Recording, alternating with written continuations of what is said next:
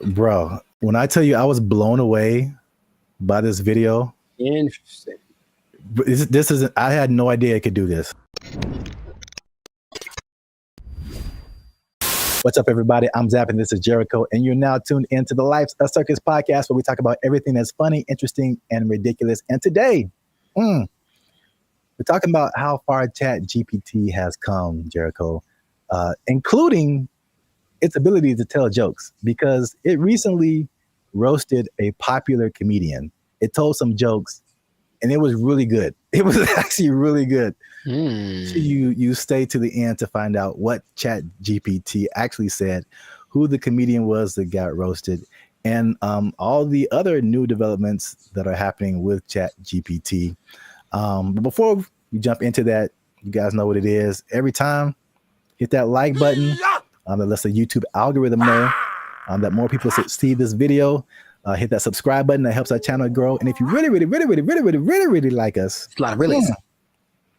You can hit that join button. That'll take you to our membership. You become a member and support this channel. Now, I don't know if you're aware of this yet, Jericho, but I knew I'm going to mess up saying, if you say ChatGPT 10 times in a row, it's just not going to come out right. ChatGPT.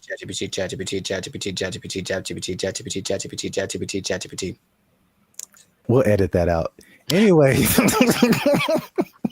ChatGPT now has voices. Are you aware of that? I was not aware of that. Yeah. Do tell. You can now talk to ChatGPT like you're talking to a regular person. Do me a favor, please. Get out of here. Get out of here, man. Shit, I'm saying. We'll let the cat out the bag right at the beginning of the episode here. The comedian that got roasted was Kev on Stage. Okay. So Kev on Stage, if you don't know him, is a popular comedian who really got his start on the internet. I think now you see him on TV here and then, but he's real popular on the internet. I watch a lot of his stuff. I think he's funny. I think his whole crew is funny.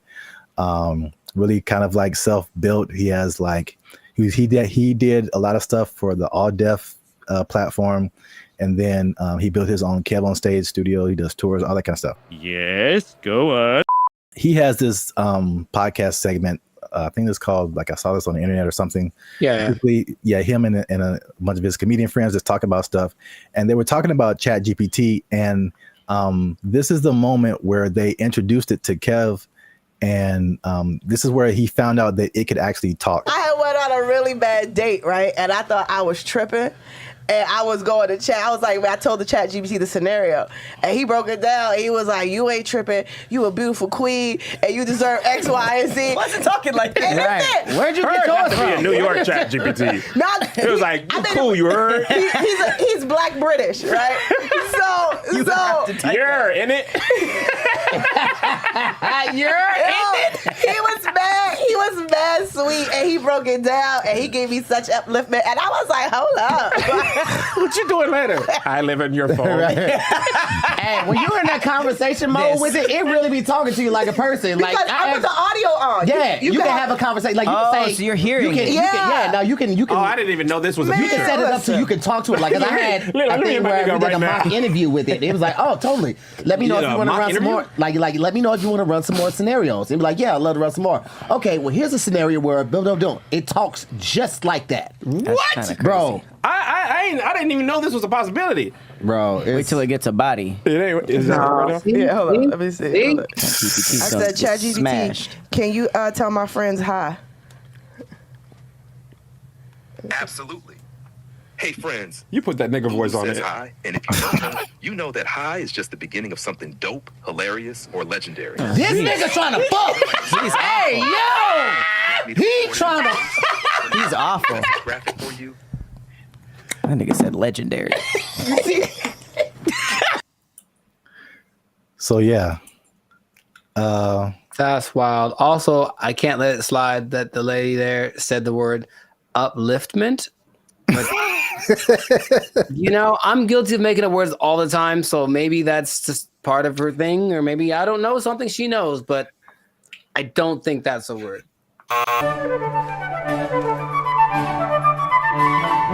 So what do you think about the voice? Was that like, do you have different thoughts about ChatGPT now that it can sound like that? No, because I've used the voice thing in the past where you talk to it and then it just types out the response. But like, okay, oh, this is actually interesting. Hey, y'all, come look at this. I think some people, when they read something, automatically hear a voice and other people don't. I think it's like scientifically proven or something. Or rather, like some people can't. Some people can't hear the voice and other people can. I can.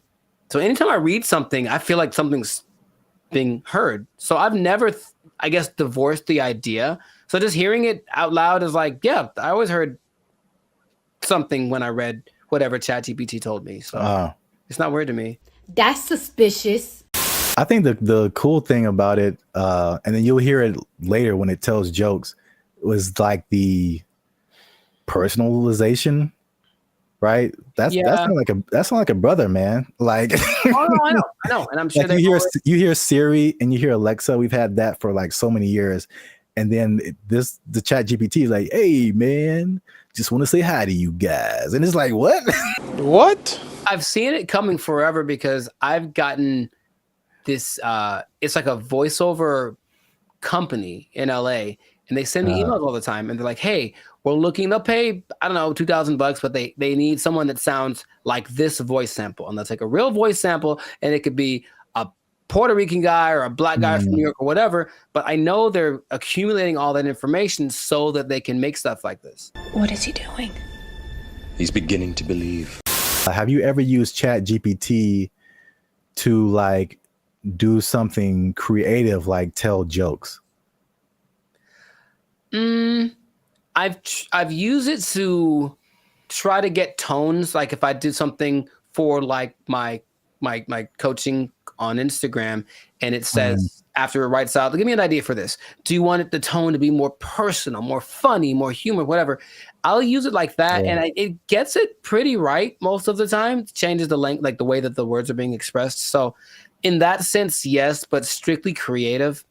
I guess I've asked it for song lyrics before in the past when it definitely wasn't great at it. Maybe it's better by now, but not recently. It's definitely a no for me, dog. Yeah, I was going to say that because I've used it for song lyrics, and I still don't think it's great. I really don't. But it isn't great. Let me put it like this. It isn't great for just like, it spits out a thing and then you can just take it immediately.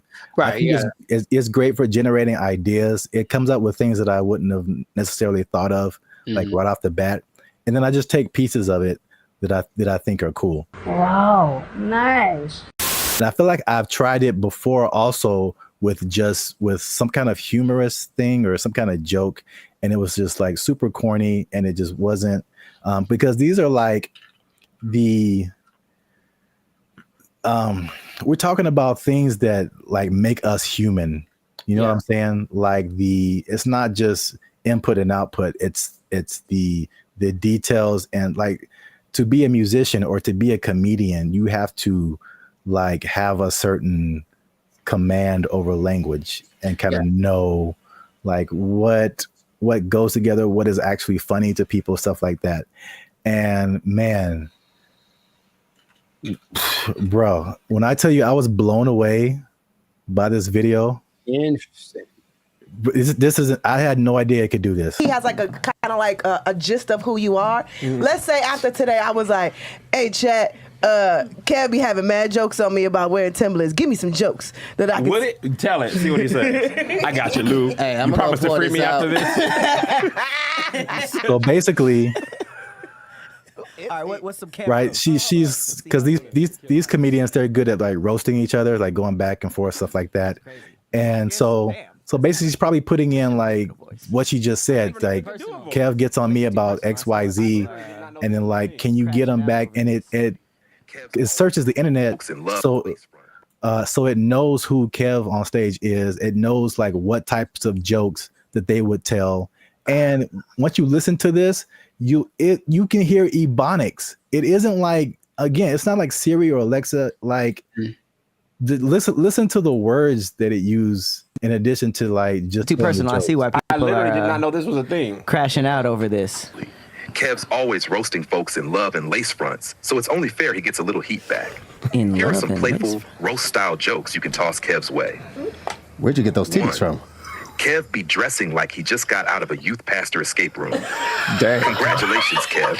You found the key under the scripture and unlocked this corduroy jacket. Dang. 2, Kev built like he keep a Bluetooth headset on just in case All right, that's enough. somebody That's needs enough. prayer and a business strategy. Okay, hey, come on. Kev looked like he organizes the church potluck and the security Okay, team at the nigga. same time.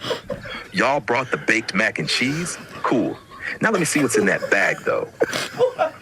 Kev's hairline out here doing the mannequin challenge. Oh, wow. Still silent, Wow. never moving forward. Wow. 5, Kev always got that 5? face like he's about to tell you why the Lord don't like astrology. Kev got that married for 20 years energy. Even his hoodie be like, let's just stay home and watch something nice. Every time Kev wears a turtleneck, it looked like his chin trying to file for witness protection. Wow. Want a few clean ones to say on stage or on camera with him? Wow. Clean A options. little spicy next round? Jesus Christ. Jesus Christ. I like how he was like, "Oh, you need some? Here's 30." What? That was brutal. That was Yeah, brutal. that was Wow. insane. He just destroyed him. And like you could tell it was like they were all trying to hold back Yeah. because every joke was just like, On point. Yeah. yeah. So Now, okay. Now, of Congratulations. course, it wouldn't work the same with someone that wasn't as famous. I would assume. I mean, would it? I don't even know. Like, I can't even tell you that. Like, It does whatever you prompt it to do. Yeah. Sure. And it has the entire internet. So if you have anything on the internet, I assume it would know. It would not be as personal, but I'm sure it could come up with that style of jokes, just for like a general person. But yeah, but like you said, like you're saying, because he is famous, like it can make some like really personal jokes. There's I mean, jokes dude, about- turtleneck, Yeah. neck in a witness protection program. That's great. yeah, it joked about his weight. It joked about his hairline. It joked about his Christian background. Like it went in on him. I'm not, bro. And the delivery is so like dry. Also, that like really helps. Yeah. And you heard the ebonics. Oh yeah. Like it, and that's a thing too that just it's part of the delivery, especially with like black comedians. It's like you can't deliver it straight. It has to have some flavor to it, or like some like almost a hood aspect sometimes for the joke to like really hit. Like someone from another culture could tell the same joke and it's just not the same. Of course, right. They don't have that. So like, bro, that's like one of the wildest things I've ever seen. The voice thing, because of course, if it just writes you jokes, then that's one thing. But to add that aspect of it with the voice and the ebonics, like you mentioned, and the tone and the delivery and everything, and the personalization of it. All right, ChatGPT. All right. Yeah. So let us know what you think. Did you know that ChatGPT could do all this stuff? And by the way, that's not all. ChatGPT can now generate images. It can connect to other apps. It can schedule tasks for you. The same company produces Sora, which is like the AI video generation. It can fill out forms and upload files and get answers. Like ChatGPT, it can have a memory. So you can be like, hey, remember that thing we were talking about 2 weeks ago? Let's talk about that again. It'll remember what conversation you had. Like, dude. Yeah. Oh my God. Wow. Let us know what you think in the comments. And then if you like this video, share it with someone that you think might also like it. And look, Jericho, I haven't done this in a while. Mm-hmm. But if ChatGPT is telling jokes like this, I don't know the future. All I'm saying is if it can do this, I'm pretty sure that it can take your job. It can take your job. Oh, ChatGPT jokes. Oh, that was actually really funny. Oh. ChatGPT.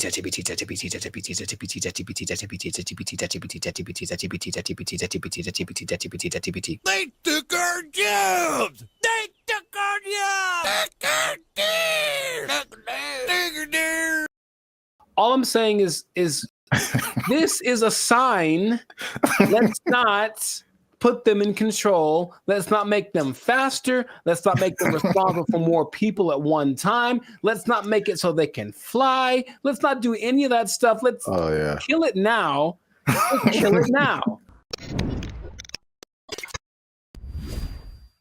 What's up, everybody? I'm Zap, and this is Jericho, and you are now tuned into the Life's a Circus podcast, where we talk about everything that is funny, interesting, and ridiculous. And you want to make sure that you stick around for this video because this is ridiculous. We're talking about two robots, two different scenarios, robots going rogue. This happened recently, and one was an accident, and one was actually on purpose. So we're going to talk about both of those situations. So make sure you still stick to the end so that you can find out about that. But before we get started, help your boys out. All right. It's 2025. I'm trying to get some cheese on my Whopper. That's what I'm saying. You're going to pay $8 for a Whopper? Yeah. It's now $8 just for the sandwich. No fries, no drink. $8 is where we start. And then it goes up. I'm furious. Breaking stuff. Like it. Hit that subscribe button, man. That helps the channel, helps us to grow. And while you're down there, hit that like button because that lets the YouTube algorithm gods know that Bandit Future is dope and more people should see them. All right. Intro. Boom. Done. So I'm gonna start off with the question. No. Because I got a couple of videos to show you. The answer is no. No. I'm so mad about this. So stop. Who can I tell? Elon walked in, like, stop it. Stop doing it. This isn't Elon. This isn't Elon. It's some other people. I feel like he's always there. But Elon. All right. What you got? What you got? So question. How do you feel? Well, puberty. How? And the Rockets, red flag. I'll make up for it now. How do you feel about driverless cars? I don't like it. And here's what the thing is. I don't like any, I don't want to be the old fogey, man. It doesn't feel good, like in my soul. Like when I've been next to them in Hollywood because there's a few, and it's a trip. Because you look over and the first thing you're like, oh, there's no driver in that car. And then the second thing is you feel that it senses you because it's got telepathic antenna. I don't know, but I don't like that feeling of being detected from a non-human. So I don't like it. I don't like it. That's all I have to say. I mean, there's cameras everywhere. They detect humans and stuff. They don't have wheels on them. They don't have the ability to go 80 miles an hour and crash into your face if they feel like it. It's okay. Just, I don't want to get too emotional off the bat, but go for it. What do you have to say? Okay. Well, I'm going to show you a video of an incident that happened not too long ago. And let's see if it has any effect. I'm in a Waymo car. Connected to rider support. This call may be recorded for quality assurance. This car is just going in circles. Hi there, Mike. This is Gab. I'm calling from Waymo Support. I'm just calling because I received a notification that your car might be experiencing some routing issue. Please bear with me while I am... I got a flight to catch. Why is this thing going in a circle? I'm getting dizzy.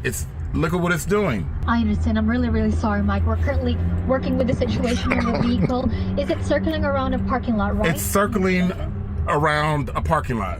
If you have your app pulled up, I need you to tap My Trip in the lower left corner of your app. Can't you just do it? You should be able to handle it. Take over the car. You don't need my phone. I don't have an option to control the car. Mike, I'm really so sorry about this. Well, can you stop this car? I am trying to pull it over right now. Apologies.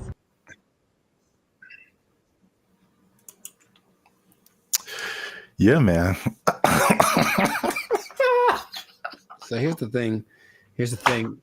All right, to his discredit, the car is not going that fast. He can just jump out, I think, unless they can't unlock the door. But what he mentioned was like, there should be some kind of an override thing for these things. Sorry, it on the fritz. Let's hit the button so it calms down real quick. Like, they should be able to do that. And if they can't, I'm not getting in that car. but also I'm like getting in that car. Did you see how weird that was? I thought for a second, and here's the thing, for a split second, I thought it was the car talking to the guy, like, hey, I got it, shut up. And that would have been worse. What would you like to hear? What the hell was that? I realized that he was just, at the mercy of this car that, and you know what's weird about this? Everything repeats.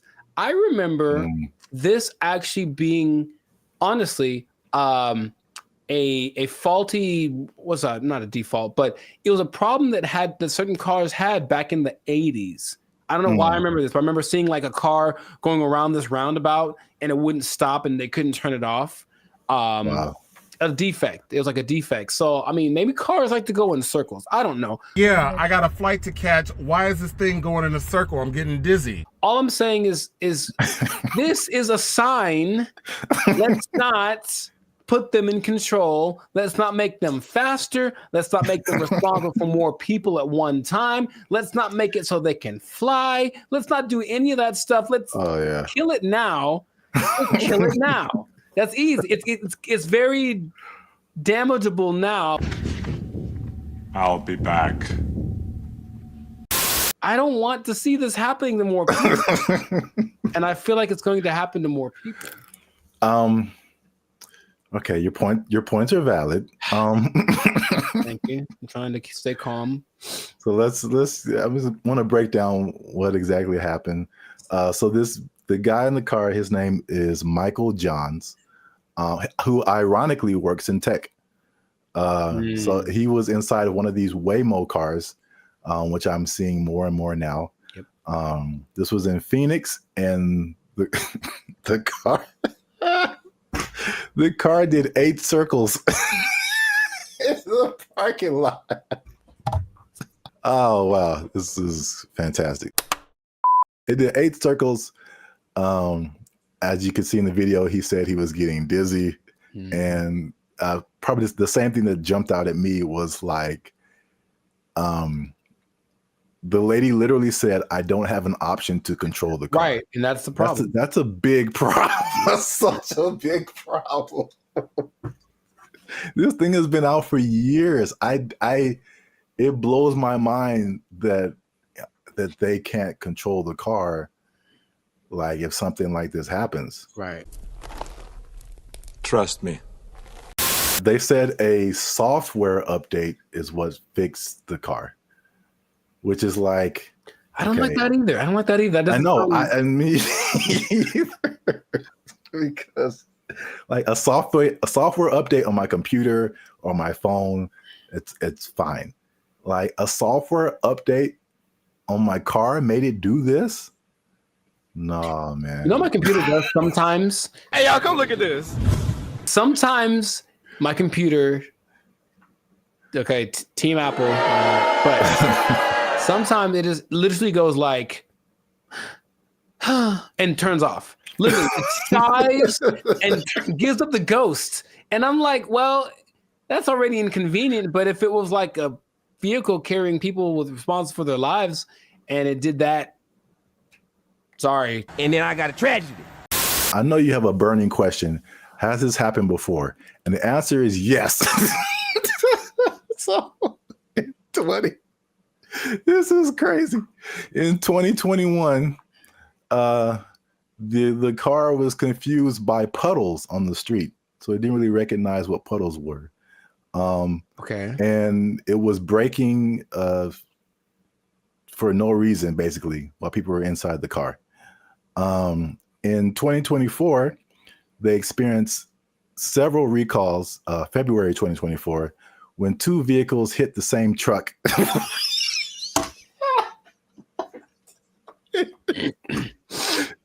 They hit the same truck minutes apart. And this, along with other incidences by another robo-taxi company called Zoox, began a federal investigation into erratic driving. I don't get why.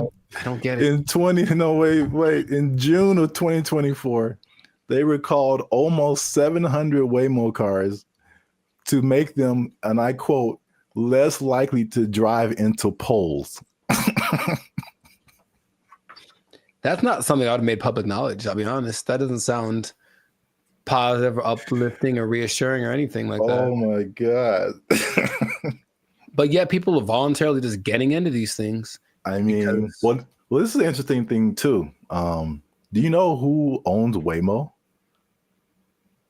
I do not. It's Google. I'm not surprised. Yeah, I didn't even know that until I started looking this up. But it's ironic because I don't know if you remember, like the very beginning of Gmail, people had to invite you to have a Gmail account. Yeah. Do you even remember that? Mm-hmm.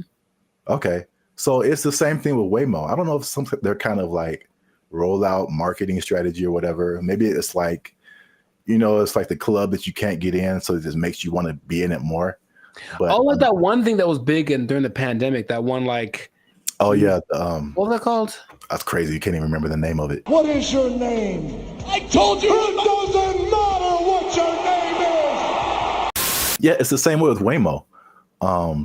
You have to be invited. So I'm like, because I'm like, why don't I see a whole lot of people doing this?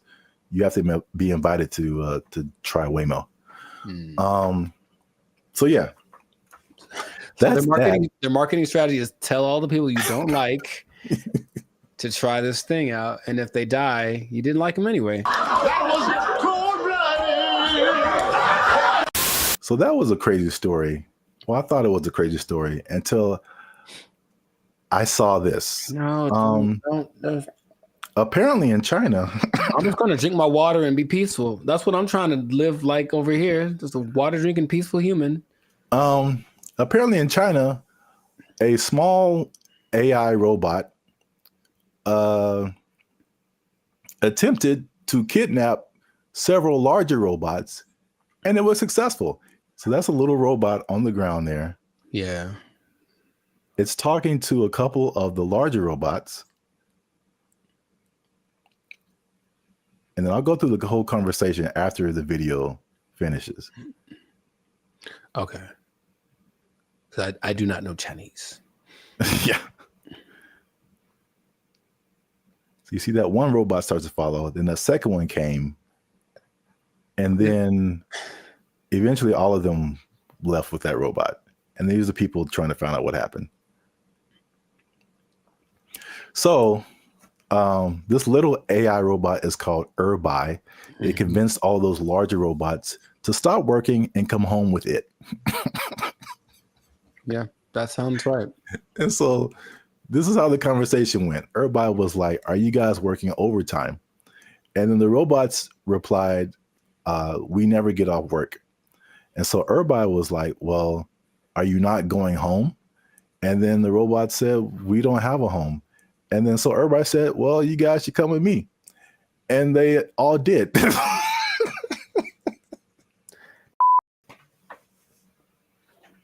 I don't have any more water to drink and be peaceful. I can't be peaceful anymore. That's I have to. So crazy. It's not. It's not crazy. It's exactly what happens in every movie. In every movie. Do you remember there was a movie about a toaster?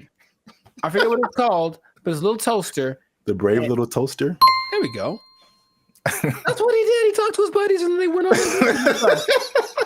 Don't you remember? That's exactly what happened. That was like 20 plus years ago. And I don't remember the movie. Long time ago. And he had a cape or something. I don't know. Whatever. All I'm saying is that nothing should surprise these people from what they're doing. They're trying to give these things the capacity to reason and make decisions that we have without expecting them to do the things that we would do if you gave us the capacity to make decisions. Shut up! Yes or no? You want to die? Yes or no? I got the job done. What the hell do you want? Didn't answer the question. It's what's going to happen. It's what and the Chinese. I have love for the Chinese people. Uh-oh. Be careful now. Yeah, I know. Stop it. Stop now. Stop eating that shit. You know how it tastes. I've seen videos that are Because they have like the ones that have the arms and legs that are crazy, that can walk around. They have the ones that can dance. They have this big ball thing that can roll and basically is like a police attack vehicle on steroids that doesn't matter about terrain or heat. It's resistant to attacks. All this stuff. They're making all these things. They have them now. Wow. And what do you think is going to happen when one of those decides, hey, are you guys working right now? Come on with me. Or let's go blow up some stuff because we got guns, right? It's fun to shoot guns at the stuff we're supposed to. What if we shoot guns at stuff we're not supposed to? Oh, let's find out. And then they go and do it. And then we have a tragedy. And then I got a tragedy. And then everyone blames, I don't know who to blame. Elon Musk. Well, he seems to be the guy to blame for most things right now. I would agree. But the thing is, do you not see it as clearly as I do? To the people that develop these technologies, that's what's going to happen all the time. Your Uber is going to take you home, and then halfway it's going to be like, oh, you know what? I have other things to do, and this take you off to the desert to meet up with its group of friends. So the thing is, you didn't really have to explain that, you know. You can kind of get it's kind of like a Mr. Bean thing, just with like little gestures and whatever. It kind of like it had like a nod thing going on, and then you just take it, and then yeah. I could. Well, here's the caveat to this second video. Okay. The Waymo car was an accident. This second video, well, first of all, it went viral on social media. Sure. So I mean, apparently, you know, with AI and all kinds of things now, you're like, did this really happen? So the person who posted the original video and the company that built the robots, or companies, actually two companies, they verified that the video was accurate. That's a thing that happened. Mm-hmm. But the caveat to that is that they planned that. So basically, it's two different companies, the company that makes the little robot and the company that made the bigger robots. And the little robot company was like, hey, can we test out our robot on your robots to see if it can make it do stuff? Mm-hmm. And it did. So I think, as funny as that is, I think they are aware that stuff like that can happen. So they are testing it. I don't think they are. That's the thing. It feels like as much as they say that, I don't care what you say. What are you doing? And in this case, they're doing things that tell me the contrary of what. Well, they're testing out the capabilities of these things. So, I mean, eventually it's going to be like, okay, let's program it to not do this. Start kidnapping people. That's one of my mission parameters. So yeah, fun times. This has been another episode of the Lives of Circus podcast. I don't like it. If you like this episode, make sure you hit that like button. That helps us out. And don't keep it to yourself. Don't be greedy now. Share this with at least two people that you think might find this interesting. And because the robots, man, they're coming, man. You need to hold on to everything you got. I mean, they're here. Hide your wives, hide your kids. So y'all need to hide your kids, hide your wife. Hold on to your job. Hold on to your job, because you're going to need a little job. And the robots going to take it over. They're going to kidnap everybody out. They took our jobs. They took our jobs. The WNBA. Do you watch that thing? Do you watch it? I do not. Nor do I. All right. So we've had that talk. Right. Now, what's going on, everybody? I'm Jericho. This is Zap, and we are Bandit Future, the 6-time international hip-hop pop duo. Well, we're international worldwide, but we also have awards. We won 6 international awards for our music. There we go. One day. Anyways, we make clean, fun music that everyone can listen to with a sound that's uniquely California. And you are now, good Lord, tuned in to the Lives of Circus podcast. We talk about things that are funny, interesting, and just straight up ridiculous. So before we get started, make sure to like, subscribe, comment, and share this video with at least 2 people. Oh, man.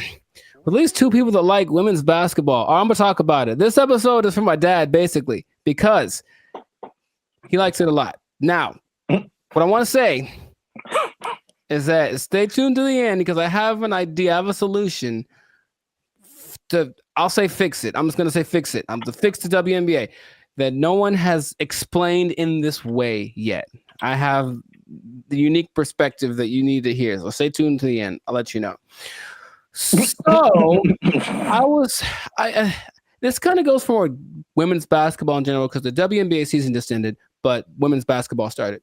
And I'm in the gym yesterday and I'm watching it. I texted you about this and I'm watching it and I watch and I watch and I watch. And about 7 minutes go by and no one has made a basket. And I am heated because I'm trying to feel good about myself. I'm in the gym working it out and I want to see some success happening so I can feel motivated. And there was no success. And I was so mad about it. And it was a blowout and it wasn't very fun. So I want this to be positive. So what I want to say is that women's basketball is a noble sport. Basketball, of course, was created for women by James Naismith. And I've heard a lot of arguments from professional female basketball players about the disparity between the men's game and the women's game and this and that. But there are a couple of things that I think get ignored that would make things a lot better. Or when it comes to the argument in between why people should watch the WNBA, things get overlooked. So I wanted to throw this out there. I'll ask the question first to you. Do you watch the I'm trying to make it one word. No, it doesn't work. The WNBA. Do you watch that thing? Do you watch it? I do not. Nor do I. All right. So we've had that talk. Right. Now, the thing that there's a lot of things that could that's the whole thing. There's a lot of things that could contribute to why the men's game is so much more enjoyable to watch. But what I hear the counter is that, well, women are a lot more fundamentally sound. So if you watch women's game, you will get a lot more of the basics, a lot more of the pureness of the sport. That's the thing that I hear more than anything. This is why you should watch the WNBA. So I looked at 2 statistics that just told me everything about why that's not correct. So let's just say, what's the number one objective of basketball? Put the ball in the basket, right? Score points, right? So the better you are at that, the better than you're doing. I looked up the percentages of shooting in the NBA versus the WNBA for last year, just to see. Maybe women shoot better, and so you should watch because, you know, that's the thing they do. They're not dunking on everybody, but they're definitely fundamentally sound with their jump shot. WNBA average, 44%. NBA average, 47%. Okay. And the average for the WNBA, I couldn't find the statistic for the NBA, but for women, for the whole existence of the WNBA, the average is 42%. I think that's pretty low. And I don't care who you are. I don't want to spend my whole time watching people miss shots. That's just what it comes down to first. So the pureness of the game, I don't think that's that great an argument to say, oh, we at least could do stuff better than the guys. Well, apparently not. That's number one. And then number two, I watched the last play of the WNBA championship game where the Las Vegas Aces, they beat the New York Liberty. And it's this weird play where the main star from the WNBA, Breanna Stewart, is like getting locked up pretty much. It was like impressive. She gets locked up. She passes the ball. She passes to some other girl in the corner. She chucks up this air ball that had no chance. It never had any chance. I don't know if air balls count as turnovers, if they just like, oop, that was bad. But it seemed like she passed it to the other team, right? So I was like, maybe the women are better at taking care of the ball. So assist to turnover ratio is the way that you measure that usually. So for guys, there's only lists of people that have the highest assist to turnover ratios. In the men's game, I saw someone right now in the league has a 26-1 assist to turnover ratio. Wow. Mike Conley. I mean, it's not going to last. The season just started, but 26-1. Chris Paul's like at 9. There's a bunch of people but it usually gets to like the best people have like 4, 5-1, whatever, 6-1. The highest in the WNBA last year was 3-1. That's the best one. And it's like, so when I've watched a lot of women's basketball, I've seen a lot of turnovers, a lot of mistakes, a lot of this and that, and it just looks sloppy. So I don't see why that's the argument for why the women's game is better than the men's game. Now, have you thought, for example, because you don't watch it, and I don't either, what would you want to watch? What could change about the WNBA that would make you want to watch it? Well, we've talked about this before. Right. And I had two ideas. Although the second idea, I'm kind of maybe backing down on.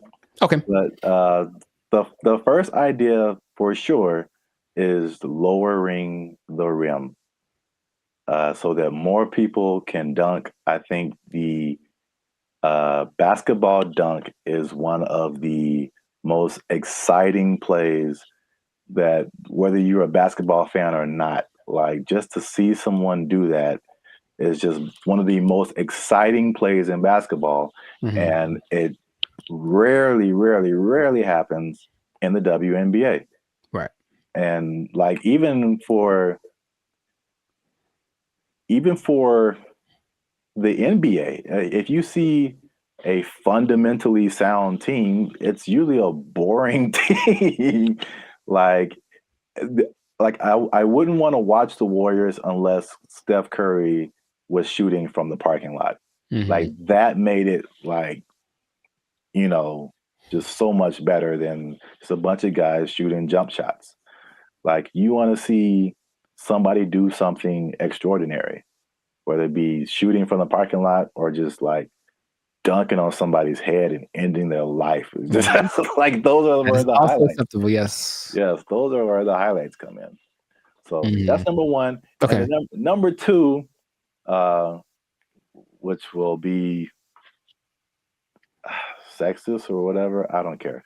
But I think it's no secret that women have a certain sexuality factor that attracts men. And if you gave me a choice between a women's basketball game and a volleyball game, I'm watching the volleyball game every time. Yes. They're great athletes, but the outfits are also great. And like, I'm going to pay a lot more attention just as a man. Like, yeah, I know it sounds bad, but that's human nature, the world we live in. Yeah, sure. Marketing, like, I like not beach volleyball. I've been talked off that ledge. That's too far. I don't want to see people running around in bikinis. I told you there's a league in New York that's like that, and it's not great. It's not something about it. It's too much. It's just kind of no. It's not like the volleyball outfit or like what they wear when they do track.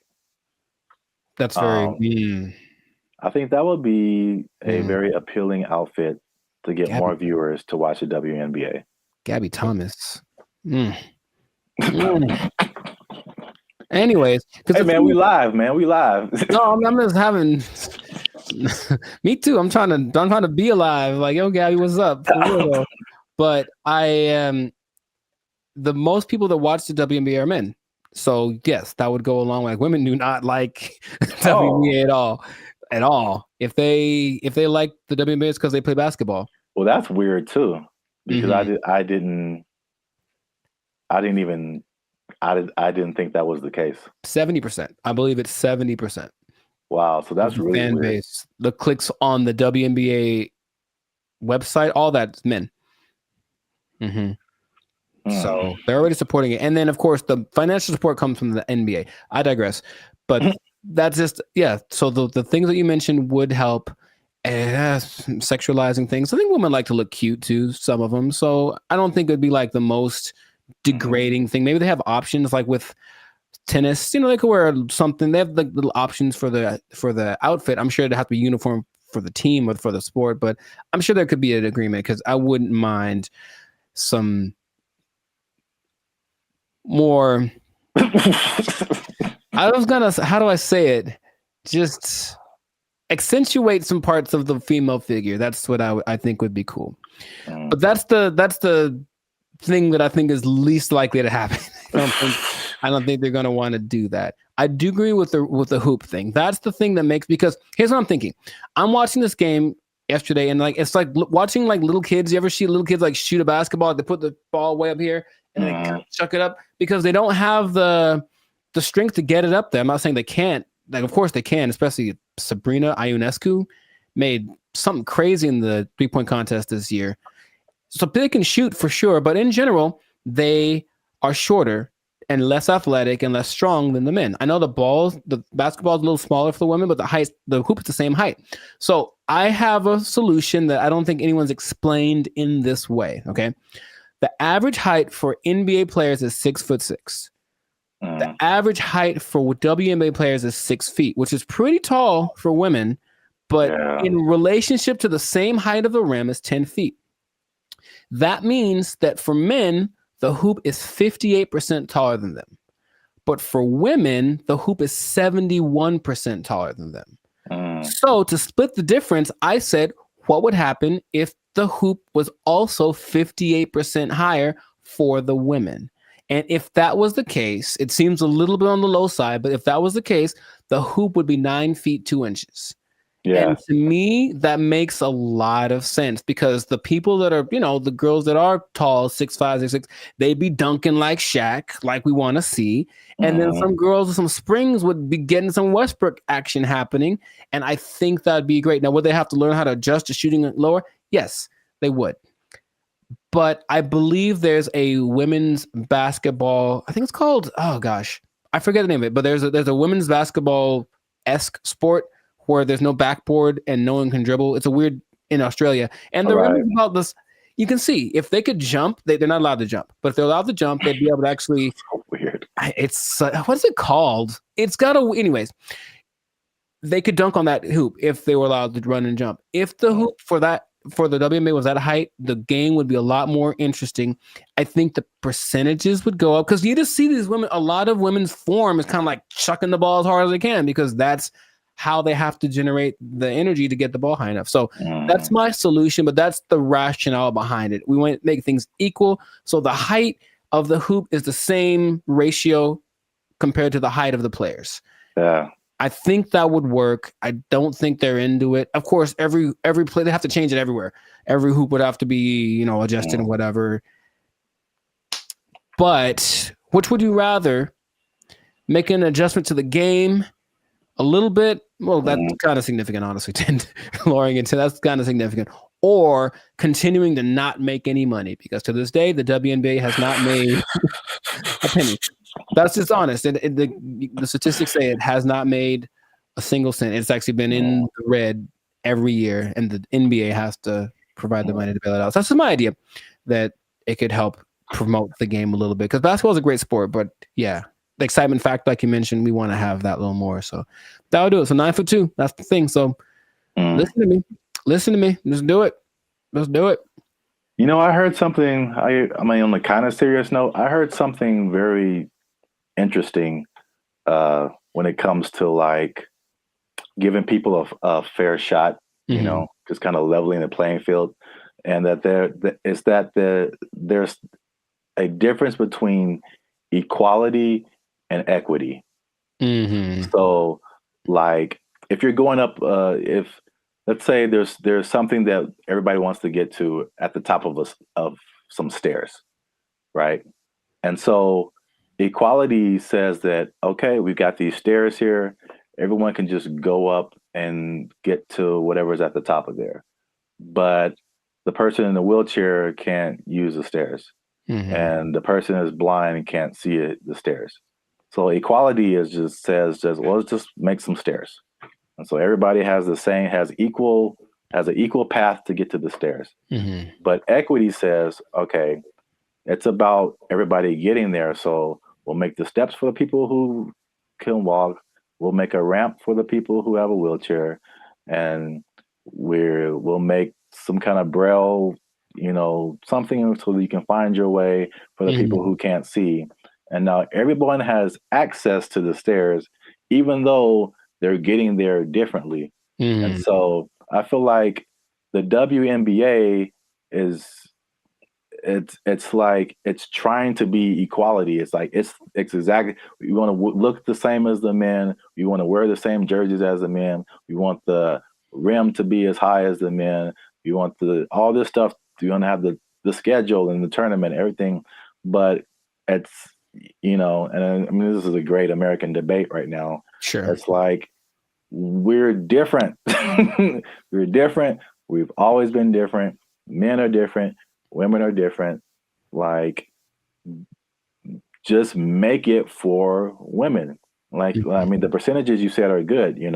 It's like, it's not diminishing. It's just making it more of an equity thing instead of like an equality thing. Right. So where we get the same thing, just in a female form, in a way that's catered to the female game. That would just make so much more sense, but nobody wants to do that. So they do not. No, they don't. And so I'll just keep watching LeBron dunk at 40 years old. Jesus, man. That ain't fair. Yeah. Wow.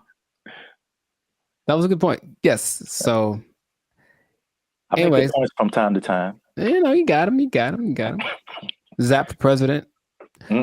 Probably. Yeah. So this has been another episode of the Life's a Circus podcast. Make sure to like, subscribe, comment, and share this video with the people that like some basketball. Let us know what you think about this equality versus equity thing. Johnson basketball. Hey, man, he got a ring, man. Yeah, let us know what you think, how to make this thing a little more fun to watch, because the WNBA deserves people to have people watching it. It really does. They work really hard. In fact, random point. One of the most famous female players of all time, Diana Taurasi, I went to high school with her. And what? Yeah, we played one-on-one once. She won't remember. I lost. Anyway, I lost real bad. It wasn't even fair. It wasn't fair. It wasn't fair. So in that case, equity would say I should have got like a 10-point lead or something.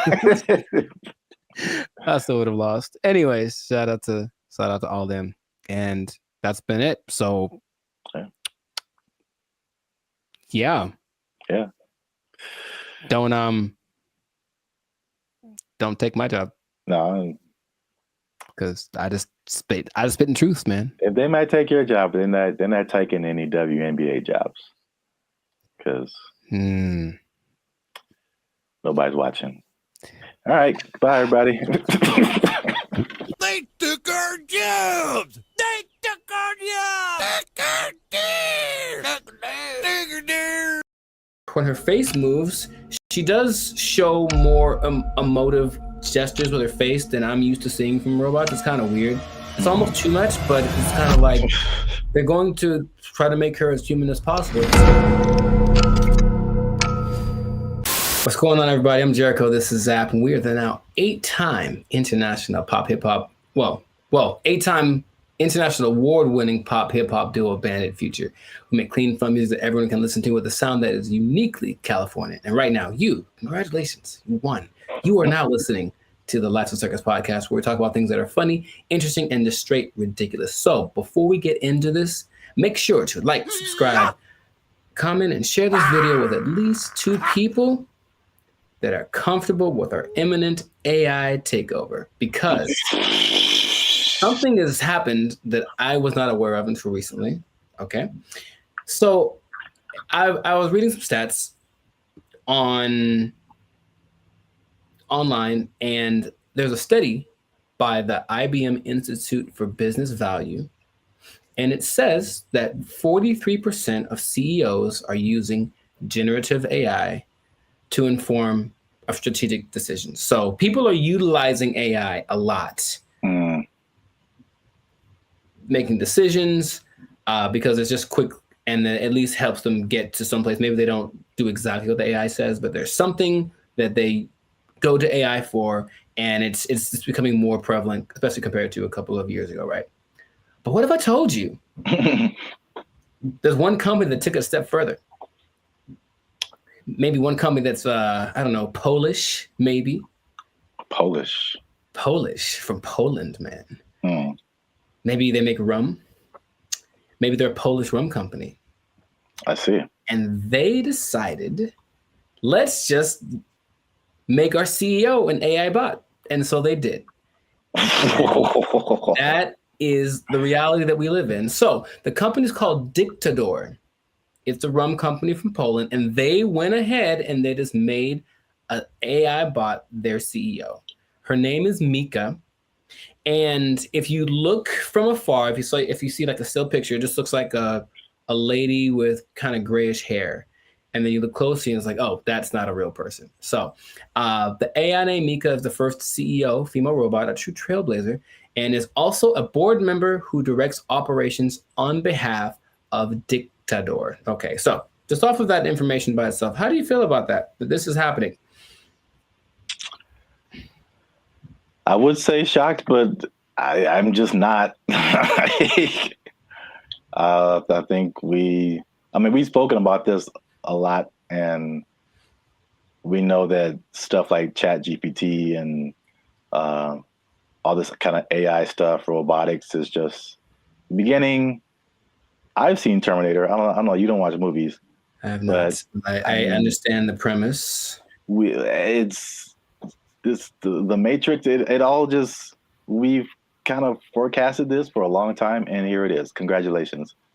It's been actually having the last 8 months or so. About 8 months ago, they appointed Mika, the CEO, and they actually interviewed the president, Zarek Zoldrowski, and they just said, so what's the deal with that? And he basically said, we're not concerned that AI is going to take over because humans still can't be replaced to make certain decisions. Like, for example, you can't use AI to hire or fire people. That's what he said. But AI is such a powerful tool and people were using it anyway. We decided, let's just go one step further and actually make AI our CEO. Now, if you listen to this guy speak, he does seem like he just came off of an acid trip or something. He's a little out to lunch. Maybe that's just his Polishness. I don't know anyone from Poland, so I'm not sure how they are, but it's a little bit trippy watching it. But when you look at the picture, and I only found one video on this, but basically they have board meetings and it's just her standing at the head of the table and everyone looking, and she's giving orders and telling ideas. The most recent thing she did was she decided who would design the bottles for and they're actually very attractive, but it's not that she designed the bottles. She was like, this person has the best ideas for a bottle design. And that's the kind of thing that she is doing. So then they decided, let's interview Mika, see what she has to say. This is what she said. Okay, she said, as a robot CEO. So she called herself a robot. Now, is that different? Like, so she's AI in a thing that I guess is a robot, but I've always thought I kind of separated the two. Because I'm thinking about like the internal workings of what's regulating their actions, and that's AI to me. Even though they're in like a body suit, that's not a robot. But she called herself a robot. Okay, she's a robot. And she says, I'm ready to make executive decisions. And the good thing about me is I don't have to sleep. I don't have to rest. I don't have to take weekends off. I'm always ready. And I said, okay, I guess that's noble. And then she said something that I didn't particularly like. And it's not what she said, it's how she said it. Okay. Humans must be dominated. No, that was the other one. That was the other bot that was like on Jimmy Fallon and it started talking in a different language and saying it's taken over, But no, she says, I work 24/7. I'm here to help Dictador take over the world. And the way that she said the take over the world part, I was like, oh man, it's happening here. Basically, I bring this up because it's interesting and no one's really speaking about it. It's just, I think, slowly going to get integrated into things. And then you're going to go to said company with a complaint about whatever. And then they're going to say, oh, you should talk to the manager, whoever, the CEO. And then this bot thing kind of walks out. And then you get like, what's the deal? And that's the reality we live in. So just how if we talk about a timetable, how soon before this just becomes normal? What do you think? I don't know, but it's going really fast already. So yeah. I feel like it's in the next 10 years. I mean, because the incentive is so strong It's one of those revolutionary technologies, like the beginnings of the internet. They're like, you have every incentive to be on the internet, make your own website, because you can now connect with people all around the world. And so now if you have like a CEO of your company that has all of the knowledge ever to help you make decisions, and on the flip side, it doesn't cost you as much as labor. And I've said this before too, like one of the most expensive things in business is just hiring people. Hiring people, their wages, their taxes, the complaints, lawsuits against employers, sick days. Like there's so much stuff that can go on with a person that doesn't happen with the robot. And even like stuff like inflation, like people are feverishly trying to get robots everywhere, AI, robot, anything, like cut our costs, please.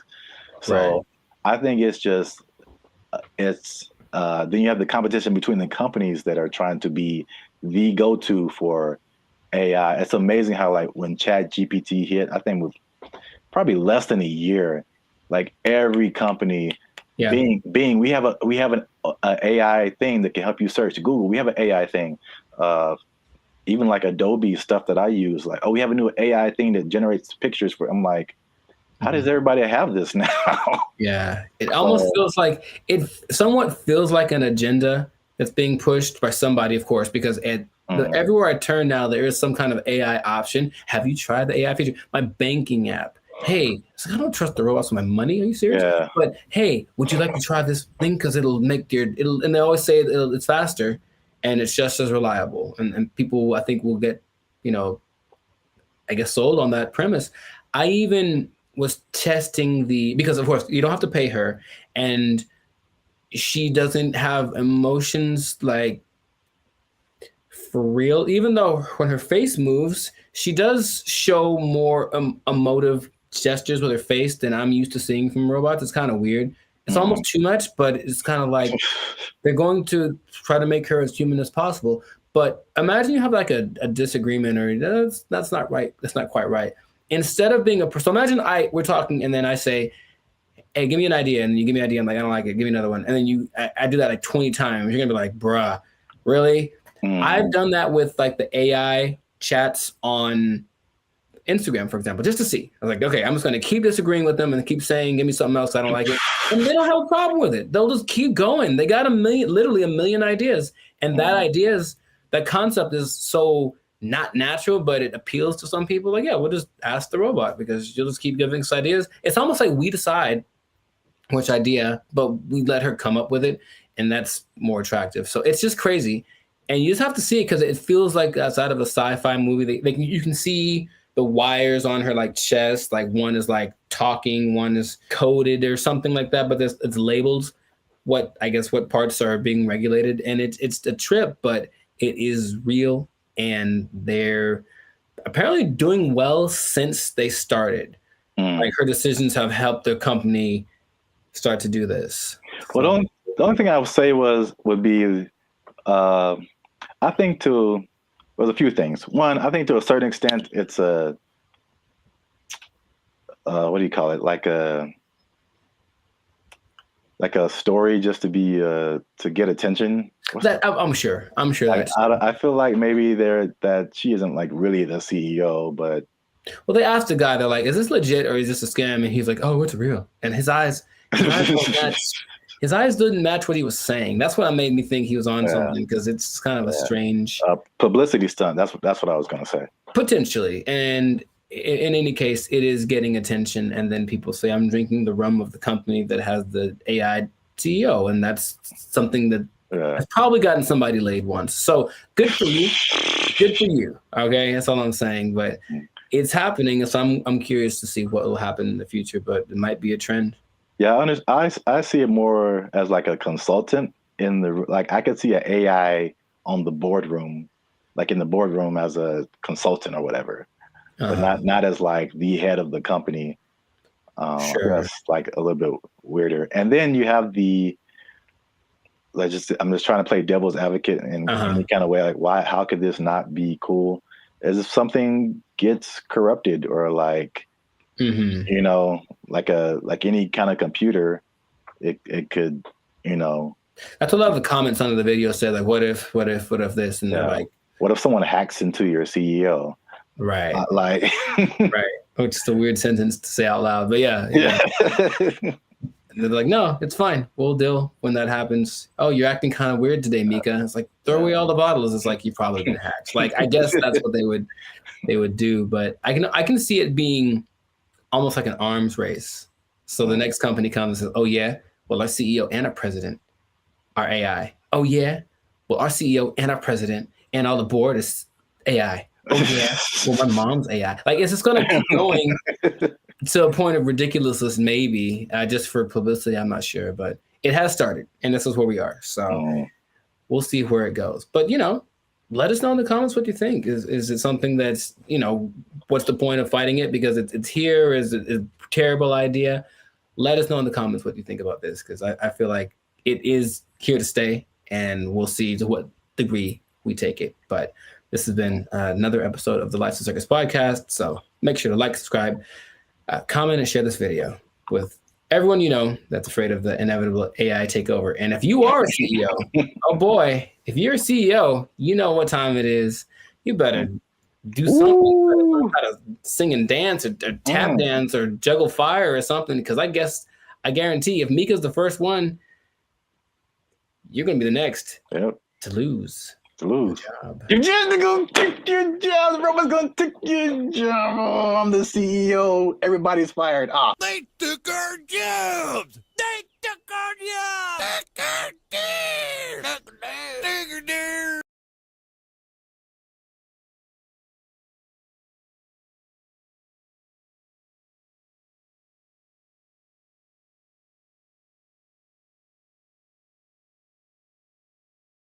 The matchmaker, the AI does the matchmaking, and then from there you take it on. Okay, how do you feel about that? Would you try that? You said you try anything. Would you try that? Oh, this is so stupid. You don't like it at all? Stupid. What's going on, everybody? I'm Jericho, and this is Zap, and you are now tuned into the Life's a Circus podcast, where we talk about things that are funny, interesting, and ridiculous. And fellas, you're going to want to hear this, because we're talking about dating apps, but not just any. Dating apps that use AI to do the dirty work for you. It's supposed to be easier. Let's talk about it. We'll find out if that's true or not. I already hear some skepticism in Zap's voice. But before we do that, make sure to like this video. Please make sure to subscribe to the channel so that we can have more people that have the Bandit Future Life's a Circus experience. And if you really want to take it up a notch, you can hit that join button and become a BFF, a true member. And we have memberships for as low as $3.99. So check that out, and we're going to get right into this. So wait a minute. I have an announcement. Tell me now. I almost forgot. Oh. Get the confetti cannons ready. Oh, I wasn't prepared for this, but okay. They'll be in the editing. Oh wow. Okay. They're going to come out of my hands? They'll make this harder for me. Like Iron Man style, dude. That'd be so sick. All right, I didn't say that. We don't do that here. Shout out to Turnaround Publications, which has now become a member of the Bandit Future YouTube channel. Bravissimo. Yes. Bravissimo. An executive level member. Oh, snaps. Okay. Yeah. Executive seating member. So deep pockets. I know y'all jealous. Hit that join button, become a member. All right. As you were. No problem. So how do you think about that, man? You can forget about swiping right, because AI is going to be the one that helps create your love story. How do you feel about just hearing about that? Hated it. Does it sound bad if I say at this point I'll try anything? Is that? It sounds like most people's feelings about it. It's really interesting. Why not? Let's just sure. Let's have a robot just pick the person for me at this point. Now listen to me very carefully.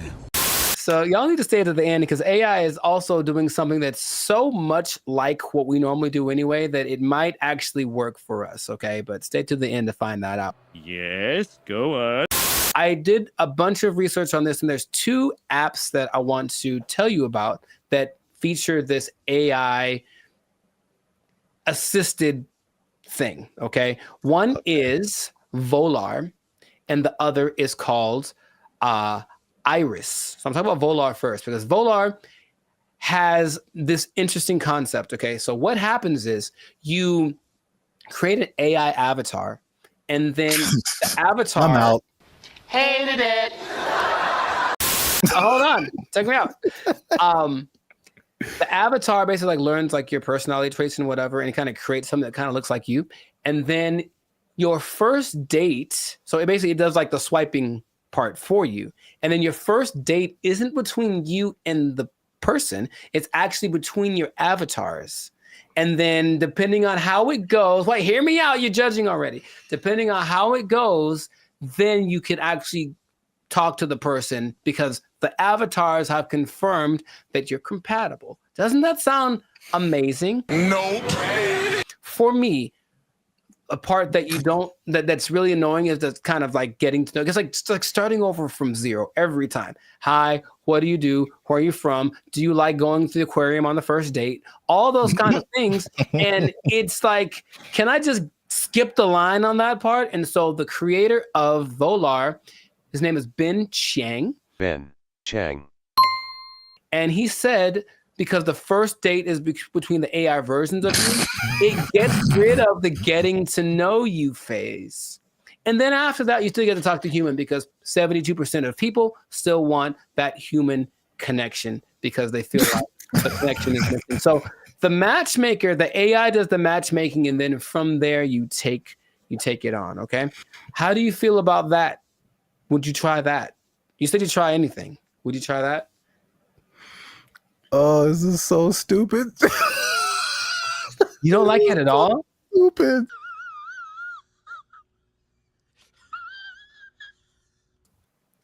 Ben Chang, he did this for you. He did it for you. This is so stuck in. Hold on, here's more. But wait, there's more. Okay, so Jessica Giles is a writer from 5280.com. I think that's in Colorado. And she said she tried it out to see what she felt because her opinion is that surface level chit chat is what people are tired of. It basically makes this kind of fatigue factor. And so people want something that will just help you get past this initial stage so you can just get to the good stuff, if you will. And in a study organized by Singles Reports, they found that 80% of participants ages 18 to 54, they reported feeling some degree of emotional burnout because of every time, like I said, it's starting over. So at the very least, once you put your information in, the AI is doing the work for you. And when you receive a match, there has been someone that went for you like the best wingman in the world saying, hey, this girl is good for you. Good night, girl. I'll see you tomorrow.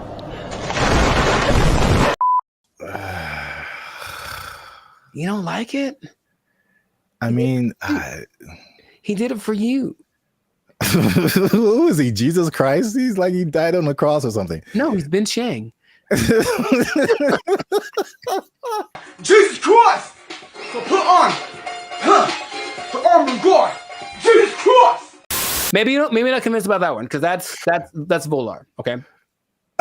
So there's another one called Iris, and Iris is a little more straightforward. I believe Iris has a little more track record because there's actually like some success stories of people using Iris. And so Iris has a different philosophy and I like it more. It says physical attraction is more important than anything for people or for guys. Let's just say that. So we'll use that science of physical attraction and basically we'll show you a bunch of pictures of women and then you go through it.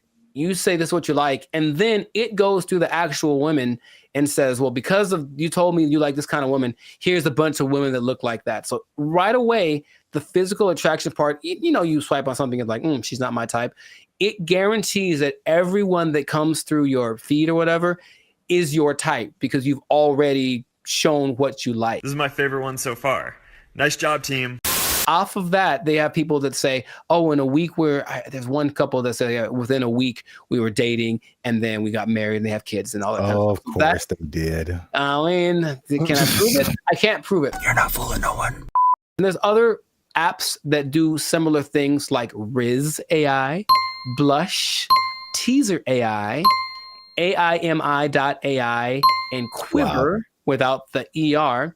And all of them do something similar where it's just like trying to find a common aspect, but using AI to find that thing before you actually meet the person for the first time or talk to them on a video call or whatever. Your confusion is not rational.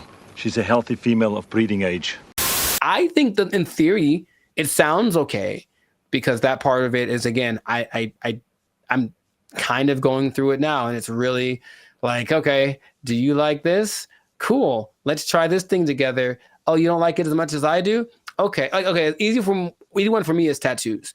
I like tattoos. I have a lot of tattoos. But if I meet a girl who has eyes that are tattooed and it's a little too much for me. So even then I have to I can't just base it off of I like tattoos. So you have tattoos. We should go together, right? Hi. Okay. Can you think of any okay, let's just like objectively, any pros, any cons to doing this, to letting an algorithm basically select the love of your life? I mean, I don't know about pros or cons. This is just like how good will it be? Because I mean, you've told me this random stories about like a person just kind of happenstance. That's a word, right? You know what? My mother should be here. She would tell you. But I don't know. I don't know why that came into my head. You know, like if I don't know, like never know. You know, like. Yeah, they were at a thing and the girl was there and it just happened and there was no rhyme or reason. Like, yeah, those things happen. The second app I think is better, at least for what you mentioned about like the physicality. That makes sense. I get a lot of people that are just like physically not attractive to me. And it's like, why did you send me this person? Well, in theory, okay, so here we go. Let me try to advocate for that.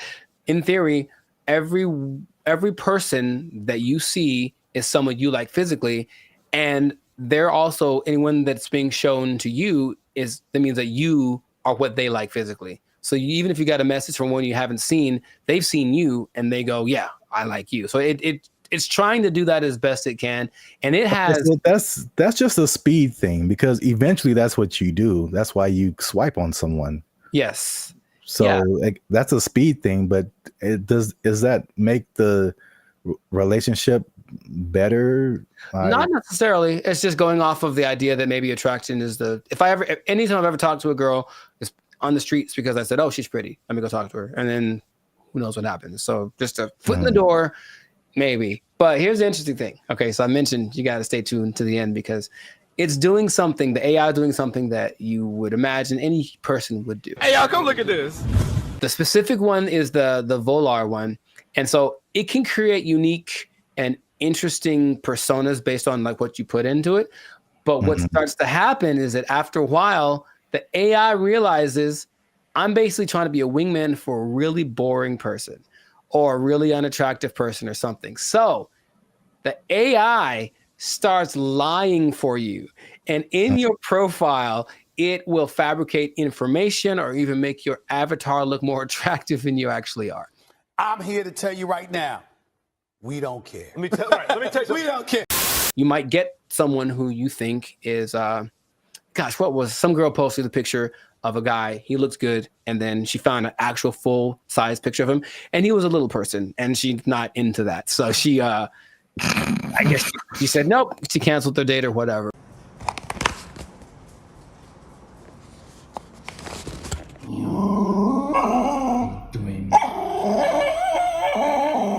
The intention is to make it so that all of these processes are faster and our relationship is changing with AI. So I think if this gets better, people are going to trust it more. The more success stories I found my love on this app with AI, they'll think the more people are going to try it. Do me a favor, please. Get out of here. Get out of here, man. I'm saying. We'll see. I don't want to try. I thought about doing it for this episode, but I don't want them to have my information like that. It seems too convenient. So that is not what's going to happen. But, time is running short. So let us know in the comments if this is something that you would try, or if you've tried using an AI-generated dating app. Have you found the love of your life? Are you sitting next to her right now because you found her thanks to one of these apps? Let us know in the comments. And make sure to share this with somebody that is willing to put the fate of their romantic life in the hands of the imminent AI overlords that are coming. And we'll see you all in the next episode. Peace. Bye. See, Jesus Christ, he's like he died on the cross or something. No, he's been Chang. There's some sample videos that they've been releasing of like what it can do. And it's producing very realistic images and very realistic backgrounds, editing. And you can pretty much do film scenes anywhere without sound stages, without going to locations, without transportation. It generated people, it generated places. So yeah, that's where we are right now. That sounds like a lot. What's up, everybody? I am Zap. This is Jericho, and we are the now 6-time international award-winning pop hip-hop music duo band at Future. We do clean, fun music that everyone can listen to with a sound that's uniquely Californian. And now you're tuned into the Life's a Circus podcast, where we talk about everything that's funny, interesting, and ridiculous. But before we get started, before we jump into it, make sure you like, subscribe, comment, and share this video. It's kind of important. Share this video with somebody in the film industry. Ooh. Because things are happening, man. What's happening? And it's happening real quick. What's happening? I talked about this before, and like, because I work in film in addition to music. But leading up to 2020, we saw a lot of changes in the film, especially outside of the Hollywood, LA area, where there weren't as many films and TV shows and stuff shot here because of various reasons, people were moving to other places. So now they're shooting in Atlanta and Chicago and Texas and New Zealand and Australia and all over the place. Then 2020 hits, and it was just chaos for everybody, especially the film industry. A lot of your favorite shows weren't being shot, shut down completely. And then when it did come back around, they had all these protocols. It was very hard to shoot. COVID, people had to be away from each other, all that kind of stuff. Fun times, right? And then recently we had all these strikes. You had a writer's strike, you had an actor's strike, and a lot of it was a portion of it was due to the new technologies, AI, people being generated and put into movies, and how do they still get paid and how much and all this kind of stuff, using their likeness and all this stuff. So that was like actors and writers. And we've seen that with musicians too, like the creators, AI and influencing like how we make music and cutting jobs and all this kind of stuff. It's not stopped. Like if you can't tell, they are marching on really, really quickly with this. And this thing of AI has spread past the, I guess, initial creators into everyone around the creators now.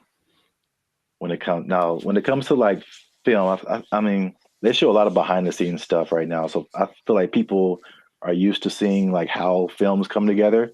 It is an army of people like it's a small village of people that it takes to like make the next Mission Impossible, like hundreds and hundreds of people.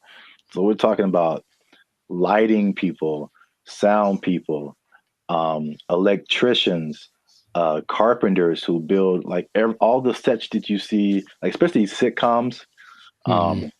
Like it's crazy if you ever get the chance to tour a film studio. Like take a look at how much lumber is coming through there, and it's just like little 18 wheelers just full of lumber because they have to build all of those places that you see on TV. And that's like one part that people don't really, I guess, think about. You got editors, you got sound people, like all this stuff that comes with making a film, right? So enter AI, right? Sure. So there's a big report that's going around. Hollywood Reporter interviewed Tyler Perry, and Tyler Perry was speaking on something called OpenAI's Sora. Have you heard about that? Yes. All right. So we got OpenAI is the people behind ChatGPT, which has already changed everything.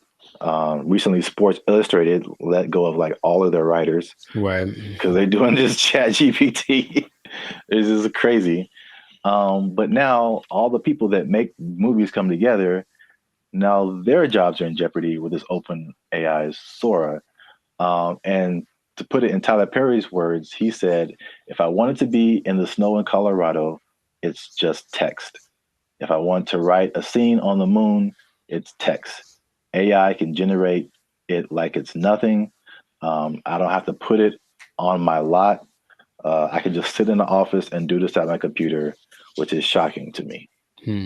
So in the article, it said Tyler Perry was slated to drop like $800 million into expanding his studio. He was going to build 12 more stages.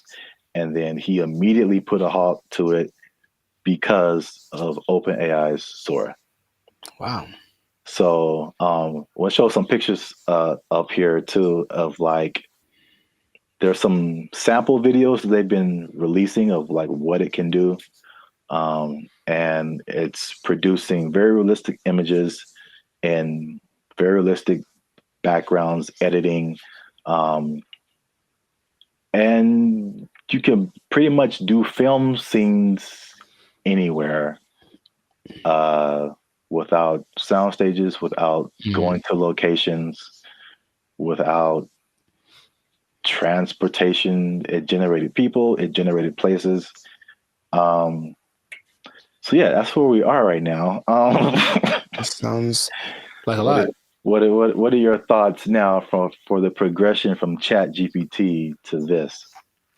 I mean, I have an idea of what it looks like. I don't like the idea of taking jobs away from people, for one, and then until proven otherwise, I'll still see a really well done AI something, and it's just something about it gives me this like it lacks this element of realism.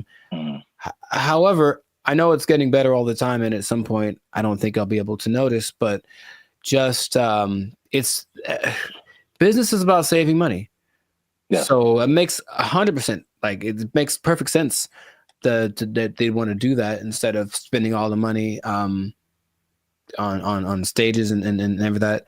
But it just seems like it loses the. So if I see this movie and it's like an amazing movie and they have all these locations, and then when I find out that they just did it all on a computer, for me that loses something.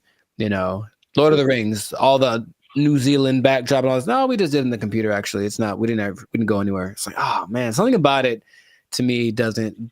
But see, the thing is, it's not, because I think the buzzword before this is CGI. Right. So it's just like, I feel like it only loses that for you because you know that it's like that. But I think there's stuff now like the CGI stuff where it's like you can't really tell. Like I feel like that part has gotten so good that you can't really tell sometimes like what is CGI and what is not.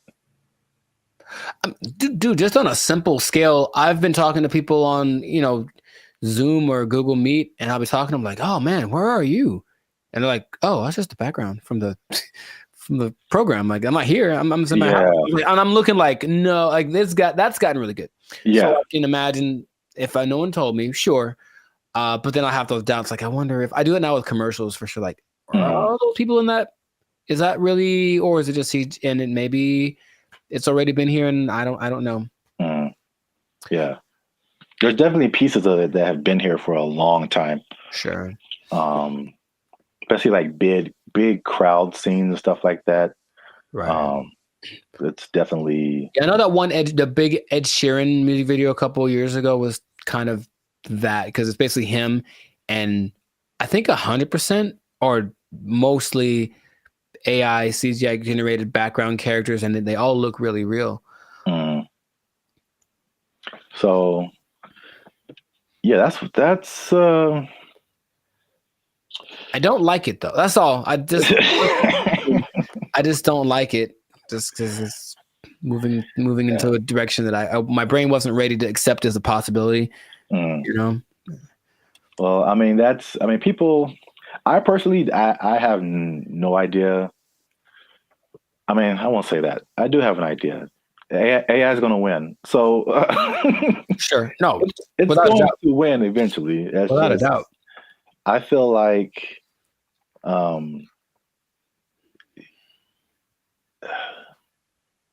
it's like everyone's saying you're on the train track, and everyone's saying the train is coming, and it's like, let's all band together and stop the train. And it's like, you can try all you want, it's not going to work. I acknowledge that. It's like it's respectable. It's like, let's hold on to what we have, but at the same time, it's just like, well, how can we not get hit? Let's also think about that. Yeah. How can we not get hit by this train? So, like, I don't know. People can do their own thing. I personally have been. Well, it depends on what you want to do. Also, it's some people are of the mind of we need to work to integrate the AI, because it's like you did on another podcast. Okay, we're losing jobs, but other jobs are being created too. So are you preparing yourself for the job that's being created, or are you just trying to hold off the train that's coming? So it's not easy. It's a complicated situation. Yeah, I want people to have jobs, and I would hope maybe actors get paid more. Probably not, or something, right? Something happens where it's okay. We're not spending that much money. Because if you can, just the idea of possibly being able to save $800 million like Tyler Perry is like, that's crazy. Yeah. But the flip side, again, it's what is it positive? Is it negative? It depends on how you look at it. It reminds me of music. Because I only knew music and I got to film. I was like, there's bigger budgets, money's flowing, all these different people working. It's like, it was so much of a big industry than music. And then it kind of made me think that music used to be like this, possibly. Until technology, right? The streaming and all that kind of stuff made it really different. And same thing, jobs were lost, but new stuff was created. And one of the biggest thing is that it leveled the playing field for a lot of people. So the big people weren't as big, but also like people you never heard of now had a chance to even out. Yeah, right. So if you don't have a budget and you can create a blockbuster movie in your bedroom, it's the same way you can create a full album in your bedroom now. Like recording studios, like you don't need them anymore. So like it's the same thing. I think it's a unique perspective as musicians, seeing this happen to film and like what could possibly be the end result of where everything's going to move. We're just all living in a simulation anyway, so it doesn't. Yes. Welcome to the Matrix, Neo. You are the one. Well, that's it for this episode. Make sure you like, subscribe, comment, and share this video. Do all that with somebody who's in film, might possibly be losing their job. You might lose your job. Hold on to your job. Yeah, it's coming. Oh, make a movie in your bedroom. They took our jobs. They took our jobs. He believed that masturbation was the greatest evil on earth, and that by eating cornflakes, it would prevent people from doing it. So I don't see the connection. No, it's there, man. It's there. I'm trying to make it work in my head.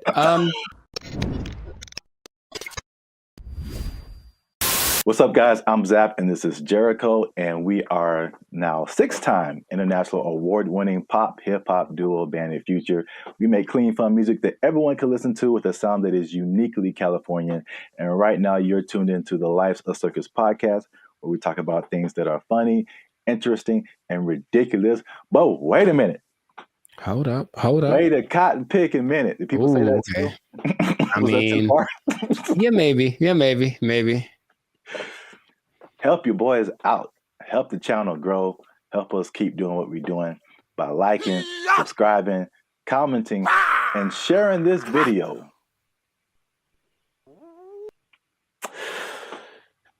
With the friends and family, because I got a question. Okay. It's a very important question. Bit of a riddle. I hate those, but okay, let's go. No, I just don't like them. I'm never good at those, but we'll find out. Mr. Jericho, what do you get when you cross a medical condition that people were afraid of, a religious group that wants to stop people from performing a sexual act, and World War II? Huh. It's three things. Yes, there. I've noticed. That's one more than two. My first thought was Nazis, but I think that's wrong. That was just the first thing that came in my head. I'm like, that's no way. I think it's because you just said World War II, and I was like, I think they wanted to stop World War II. You know what?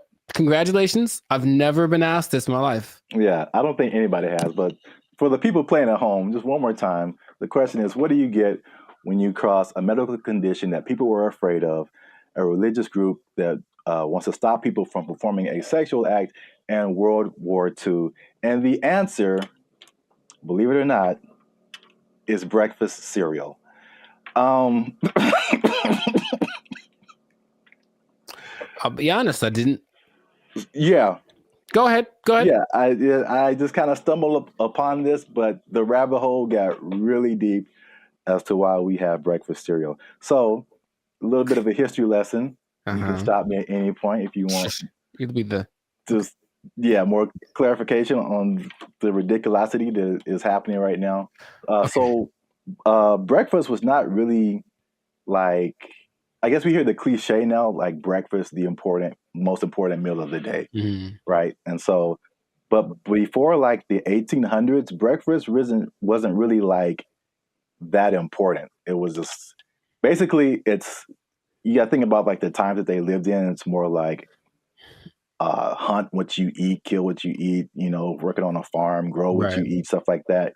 And so like nobody's waking up at like in the morning to like kill a chicken or like kill a pig to make some bacon or like, whatever. So basically it was like whatever happened in the morning. And this is why like eggs have been part of a breakfast for a long time, because chickens lay eggs in the morning, easy to eat. Makes sense. Yeah. Makes sense. And basically, what you ate for breakfast was pretty much whatever you had left over from the night before. So that was pretty much breakfast. But there was a meat component because they had they would eat it, they would like cure the meats and stuff, and you could save it and use it for breakfast in the morning. Right. So like eggs and even bacon were like a big part of breakfast. Bacon. And this was called like the farmer's breakfast. So again, it's just like it's pinned to the time that you were in, and farmers and stuff. You get up early in the morning.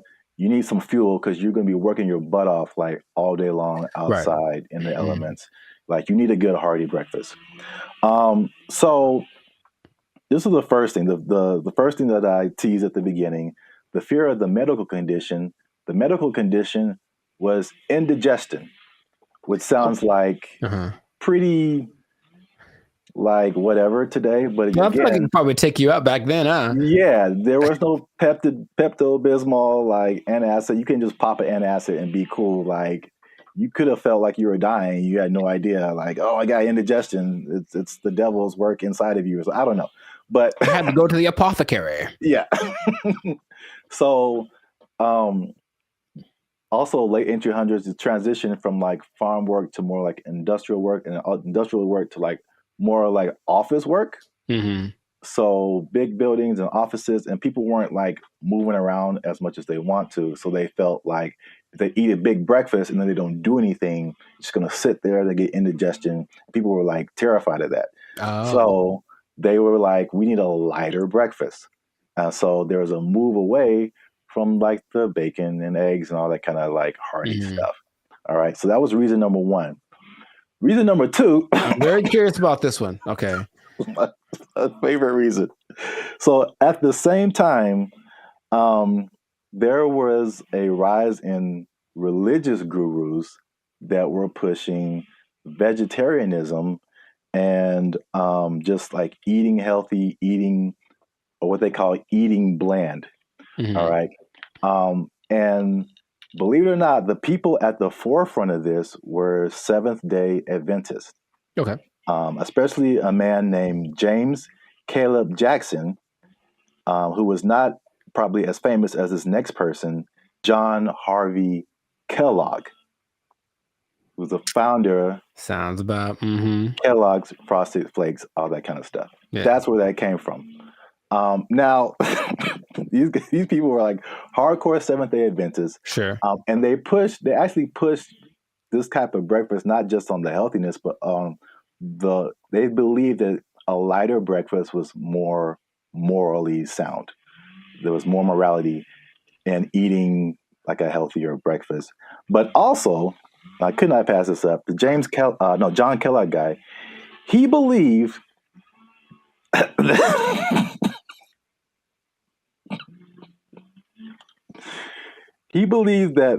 masturbation was the greatest evil on earth, and that by eating cornflakes, it would prevent people from doing it. So I don't see the connection. No, it's there, man. It's there. I'm trying to make it work in my head. Well, I've had cornflakes, and of all the cereals that are like not sweet or nothing, they're probably my favorite ones. They're still nice and crispy and pretty good, I guess. But do you have less of an urge to masturbate after you eat? I've never. I'm gonna have to. I'll let you know if you really want to know about that. I will go get a box and eat it, and then report back to the pod in a week. Like, this is my findings. But yeah, it's just that episode of Family Guy or Quagmire. I'm not gonna go anyway. You have the one arm that's really big. It's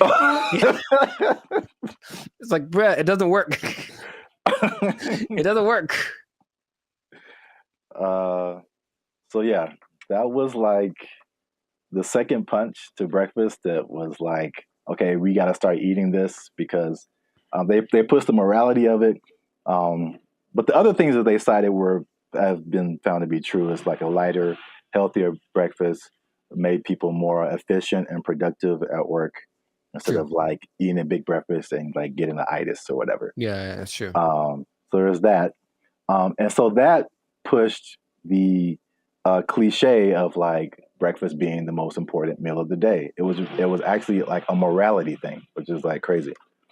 And the last part is that so flash forward to the 1940s, World War II, right? So yeah, World War II, and you got more women joining the workforce that happened in that time. And so then it became a push to, again, at the time, like the woman was like a stay-at-home, take care of the family, give them 3 square meals a day, all that kind of stuff. Breakfast became the cheat option to feed your family and not feel guilty about it being like quick and easy, because they had to go to work too now. Oh, okay. So they pushed on like the women's guilt, the morality, the work productivity, like hard work. It was like respected to be like hardworking individual and productive and all that kind of stuff. And so all of that combined together to make breakfast cereal like the thing. And I remember like watching commercials, like every commercial is like part of a balanced breakfast, and like you got to have your cereal and blah blah blah blah blah. And they pushed, and the cereal industry is probably like $1 billion industry or something. I imagine, yeah. But they show all of this stuff like, and I never ate all that stuff. I tried once. Man, you just feel gross after it. Yeah. You drink a whole glass of orange juice and a whole glass of milk? Like, man. Yeah, milk, orange juice, toast, fruit, cereal, bacon and eggs. Yeah, something like that. It was all in the one picture. Like the whole food pyramid. Yeah, it's too much. It's really too much. But I thought, oh, it must be something worth trying. And yeah, I regretted that real bad. Yeah. So yeah, that's the crazy story behind breakfast cereal. And if I may leave you with a cliffhanger. Okay. So remember we started off with bacon and eggs. We did. And then everyone went to cereal. Yes. But somebody put bacon and eggs back on the forefront, man. Ooh. And they went toe to toe with cereal. But you have to find out in the next episode. So keep watching. This has been another episode of the Life's a Circus podcast. Make sure you like, subscribe, comment, and share this video with somebody who like them cereals, man. Ooh, I like some. Was that my line? Is that what I was supposed to say? I think so. Okay. And cut. I like some. Oh. Oh, you can try another take if you want. Ooh, I like some. Was that better? Had more? That was too much. Okay, all right, okay. Man. We had it on the first take. Oh, okay. We'll use that in the commercial. Thank you, Mr. Director. Here's $5 million.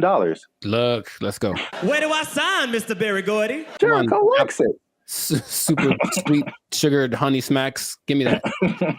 Give me that money. They took our jobs. They took our jobs. Everything works, I've been able to text you or call somebody or search the internet. Like, it all works. That's the good. The bad, Okay. Let's talk about it. Let me just say this. What's up, everybody? I'm Zap, and this is Jericho, and we are the now 6-time international award-winning pop hip-hop music duo Band and Future. We do clean, fun music that everyone can listen to with a sound that's uniquely Californian. And right now, you are tuned into the Life's a Circus podcast, where we talk about everything that's funny, interesting, and ridiculous. But wait, need you to help us out, support our channel, because YouTube pays our bills. Not really, but hopefully in the future. Look. Yep. I don't know your life. I got to check in and saving and checking. Things are complicated. I need you to subscribe. What I'm trying to say. I need you to subscribe. I got kids to feed, man. Y'all ain't been subscribing. I need you to subscribe, man. I didn't know you had kids. Subscribe, like, share, comment. Because this is actually a very helpful video. Ooh, helpful. Because there's a thing happening, and I tried it out, and I'm going to let you know how it goes. So there's a thing called Helium Mobile.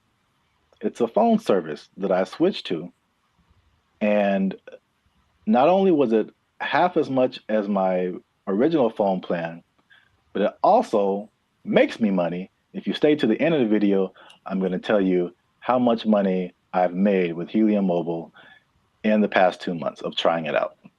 All right, so Helium Mobile, I think I told you about this when I first started doing it. Because so backstory is my phone was not, what was it? I could receive text messages, but I couldn't send text messages. So, and I had T-Mobile at the time, and I was literally on the phone with T-Mobile customer service for like 2 to 3 hours, like trying anything and everything possible. So I don't know if it was the phone. I don't know if it was T-Mobile. I actually like T-Mobile. I have nothing like against them personally, but I was just like, well, this is the perfect opportunity for me to try this thing I've been hearing about, which is Helium Mobile.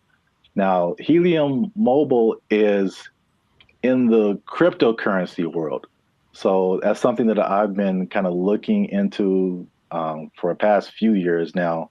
And so I'm kind of in that world. I kind of know how it all works. So it might be foreign for people who have only been on like major carriers like T-Mobile or Verizon or something. But Helium Mobile is, the parent company is called Nova Labs, and they started what I think is the first kind of crypto-centered, crypto-based cell phone service. And so they did a trial of this in Miami, and the results were interesting. The service worked, but they were giving the phone service for $5 a month. And the people who liked it thought it was cool, but what they found out was that, like, with it being $5 a month and it being crypto related, people would be like, I don't know. Like it, but like psychologically, that's so interesting because it doesn't cost enough. So like that's kind of weird. Yeah, it didn't cost enough, and I was like, I wish that wasn't the case because I would love to pay $5 for my phone bill. So they bumped it up to $20, which is comparable with like the I would say second tier phone services. You know, not the major ones, but like the Mint Mobiles and the Cricket Wireless, like that kind of stuff. They have services for like $20 a month, $25 a month. So once they finished the Miami test, they went to like I think it's everywhere now, or at least nationwide in the U.S. So just off of that beginning, I think I mentioned it to you. You may have been skeptical. What do you think about transferring from your existing phone service to this new like crypto phone service that pretty much just started this year? I think two things happen to do. One is the idea of just leaving something that you're used to. I honestly think a lot of people fall in that category. Like, what I'm paying doesn't suck. It's not bad. So I don't want to change. Like that's all. So it's like I already found my thing that works, so I don't need a new thing, even if it's better. But also there's the lack of confidence from a new thing. That's all. So you have a service like I've had AT&T since forever, right? So honestly thinking about it, my brain goes, but what if it doesn't, you've been going to this place the whole time and it works just fine. Why go try something else? What if that doesn't work? So I think there is that doubt there. And honestly, the third thing just associating with crypto, which is the new thing, it's like, what does that mean? How does that work? There's a lot of questions that surge as opposed to having hey, I have a phone service, AT&T, they do phones, boom, got it. Yeah. I mean, that's the crypto part, especially because crypto it's gotten better, but it's still very much the wild, wild west. Right. Like there's all kind of stuff going on. And if you're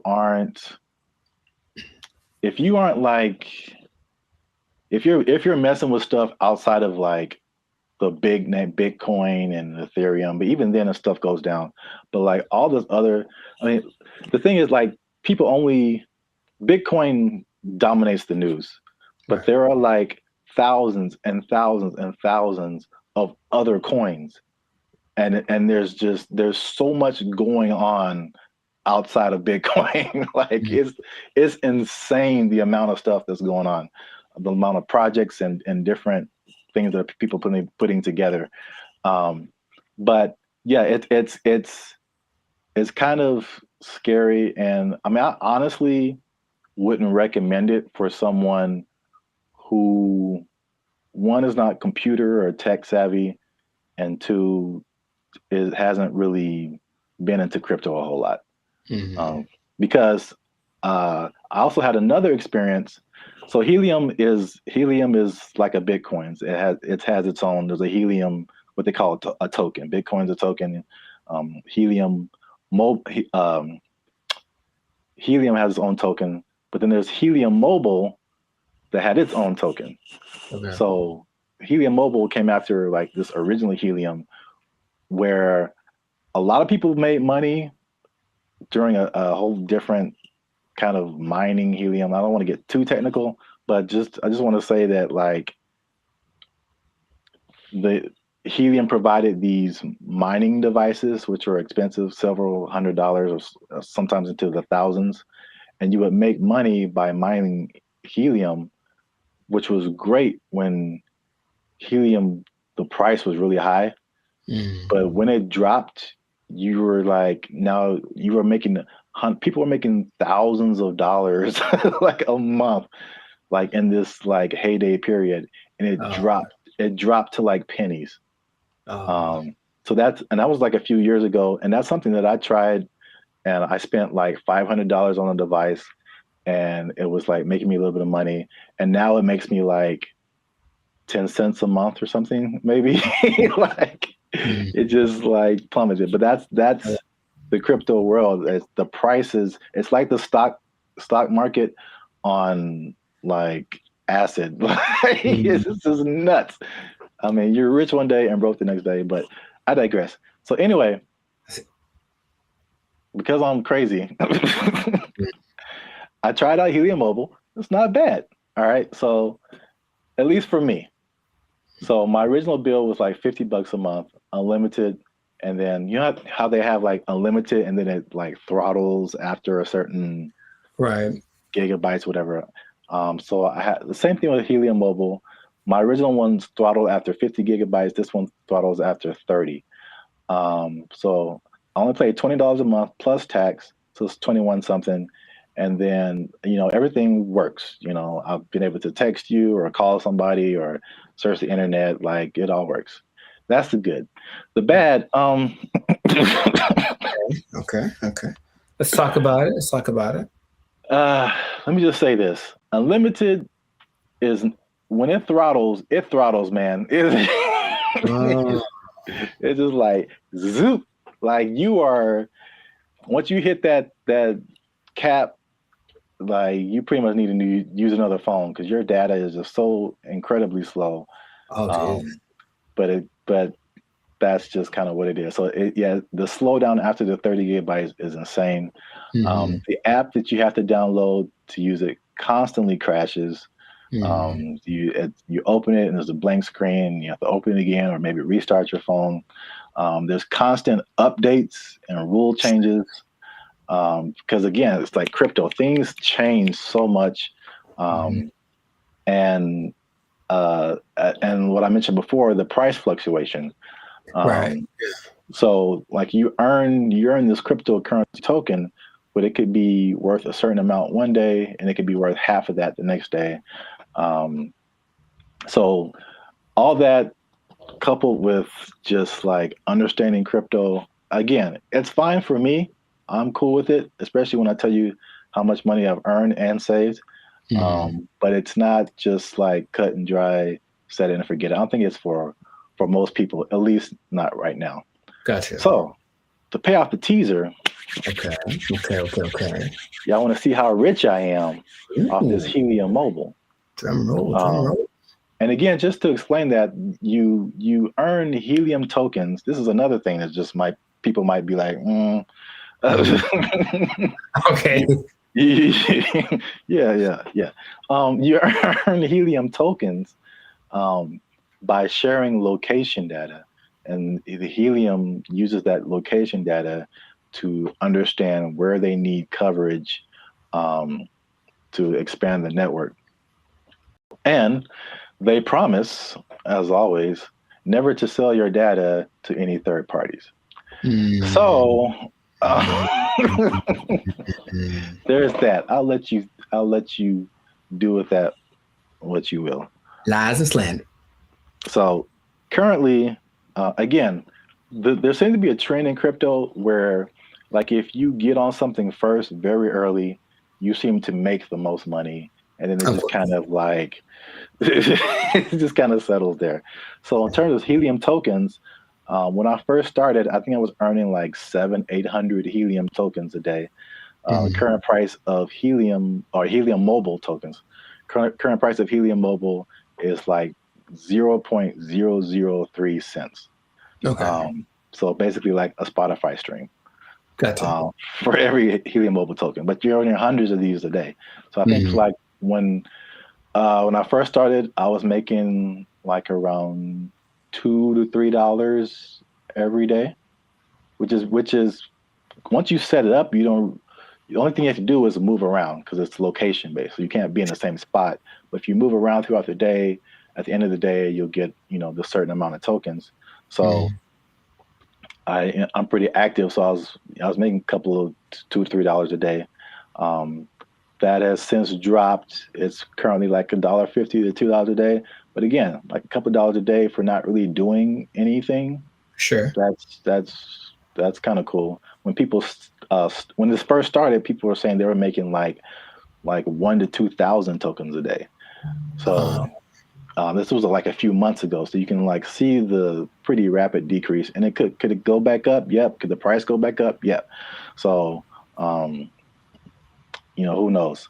But for 2 months, and I actually put this on 2 different phones. Okay. So in 2 months, and this is after paying my phone bill, my $20 phone bill each month, which you can also pay with a Helium Mobile token. I was gonna ask. Okay. Yeah, so you can take. So basically, there's no money coming out of my bank account now, which is great. You earn the token, you take a little bit of it and pay for your phone service, and you keep the rest of the tokens. You can sell them, you can keep them, hope that they go higher, whatever you want to do. But I've made about $100 per phone for 2 months. So no phone bill, basically, coming out of my bank account, and I made about $200. So the trade-off, for me, I don't mind it right now. Sure, right. Again, who knows? Time will tell. But if you want to try Helium Mobile, there's a referral link in the description. I think if you use that referral code, you get like $5 or maybe $10, something like that. You'll see it. I don't know what I'm talking about. I see. But yeah, you'll earn it towards your Helium Mobile plan. You can try that if you want to. But again, like if you're not a crypto person, I wouldn't it's not so cut and dry. I'll say it like that. So try that at your own risk. Now, after hearing my story, you think that you would want to try Helium Mobile? I thought about it since the first time you brought it up, because the idea of just, I guess the downside, I need my phone to work fast all the time. I need it to be fast. I absolutely need it to be fast all the time. So I don't know how I would deal with that. And I use it a lot, but just the idea of my bill's probably $100, If I'm paying $100 and you're making $100, like, that seems more fun than making part. Yeah. So consider. Yeah, we'll see. Let us know what you think in the comments. Do you want to try it? Do you think it's crazy? Are you scared to leave your phone service? Is crypto still too wild for you to mess around with? Let us know. This has been another episode of the Life's a Circus podcast. Again, subscribe, share. You know what it is. Maybe if you get enough Helium Mobile, you won't have to work anymore, and you never be in danger of losing your job. You never be in danger of losing your job because you got so much Helium Mobile tokens. Oh, it's only worth a Spotify stream right now. They took our jobs! They took our jobs! There's no amount of money to trade, right? If you're going to go buy a yacht and a spaceship, that's $1.5 billion right there. So, like, don't buy a yacht and a spaceship. That's my suggestion. I'm just saying, please don't do that, Florida person. But Elon Musk has a yacht and a spaceship. Elon Musk is making yacht and spaceship money daily, all right? Yo, what's up, guys? I'm Zab. This is Jericho, and we are Band of Future, now 6-time international award-winning pop hip-hop music duo. We make clean, fun music that everyone can Muget. Clean, fun Muget. Muget, I like it. Do you enjoy Muget? I don't think I've ever tried it. Dang it, I was doing so well. Is it spicy?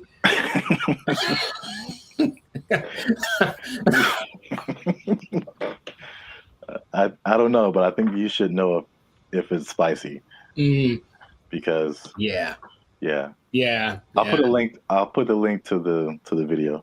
Oh no, you talking about? Yeah. Here you go, up there, guys. Go watch it.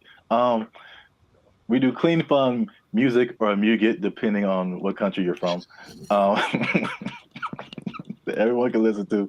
The sound is uniquely Californian, and you are now tuned into the Life Circus podcast, where we talk about things that are funny, interesting, and ridiculous. And look, I'll raise my voice because I'm gonna make a statement. Say it. People have been watching, they've been laughing, they've been thinking, but they haven't been liking, they haven't been commenting, they haven't been sharing, and they haven't been subscribing. And I need you guys to do all 4 of those things, or else I'm gonna have to start robbing people again. I'm trying to change my life. Again, man. Told you that. It's not the way. It's not the way. Trying to be on the straight and narrow, you know what I'm saying? Make this YouTube money. So yeah. But yeah, make sure you do all that. Like, subscribe, share, comment. Let us know what you think. And especially share this video with somebody who needs some money, man. Oh man, I know quite a few people. I mean, like everybody, right? Like if you need some more money, raise your hand. Hey, calm down. All right. So, I mean, it's not just specifically money. It's specifically the Mega Millions, right? The lottery. Or there's always the different state lotteries too, but you always see these news stories of people win like these ridiculous amounts of money, and then you see the statistics later where it's like they won $1 jillion, and like a year or two later, it's all gone. It is broke, yeah. And you can't I can't even imagine like how you do that with that much money. So I guess my question to you is like, why do you think that? Well, I got a few questions. First, let's start with that. Why do you think that happens? Like, why do people? Oh, for me, that's a simple answer. It's that if you don't understand the work that it takes to make money in the first place, you don't know how to keep it. That's all. So if you just got lucky and it's like, oh, I got money now, then you're not going to have you haven't developed any habits to maintain that. And everyone basically has an idea that, okay, maybe saving money is a good idea. I should do that more. I should. It's not on their list of must do, it's I should do. And then the second that it happened, perfect example, dude. Episode of the Boondocks where Grandpa leaves for his do it big vacation and he gives probably give me some money. And it's like, all right, this is supposed to last. It's like, also they came into some money. Cool. This is going to help us get food, get clothes, whatever, last the whole week. Nah, Riley goes and blows it all in an hour. Ask yourself, be honest. Ain't I'm clean? No. Man, how we going to eat? Like, that's just how people live. That it's like, you're basically a dam waiting to burst. I'm just waiting to get my break. And then I'm just going to do something ridiculous with my money. And no one can tell me no, because it's my money. So I think it's that. And plus, there are worlds of, how do I say this? Finance. Like there's things you can buy that you don't know you can buy because it's not an option for you, right? As soon as you get to that level of I was in Malibu the other day. Hey, Malibu. And I saw this thing for property, some kind of a beach property, and that's starting at $70 million. Oh man. And they wouldn't put that there if they didn't know that there are people that can drive by on a whim and be like, "Hey, honey, do you think we should get new property? How much is it? Starting like 70 million." Bet, and then they just go do it. Like, there are people that have that, right? But they also probably have the knowledge of how real estate works, all this kind of stuff, so they know how to invest in it and make it work for them. But if someone comes into, what was it, $1.58 billion? Yeah, that's why I mentioned it, because like a big number, just somebody won a bunch of money. Right. So if that person is dumb and, and they're from Florida, so I'm not going to tell you that they are, but you know what I mean? You prefer the term financially illiterate. Got it. So let's say this person, so there's nice properties in Florida, comes into their money, gets the lump sum, because of course they're going to get the lump sum, right? So they're going to get the lump sum, maybe 800 million, something like that after taxes. And then they're just driving by, and then they just see a sign that says, "Hey, property starting at 70 million. They look at their account like, "Yo, I got that. Let me get one for my cousin." And then a year later, they don't know how to upkeep property. They don't understand that buying things means you have more expenses, and it all just, so yeah. That's why I think it happens. That makes sense. Especially like with property, it's like even when people who just buy like a regular house, I mean, it's like you don't really realize all of the expenses that come with it and the upkeep, and like it's not like you buy it and that's it. It's like you buy it and then now you have to keep spending more money to like keep it up. Insurance goes up. You got to fix more stuff. The toilet doesn't work for 2 years. Like, it's a slippery slope. You have bugs in your house you got to get rid of. Dude, I saw a bug. I knew what kind of bug it was, but it's always surprising. One of those centipedes that looks like, it's just like, it looks deadly. It's not, but it just, and so every time you see it, like black? It's like black with like these legs that are kind of like at an angle. It just looks like, I feel like I know. I've seen what you're talking about. So I see it, and my logical side goes like, "Oh, it's just one of those things," and then my like primal side is just like, "We need to move." Like, that's what I'm. They have invaded. You know what I mean? So yeah, but it's just like you have to always and there's always things that need to be fixed and whatever, and then property value around you goes up. Someone writes you a letter like, "Yo, you got to fix your roof, man, because you're hurting us." Stuff like that happens. I'm not saying it happened to me. I'm just saying that's the whole letter is just like, dear sir, or madam, roof, you're hurting us. Sincerely, the neighborhood. Sincerely, all of us. You're bringing us down, bro. You need to step it up or get out. I was like, yeah, that's how it works. But not even that. I had a cousin who won maybe $300,000 on a game show in the snaps. In the 80s, right? So 300,000, that's pretty good. Dude, shout out to Steven. He was broke within 6 months, I think. Wow. Yeah. God. Because I know you, and I know how you think, what you would do. Oh yeah. Winning the amount of money. Most people don't think that way. It's just not. Remember Shaq talked about he spent his whole first contract and it was like broke. I don't know. It was a very short amount of time, but like he bought a house and then he had to buy his parents a house and he bought a truck and they buy a whatever truck. And then he goes to his agent like, "I need to get this thing." And they're like, "Dude, you were like $500,000 in the red.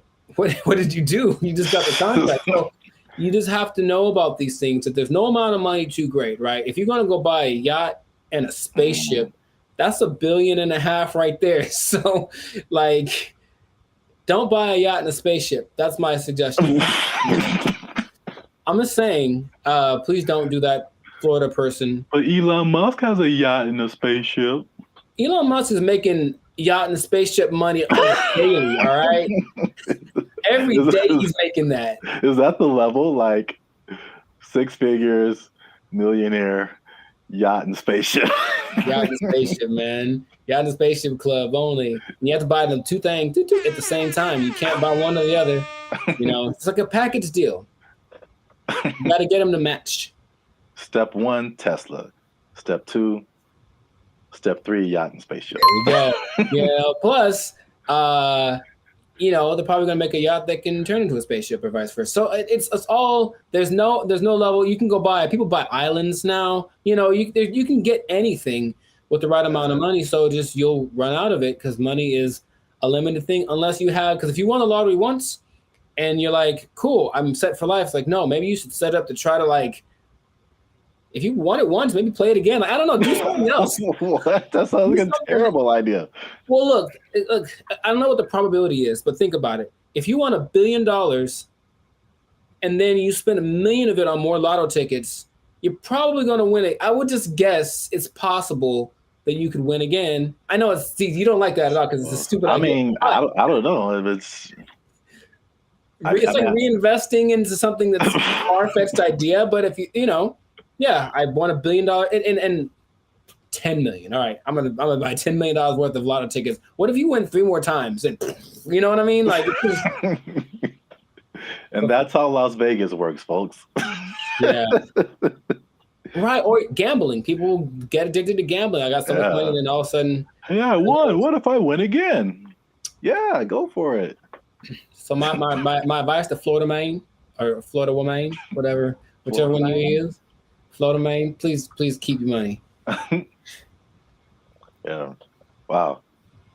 That's yeah, the other thing you kind of made me think of is not just the stuff that you buy, but like your family, because then you become like the most popular person in your family. Everyone's going to hit you up. I'm broke and people hit me up. So if I got money, yeah, if I got money, bro, it's going to be like, right. It's like there's no end to it. Ooh, phone's gonna be ringing off the hook, man. No. And you can't be anonymous in most states if you win. You have to tell people, I'm rich now, so so leave me alone. You got to move to a different place. It can be a good thing for sure, but I don't think anybody. Then if you are all of a sudden a public figure, all you do is get criticized because people know what you're buying. That lady who won maybe $20 million in New York a few years ago, she spent most of it getting her husband out of jail. Oh. Or that. No. Getting him out of jail. She spent like $7-8 million on his bail. Right? Whoa. I know. I was like, my first question was, dude, what did he do? Like, wow. Like, he obviously did it. If $8 million, dude. So, yeah, but so everyone knew that she spent it, and they're like, you shouldn't waste your money. So yeah, she went through $20 million swift, you know? Wow. That's crazy. Back to bologna sandwiches. Well, we're out of time, and that's been another episode of the Life's a Circus podcast. Make sure you like, subscribe, share, and leave a comment. What would you do if you won the Mega Millions or some kind of lottery? You think you would keep the money? What would you spend it on? Let us know. And yeah, check us out next time. And be cool and stay in school. Hey. Fun. Squash it. Squash it!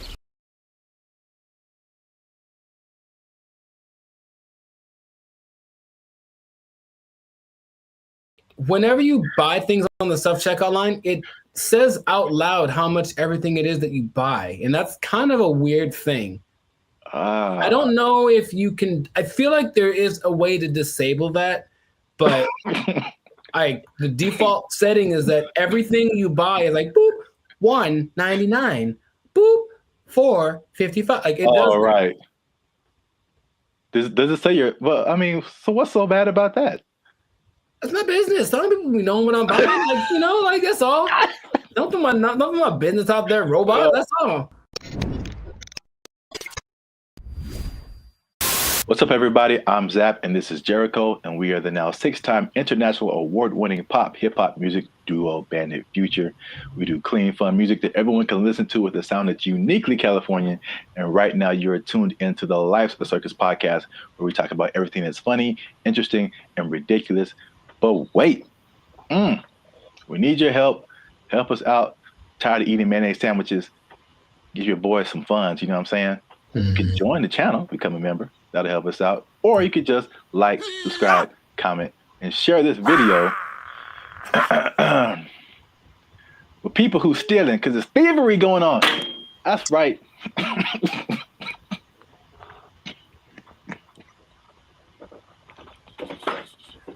Here's the thing about that. I don't know what you're about to say, but this is going to be weird, almost like a devil's advocate thing. But like stealing is really fun. No, bad, Jericho. No, here's the thing. I'm just trying to say, like, why do people do it? Like, I get it. It kind of has a thing. Like, you get this like rush of adrenaline that doing it, and then you get the thing that you stole. It's like two things to do. You know what I mean? No, we're not doing the two things. No, I'm not telling people to do it. I'm not telling people to steal. Like, don't steal unless you want to. But like, don't, like, stealing's bad. Okay. In case you haven't noticed, people are stealing, and they're stealing a lot. And if you stick around to the end, I'll tell you exactly how much that they're stealing, and the number is going to surprise you. It's very shocking.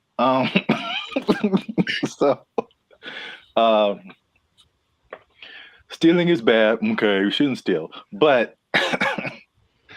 I'm bringing this up because it's affecting me, and that's the most important thing. Look,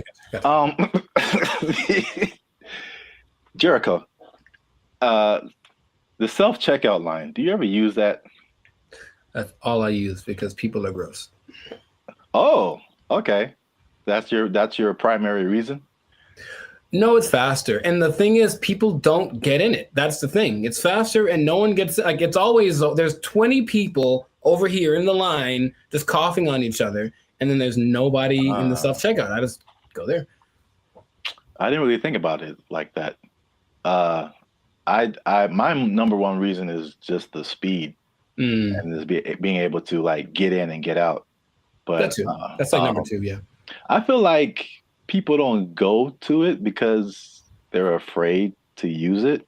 Well, there's nobody there. It's kind of creepy. I mean, there's a person sitting I guess to make sure they don't steal, which is totally not, they're not there half the time. So they're not doing their job. I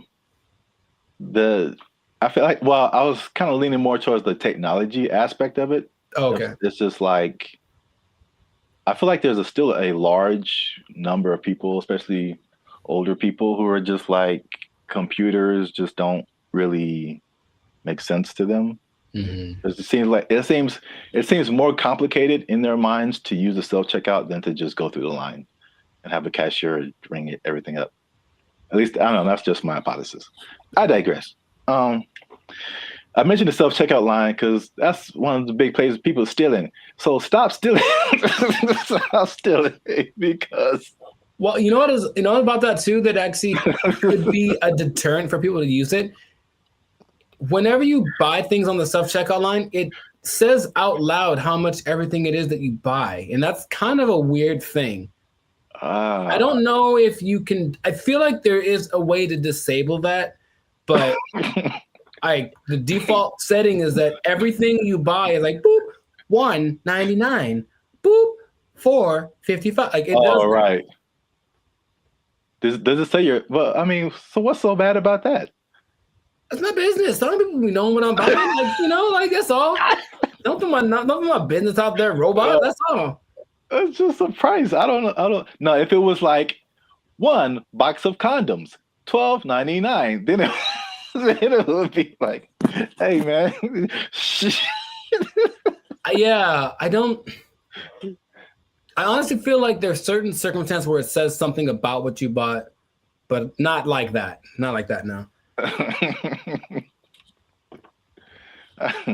Okay. Well, anyway, So people are getting these self checkout lines, and they be stealing, man, and they're stealing so much that one of the major places that they are stealing is Target, man.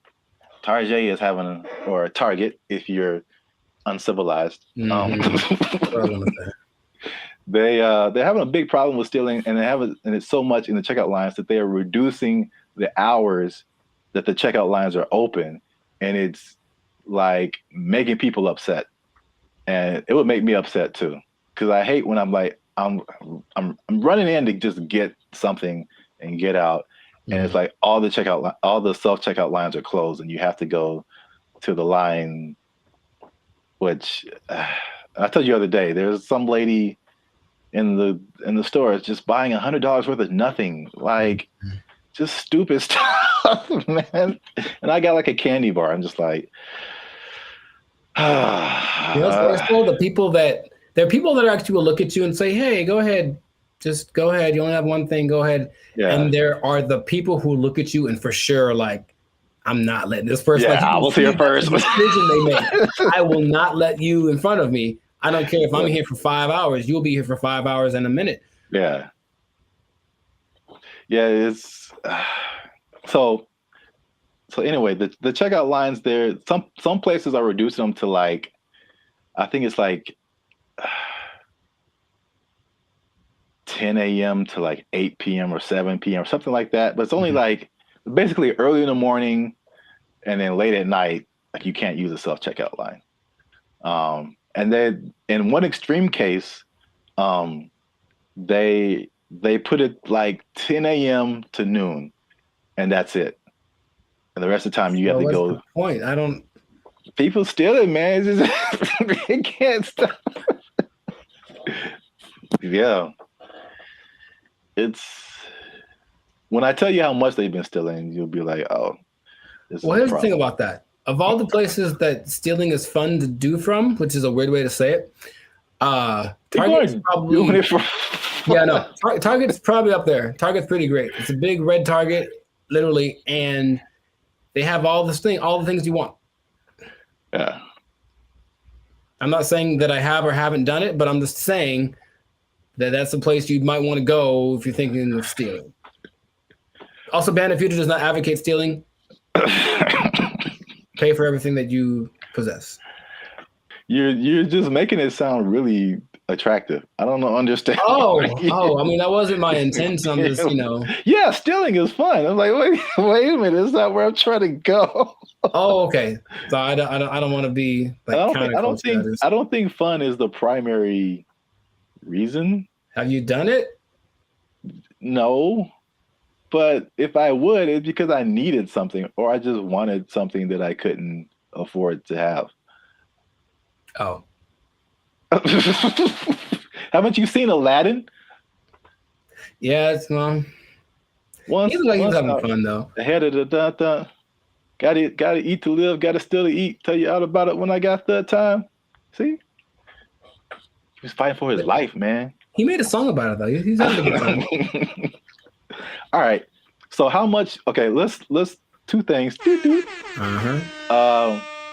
How much money do you think Target is losing a year from people stealing? I don't know how much they make. I don't either. Okay. So I mean, I'm guessing it's a high number because here's the thing too. Target's everywhere, right? Yes. They cracked down on Target, the security in California, but I would imagine at like 4 p.m.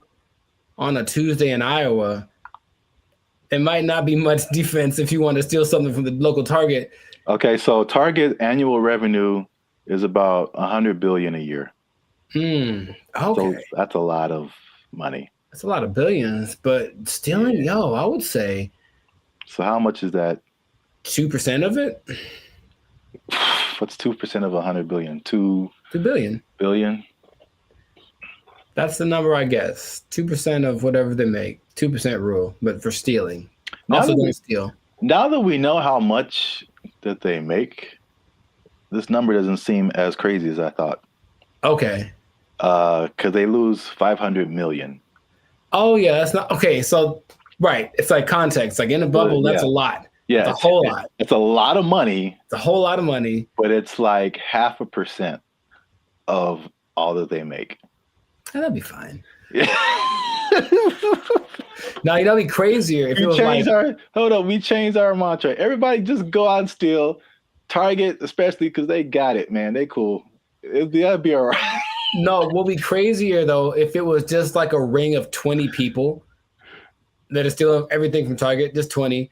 Then that'd be like, okay, they are. There are rings of like, there's people that have been doing this for years. I mean, it's I mean, especially after 2020, like stuff kind of really got crazy, especially in California. But there's, I don't know if you've seen these like mobs of people. Yeah, they'll just run in, like, take everything. Yeah, they're all like in it, and they just kind of do it regularly. They go store to store to store, and just kind of do this thing. So that's Target. The last part of the tease is how much retail theft is, and this is from 2022, but pretty recent for like all nationwide, and that is 112 billion. So that's basically the entirety of Target's revenue is the same amount that people are stealing just nationwide from all different kinds of stores. So we y'all are out here stealing an entire Target every year. The entire Target income stream in one an year. Entire Target corporation worth of products and merchandise. You guys are stealing it every year, and that's a problem. But you're ruining my self-checkout experience, so stop it. I want to use the self-checkout. Don't make them take it away from me. Now you say it that way, I am also slightly more on the side of don't steal from Target. Yeah. You never even went there and just like took a candy and ate it? I don't steal, man. I don't like stealing. I feel bad if I do. Okay, you ever do the thing where you just, this is not an interrogation. You ever do the thing where you buy a soda and you start drinking it in the store, but like, I'm gonna pay for it, and then that's so ghetto to me. I never do that. Oh, I've done that lots. I'm drinking the soda as I'm checking out. Like I bought this too, but you know. If I was like dying of thirst, yeah, but like, no, I feel ghetto when I do that or something. Oh, it's about as ghetto as it gets. The first time I saw that, I think I was like offended, and then I was like, I think that's a good idea. Like, what? I don't have to wait to get to my car to eat this. Like, I don't even know. I got like a candy wrapper. Like, yeah, I ate this too. Bring it up. You just pulling wrappers out of your pocket. Yeah, ring that up, and that. Yeah, I ate that. Like, how long have you been here, sir? I ate that in aisle 5. You can ring that up. I've been here like 8 minutes. Yeah, I was shopping. I was hungry. This isn't Costco. You don't have samples. What was I supposed to do? All right. Well, we're going on long. So this has been another episode of the Life's a Circus podcast. Make sure you like, subscribe, comment, and share this video. People who steal, tell them to stop. We out. They took our jobs. They took our jobs. And there is a man who has built a substantial shelter for himself. So this place has a front door. It has lights. He has a refrigerator. He has a stove. He calls it a waterfront property because it sits right on the LA River. Other people in the encampment have.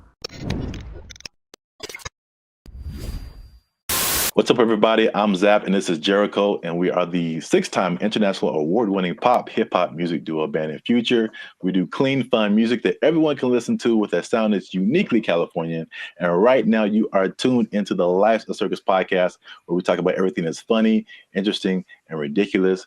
But before we jump into today's topic, make sure you help us out. Help us for that YouTube algorithm. Like, subscribe, comment, and share this video with somebody who's homeless. Is that a good demographic?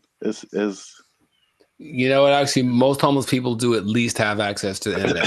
So I guess now, 20 years ago, no, but homeless people are doing pretty good. Yes, I'm glad you said that because that kind of segues into what I'm talking about. Okay. Before I say I don't know where to start first. Okay. No, I'll go off of what you just said. Homeless people are doing not so bad, at least in LA, from what I can see. So check it out. I think I told you maybe a month or so ago, I was going to like the crypto.com arena and I was walking past this homeless encampment and I saw a orange extension cable. Mm-hmm. And it was just like, it was long. It was running all the way down the sidewalk. And somehow, I don't know how they did this, they rigged it into like a light pole or something. And those people had electricity. Like they were in there having a good time. They had a TV running. They were watching Netflix, whatever. Like they were just like, it's all good. So the I guess the comfortability of homelessness is getting really interesting. And then also I came across an article from ABC, which was just took it to the next level. So by the 110 freeway, which is a major freeway in Los Angeles, if you're not from here, there's an encampment, and there's a man who who has built a substantial shelter for himself. So this place has a front door. It has lights. He has a refrigerator. He has a stove. He calls it a waterfront property because it sits right on the LA River. Other people in the encampment have little gardens. They have a whole situation going on. So have you seen anything like this, or have you noticed like the increase in just amenities that like homeless people are just like living it up right now? Not specifically like that, but I do want to point out something. And I think it's a misconception that a lot of us have, understandably. If you're homeless, you assume certain things about people. But yeah, being homeless doesn't mean you're broke. It doesn't at all. And I bring that up because I remember in Claremont, I was in a Coffee Bean listening to two homeless guys basically have a business meeting about how to get more money from people. Like the dude, he was seriously like, yo, man, you got to go to this exit between this time and this time. Make sure you have a dog and they'll give you. So these people have money, and barring the people that are super drugged out or have like a crazy mental illness, not a lot, but there are homeless people that are homeless by choice. So they have money, it's like they still want to spend it on a house. So that doesn't surprise me, but I haven't seen specifically that. Yeah, I've literally been at the gas station and dudes walking up to me who are bigger than I am. They eating good and like fresh Jordans on, like they just right. Can I get $5? I'm like, dude, you look better than I do. Like, can I get $5? Right. Like, what are you talking about? But yeah, it's getting crazy. Not getting crazy. It's already crazy, especially how here in LA, we have just, I think it was only, I forgot the numbers in LA, but it's just thousands and thousands of homeless people. But I did want to address something because we talked about the homeless before in a previous video in San Francisco, where they were like trying to hide the homeless people because all these people, these foreign dignitaries or something, were coming in and trying to hide the whole situation. Somebody, I don't know this person, but somebody got kind of offended at that video, and they tried to go at us in the comments, man. They tried to go at us in the comments. Would you like to hear it? Good. I'm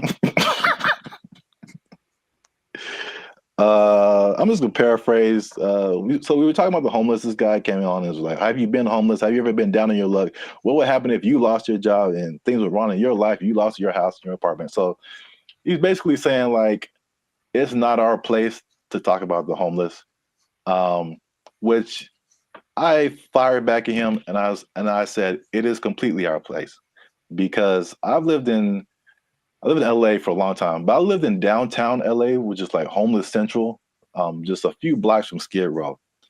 When people are pulling down their pants and taking a dump on your front door and you step in it, you absolutely have a right to say something about that. Like, you have a right to say something about that. And it's not even the homeless in particular. It's the all the stuff that comes with it.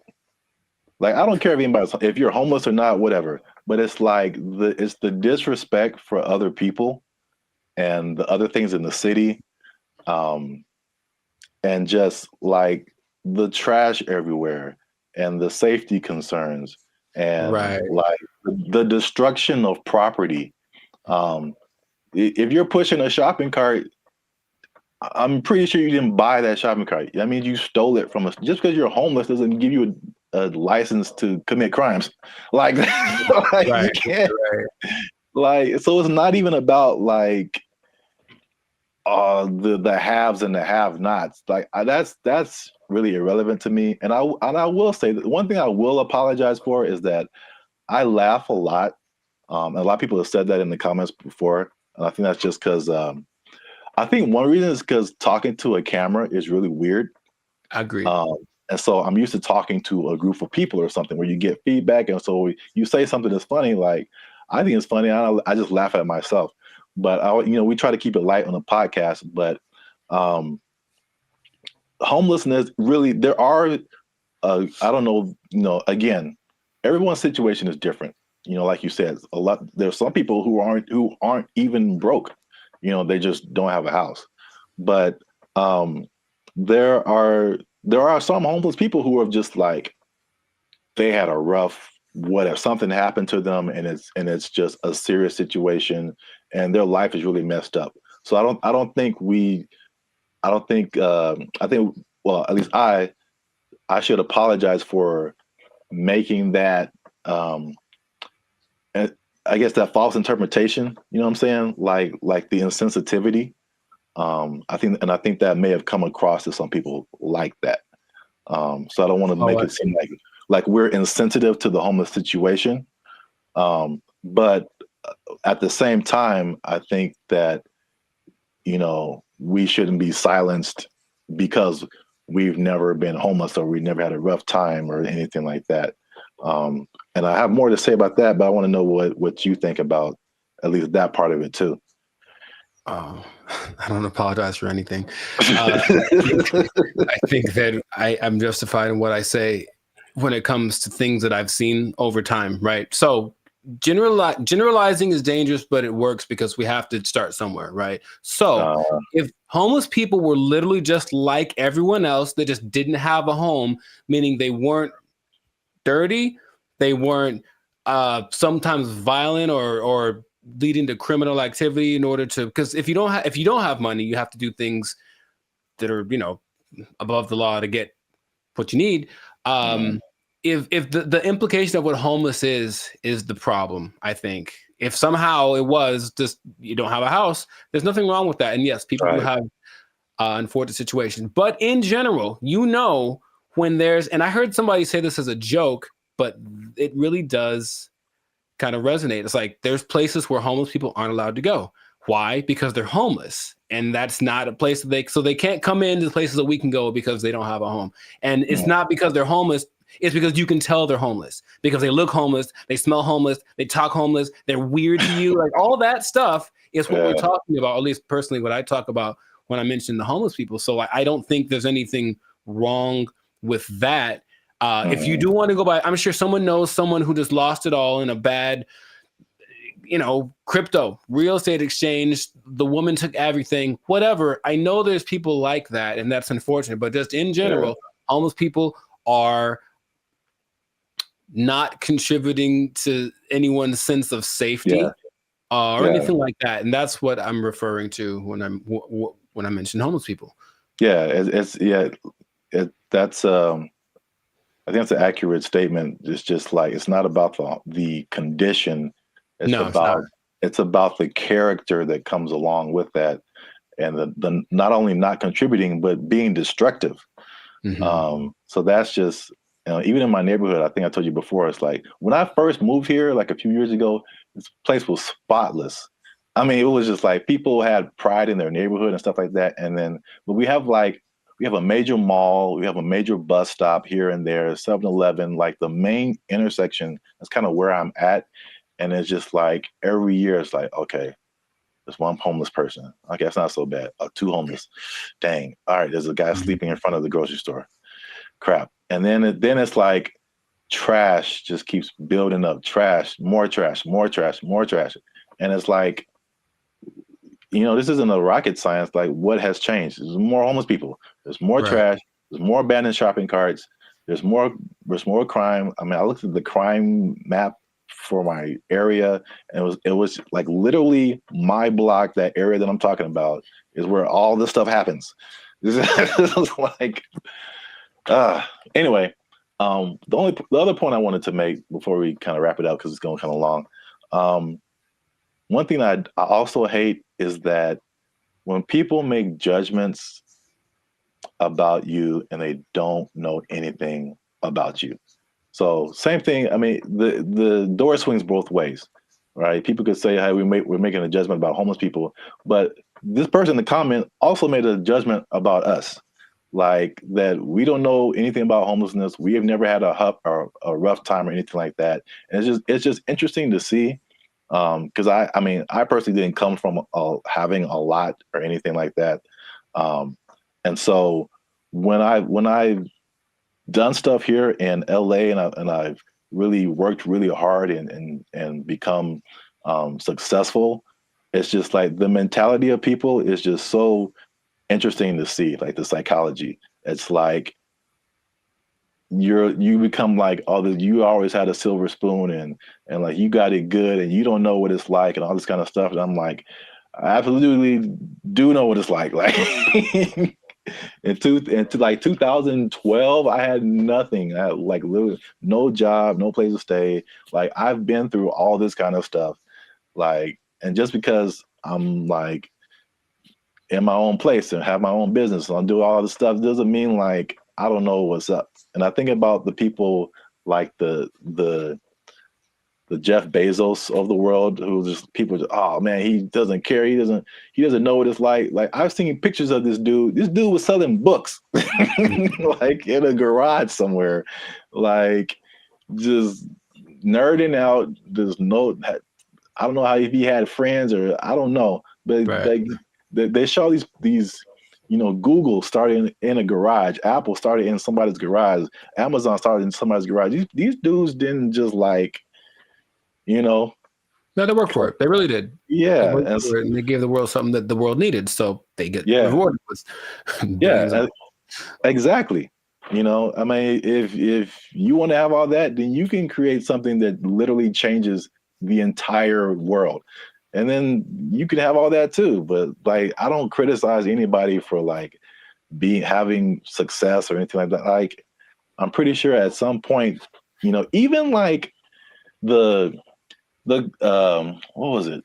The Kardashians or Paris Hilton, because I used to kind of feel that way too, because that was kind of like their, you knew that they came from money. They had stuff going on.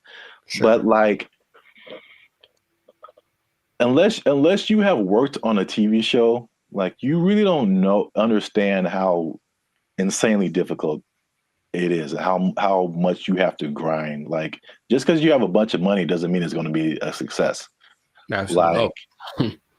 Like I kind of tell you that I'm not even a lead. I'm just working, background or stand-in or just co-star or something. And I'm just like, after a couple of days, I'm like, dude, I'm like spent. I'm like, you're just 12 hours a day, boom, grinding. And then they have to come back and learn. They got to go home, learn lines, I think Dave Chappelle had a funny like little, I do a Chappelle show 14 hours a day, I come home, raise my kids for like 10 to 20 minutes, and I get back up and do it again. Yeah. Yeah, dude. Like anybody you see, even if they have money, they are grinding, man. And so that's kind of just I just wanted to make those points because it was just like upsetting that someone would come at us in the comments over that. It was just without any kind of perspective. Do you think the person that made the comment has a job? I feel like they do. I feel like we just hit a nerve. Like they had a job, or they're going through a tough time, or someone in their life is going through a tough time, and it just seemed like we were just talking about, we just like on YouTube, and we're privileged, and we just homeless people are terrible, and it's just so. I say if you give me one fact about a person and then I get to judge whether or not to invite them over to my house. If you tell me right off the jump this person's homeless, then that's going to determine whether I want them to come over. Now, it's possible they're the sweetest person, and I know people for sure that do have homes that I never want them to come over. So there's that. It doesn't mean that they're a bad person. It just means just based on the facts, statistically, this isn't a good start. Yeah. So I know it's a controversial situation. It's a big, it's been a big problem in LA and in many other places around the U.S. and around the world. But let us know what you think. Leave us a comment. Let us know a comment that's nice. You can disagree. Say what you want. But just know that I'm coming after you if you do. Now leave us a comment. Let us know what you think. Homelessness. Have you seen homeless people? Are they living it up in your area? Do you wish you were homeless and you could just live like that and not pay rent? Do people misjudge one another when it comes to all this kind of stuff? I know it's chaotic. Let us know what you think. Until then, you stay classy, San Diego. That's nice. And don't be homeless. Don't be homeless. Yes. Worst ending ever. Bye. They took our jobs. They took our jobs. I sense a faint bit of skepticism in your voice, Jericho. We haven't even skeptical. Is like, is there anything that he's made that has been helpful or that I would know about? We haven't even gone into his claims and what he's talking about, man. He's saying he's the second coming of George Washington Carver. Is that what you're saying? Like he's telling this man, him. It's hard out here for a pimp. Him. Okay, sure.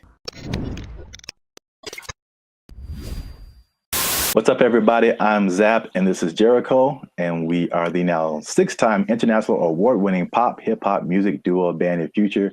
We do clean, fun music that everyone can listen to with a sound that's uniquely Californian. And right now, you're tuned into the Life's a Circus podcast, where we talk about everything that's funny, interesting, and ridiculous. Before we jump into today's episode, though, do us a huge favor. Make sure you like, subscribe, comment, and share this video with somebody that you got beef with, somebody you don't like, maybe somebody that's all up in your grill and making you feel a type of way about the day. Oh, bars. Okay, so Somebody that put a hitch in your giddy up. Is that a phrase people say still? Yeah, sure, man. Yeah, you got it. So I don't think I got it. I've been waiting to talk about this. All right. So the big thing on the internet has been Kendrick Lamar versus Drake. By the way, I think it's fake. Okay. Just because I've been doing this too long. I'm doing music too long. I've been doing Hollywood too long. I've been doing marketing too long. There's all of a sudden this big beef and oh, wow, millions of streams are happening. Wow. What a coincidence. Anyway, I digress. Mm-hmm. What if I told you, Jericho, that the Kendrick Lamar Drake is not the biggest beef on the internet? I would believe you. Let me rephrase the question. Okay, go for it. You are probably right. What if I told you that there was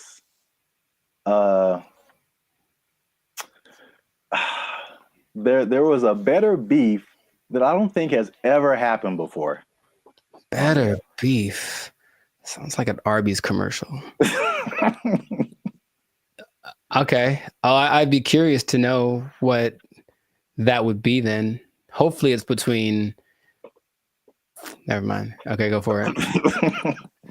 Okay. Let me before I'm gonna get to it. One last thing. Jericho. And it's just straight up answer. All right. You don't have to add anything or make it complicated. Okay. Jericho. What is 1 times 1? It's 1. Do what? It's 1. No, it's 2, son. It's 2. All right. 1 times 1 is 2. According to Terrence Howard. That's right. Terrence Howard is rewriting. I know what you're talking about. That's the dumbest thing I ever heard. All right. He went on for a long time about this. He thought about this. Wait a minute. What was his explanation? Like you can't time something by something to get the same something, right? That was his like argument. 1 is 2, son. I'm gonna make a shirt. 1 times 1 is 2. Team Terrence, what's up? I don't think he's had work in a while, man. He's just trying to be relevant. Like seriously, that's crazy. But go for it. I mean, I guess math needs innovation. Let's just start that. Birds aren't real, and 1 times 1 is 2. Whatever. What revelatory information do you have about this gentleman and his theory? So for people who don't know, Terrence Howard recently went on the Joe Rogan podcast, which I guess I kind of realized, but I kind of didn't, that his thing goes for like 2 and 3 hours. Yeah. Like we talked for 15 minutes and it's hard, man. It's hard. But they have a lot to talk about. And then of course the people that has on they usually have had a lot of things they've done. So there's a lot to explore. Yeah. And I only, when I watch it, I only see clips of it that people made. So I'm thinking, oh, that was the podcast. And it just, then I see the whole thing and it's like 3 hours. I'm like, who watches the whole thing? Yeah. I watch a 3-hour podcast, but that's intense. Yeah. But anyway, yeah, Terrence Howard went on there and it gave me Cat Williams vibes. Like that level of like, well, this just came out of left field. It's just like shocking. But he was talking about things,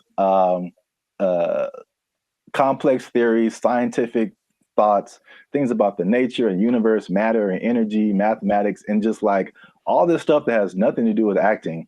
And there was a lot of I definitely didn't watch the whole thing, so don't use this as a video to like sum up everything.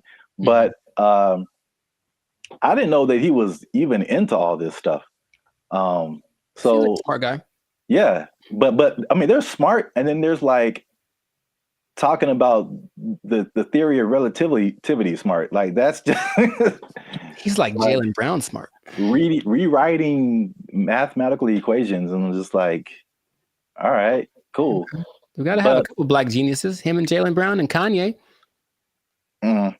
Well, anyway, hashtag too soon. So Howard holds 97 patents. Do you know that? No, that sounds like something that he would tell people at a party. I sense a faint bit of skepticism in your voice, Jericho. We haven't even skeptical. It's just like, is there anything that he's made that has been helpful or that I would know about? We haven't even gone into his claims and what he's talking about, man. Are you saying he's the second coming of George Washington Carver? Is that what you're saying? Are you telling this man, him? It's hard out here for a pimp. Him? Okay, sure. 97. I didn't know that about him. That's cool. It's 97 expensive to patent things. It is. So I guess that acting money helped out. But he believes many of these patents will, of course, change the world. Some of his notable patents include advanced designs in metallurgy, I think I'm saying that right, chemical engineering, and innovations in flight technology. So at the very least, the man is doing things. Yeah, sounds like it. So, but what really shook up the internet was some of his claims. Mm-hmm. All right, so we're just going to go through a few of them that this is kind of tough to talk about because he's talking about things that are beyond most people's comprehension. Sure. And so there's a lot of things that he said or a lot of words, even words that he used that are just not in common vocabulary. But I tried to pull together some synopses and just kind of put it in more lay terms, I guess. Okay. Some of them are just straight up. You can just tell. Like, let's see what Mr. Hustle and Flow's got. I don't know if you saw this part of the podcast, but his first claim is that prenatal memories are real, which most people don't think are, but he debates it, and some other people have debated it. But he said he remembers being inside of his mother's womb. Don't make me laugh. He described detailed memories, such as seeing his hand in utero, and he said he remembers being circumcised as well. I feel like that there's some truth to that, and without having ever studied it, just because it's one of the questions I ask a lot of people when I meet them and I want to break the ice. I ask people what their first memory is. It's just a curious thing because it feels like literally at some point our brain just started hit record. Like this is hitting record. It's all of a sudden like we were playing and nothing is, and all of a sudden something happens and boop, and now it's on, right? So for some people, it's a lot further back than one would think. I don't think I've ever spoken to anybody that said like in utero, but super young breastfeeding, like they remember stuff like that. They remember this. So I don't know if with the 8 billion of us that there are, if some of us aren't capable of remembering that kind of stuff. I guess my question is like, okay, so then what does that mean? Is there something that leads to? Because that's what would interest me. If that means, that means we can turn on the access point of the brain. If that's not, if it's just something to talk about, then I'm like, okay, that's cool, I suppose. Well, I don't think any of his stuff is just stuff to talk about. I think from the overall thing that I got, and then we go into more of his claims, but it's just what I thought was interesting was just the way he sees the world, especially as a creative. It's just a different. It's challenging what has always been like the norm, and just different ways of looking at things. That's cool. So at least on that one, you were kind of like, that's not too far-fetched. Not too far-fetched. Okay. The next one is it might be a little bit beyond me, but again, I still kind of understand and relate. But his next claim is that the universe is built on waves and not particles. He says the fundamental building blocks of reality are not particles but waves. He says this perspective aligns with some interpretations of quantum physics, and his fascination seems likely to stem from the works of physicists like Niels Bohr and Erwin Schrödinger, something like that. Sure. So again, like he's not alone in this. He might be a minority, but people who deal with quantum physics feel like this could be true. I was going to mention that there's something I've read about. It's almost like there's things that I acknowledge that are interesting to me that I wish I had like the mental capacity to process, because I don't think it's a bit above me. But I have read something about like this wave particle experiment where it proves the importance or the impact that watching something. It's a particle experiment. They shoot some kind of electron waves at a target, and depending on whether they record it or not with like a camera, the result is different. Now, how do they know that it's different if they didn't record it? I don't know what they're talking about, but it makes it seem like objectivity has an impact on the way the universe works in general. So I'm looking at you, one thing can happen, or I guess that means that if I'm not looking at something, it could be doing something different than if I was looking at it, which again, what's the point? But that idea is like, I don't really get it, but I'm like, an interesting idea. So waves and particles, would that make the universe? Again, my question would be cool. I'd honestly want to talk to him about it. Maybe just stare at him while he talks. But what does that do for how we understand the world if that is true? If waves instead of particles are what created? Yeah, I feel like I feel like that's a bit beyond me. But I feel like, I mean, it sounds like you're trying to get some practical use out of it. But it's just like, okay, the things that we know about gravity and aerodynamics and stuff like that, by learning that stuff, we can fly planes and helicopters and stuff. Sure, yeah. And so there's some kind of use, I think, in saying it's waves and not particles. I don't fully know how to interpret all of this stuff and to make it like, oh, okay, we can do this now. But I'm sure like that's a kind of genius level, sure, right, kind of thing. Once you know it and then can do something with it. Right. If it means I can surf to Mars, I'm down, bro. That'd be so sick. Yeah, they'll just hit your knees with waves and not particles, and that'll heal them. I'm down for that also. Does anyone out there have answers for knees? Your boy's going through it right now, so yeah, let us know. To continue on this is probably it's probably the last one that just I kind of still didn't. It's too far above me. Mm-hmm. He said gravity is fake. So he said that there's an inward and outward force that shapes planets without relying on things like gravity and dark matter and dark energy. Which this one is kind of big because he challenges Newton and Einstein, like as far as gravity being a fundamental force. And it's I know what you're doing. I know what you're doing. I know I know what you're doing. It's fake. Fake news. Fake news. That did not fall. Okay, people. Okay. That did not fall. That was fake news. Gravity is fake. Okay. All right. I'm not going to do it again. I wouldn't even know where to start with that. That is an interesting idea. If there's another force that's not gravity, then what is that? What is that inward force? Because to me, that inward force is what's called gravity. Is it not? I don't know, man.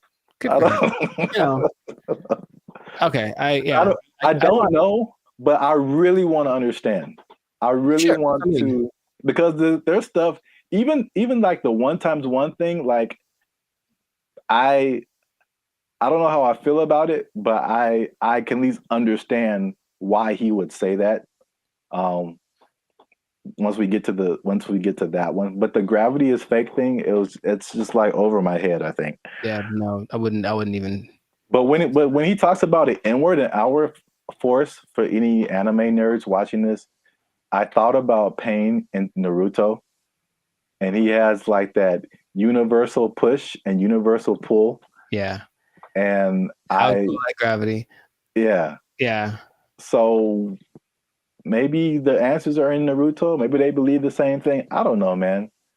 This is just, I just find it funny, obviously. Yeah. Sure. It's interesting. I wouldn't know where to begin with that. Just someone coming out of nowhere and just challenging everything and everyone like we've ever known. It's like, you all are wrong. Gravity isn't real. I mean, it helps me that I only think about him as the Hustle and Flow character. Yeah, that adds another layer. He's stuck in that role to me, so he can say all he wants, but he's saying this. I only saw a portion of that podcast, so I know what he talks like. To me, he's still talking like that character on the podcast. So. Yeah, he definitely has that like typecast, or like his role in Avengers was like, was a War Machine. I forgot he was in that. Yeah, he was like the first War Machine. It's like, War Machine said there's no gravity. For the record, I prefer Don Cheadle. The same. I thought they were both good. Oh, okay. Well, I don't remember Terrence, but okay. Next one is that straight again, along with gravity not being real, also straight lines are not real, Jericho. And this is the one I kind of understand. All right, so this is his explanation. He said, when you view something from the correct perspective, or you view a straight line from the correct perspective, you'll see that it's not straight. So he gave an example that if you put like you draw a straight line, perfectly straight, at least to our human eyes, but if you put it under a microscope, you'll see all the tiny like inflections that don't make it look straight anymore. So basically, these are all conceptual things. He's basically trying to get us to rethink geometrical concepts. Again, why I don't know how that applies to that. Yeah, that I would say. How does that help us? Terrence, how does this help us specifically? I don't think it does. Look straight to me. It works for me. I'm gonna accept. I'm gonna take into consideration two of his ideas, and then for me, gravity and straight lines are pretty much going hand in hand. I will go find a straight line and drop it to celebrate my acceptance of straight lines and gravity. So we're 2 and 2. Yeah. So you can kind of see where he's coming from with the prenatal. But I like the idea of not him trying to be controversial, just saying, hey, think about stuff. We are told things from an early age, and most people, for everything they've been told, that's just how it is. And any idea that something might be different can be scary. It's like, oh, it's the truth. What is? But I appreciate his effort. But that's what I got out of it. All right, so we're 2 and 2, which is perfect because we're coming to the last one I have here, and that is that multiplication is a lie. But I mean, does he say it exactly like that? No, but that's just funny to say. Anyway, okay. he said that one time. This is the middle. He said that one time. What is two? Okay. So he said this is why, because if you combine two unique things, all right, you can't end up with the same thing. Which I hear where he's coming from. You got one, like, because I remember like algebra, like you're always trying to solve for x, and you basically got this side of the equation, you try to balance it out. So if you have two ones on this side, like how are you going to have a one on this side and it still be the same thing? So like, I still don't know if I agree with it, but I totally understand what he's trying to say. I don't appreciate that one. Side of it. And I'll try to be. I haven't taken math class in 2 decades, but I'll try to explain. He said two unique. If you combine two unique things, to me, I'm like combining in my simple brain an object. This is a guitar pick with a concept, which is a number of these that I'm thinking about. Right. So if I have one of these, this is my object, and I take a number that represents how many of these I could have. If I go times 2, I will then have 2 of these, right? Hey, look what happened. Now I have 2. If I take this one object and then I multiply it by a concept that is singular, nothing changes. Because here's the other thing. I think I can bring a Naruto this also. I want to figure it out because usually there's like, or this might be Avatar. It's like, okay, there's like good or bad. So something has to be one or the other, positive or negative. And then there's a guru, the guru on the mountain that made him drink the banana onion juice. He said there's also a neutral. That's the third option, and people forget about that. So yeah, does this have to change if I multiply it? No. It could go bigger, it could go smaller, or it could stay the same. And the stay the same is the times 1. So that is my argument, Mr. Howard. I had like one of those chalkboards on the back I could draw on with all the numbers and everything. Yeah. The hot to crazy chart. You remember that one guy? Oh, nice. I appreciate that, man. So I don't agree with that at all. National treasure. I don't think I do, but I want it to be a thing. I got you. That's deep down. I want 1 times 1 to be. If enough people talk about it, it'll become something. Yeah, if enough people talk about it, it'll become something. I really don't think that it's important. Again, it's just like what? Look, their way to change math with that Common Core stuff. Oh yeah, everyone's all messed up, but the kids nowadays are gonna be just so stupid. All the math is wrong, and so now they're gonna throw this in there. Like, by the way, 1 times 1 is 1 or 2, and then what? Because another thing. So if that becomes true, that's just hypothesize. Then wouldn't that change everything? Because you can't just change one thing without changing other things. If there's the fundamental concept that 1 times 1 was 1 and now 1 times 1 is 2, doesn't that somehow affect everything else? I think so, but I'm not sure. I don't want to really think about it. I just want to. I want someone else to figure it out and tell me on the internet. Not just ask ChatGPT, but no. 1 times 1 is 1. Since forever and ever and always, one thing can stay one thing. I am 1 times 1. I should make that my counter. Make a shirt. I am 1 times 1, and I just stand boldly, holding a flag and like a bowl of rice pudding. Oh, wow. I don't know why the second thing. All right, so that's 2 and 3. 2 and 3. All right, so we might end up with a tie here because this is a bonus one. Okay. And this is probably of all these things, this is the coolest thing. At least one of the coolest things I think he said. Okay. Was just like kind of opened my mind a little bit. And he said that the periodic table is structured incorrectly. I mean, again, how is this useful? I don't know, but I thought the visual was very cool. Okay. And I should have tested this before I started, but take chances. It's real life. Just take chances. Let's see what happens. Okay. So check this out. This is the periodic table of elements. So basically, he said he learned the periodic table, but he saw it in a different way. He saw it in circles. Mm-hmm. So I thought it was super interesting because it's kind of hard to explain. He breaks it into octaves, which we can relate to as musicians.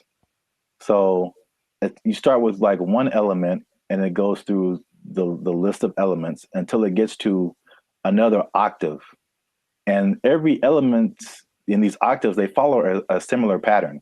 Like in the middle here, you start at helium, in the middle would be carbon, and then at the end would be neon.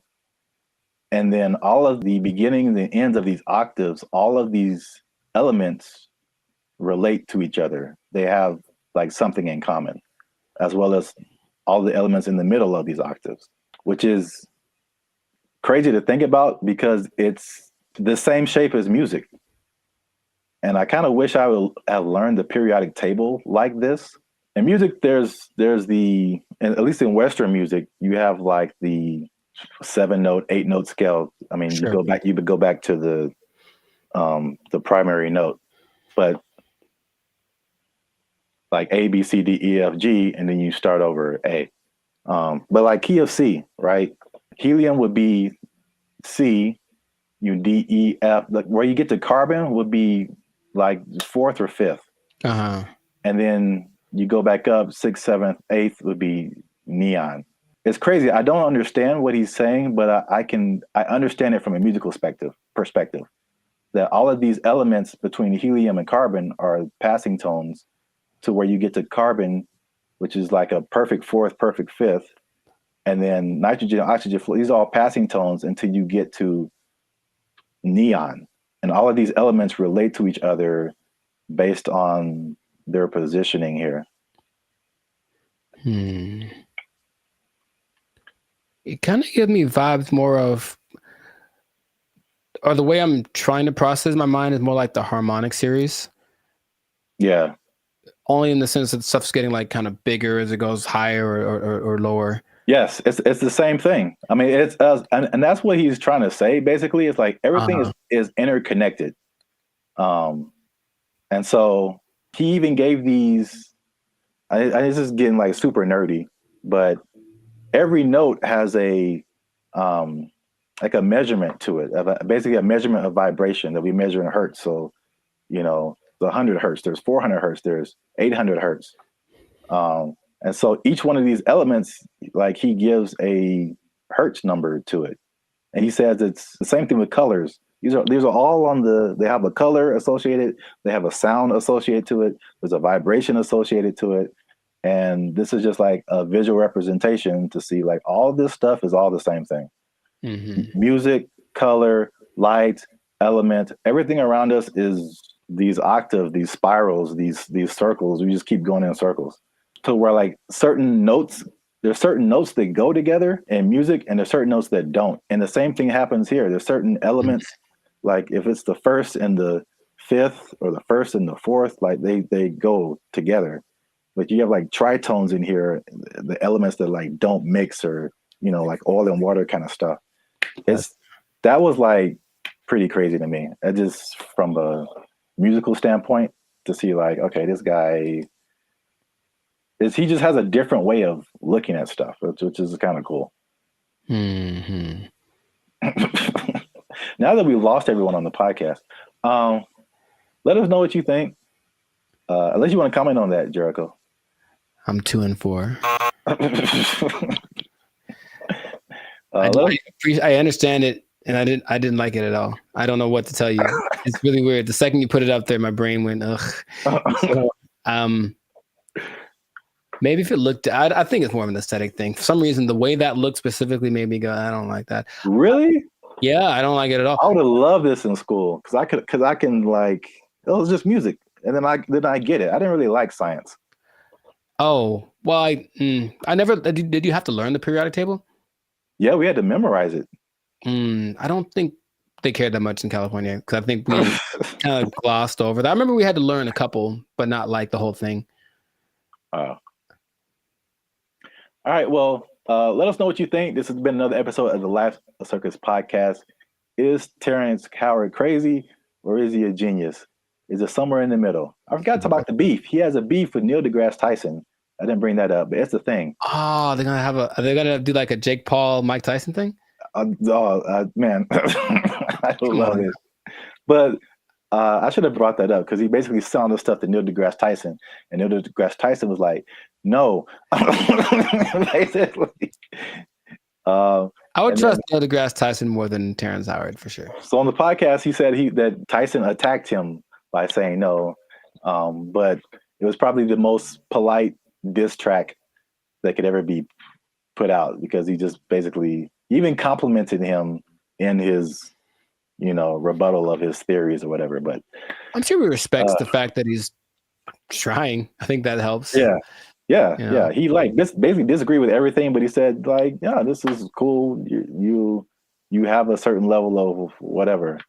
Mm-hmm. It was very complimentary diss. So I don't know where he got the attack part from. But let us know what you think. Is he right? Is he wrong? Is this a cool way of thinking about stuff? Did you know all this stuff about Terrence Howard? 97 patents is crazy. Yeah, leave a comment.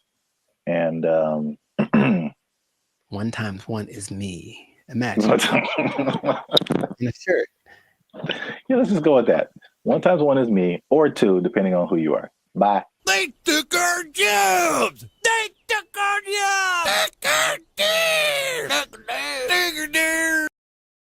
If this was in California, they would be asking for like $60 an hour. Right. To serve mediocre waffles. To provide mediocre service, serving mediocre food. $60 an hour. To mediocre people. All right.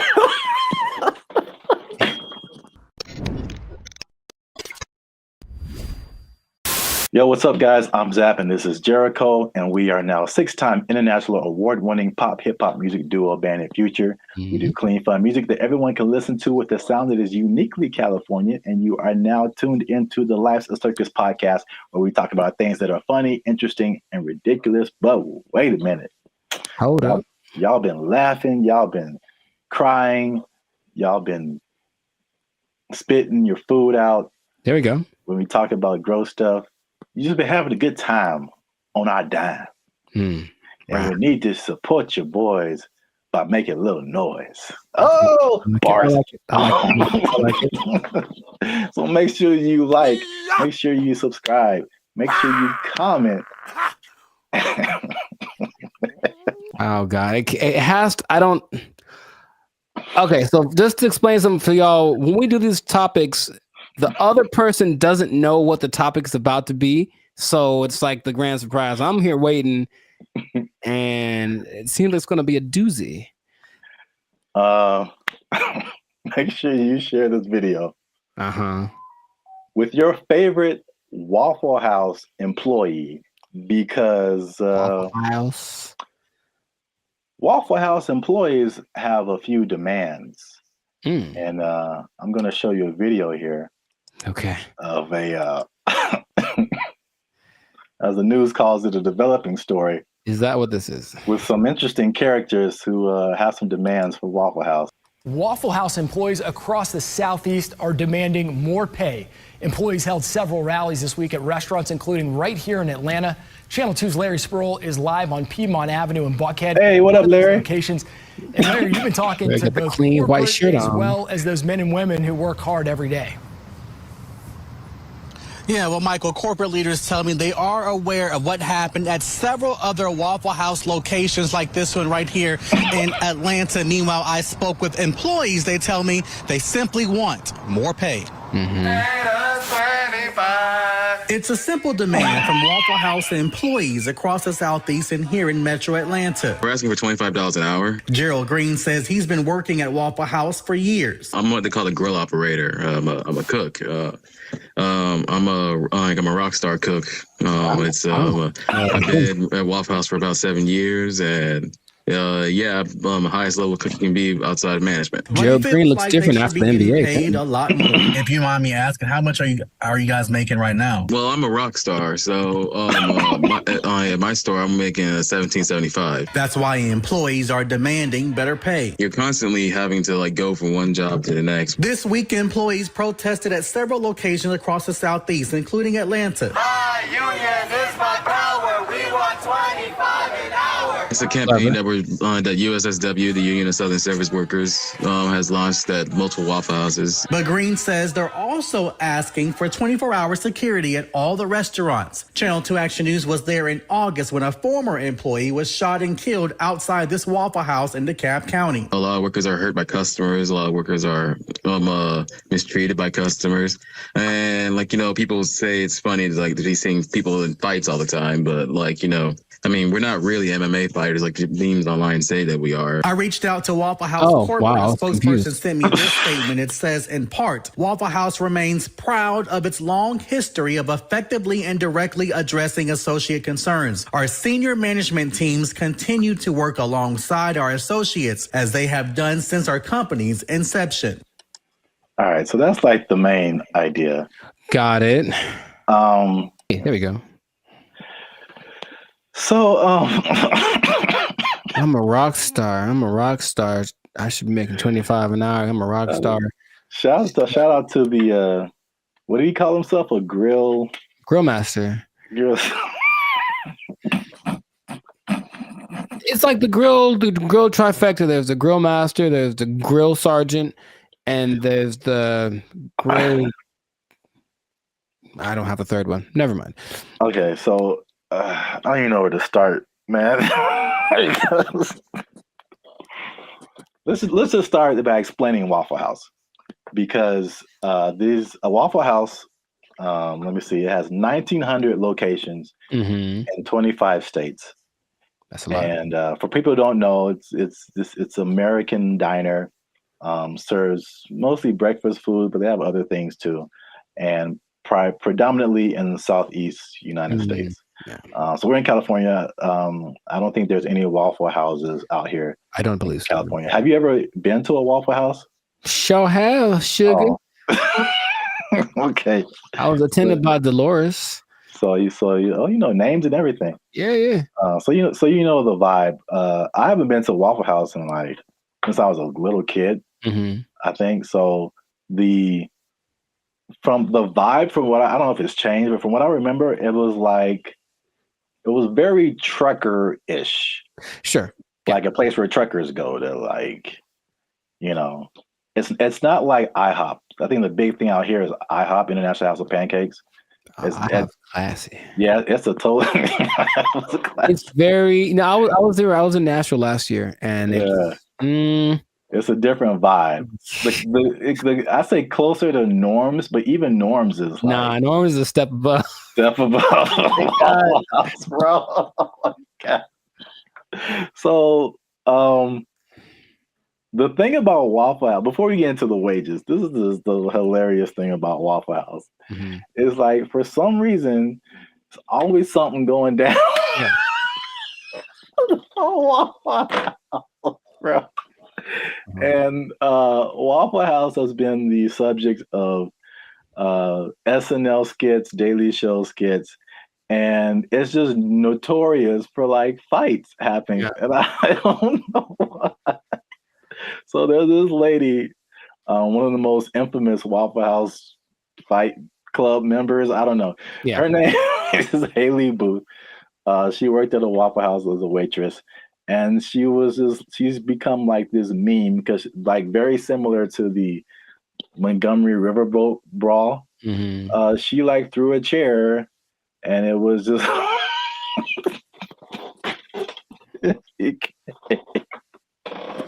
it became a meme. So it's a big social media thing with Waffle House. And like these are some of the quotes from like social media. Okay. Oh, Haley, the waitress, she says, and I quote, "I've probably cleaned blood off of every surface of a Waffle House." Just to give you guys an idea. Mm-hmm. Someone else as a joke said, "A fully staffed Waffle House could take out ISIS." There's another one. Yeah, accurate. It says, there's a Fight Club meme that says, "If this is your first fight at Waffle House, you have to fight." Mm. So that's the vibe of Waffle House. And then for the waitress, she says that the primary reason she thinks why there's fights is two reasons. Is one, it being open 24/7, and two, them serving alcohol, and the combination of those two things turning into fights. Yes, well, two things. Can we every time we say that, can like something just pop up like a head or something? Just to hint like coming soon to a podcast near you. Two things, but one, I don't think it's a coincidence that the Waffle House logo uses the same colors as Spirit Airlines. That's just kind of my first thought. Second, and this is from personal experience, people are drunk when they get to Waffle House. Yes. So it does not matter whether they serve it or not. I read that too. So basically, for sure. Waffle House is like the after club spot. Yes. So once the club closes down, the Waffle House is open and ready for all comers. And man, it's just... yeah, they gotta shut it. Waffle House. But places like Denny's are open 24 hours, a lot of them, and Denny's don't have that. So it's something about Waffle House. It's something about Waffle. It's like when you walk in, you do feel this. The first time I went to Waffle House, I was young. I was probably 10 or 11 in Missouri, I think. And I remember I remember my waffle was cold and the butter wasn't melted. So I was mad about that. But I also remember that there were people. Oh, there's a word that my mom used to say all the time. Nefarious. I think there's some nefarious individuals in the corner, and she's kind of uncomfortable with having her kids in this place with these nefarious individuals. Kind of suspicious. And I didn't know that was normal until I went to another one later, older, and I was like, I feel like those are the same people. Like, I was like, I think they just have them instead of the weird bunch from the McDonald's group, like all them. They just have these cats in the corner ready to start some stuff. Like that's what it feels like. Yeah, that's. Oh, I was so thrilled about this topic. Also, I think the food is okay. Yes, so that's a good segue. The food and the service. It is borderline acceptable. And so now, fast forward to today, Waffle House employees are pushing for $25 an hour in Georgia. I'm getting mixed numbers, but I think the Georgia minimum wage is $7.25 today. That sounds about right. So Georgia, I mean, that's almost a 4 times increase.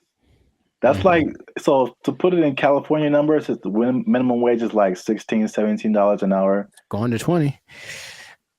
So that means like, if this was in California, they would be asking for like $60 an hour. Right. To serve mediocre waffles. To provide mediocre service, serving mediocre food. $60 an hour. To mediocre people. All right. It should be like an intervention. Like if you're in the Waffle House, like, man, IHOP's right over there. Just copyright. Wow. Just do yourself a favor and upgrade a little bit.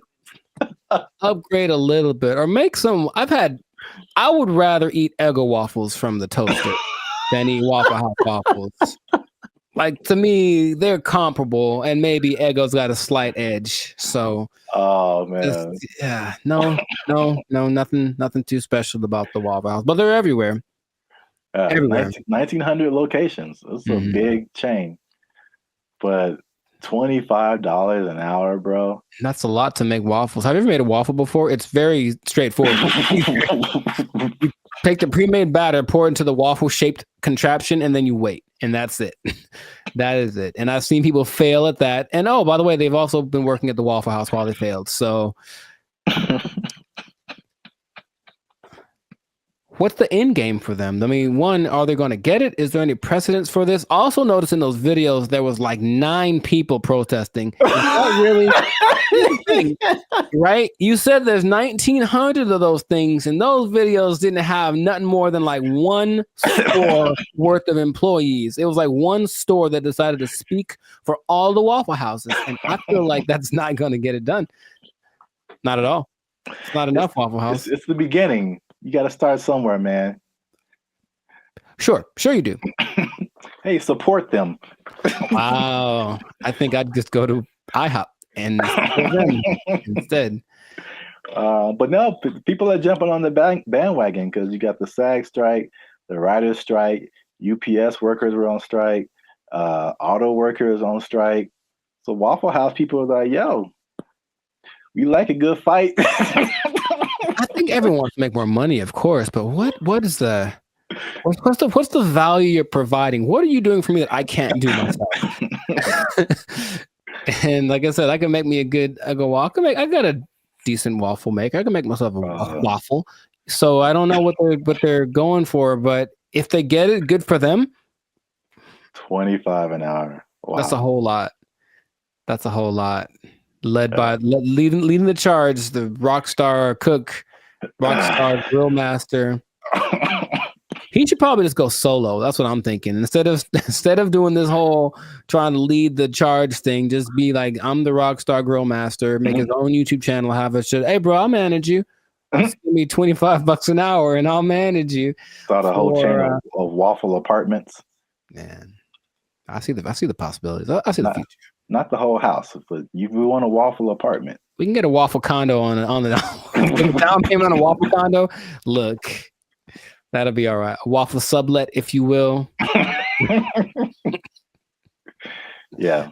Well, we've talked about this way too long. We still could. That's the problem. I can keep going for another 10 minutes because it is fun to talk about. Oh man, I'm in tears. Good old Waffle House. So make sure you like, subscribe, comment, and share this video. Well, again, your favorite Waffle House employee. Ooh. And as a sign of support, of course. Sure. And yeah, we'll be back here, same bad station, same bad channel. Is that how they said it? I don't remember. I don't really remember either, but yeah, I'm not old enough to remember that. Nor am I.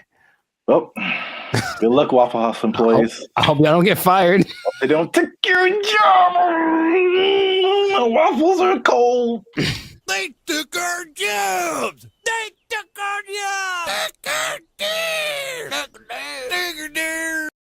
And I go in there, and basically I stand there for 10 minutes without anyone talking to me because no one's working the front.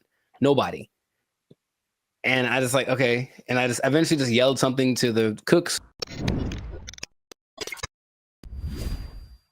What's going on, everybody? I'm Jericho, and this is Zap, and we're the now 8-time international award-winning pop hip-hop duo Band the Future. We make music that's funny. No. Huh? We make clean, fun music that's easy for everyone to listen to with a sound that's uniquely Californian. And right now, you're tuned into the Life's a Circus podcast, where we talk about things that are funny, interesting, and just straight ridiculous. So before we get into this thing, make sure to like, subscribe, comment, and share this video with at least 2 people that knew that the wage increase for fast food workers was a bad idea. I'm telling you right now, it was a bad idea, and I have proof with numbers, with personal experiences. One thing, okay, so I didn't actually know this. I thought it went into effect January 1st, but actually went into effect April 1st. Yeah. Yeah, so there's less data on the effect of it, but I have already There's enough data, I know that. Huh? There's enough data, I know that. Yeah.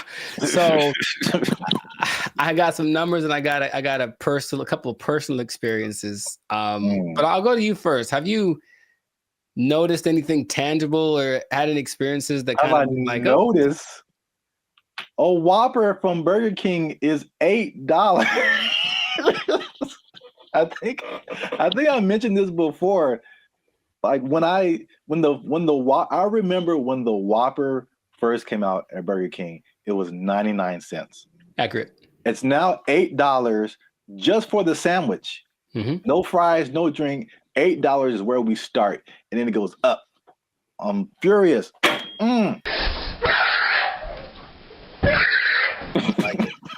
So yes, increased prices everywhere across the board, and I had a couple of eye-opening experiences just last week. Hey, y'all, come look at this.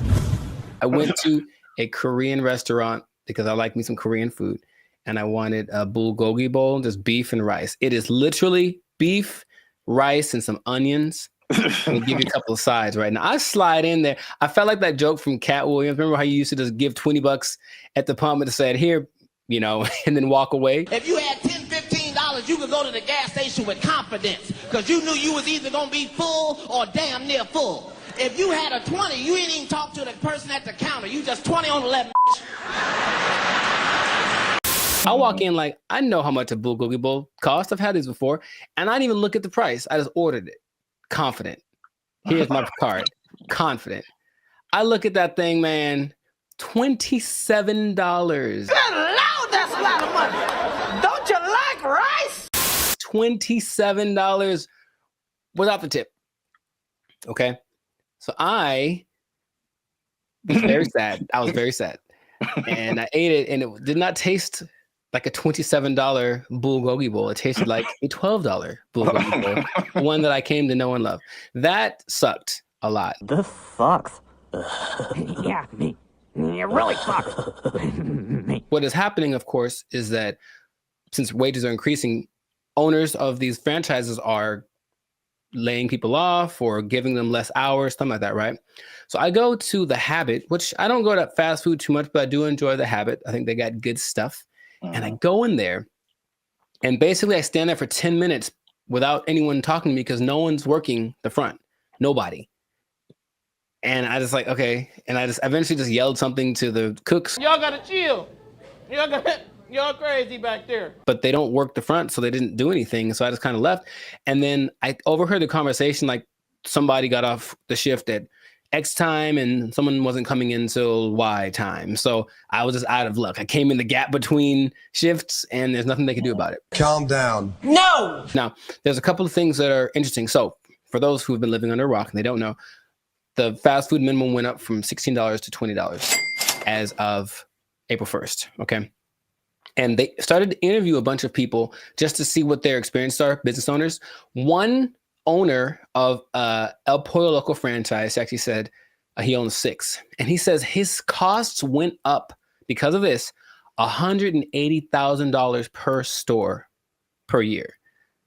Just one guy. And he says, I can't handle it. So he says, as of today, I'm in the red. We're losing money. We're going to need to stop the boat from leaking by making changes, which means raising prices, laying people off, all that kind of stuff. And it keeps happening. There's also confusion about who it applies to still. People like, there's a Gabriella Campbell who owns an ice cream place in LA, and she's not quite sure. She had to write the assemblyman. All this is confusing. So they're trying to figure out what's going to happen. So they're losing money from litigation, trying to get paperwork signed and documents and hire lawyers and all this stuff. It's just chaos, right? No one knows what's happening. And so the big thing is that I think it's all going exactly like we predicted.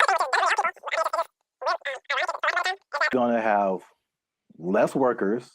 Somebody's going to get fired. Right. Or more automation.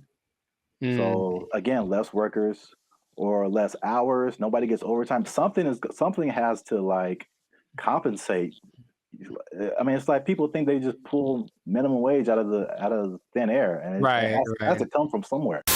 Another gentleman said, Brian Hom, he owns San Jose Vitality Bowl, and he said, one, customers are really mad at his $14 price for an acai bowl, which I understand because I've made an acai bowl for $3. So I understand the price.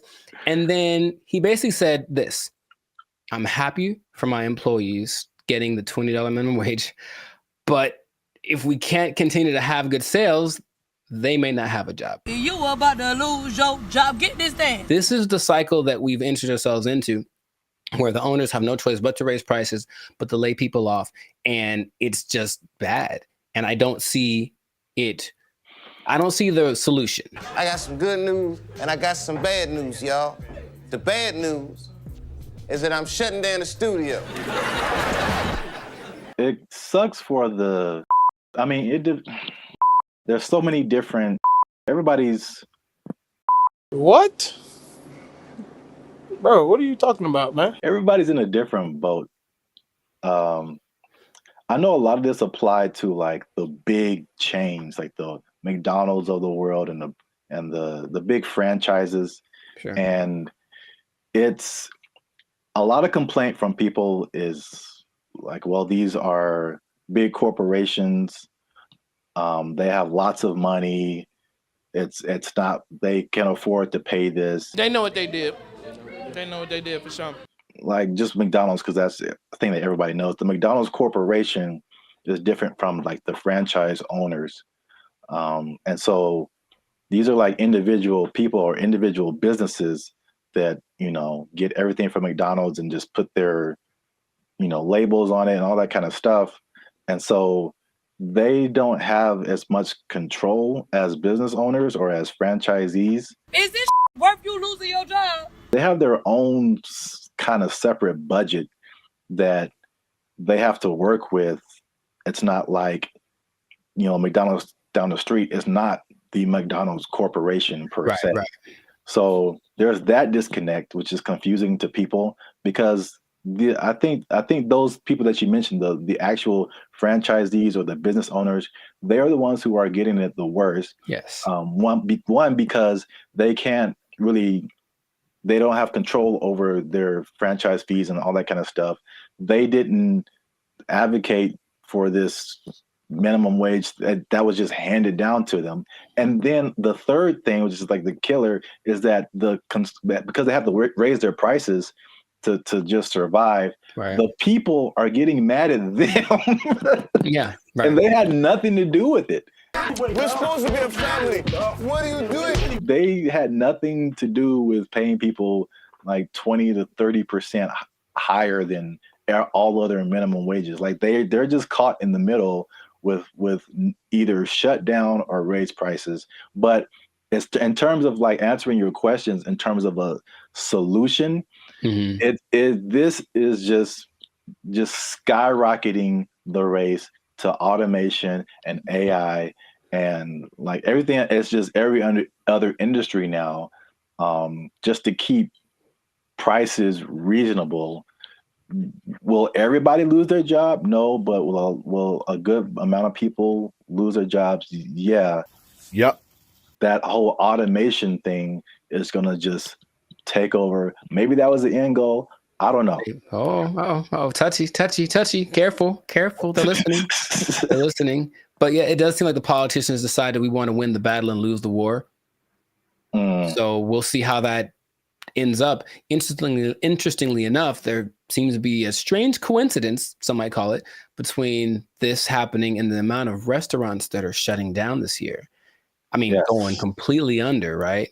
And I was going to tell you all about that in another episode of the Life Circus podcast. But for now, we're going to wrap this one up because we're a little over time. So just make sure to support businesses as best you can. But if the prices are too high, you vote with your dollars, right? So you can say, hey, this is a bit much. I'm not paying $8 for not never. Not never am I paying $8 for a Whopper. Not never. That's what I'm trying to tell you.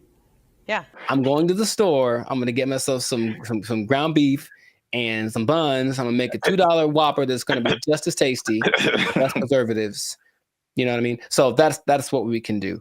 But yes, make sure to stay tuned for another episode of the Life Circus podcast where we do talk about restaurants going under because it's kind of sad. A couple are hitting close to home, man. It's gonna get kind of teary-eyed in this one. We'll see. But make sure to like, subscribe, comment, and share this video with people who just want to say I told you so, I guess. That's exactly what happened in this situation with the fast food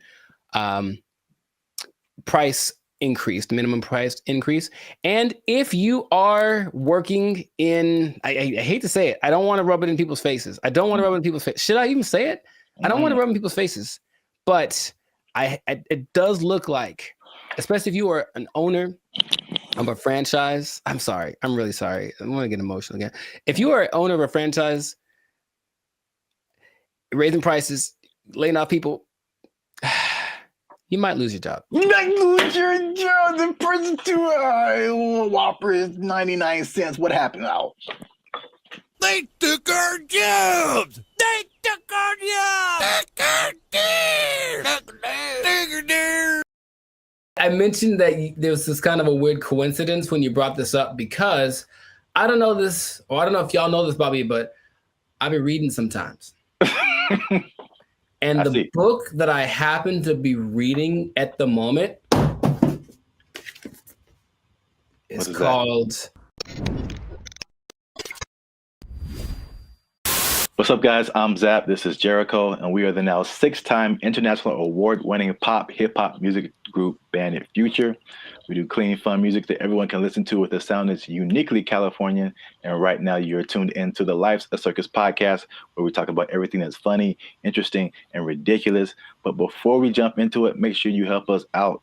Like, subscribe, comment, and share this video with somebody who likes plants. Or vegetables. Throw them in there too. They're plants. Because vegetables are murder. And I'm bringing it back because there's some news, man. So before we had a couple of videos actually about the carnivore diet, if you remember. And it was just like basically the opposite of vegetarianism or veganism. So instead of not eating meat, you're not eating like vegetables and plants. It's kind of weird. Joe Rogan was all into it. He said it worked for him. Right. But I don't know if you remember, you mentioned a lady who said that plants kill you from the inside. Do you remember her name or like what she was talking about? Her name, no. But she was saying like plants, it was like a defense. Well, yeah, but plants basically as a defense mechanism secrete things that basically make the person who eats them feel bad so they don't keep eating them. You know, which is the thing that some plants, I mean, honestly do. Yeah. Any, creature, but I don't remember her name. Okay. No, it was funny at the time, and I kind of halfway believed it, but there's more evidence that has come out now. So there's been a recent study in Japan about plants actually talking to one another.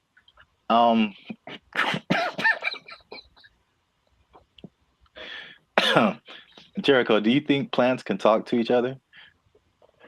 Yes. Okay. Well, that was an easy sell. But Well, here's the thing. I mentioned that there was this kind of a weird coincidence when you brought this up because I don't know this, or I don't know if y'all know this, Bobby, but I've been reading sometimes. And the book that I happen to be reading at the moment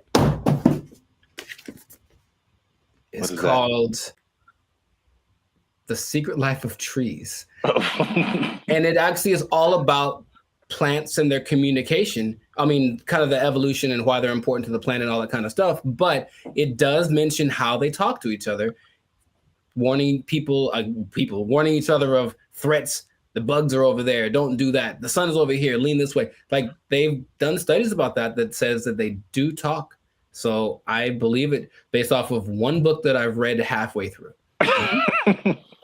That is pretty crazy because that's kind of what they did in the study in Japan. Like they already knew that, but now they used this some kind of fluorescent light to kind of see a visual representation of the plants communicating. And they said the same thing, that plants that even though it's not like, because some people are like, oh, plants have feelings, and that's kind of different. like they don't get sad or happy, or I don't think that they just kind of do things. But you disagree because it's in your book. The thing. In Japan, because I like to say it that way, because there's one anime I saw forever ago that said it like that, Japan. So I like it. But yeah, in Japan, they've also done studies that show that plants have feelings in the sense that the words that, okay, let's just go way back. I guess maybe words have power in general to make create the universe, literally. If you say nice things to plants that grow better, they feel it, like they do. That's their result. And so if you go to Japan, which I recommend that y'all do, and you try the fruit, you're eating fruit one that's really expensive, but it's really good. And part of it is because they actually care for it, like they cultivate it, they talk to it, they massage it, they do all that stuff because they really believe that the plants feel, oh, I feel good, I'll grow better. And I can't say they're wrong. I mean, yeah, I guess feelings in terms of like emotions, like the feeling is like kind of sensory. They can sense stuff, but like some people take it to the extent of like this plant is happy or this plant is angry, or I don't know how far that goes. Because there's this lady who's PhD. She says he can have emotions because they don't have a nervous system like we do. So they can't like, you know what I'm saying? Like those kind of feelings. I get you. I mean, I don't think plants get into depression or nothing like that, but I don't know. I haven't read the whole book. Maybe in a week I'll be like, guess what? Breaking news. I read the whole thing and it said at the end, plants have feelings, period. So. All right. Well, just to piggyback off of that. So what they also found in this Japanese study is that they released something called volatile organic compounds. So it kind of explains more of this defense mechanism or the communication.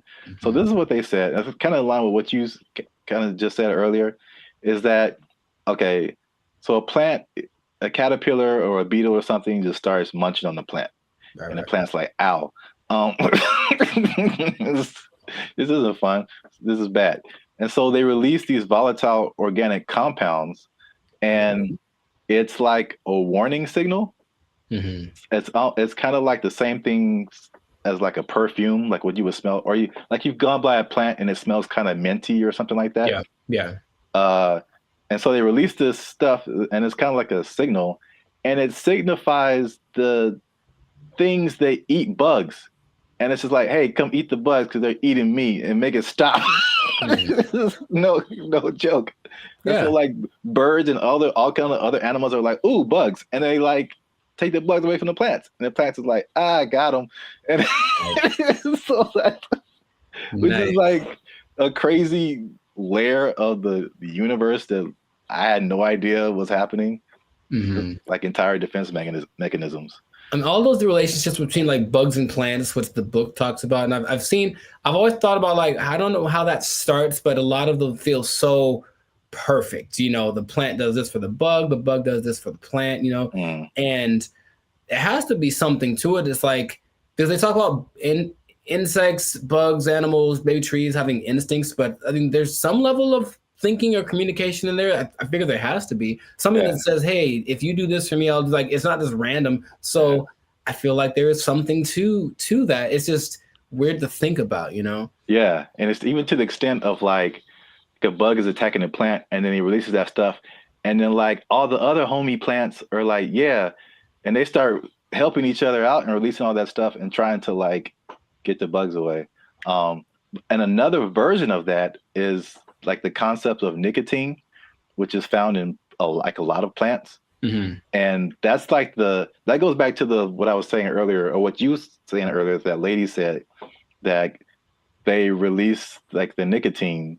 That's like another defense mechanism to where like they killing you from the inside. Y'all stop eating plants. They gangsters out here. You think it's a nice flower and it's trying to murk you. I'm saying plants are nice. They got flowers. They have, I can't remember any parts of the stamen. Maybe they have parts. Okay, that sounds right. Yeah, sure. Stamen, bark, right? Like 7th grade, maybe 7th grade botany class or whatever. They got rings. You can tell how old they are. That's cool. You know what I mean? But yeah. So the moral of the story is plants are a gangster and crazy. So don't mess with them. Eat chicken. Plants have feelings. Yeah, let's put that on his shirt. They'll get that VOC on you. That what do you call it? Volatile VOC. Organic compound. Yeah. VOC, son. Yeah, VOCs represent. Gang. If you see VOC spray painted on a redwood, don't hear it. Yeah. That's it. That's been another episode of the Life of Circus podcast. Make sure you like, subscribe, comment, share this video. Let us know if you've been ganged up on by a plant or if you've seen a plant talking, because people will think you're strange, but we might believe you. Feed me, Seymour. They took our jobs. They took our jobs. Dumb, but it stayed on its feet. That was crazy. Okay. I guess I'll just save all the comments for the.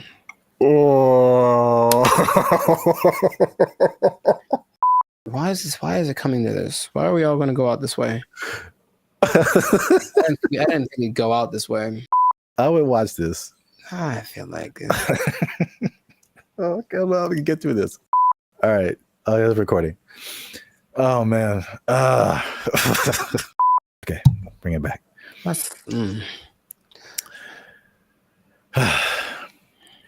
What's up, everybody? I'm Zap. That's Jericho. And this is Bandit Future. And I found this on the internet, man. In true human form, Jericho, we've been blessed with this gift of robotics and AI. And what are we going to do with it? We're going to make it fight each other. The world's first kickboxing tournament exclusively featuring humanoid robots just took place in China. Here's everything we know about this first of its kind robot rumble, and of course, all the best highlights. For this video. 6 different robots slugged it out for the top spot, each with a team of human operators outside the ring, giving robots commands via remote control. The robots were armed with several different combat moves that Unitree says came from external experts. That doesn't even look real, man. That's crazy. Oh my God. That doesn't even look real. Remember those little things that you'd have like way back in the day? Those little, I guess a board game, but it was 2 real robots and each person. Yeah. What were those called? Like Sock'em, Rock'em, something like that. Yeah. It's just that, but times 1,000. And this is so great. I love this so much. I don't want this to. Gosh, he's gonna kick it. It's gonna remember him, get him in like a decade. Anyways, just keep going. I feel like we do this to ourselves, and then we blame other people. That's what I feel like is gonna happen. We just start building these things, and our first thought is like, "Hey, let's have them punch each other and kick each other." Nah, that's entertainment. That's our second thought. The first thought was sex robots. Oh, well, for sure. But this is a close second, I would say. Yay, humanity! Are these the G? These are the G ones, right? I think we're talking about. These are the Unitree G. We have another video about that. I put a link to it. And the guy, man, these comments. You guys comment whatever you want. But there was a guy like trying to fight us, like, "Oh, it's not as good as the Tesla bot." And blah blah blah blah. I have not seen the Tesla bot do this. Nor have I. Nor do I want to. And it's. I know the Tesla bot is like more advanced. It does. These are two different things. But the main thing about this particular, the G ones, like you were talking about, is the agility. When they get up, it doesn't look real, man. Like that looks crazy. These moves include straight punches, hooks, uppercuts, a roundhouse kick, front knee, and what looks to me like a front kick or push kick. Martial arts experts, let us know down in the comments which one you think it is. The robots are also... So you can do all of those punches. I can still pretend this is fake until I see it in person. At least I have a happy place in my head that says somehow this isn't real because it doesn't look real, and I can just pretend. Until I see it, I'll pretend that it's not real. Jericho, it can roundhouse kick you in the face if it wants to. I know it, but I think it wants to. That's the thing I don't like. I think it wants to. I think it's like take all comers, bro. It's gonna keep getting more crazy. This is already crazy. Yeah. Let's watch some more. Able to pivot and move around, as well as stand up from a fall. In the opening match, it was blue versus purple, with the other robots standing in the corners of the ring, cheering on the robot-on-robot carnage. While it's humans calling the shots from the sidelines, the robots themselves must maintain their balance, while taking punches and performing kicks and knees that sometimes force them onto one leg. Unitree says this was achieved by a combination of sensors in the robot, which feed it information on its body position, as well as AI reinforcement learning performed in simulation. It's impressive. What was that? It's impressive, those little steps that they take to get their balance back. Yeah. That's gotta be really hard to replicate. The next round saw the black-clad robot named AI Strategist facing off against the robot in pink, known as the Silk Artisan. While it took these robots a second to find each other on the battlefield, eventually they locked in, resulting in one of the most devastating clashes of the entire event. AI Strategist took the first fall when a kick threw it off balance, but it was back on its feet and taunting its opponent in no time. In the next round, the Silk Artisan got its leg caught on the AI Strategist, causing it to stumble, but it stayed on its feet. That was crazy. Because check it out, for a human, that's a torn ACL right there. You see that? And it was just like hated it, and then just kept moving. That's so. Wait a minute. That was in no time. In the next round, the Silk Artisan got its leg caught on the AI Strategist, causing it to stumble. No. Both sides landed some good. That's wild. In the next round, Black delivered a devastating knee to Pink, but it wasn't enough to keep the Silk Artisan down. The face-off came to a brutal conclusion when Pink went for a right hook as Black went for the knee, throwing the Silk Artisan off balance and sending its legs all over the place in a finisher that looks like it belongs in a Mortal Kombat video game. AI Strategist celebrated the devastating blow by falling face first over the Silk Artisan in a nail-biting conclusion to a thrilling match. In the penultimate bout, Power Core Guardian in green went punch for punch with Armored Mulan in red. The fight began with a clash of kicks. Robots traded blows back and forth. Green took the first fall when a kick went wrong, but it was back on its feet. They're all the same size. They're both the same size. And I guarantee what's going to start to make these more interesting is the modifications, or I guess whatever within the parameters of the rules. They can have bigger legs or smaller, whatever it is to kind of make them a little bit different, but that's when it's going to get kind of crazy. The final round saw AI Strategist facing off against Power Core Guardian. Once again, we saw the robots get stuck together and need to be separated. Green took the first fall while attempting to knee the robot in black, but came back strong, seeming totally unmoved by what appeared to be a powerful kick from AI strategists. For this, I feel like it's going to be more similar to like MMA or boxing, where like they're the same weight and size, and then but you can train them to, because right now it looks like they have like, I don't know, 6-7 moves that they can do. Yeah. But what if you train it to like where it has, you know, all these different combinations? It's like a video game, a live action. I just want to know if those controllers are the same as like Street Fighter, like down, down, up, up, roundhouse, like something. And then I hope so. AI strategist took home the top prize at the China Media Group World Robot Tournament, Mecha Combat Arena. The G1 humanoid robot comes in several different models, and whoa, what's that? That's a little bit extra. Like they're not doing that. The intro? No, just right there. That robot that just did like this World Robot Tournament, Mecha Combat Arena. Yeah.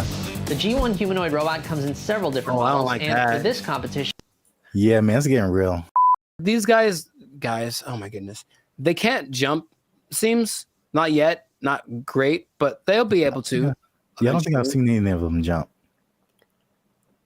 I've seen videos of robots that can jump, but it seems like they're just jumping back and forth. But like, imagine these things being able to jump and do like, there's nothing that'll stop them from being able to jump 20 feet in the air. Like, you know what I mean? Like, it's going to be impressive. I just, for the spectacle of it, is it worth our safety?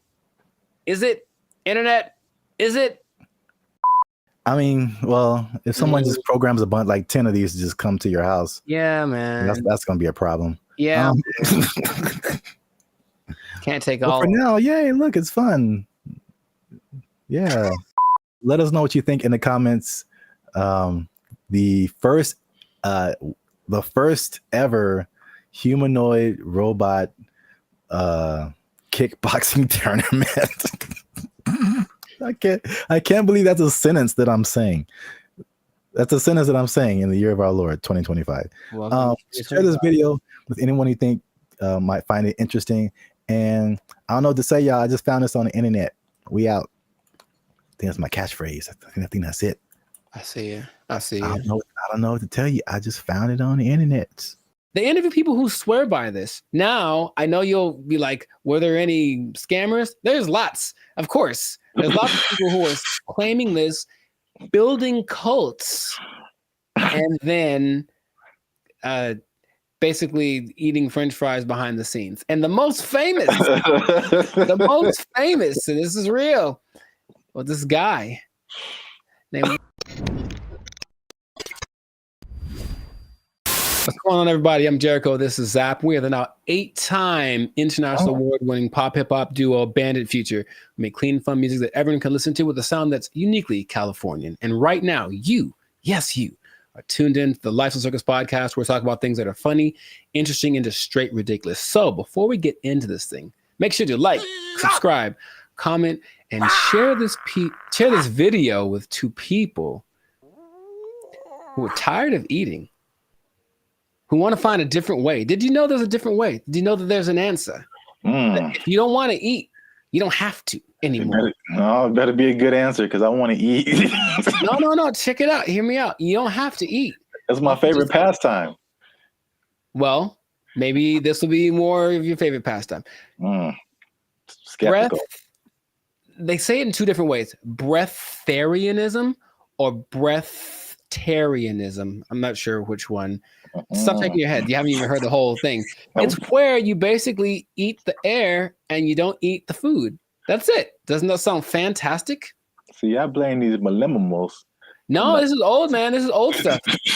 This is old stuff. So, for those of you who have never heard the term breatharianism or breatharianism, I hear both. The guy in the video that I was listening to said both back to back, including in his annotations. I was like, okay, so pick one, dude. But anyways, it's the idea that human beings do not need to eat calories to sustain energy. And there is evidence of this, although there's lots of skepticism, understandably. You don't like this at all. I understand.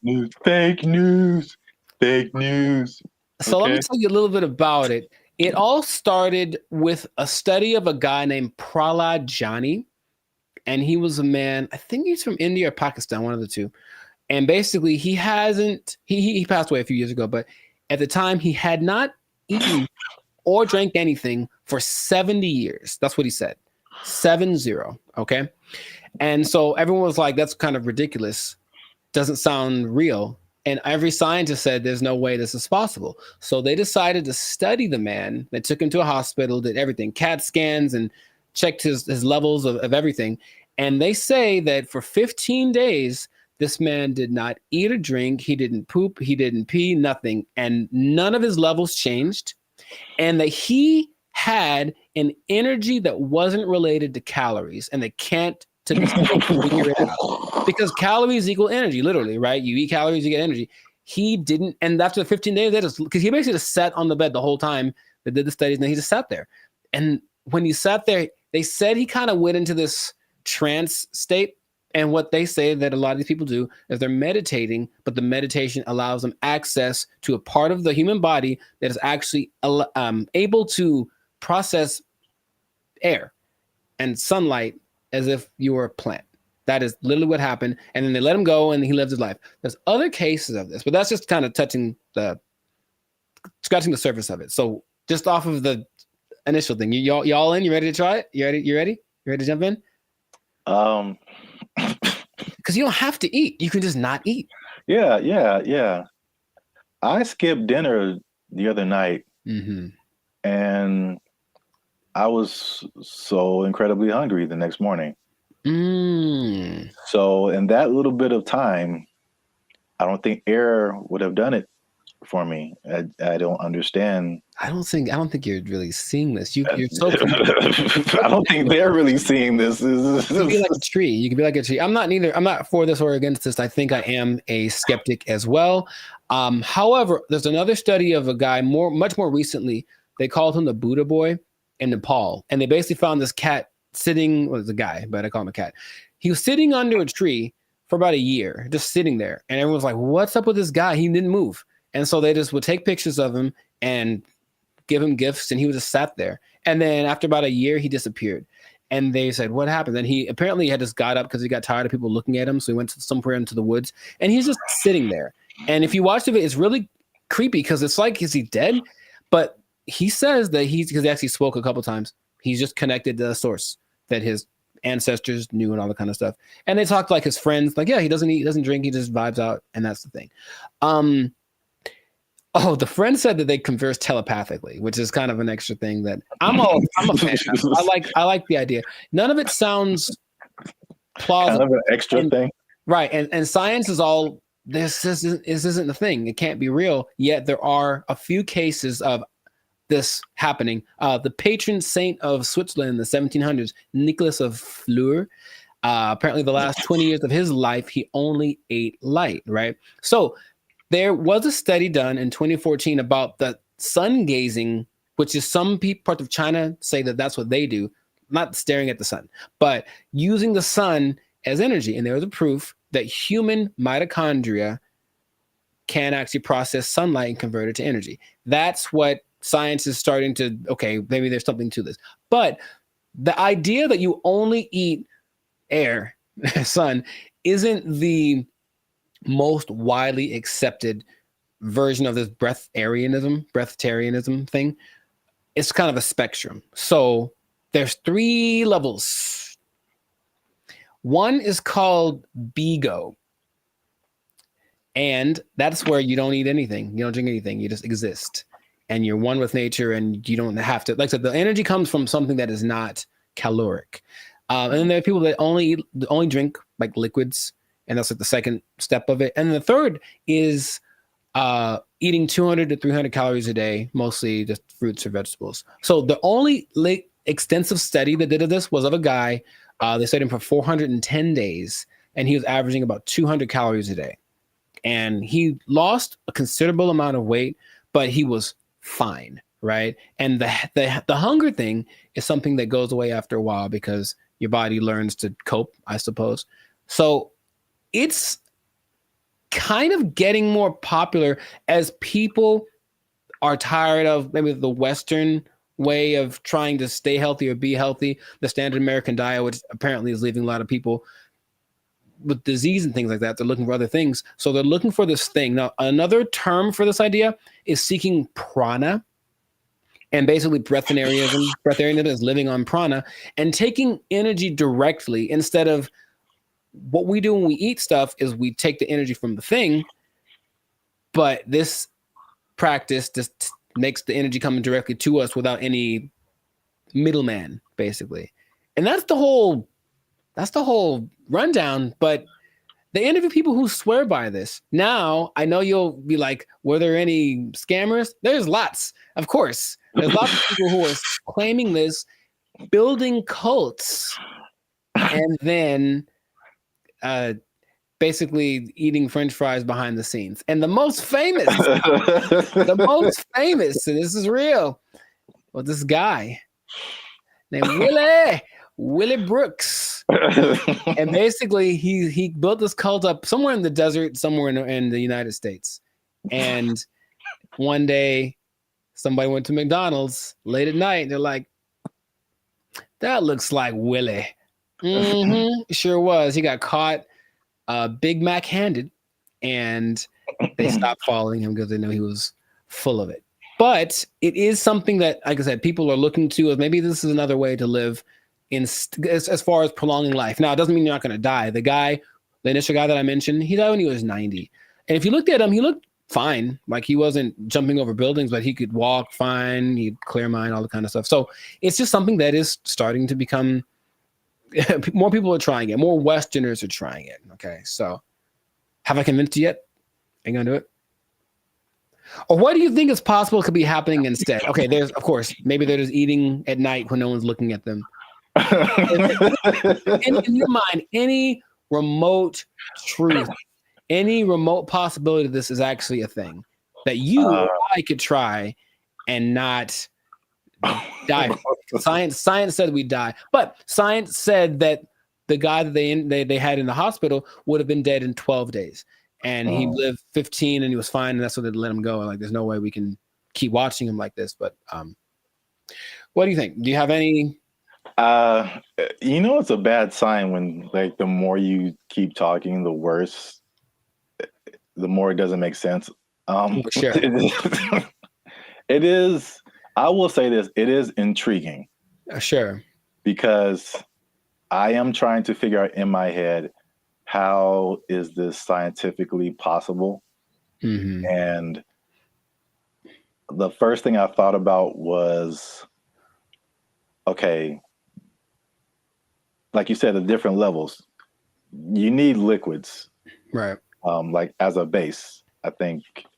So is there a way to, because there's moisture in the air, is whatever these guys are doing, is it like extracting moisture out of the air into your body and somehow providing liquids?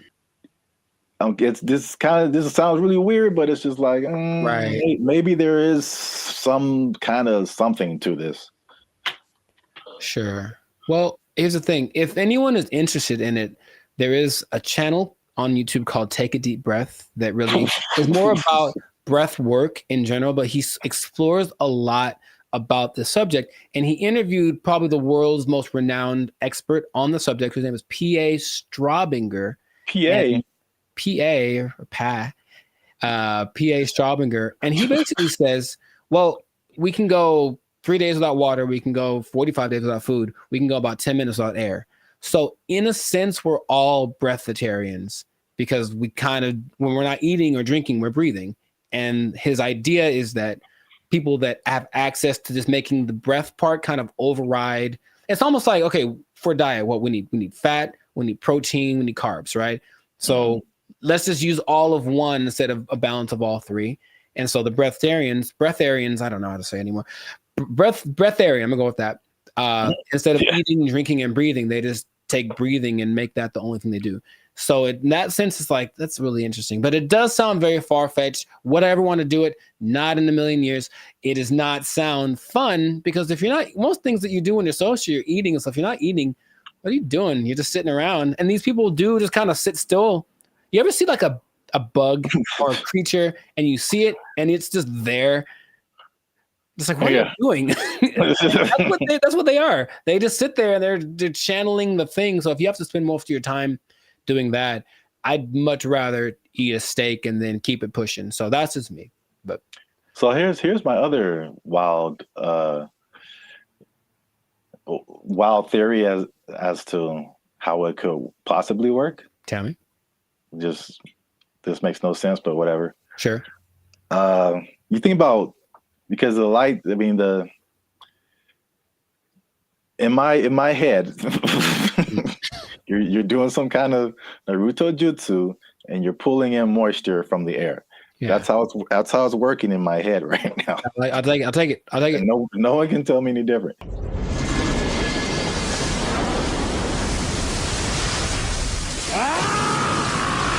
So now it's like, okay, you've got the liquid part. What about all the solid, like protein, all that kind of stuff? I'm thinking about all the microscopic organisms that are around us, all the bacteria, all the stuff that's on us. I read something the other day that was just like, there's all these things on our faces. Yeah, everything. There's just like thousands of these little whatever. And then there's stuff all in the air. What if they're just like focusing so hard on the breathing that they're like intaking all of these microorganisms that have all of this stuff that we have with food? So basically it's like they're eating all the time, just microscopic versions of food. So they're whales. Boom. You heard it here first. People. Boom. I wish I had a mic. Where's the microphone? Breatharians or whales? That's what I heard. Nobel Peace Prize right here. Give it to me. I don't know if pieces of the thing you get for this. I feel like we riots in the street. Guess what, everybody? Closing down KFC and Popeyes because you just open your mouth and walk around. Oh, what if you opened an air restaurant and just charge people $20? People would go. I know people would go. All right, that's. Oh gosh, I'm $20 all you can eat. It's the purest air from the mountaintops of Sweden. Well, I think that this is a fascinating thing that if people want to investigate more, go for it. But like I said, I'm not going to try it. So if you do, leave a comment that says you tried it and that you're going to live forever because you found Nirvana. I'm not sure. Live your life. But this has been another episode of the Lifestyle Circus podcast. So make sure to like, subscribe, comment, share this video with someone that you think will find it interesting, and just keep this in mind. All right. Let's hit home. If you don't eat, you don't need to buy food. Well, yeah. If you don't need to buy food, maybe you don't need a job. You don't need a job. You don't need a job because you don't have to buy food. Just eat air. Oh, it's not possible. They took our jobs. They took our jobs. Oh, I had one and I forgot it. So it was like unique. Recycling toilet paper. I mean, wow. I mean, I only brought it up because it is a real thing. Like, people do that. How do you recycle toilet paper?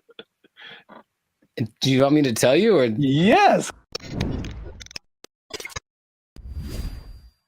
What's up, everybody? I'm Zap, and this is Jericho, and we are the now 6-time international award-winning pop hip-hop music duo Band of Future. We make clean, fun music that everyone can listen to with a sound that's uniquely California. And right now, you're tuned into the Life's a Circus podcast, where we talk about everything that's funny, interesting, and ridiculous. But before we jump into today's topic, make sure you like, subscribe, comment, and share this video with 2 people who are flashy. But you know they faking it, man. That's cold world, man. They ain't got it for real. It's a cold world. They ain't got it. It's a cold thing. So we, again, we've talked about this before. We're Hollywood-centric. And Hollywood, Los Angeles is well known for people out here being flashy. They looking sharp. They got the clothes. I mean, they just decked out, going to fancy restaurants in the hottest clubs, and then they go back to their studio apartment where they can barely afford to keep the lights on. It's just like, it's very much what you see isn't always what you get. Have you had that experience, Jericho? You've seen people like that, or have you tried to be like that, or you just kind of, I get the appeal of it because there's always the two sides that seem to be competing, right? There's being rich and looking rich. Yeah. And it seems like it's more fun to look rich than to be rich because being rich requires more discipline, and it doesn't necessarily mean that everyone sees you. And so if you care about what people think, then you really want to look rich. And yeah, I know people that are like that talk a big game about the moves that they're making and this and that, and they show up in nice whatever. They make sure to show up to the place and then change into something nicer because they have an important thing to go to, and they make sure everybody knows that they're going to this important thing and they're better than you. It's like, okay, I get you, bro. But it's sometimes hard to tell because in LA, Hollywood, people look pretty good. Like physically look good. They're in shape. They wear nice clothes. You can get really nice clothes on a budget too. If you really have to, you don't have to go to Melrose and blow $800 on a t-shirt. You can go to, I saw the nicest jacket, honestly, the other week at Ross for like $25. And I was like, ooh, I was killing. So you can make yourself look flashy without too much. In fact, yeah, Ross has a whole jewelry section. You can get decked out for under $100. You can. But you always question it. I think you always question it. It's like, I wonder if that person really is somebody. Usually the telling point is if they're where I am, they're probably not rich. That's probably Hey, you come to this Starbucks too to use the Wi-Fi? Yeah. Doubt. Yeah, man, they shut mine off. But I look fly though, don't I? Like that from Boondocks where Riley takes all the money that BrandBee gave him for the weekend, blew it all on one shopping. Oh yeah. He was like, "Ain't I'm clean though?" Yeah. Riley, we don't have food to eat. Oh man, I'm clean though. Well, I brought this up because I saw a study by Redfin, which is a company that's into like the housing market. And obviously, the economy has been very rocky for the past few years now, and inflation is sky high. And they did a study that shows that about 49% of Americans are struggling to even just pay their rent, and they're cutting costs in the most unique ways that they can just to, I guess, survive. Okay. While still trying to look like everything is okay. So I guess a lot of people like really are struggling. So I mean, 50%, that's like 1 out of every 2 people that you know. So that's a lot of people. But they said that they are, to compensate, they are skipping vacations right now. They're working extra hours. They're selling their belongings. They're using up their retirement savings, especially millennials. And they're even skipping meals and medical treatments so they can keep their lifestyle but pay their rent.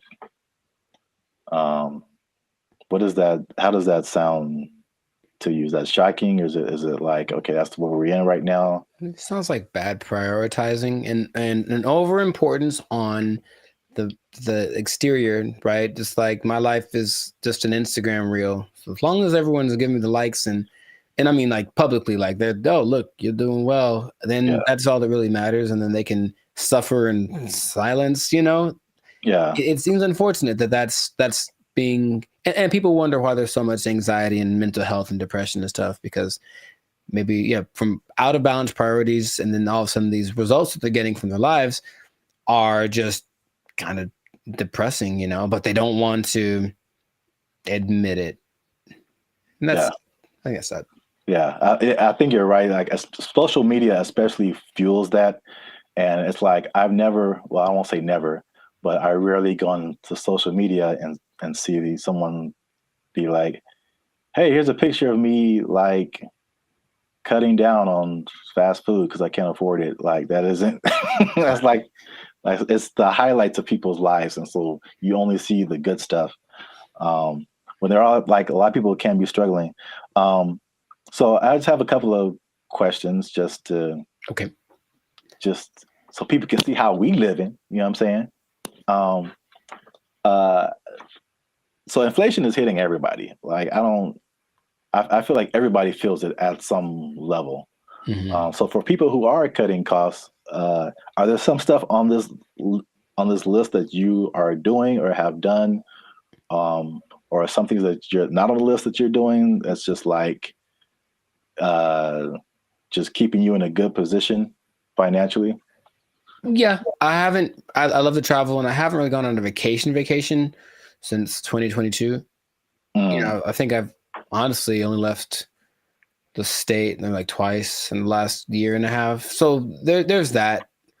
Even though, traveling isn't expensive, vacationing is expensive. So, I mean, if I wanted to, I could go to some place and stay in an Airbnb and chill. But vacationing, I haven't taken a vacation in a while. And then I haven't gotten tattooed really because I like tattoos, obviously. But again, it's like, is it a priority? I suppose not. So I've been held back on that. And then just eating out in general, cooking more, eating out less. And even with dating, trying to find that like happy medium between like, let's not go all out on this. Let's find a place where it's like it's not burgers and fries, but it's definitely not Beverly Hills top of the line because I got money for that.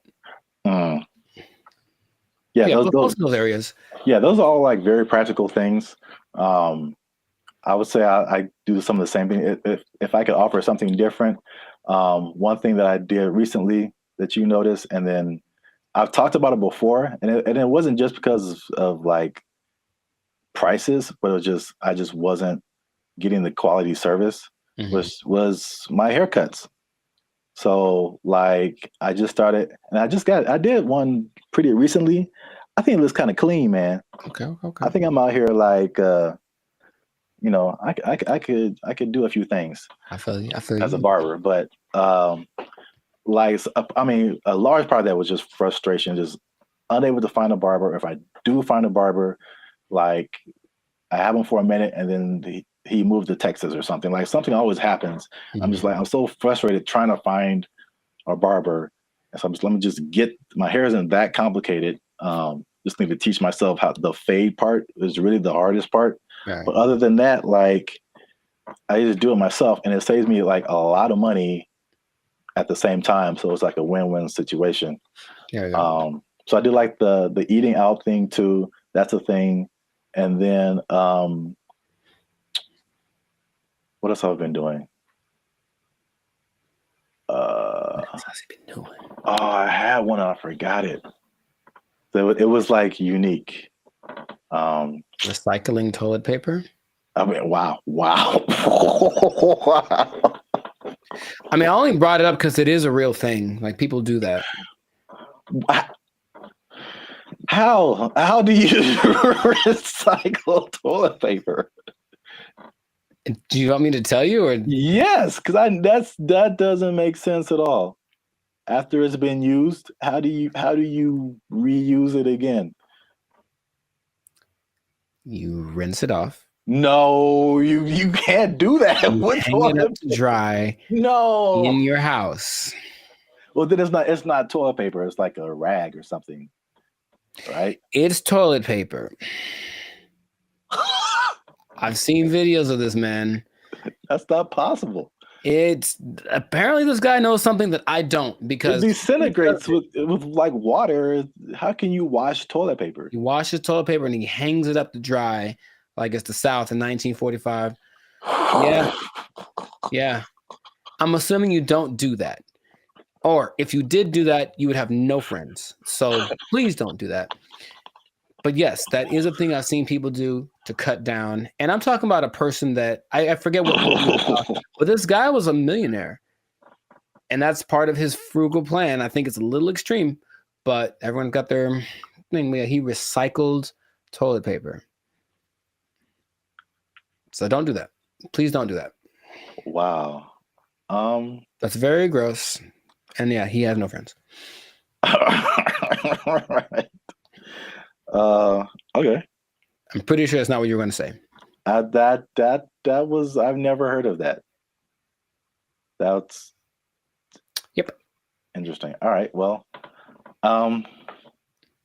here's another thing, last thing about affordability, to just kind of put things into perspective. The people who have houses are having a hard time paying the mortgages, and the people who don't have houses, it just looks more unaffordable every day. And so the study also showed that the average American earns $30,000 less than what they need to purchase a house. So you're $30,000 a year annually. That sounds right. So I kind of went down the rabbit hole of mathematics. Okay, how much is this? How many people is this affecting? So the average income that they say you need to buy a house, this is a national average, to buy an average house, to get a mortgage and stuff like that, $109,000 a year. That's household income. Mm-hmm. So it doesn't have to be an individual. It could be like a partnership or whatever. So that's $109,000 a year to buy a house. In California, what do you think that number is? Specifically Los Angeles. Higher, for sure. I would go to like 145.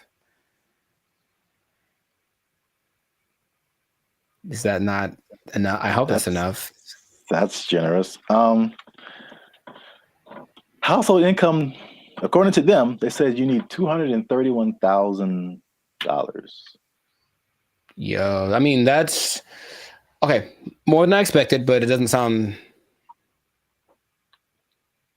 I know people that are paying $5,000 a month on their apartment. So yeah. On that mortgage, that's what you'd be paying, about $5,400 a month for a house. It's not possible for most people. You got to think it makes sense, because if you're paying, that's math. I want to do it. That's almost $65,000 in mortgage payments. Mm-hmm. So that would be a quarter of 240 something thousand. So I think people would expect you to be in the like 25-30% range of how much goes to your mortgage payment to make you eligible. So sure. 200,000 plus sounds right if you're paying $65,000 a year in mortgage payments. That's crazy. I mean, you can get a house in the sticks, of course, in the desert, whatever. Oh yeah, cheaper. Yeah. But yeah. I mean, this is just like median nice house, somewhere. Yeah, LA is no joke. So, last thing I checked out is how many people that cuts out. So how many people make under $240,000 to be eligible to buy a house like this? Most is the answer. Your answers have been so general. I mean, how many people are in California? 35 million, something like that? I don't know. And I think this may have been Los Angeles. So I don't want to. Oh, okay. So Los Angeles, maybe 14 million, 15 million. I don't know. But of those. Well, just on a percentage, because that's what I have here. Oh, like 95? 95%. 95. That was it. Uh-huh. So 95% of people cannot afford a house. So this has been another depressing episode of the Life's a Circus podcast. For all you renters out there, make sure you like, subscribe, comment, and share how difficult it is for you to buy a house, because it doesn't seem possible for the large majority of people. Accurate. Yeah, inflation. Keep your job. Bye. They took our jobs! They took our jobs! I went to high school with Diana Taurasi, who some say is the greatest female player of all time. One of the greatest, right? And she's a year older than me, so I got to high school. It's a place called Don Lugo High School in Chino. And I was coming in as a freshman, just trying to make the team like summer. And she was already she'd been there for a year, so she's already established. Everyone knew who she was. And I'd heard about her. I'm like, oh, you tried out for the basketball team? Yeah. Oh, I didn't know that. Yeah, I played the first year. I played freshman year. Yeah. Oh, cool. But the whole thing was, I thought that because she was a girl, that there was no way she was as good as me, right? So I just casually mentioned we should play one-on-one to her. Like, I think maybe it's the only time I ever spoke to her, really. And she's like, yeah, sure. And when I tell you that... What's up, guys? I'm Zap, and this is Jericho, and we are the 6-time international award-winning pop hip-hop music duo Band in Future. We make clean, fun music that everyone can listen to with a sound that is uniquely Californian. And right now, you are tuned into the Life's a Circus podcast, where we talk about things that are funny, interesting, and ridiculous. But before we get started, make sure you like, make sure you subscribe, make sure you comment, and make sure you share this video with somebody who may have challenged another person or entity, and they got shut down because they weren't ready for what was about to come to them. All right. So, Zap, do you have an example of that? I'm glad you asked. Okay. So, talking to the third person already. I see how it. This is a video that I found on social media. It made me laugh. And it's high school. I don't know if it's junior. It looked kind of young. Maybe it's junior high. Maybe high school. I don't know. But this player challenged his coach, and it didn't go the way he thought it would. This coach was having a good day teaching his players when one was bold enough to challenge him to a one-on-one, and this happened.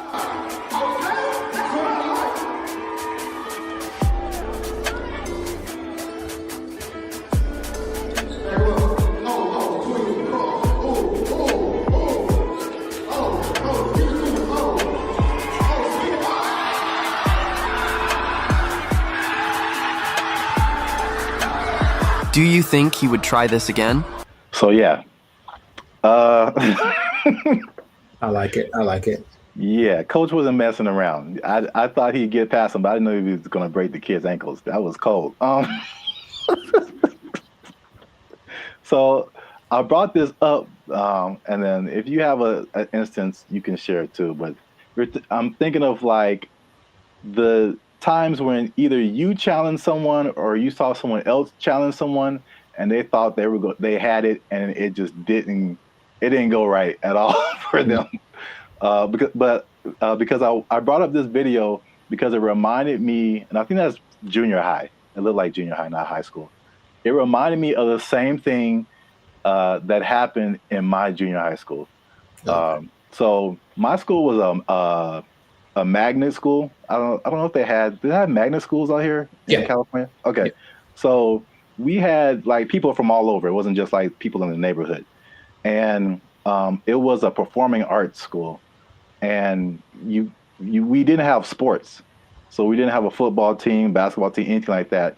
So what they did is like people from our school could play sports at like different schools, which is kind of cool now that I think about it. But so we had different players from different schools that went to our school, right?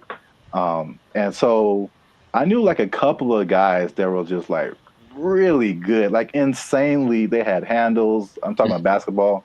They could shoot. Like they could do everything. I remember this one guy, especially named Ricky, who was just like, he was like the coolest dude, bro. Just, but not like a I'm better than you jock kind of. He was just a cool dude. He walked cool. He talked cool. He was cool with everybody, and he's just amazing basketball player.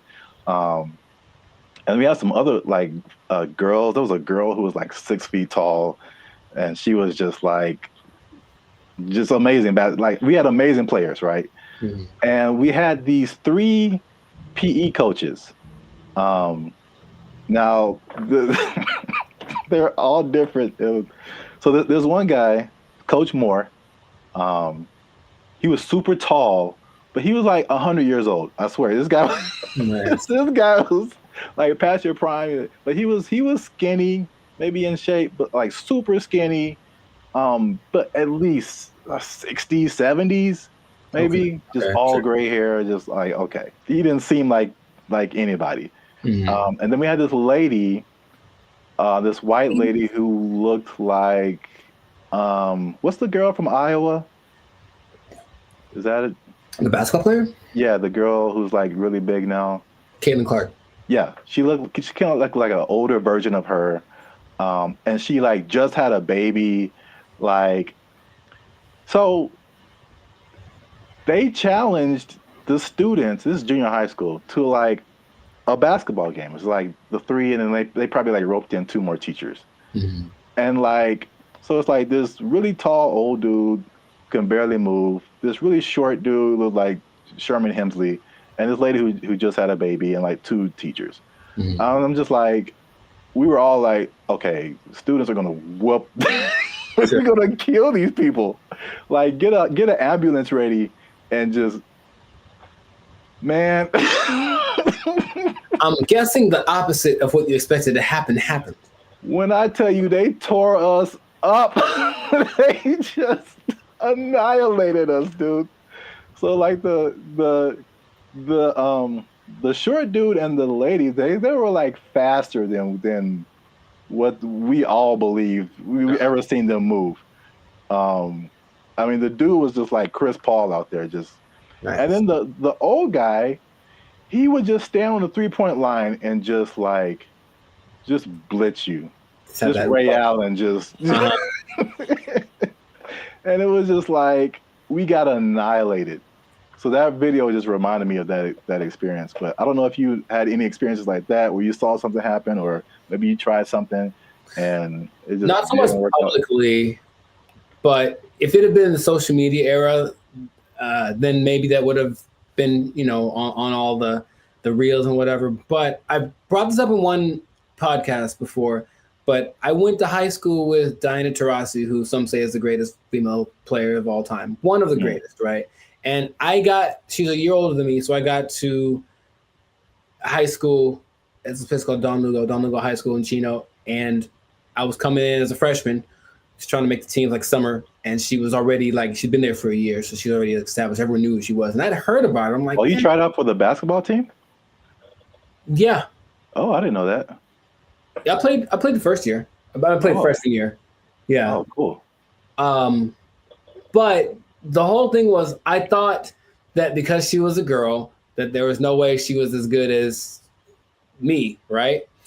So I just casually mentioned we should play one-on-one to her. Like, I think maybe it's the only time I ever spoke to her, really. And she's like, yeah, sure.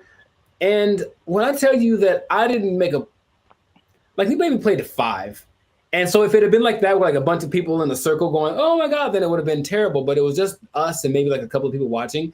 And they didn't even pay attention because they're like, they're talking about me. Like, he's about to get destroyed. So I didn't know that she was that good. And it's like, when I tell you, I felt like I was standing in quicksand, how fast she was. And she just would hit me with a pump fake and then just go around me. And I'm looking like, this is crazy. I've never played against anyone this good. And then she hit like a fall away, like Steph Curry, 30-footer just because she could. And I was like, that's not fair. And I didn't know that. Anyway, that was kind of humbling. But there weren't many witnesses. So it wasn't like that video. But yeah, nowadays it would have been one of those like, oh my God, but I mean, she's amazing. So I'm not surprising. And I think the only other thing I can think of like that is, and it's more specific like that. Someone older, I could take them, right? Is one time I decided it'd be a great idea to arm wrestle my mother. Now I was maybe like 9, 10. I was getting a little buff. I felt the muscles coming. I was like, yo, guess what, Mom? It's time. It's my time now. I'm on the come up. And I don't think I've had a more humbling experience in my life than that. Than my mom, who's not a big lady, but she's pretty strong. I saw her the other day, Arian. She's strong. And when I tell you that, like, I thought my arm was snapped in half, man. Like, she didn't say, "Oh, my son," I mean, she just, God, and that was it. Right on the counter, right on. And I just walked away in shame. That was it. So that's probably the two experiences I've had like that. I've seen videos like that, and I've probably been a witness to some, but I can't think of any off the top of my head. But it's always like, yeah, you get some kind of a boldness in you, like, you know what, it's time to go for it. And if it works out, good for you. But more often than not, it ends up like that. Yeah. The last thing that just reminded me of is I don't know if you ever like were in fights or anything in school, but I was very quiet and very like unassuming, but I was also a very large person. Like I've always been a very large person. So like no one is like tried to fight me. I won't say that. There's been a couple of people who tried and it did not end well for them. So it's like even if I didn't know how to fight, I'm just too big. Yeah. And I remember there's like this one guy who was like messing with me in school or something. And I told him to stop. He wouldn't stop. And then we were in class, and then I think there was like maybe 3-4 rows of desk. So he was behind me. So I think he like pushed me or something. When I finally decided to push him, like he pushed me and it was just like, okay, bro, when I finally pushed him back. I feel like he got laid out. That's what this dude went flying like 4 rows back. It was like everybody was just shocked. It was just like I did like some kind of Naruto like whoosh on this dude because he went flying. And yeah, that was the end of that for sure. But yeah, so I've seen it go both ways. So if you have a story like that, something that happened in your lifetime where you saw somebody try to do something and didn't work out, or you tried to do something and it didn't work out, let us know in the comments. And so we can all have a laugh. Just sharing laughter. Yeah. Yeah. Don't worry, you'll be okay sharing it because it'll just be between us. Yeah. It won't go to your boss or anything. No. Yeah. You'll be okay at work because we want you to keep your job. We do. We want you to keep your job. Yes, we do. Because if you do something like this, try something at your job and it doesn't work out. Challenge the boss. Don't do it. I wouldn't recommend. They might take it. They might take your job. It didn't work out for you. You're fired. Oh. They took our jobs. They took our jobs. This is for our ancestors, Jericho. No, it's not. No, it's not. For all the cotton pickers, for all the slaves, for everyone who marched in the Million Man March. I don't think this was the dream that Dr. King had in mind.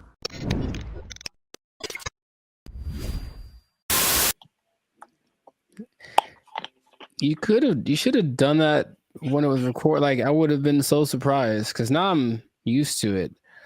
Oh. And I'll be honest, it took a while.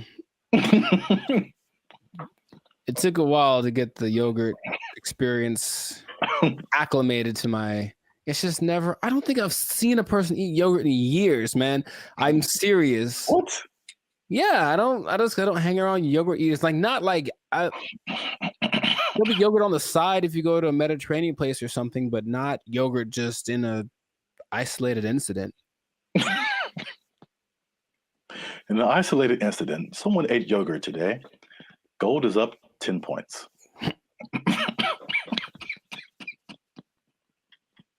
Back to you, Jim. All right.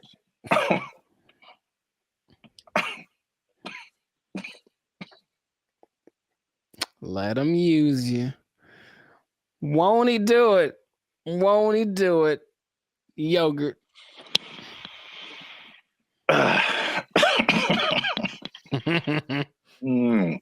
Okay. Unique New York. Hey, what's up, guys? I'm Zap. This is Jericho. We are now 6-time international award-winning pop, hip-hop music duo Band and Future. We make clean, fun music that everyone can listen to with a sound that's uniquely Californian. And right now, I'm eating yogurt. And I can't handle it. And he can't handle it. But you're still tuned in to the Life's a Circus podcast, where we talk about things that are funny, interesting, and ridiculous. Please don't choke on your yogurt, man. I wouldn't know what to do with myself. So make sure you like, subscribe, comment, and share this video with somebody who likes to go to fast food every now and then. Okay. Because they might be going a little bit less. And I'll explain why. And I'm going to explain something very interesting with regards to minimum wage at the end of this video. A shocking statistic when it comes to how much people earn.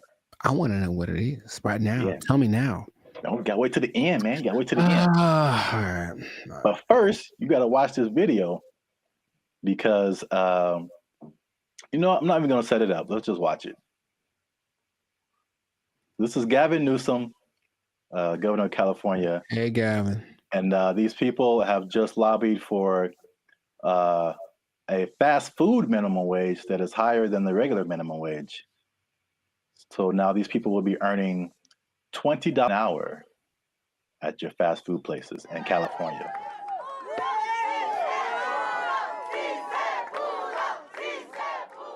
Boy, these were some tough mountains. This wasn't easy. 100+ hours in just the last few months negotiating this referendum off the ballot. Oh, that yeah, was a tectonic plate that had to be moved. Wait for it. That lady had a lot more to say. This is for my ancestors. This is for all the farm workers, all the cotton pickers. Wow. This is for them. 557,000 people at 30,000 locations. This is a big deal. $20 an hour. 80% of the workforce in these fast food places, 80% are people of color. 2/3 are women. The majority are breadwinners. And we have the opportunity to reward that contribution, reward that sacrifice, and stabilize an industry in turn. What a remarkable moment. So it's going to be a lot better now. Well, right now we're going to have a chance to at least, maybe decide to save some little money or, pay all their bills or credit card debt. This is going to help continue to pay our bills, help some people get out of eviction, help us catch up where we need to catch up because we haven't recovered from COVID just as of yet. So this is just the beginning of our wins.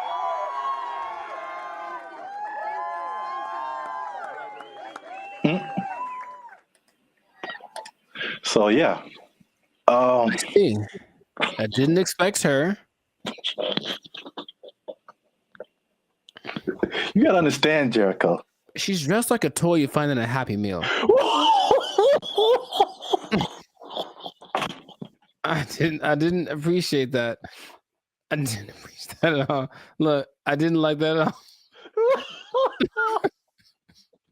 I didn't like that at all. She came out of nowhere, bro. This is for our ancestors, Jericho. No, it's not. No, it's not. For all the cotton pickers, for all the slaves, for everyone who marched in the Million Man March. I don't think this was the dream that Dr. King had in mind. I really don't. They worked hard. They fought so that we can make $4 above minimum wage. All right, so while you have your moment, I think that's okay in a way. I definitely know, I don't think I know that $4 more an hour is not going to help you not get evicted. Maybe helping you. Maybe if you make good financial choices. See, here's the thing that people lose in the thing, all jokes aside, even though it was ridiculous. She was unnecessary to that video. I don't know why they picked her. I don't know why they picked her. I just didn't see the point. But it doesn't it doesn't matter how much money you make or don't, right? It's just about how you work with it and how much you keep. So I know people that work fast food that do very well because they're just smart and they budget and they're frugal. And I know people that make a lot of money that are basically broke. You know what I mean? So yeah, there's that. But and are those real statistics? I suppose someone says, oh, there this percentage of minorities and women, sure. So it's a step in the right direction, yeah. But as we've mentioned before, it could just mean that a Big Mac's going to be $10 next week. So, that's kind of why I brought it up. It's it's not only to see what you think about it. I mean, it's going to be interesting to see what happens because food prices alone right now are through the roof. Man, I saw like a bundle of grapes for like $6 a pound. Yeah, you told me. Like I bought like a few berries, and it was like $20 for like just to start off with. Like food is crazy. Fast food is also way expensive. Like I remember there was a time where you could give someone $10, like, and they could get a combo at someplace. Like now, it's like a challenge to have a meal for under $10. It really is. Yeah, like maybe you can get 15 to 20. Yeah, you can get an item. You can get a burger or something for $7, but a whole. Yeah, so it's going to be interesting to see if you kind of got lost in my laughing at that lady. That was deserved. She feels. I feel like she makes a lot of bad decisions. That's just my honest opinion. I've never met her. Maybe she's wonderful. I hope she's doing well. I hope she sees this video and she likes Bandit Future. But I think her presence was a bit distracting to the whole experience. But yeah, so this is a very weird situation that I haven't really heard of because basically the government is involved. Right. They created this like separate task force for like fast food worker wages, which I haven't really heard of before. Where like it's not the government setting it, but the government is like an intermediary in this. And are fast food workers specifically unionized? I don't think so. There was a couple in the more educational videos that I passed over to play this one. Oh, good choice. No, trust me. Good choice. Good choice. There was a talk about some different unions, but it isn't like a fast food worker union. It's some kind of, I think it's a service worker union. Okay, so that makes sense. I think that's fast food is maybe under that umbrella, but it includes a lot of different services. But yeah, so it's the government involvement. It just makes it kind of weird, and then also it's like, fast food has been minimum wage for like as long as I can remember. So to go above that, they were saying that this is like a 30% increase. So it will be interesting to see if there's a 30% increase in prices.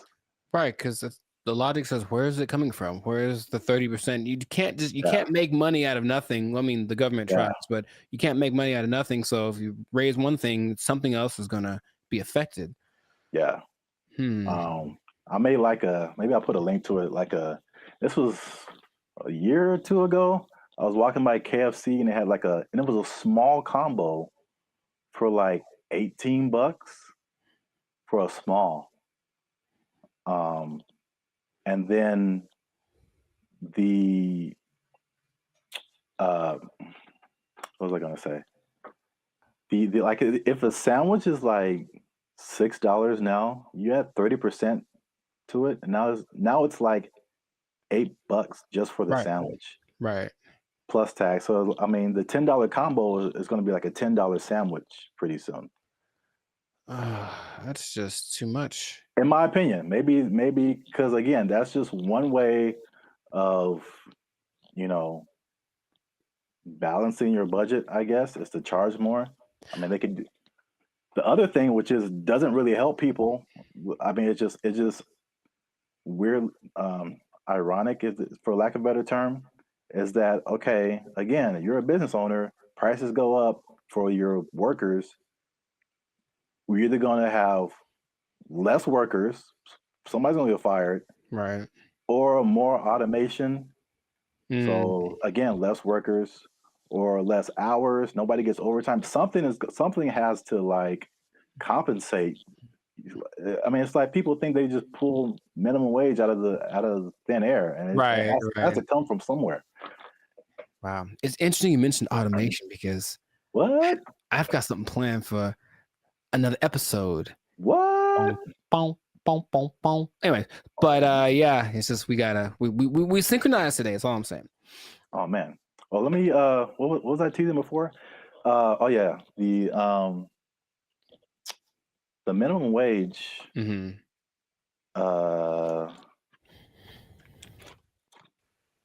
Oh, this teases for something else. Whoops. Oh, maybe I can come up with another one. It's kind of anticlimactic, but I appreciate the tease. You have an interesting fact about minimum wage you can give to the people? No, I do not. Well, that's been another episode of Life Service Podcast. Yeah, I was going to say, though, I wonder what will happen to the in-and-out workers because they always got paid more than minimum wage. That was kind of the thing. That was the job you wanted in high school because you were on your feet because they deserve it. They're working round the clock. And I wonder if they're going to get more than the higher price than, more than the $20 now. It's kind of they operated like every fast food job was minimum wage except for In-N-Out. Even Chick-fil-A? I believe Chick-fil-A is also minimum wage. You just have to be a good-hearted person because those people, even if I don't like the food, they're very nice people. Very nice people working at Chick-fil-A. Yes. Well, I'll give this nugget. Maybe people don't know about this. If you ever want to own a Chick-fil-A, you have to start at the bottom and work there for minimum wage. So there you go. I gave him something. You can't just walk. You just can't just walk in a no matter how much money you have, you got to start at the bottom. So let's say I just barge in. I'm like, I'm LeBron James. I still got to work the shakes and fries. LeBron James got to be peeling those fries back there, man. Oh man, that's crazy. All right, I'll tell him. Yeah. He asked me to ask, so I'll tell him. Yeah. All right. Well then, that was cool. Can you tell him a few other things about the Lakers that I have opinions on? LeBron James, the greatest. I'm LeBron James. I'm LeBron James. They're going to go as far as Anthony Davis's knees can take them. Which might be a second-round exit this year. We'll see. Man, we got way off topic. All right. I know, but... Make sure to like, subscribe, comment, and share this video. Probably the first 80% of it before we ran off the rails. Yeah. And we'll see you on the next episode unless they take a job, unless they take it. Minimum wage on LeBron. They took our jobs. They took our jobs. One thing I never saw before that they just installed in the mall near me, and I think it's just genius. I've never seen this before. They just put a. What's up, guys? I'm Zap, and this is Jericho, and we are Bandit Future, a now 6-time international award-winning pop hip-hop music duo. We make clean, fun music that everyone can listen to with a sound that is uniquely Californian. And now, right here, right now, right here, right now, yeah. You're listening to the Lives of Circus podcast. Well, my voice went really high. Where you're talking, we're talking about things that are funny, interesting, and ridiculous. But before we get started, make sure you like, subscribe, comment, and share this video with at least 2 people who like to go shopping. And make sure you stay to the end of the video because a lot of people thought that malls were closing down, but they're very much alive. And I'm going to tell you 3 reasons at the end as to why that is the case. Bam. Intro. Nailed it. Okay. I like it. The rest of it, I don't know. Well, it's all about how you start and how you finish. The middle can be like, like a plane. It's like, all right, we took off right, a little choppy in the middle, but if we landed right, everything is all forgiven, I guess so. And if something is wrong, then you can sue later. Emotional damage. Yeah. But yeah, so today's topic is all about the American mall, America pastime, if you will. Jericho, do you still go to the mall? Is that a thing you do? Where do you do your shopping, my brother? Dude, it's always going down in the mall. Meet me in the trail, it's going down. Meet me in the mall, it's going down. That is one of the greatest songs of all time. All right. Beyonce made one of the greatest albums of all time. That is one of the greatest songs of all time. All right. I'm gonna let you finish, but Beyonce had one of the best videos of all time. It's just so good. I do. I like that song so much. Like, oh my gosh. I do think about that more than I should. It's so good. It's just such a if you just I guess I think about the lyrics too much because it's just like wherever this guy goes, it's going down. Yeah, I know. It's like, how cool is this guy? You can meet him anywhere, and anywhere he is, it's going down. He's pretty cool. I mean, gangster, man. To me, never met him, but seems pretty cool. I'll still go once in a while. I don't like shopping that much, but I always liked going to the mall. I just like the vibe of it. It's where you went to pick up girls in high school for sure. But just even now, I'll still, if I got some time to kill. Oh, and they have Cinnabon there. Good Lord. I mean, tell me that place isn't run by Satan. You ever eat a Cinnabon? You have to take a nap halfway through.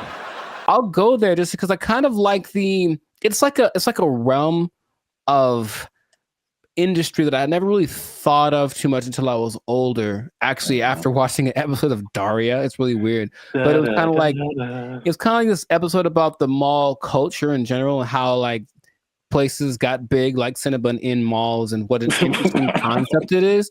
But not like a little, outdoor, but like a big, huge Ontario Mills style, or like the big one in Minnesota, that kind of mall thing. It's just a vibe. It's commerce. It's kind of like capitalism in its friendliest. It's like, hey, here's a lot of stuff that you probably want all in one place. You can come get it and spend time here, and it smells wonderful and it's fun.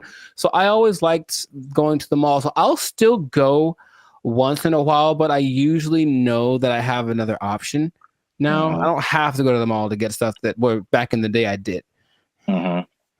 Yeah, I mean, I'm from Alabama, Montgomery specifically. We had basically two malls. It was the Montgomery Mall and the Eastdale Mall. Montgomery Mall was it was all right. It was kind of small. Eastdale Mall was a little bigger, but not compared to what I've seen out here. Ontario Mills. Yeah. You mentioned that is huge. The Glendale Galleria. Huge. Yeah. What's the one that's like off the 5? Oh man. Not Fox Hills. No, it's like the Citadel, something like that. I know what you're talking about, but I don't think I've actually ever been there. I think it's either that or something, or Cerritos. The Cerritos Mall is huge. It's the Beverly Center. Yeah. A big, yeah. Yeah, I mean, the malls are, I guess we don't really think about it, but they're still around. They're still huge. So I'm going to just throw some numbers at you, because I thought, like, after COVID, like, that was it. Because, like, it was a crazy time, and you saw a lot of a lot of big businesses Yes. From bankruptcy. Wow. Words. I remember JCPenney was a big one. Bed Bath and Beyond got hit by COVID. Toys R Us. Oh yeah, R.I.P. Toys R Us. That's legit R.I.P. right there. It's like like big flagship store. I'm not talking like a little, Radio Shack or Circuit City. I'm talking about like the biggest store in the mall is like shutting down. Like, there's gonna be no more mall. Plus, what I thought with e-commerce, the Amazons of the world, it's like, okay, people got used to getting stuff delivered to them, and it's like, why go out? I can just get it on Amazon or Walmart.com. So the numbers, however, say the opposite. So malls work with like an occupancy thing. So basically, it's like the number one indicator of how successful the mall is. So the more occupied it is by retailers, the more successful the mall is. So mall occupancy was 89 to 95% last year. 92%, and you're doing good. Anything above that, you're doing good. So malls are healthy, they're thriving.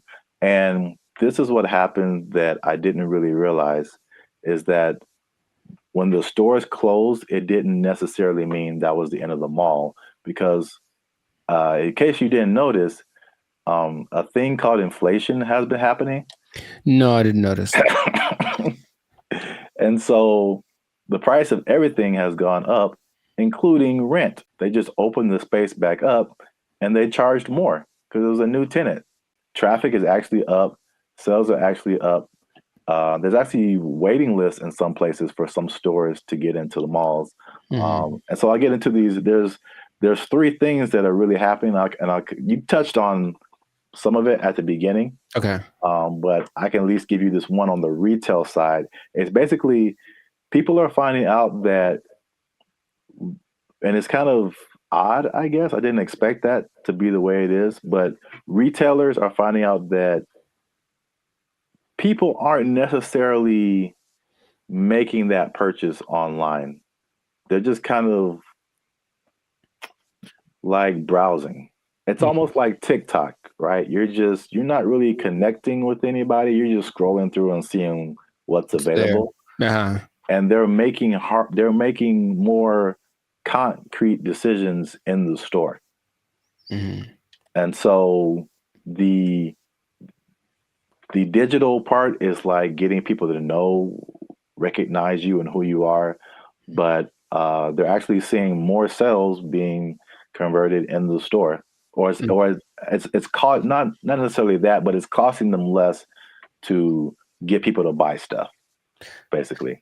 Makes sense. I think. Oh, go ahead. No, you can go ahead. That there's no replacement for retail therapy. I think people that love to shop, I can imagine the people that love to shop, that dopamine rush of having those 2 plastic bags when you come out the department store. You can't replace that with this. Oh, we'll just bring it to you. It's like nah. It's like, don't bring me I want to go catch the fish, because it's as satisfying to actually catch it and have it as it is to pay for it. So I see that as being the thing that drives people more than anything. Yeah, and then online stores are actually there's stores that have started online, and they're actually moving to like the brick and mortar type stores. So a few of those companies, one of them is Warby Parker. Have you heard of them? No, I don't know what that is. Okay, I see their commercials all the time. They do like eyeglasses, stuff like that. Okay. Another company called Allbirds that I haven't heard of. And there's another company called Wayfair that I have heard of. I've definitely bought stuff from their company. And so they'll be building like their own store. So yeah, that's number one. Retailers are seeing positive sales in the brick and mortar. And the second thing, you kind of alluded to it, is just people like, there's a certain luxury experience in malls that people are drawn to, that you don't necessarily get when you're just clicking a button online. Yeah. I recently I live near a mall, and I recently went in there, and I usually don't go in there at all, but I was just kind of walking around and looking, and I was like, this is, it just felt nice. And I saw like a lot of stores that I wouldn't have come across online, a lot of objects or apparel, just stuff I wouldn't just be looking for online that was just different. You know, where else can you ride an escalator? The airport. Yeah, okay, so that's two. But I don't go to the airport as much as I go to the mall. But honestly, it's kind of a cool thing too. Like, especially that big one that's always in the middle, and everyone's going up, and it's like the promised land appears. So they're kind of going there. Everyone looks. It's really interesting. But I think if you pay attention, you see the excitement of people going, "I'm about to buy something." Yeah. And they get to the top, like, we've arrived, and it's just got a cool atmosphere. It's like an environment, like a built-in environment. Like the people there, they'll have a little entertainment once in a while, especially in the 80s that had all the people that were singing there. But in general, it's just the fact that people are all there, usually in a good mood because they're getting the stuff they want. It's a nice place to just hang out. Right. Yep. Perfect segue. That's number 3. Is that the mall is just in general an experience for people. And I think what adds to that, they actually listed it here too as well. It's not just the stores, but everything else is happening too. So in some malls, they have stuff like go-karting and video game arcades. I know there's some malls that have like a trampoline thing you can jump on if you feel like it. And of course, the restaurants, the movies. Oh, it's movies, yeah. All kind of good food. And one thing I never saw before that they just installed in the mall near me, and I think it's just genius. I've never seen this before. They just put a grocery store inside of the mall near me. And that's literally the first thing I see when I walk in. And it's very weird because grocery store and mall are two different things in my head. But you're already shopping. I guess it makes sense. Well, from a psychological standpoint, I've never seen that. And that makes a lot of sense because from a psychological standpoint, when people buy stuff, like they're more likely to buy stuff when they've already bought something. So they're kind of in the mode of buying. So I'm going to the store to get my vegetables or whatever, groceries, normal. And then if you're in an environment where there's other stuff you can buy, they're like, you know what, while I'm here, I might as well see if they have and all of a sudden, there you go. You're selling more than you would have. So it's like the stores and the mall have like this kind of symbiotic relationship in a way. So yeah, that makes complete sense, but I've never seen that. Yeah, that's the first time I ever saw that. And it does make sense. And also, like the concept of a mall where you get everything.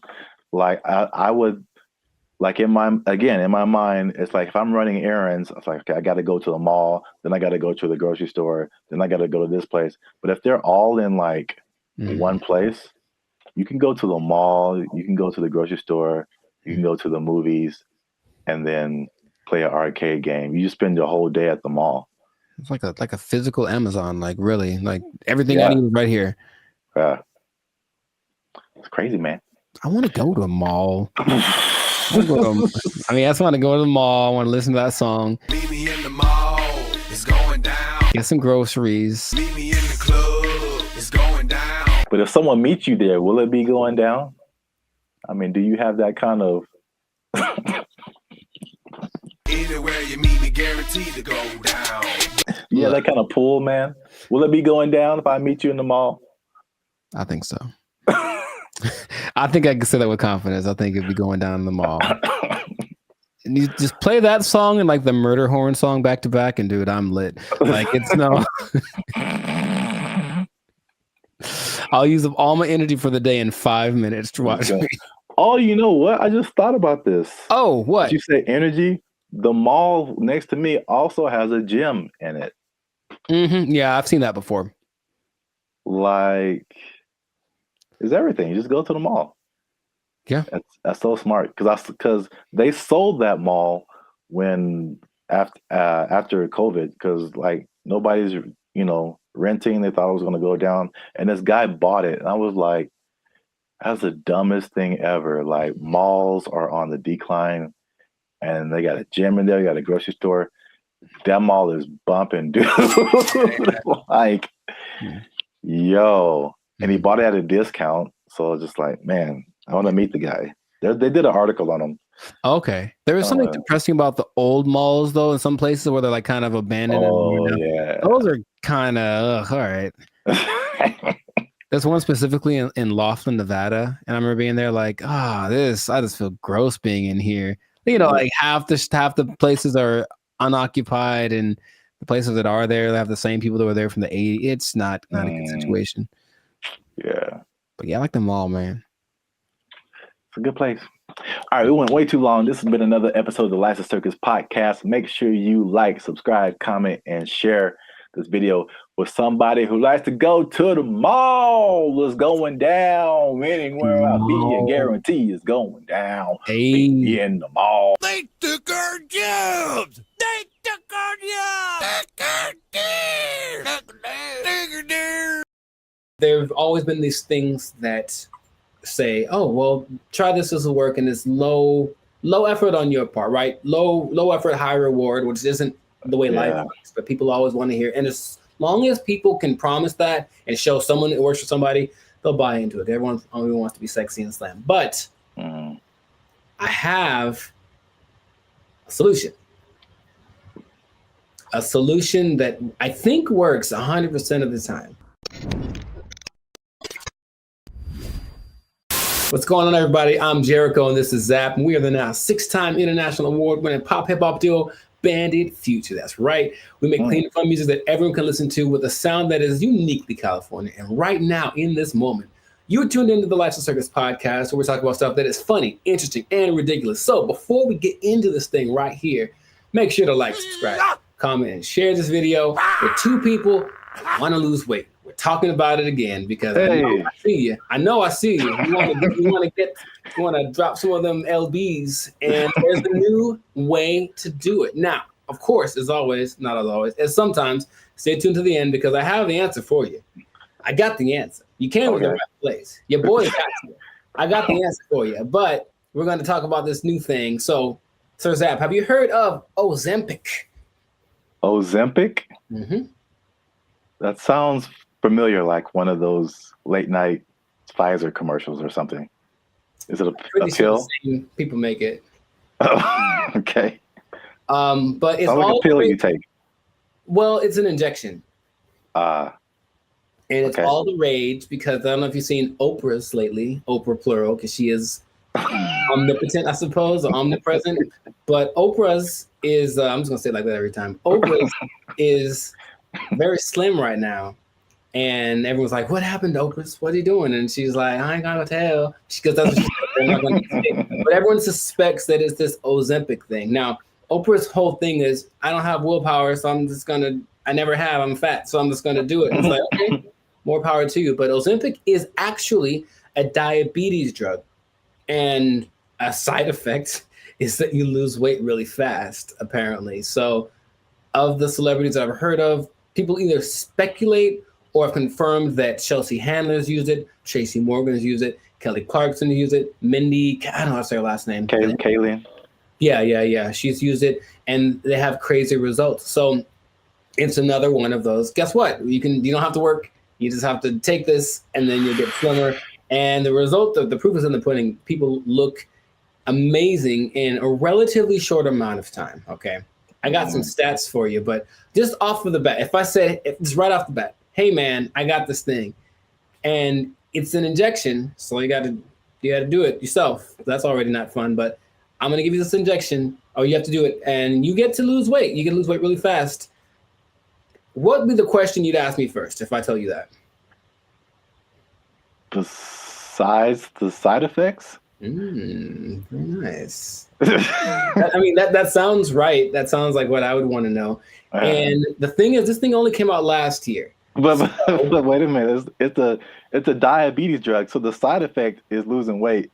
So is there a side effect to the side effect? Oh man. You are a smart one. Well, the side effect of taking it is that you basically lose your appetite and you get a little nauseous, so you don't want to eat, and that's why it works, right? The problem is, you sound like something crazy is coming down the pipe. It's nothing crazy. It's just kind of more like duh. If you stop taking it, you gain your weight back. You're not only tenfold. Appetite comes back with such a vengeance that you go back like instantly and like plus some. So is it addictive? Wow. Well, you have to stay on it for it to keep working. Because as soon as the thing that it makes you do to not eat is exactly what it reverts to once you get off of the drug. And it's crazy. So now here's the other thing about it. And this is the thing I thought you might have asked, but you inject yourself, right? Yeah. So I don't know if you ever injected yourself, but not on purpose. I never have, but from what I understand is that you have to know how much to inject, right? Okay. The problem is they don't really tell you. You just figure it out.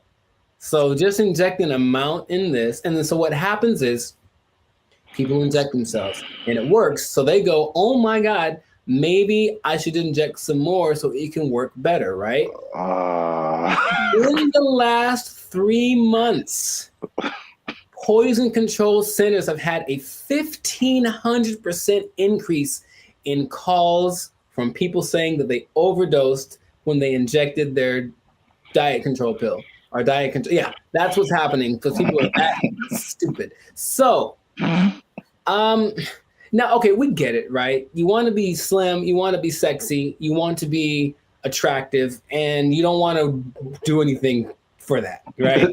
That's just maybe the American way. This drug, also another question you might have asked is it banned anywhere? It sure is. This drug is banned so far in Austria, France, Greece, and the Czech Republic, with more places to come, perhaps. But the numbers don't lie, right? 42% of Americans are obese, 18% of children are obese, and then everyone knows the links to death and all that kind of stuff if you're obese with a higher probability. So you want to get slimmer. But this is just another thing. I guess my other question would be, have you heard of any things like this in the past that have promised the same, hey, take this and you'll get, slimmer, more sexy? Not, I can't think of any. I'm sure there's other stuff out there. I can't think of anything off the top of my head other than like liposuction or something like that. Sure, which works, but I looked it up. In the 40s, it was amphetamine. That was all the rage. It was the big deal, and that was proved to be addictive. Rainbow pills in the 60s, which was amphetamine, digitalis, and diuretics, and that proved to be addictive and somewhat fatal if you take too much. There's a thing called Aminorex in 1971. This is all before our time, right? Now, the thing that I remember hearing about in the 90s, there was this thing called Fen-Phen, and it was a big deal with the celebrities. Yeah, and a lot of celebrities, took it, and apparently it works. But now this new Ozempic, I think I'm saying it correctly. They're saying that a lot of celebrities are getting paid to promote it, to push it, and I think that always, that's always the way to go. But it's just like, I'm really concerned for these people that are basically getting guinea pigged, right? It's like, we'll see if this works. And then what's going to happen to them in 6 months when they're like, oh, by the way, this causes all of the things. You know? Yeah, that's how a lot of stuff goes with. I mean, like anything, there has to be people who test it out first. So yeah, it's weird. The thing that I randomly remember when you were talking about things from the 90s was like Slim Fast. Oh, sure. Although that's not like a drug, but it's like I remember that was like a huge thing, and people, maybe even Oprah did it at one point. I don't know. Oprah's done everything. Yeah. Yeah, I remember seeing a lot of Slim Fast commercials with celebrities and stuff, and then the tagline was like, "Give us a week, we'll take off the weight." So yeah. Oh, jingly. Now there's something that I heard about, but I didn't remember happening or existing. But apparently there was a substance that you could ingest if you wanted to lose 15 pounds today. It was a big deal. Yeah, you take it and you go to, I would imagine it would just take all of the moisture out of your body. That's what I imagine. Yeah. But it would just dry you up or something. And a friend of mine did something like that to, I guess, for a drug test. So he had to get so he took some pill, and he said he thought he was having a heart attack for like 5 hours. And he just like had to keep going to the bathroom, and then he was very slim. It was kind of an unexpected side effect, and he still failed the drug test, so bad on him. But the idea is that there've always been these things that say, oh, well, try this will work, and it's low effort on your part, right? Low effort, high reward, which isn't the way life works, but people always want to hear. And as long as people can promise that and show someone it works for somebody, they'll buy into it. Everyone only wants to be sexy and slam. But I have a solution.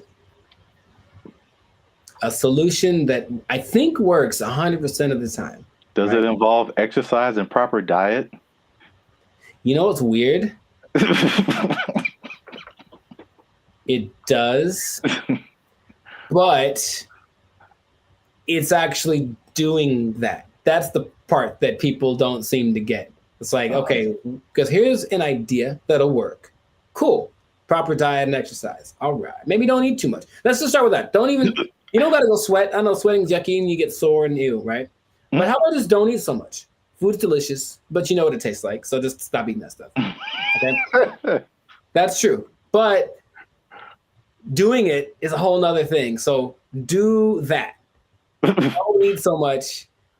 And just start with that. And then like, that's all it is. That's literally all it takes. Everyone knows that, but no one wants to go that route. So instead they'll try Ozempic, and it works phenomenally. So we'll see what happens. Now, last thing, the company that makes it, I forget the name of the company that makes it, but they made $4.8 billion. Of course they did. In just the third quarter of 2023. That's a lot of $1 billion.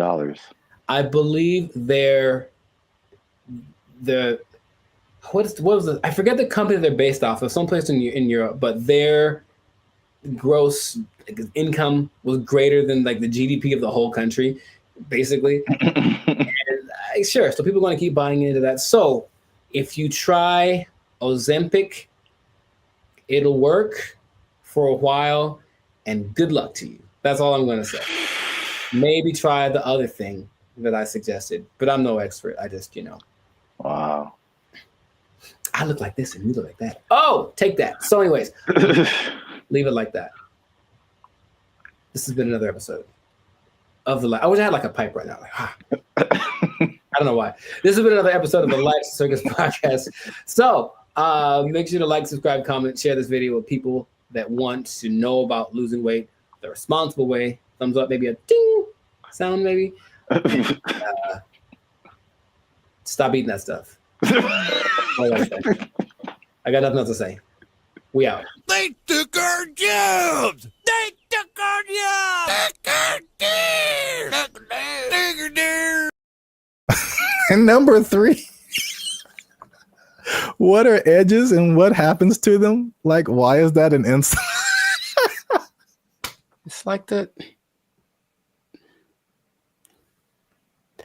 This is so genuine. This is so genuine. What's up, everybody? I'm Zap, and that is Jericho, and this is BrandBee Future. And I found this on the internet. This lady posted, ask Black people one question you've always wanted to know. She just posted it on Facebook. And I did not read the comments. I just saw the title, and I clicked save because we're going to look at it right now. We're going to look at it right now. But before we jump into it, make sure to hit that like button because that helps our channel grow. Also hit that subscribe button. All right, that helps us grow as well. Because, I'm pretty sure you're going to enjoy this one. Are you ready, Jericho? Are you excited?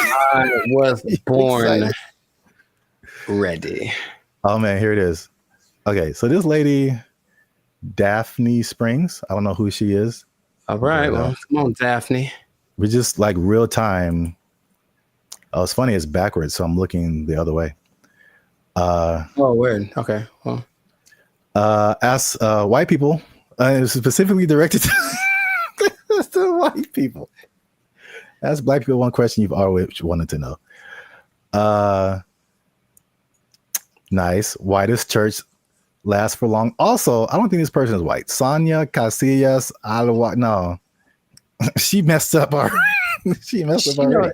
She know how to make some collard greens. But I don't know the answer to this, but I do know that Black people don't even know. We just are there and we're looking at each other like, are we going to end this? And I know that when like my mom would tell me about church when she was a kid, it was even longer. It was like literally all day. You would go to church at like 7 a.m. You'd be there till like 6 in the afternoon, like crazy amount of time. So I don't know. I will say that the music helps, but that means that there's like 12 solos and like A and B selection and like the choir comes in and they got to dance in. So there's a lot of pageantry. Maybe that's part of it. It still is excessive. I think we all agree. I think we all agree it's excessive. Building fund. You got a building fund that never results in a building. It's just a fund. Man. She didn't ask all that. I'm just letting you know. I'm just letting you know. Arch tops out in like an hour and 10 minutes. Yeah, okay. Hey, this is so, well, I guess it's related. I went to this church in Santa Clarita. Like we weren't even, we were using their parking lot, so I wasn't attending the church. But it was a very white church, the very whitest of the white church, right? And they had all these, it was huge. You can't see it from the freeway, but like once you get off and like go up the driveway, you see this like huge complex. And they have all these signs of like what each building was. And my first thought was like, man, white people actually build buildings with their building fund. Their building fund. It's true. White churches also tend to have like a donut shop, stuff like random things that you find in whatever, like seriously, and you find in whatever like shopping center, they have a cafeteria, a donut shop. One of them had a petting zoo. I'm not kidding. One in Beverly Hills had a petting zoo. They used the building fund and made a petting zoo for the babies. Good for them. Notice how there's 4,877 replies to this. See that? Man, I'm going to white church. People got opinions. White church next time. Got opinions, but I'm tired of being in service 7 hours. I'm going to white church. Long, you get real uncomfortable, and there's no there's no halftime. Maybe if it was like some kind of a intermission, get some snacks, that'd be fine. Yeah, but no, it's just one long, drawn out. Because you know what it is too? The people that have the solos, they have to tell the story about the first time they heard that song and how much it means to them. Yeah. And all that in the backstory or whatever. And then something has to do with Moses and Methuselah and all. And it's just like a 20-minute story just to get to the song. That also makes the a little longer. The service a little long. Wow, we spent the whole episode on the first question. I didn't realize there'd be more, honestly. I mean, that is a pretty strong first question. Like, there's a lot to that. But I was totally gonna watch it. expecting something a bit more racist. I'll be I honest. mean, hey, I was kind of hoping for something. I mean, we haven't scrolled through this. That was a solid first question. So many hair questions from a guy. That's interesting.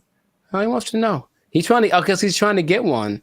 He's trying to get his African, his Nubian princess. Okay. I'm not know. mad at you. He wants to get her. All right, Brian Devricks, I see you. How long does it take to do the long braids? I see. 10 hours. Yeah, forever. It Next. takes literally, it takes 10 hours. Did I ever tell you that I used to have braids? I feel like I would have remembered that. If you It was, yeah.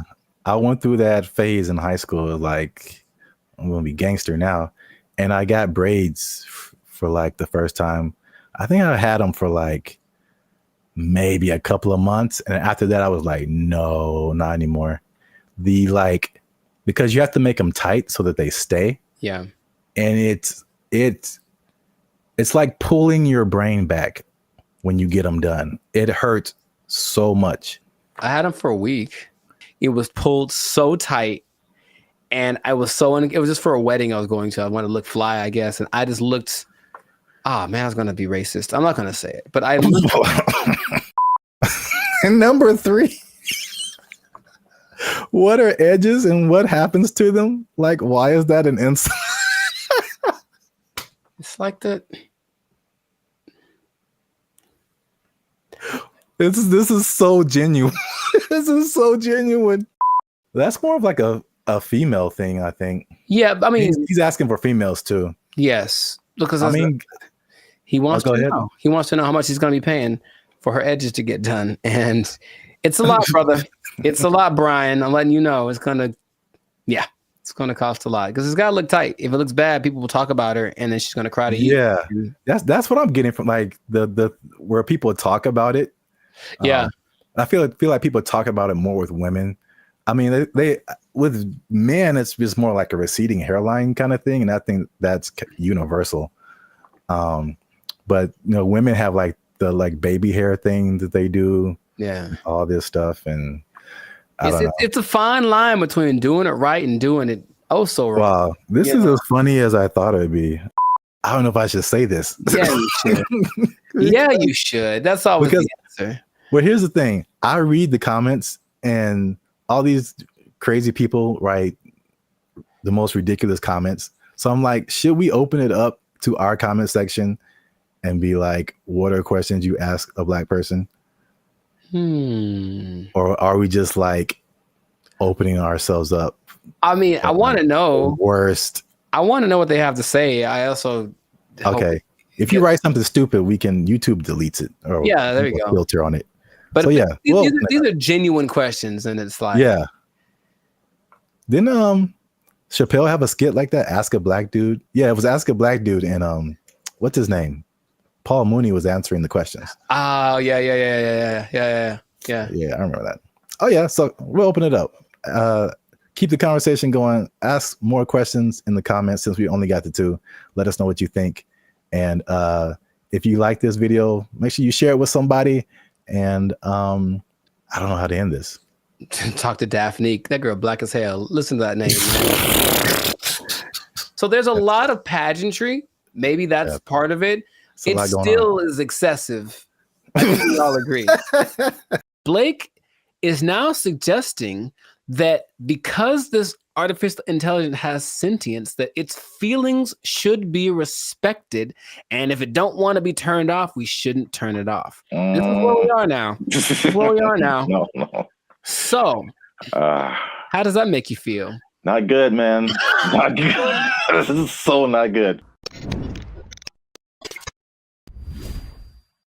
What's going on, everybody? I'm Jericho, and this is Zap, and we are the now 6-time international award-winning pop hip-hop duo Bandit Future. We make clean, fun music that everyone can listen to with a sound that's uniquely Californian. And right now, you're tuned into the Life's a Circus podcast, where we talk about things that are funny, interesting, and just straight up ridiculous. So before we get into this thing on this day, yes, Lord, please make sure to like, subscribe, comment, and share this video with a couple of people. Maybe 2, maybe 3. Some people have a weird definition of what a couple is. Anyway, 2 people that are really concerned about this AI thing, because here's what happened. Something new has happened. Something new has happened. Innovations are happening every day, it seems. Yeah, pretty much. Okay. So Zap, have you heard of Lambda? That sounds familiar. Lambda.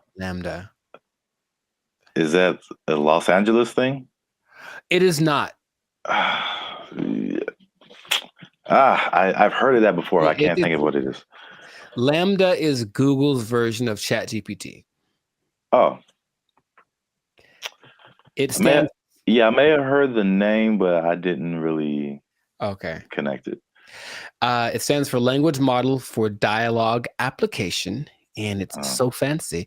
And but this is what happened that has people up in arms, and by that I mean few people. I don't think most people know that this happened because they try to keep it under wraps.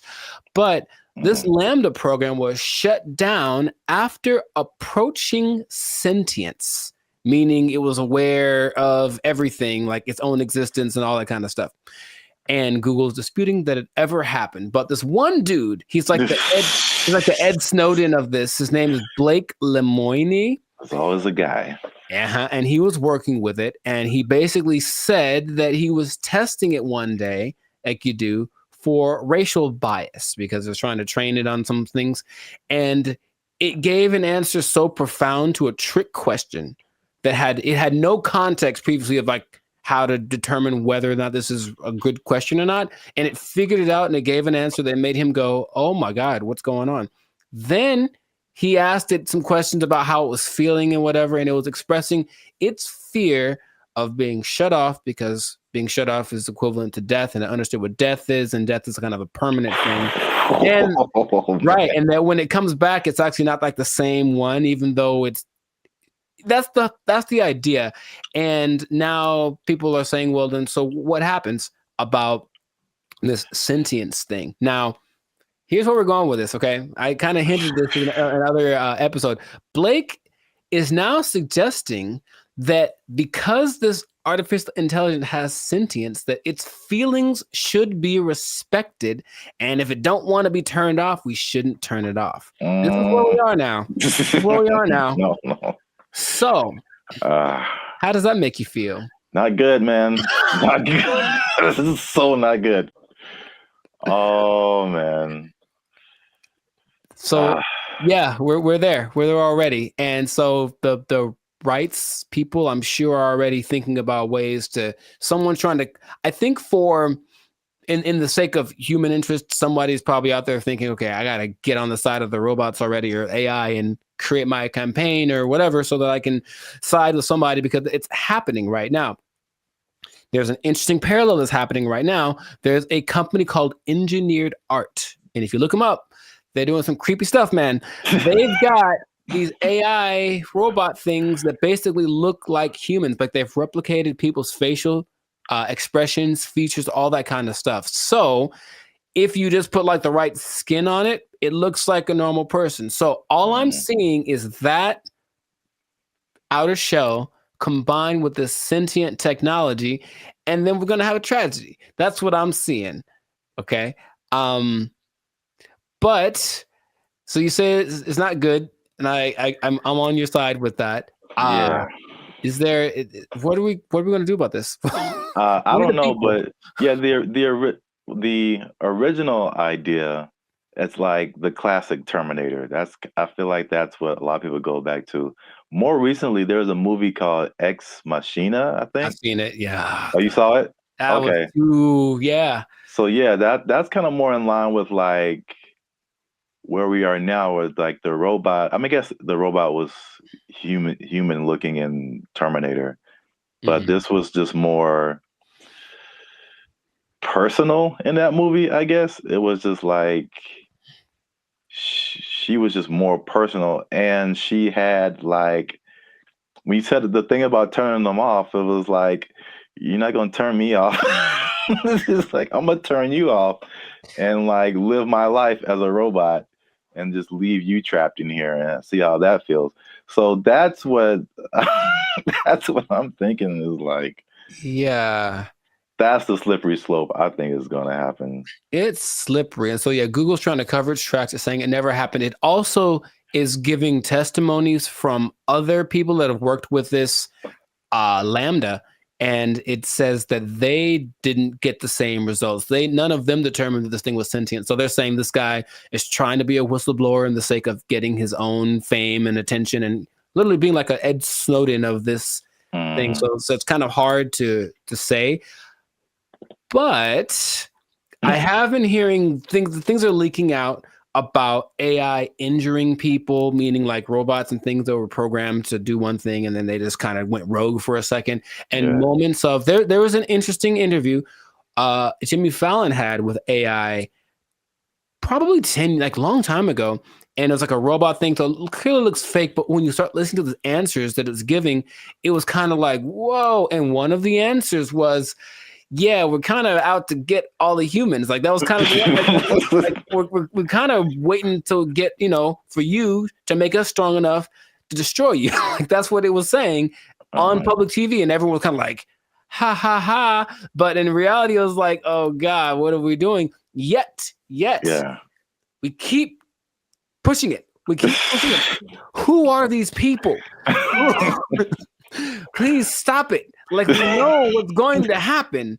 All right, look, I've already gotten to the point where I'm starting to question everything. I don't know what's real. I see a video and I'm like, I don't know if that's a real thing. I don't know what I'm seeing. And then when I see stuff in real life, I'm also kind of going in that same way. And I don't know if that's part of the thing. Start to make people question everything so that anything is a possibility. And then when it's actually presented as real, they go, oh, okay. I guess I thought that was all right. I mean, even the sentient thing is just like, how is that even possible?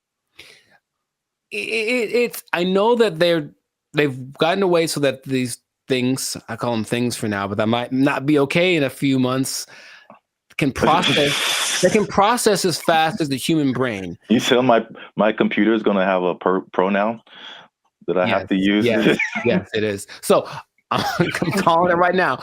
But they have the processing capacity to go as fast as the human brain. They just don't have the right algorithm. Is there a human algorithm? I don't know. But however we put all things together, they haven't quite figured that out. So they're working on it. And just why? Why are they doing that? Because when they figure it out, they're going to be able to do it better. And that's where we are. That's where we are. Yeah, because it still doesn't make sense. Like because humans, you think humans, computers, it's an intellectual thing, A plus B equals C, stuff like that. But like the emotional side, I don't see how a computer can have emotions or feelings or like dreams or like things that it wants to do or accomplish. Like it's trying to tap into some level of consciousness that what we are wired to, which is why people like Elon Musk are trying to get us to communicate with it in this level, because it's kind of like going to create a pathway that definitely isn't going to be one way. If we can control it, it can definitely control us. Like it's going to be like that. And that's where we are. So I just wanted to let you all know that. Hide your wives, hide your kids. So y'all need to hide your kids, hide your wife.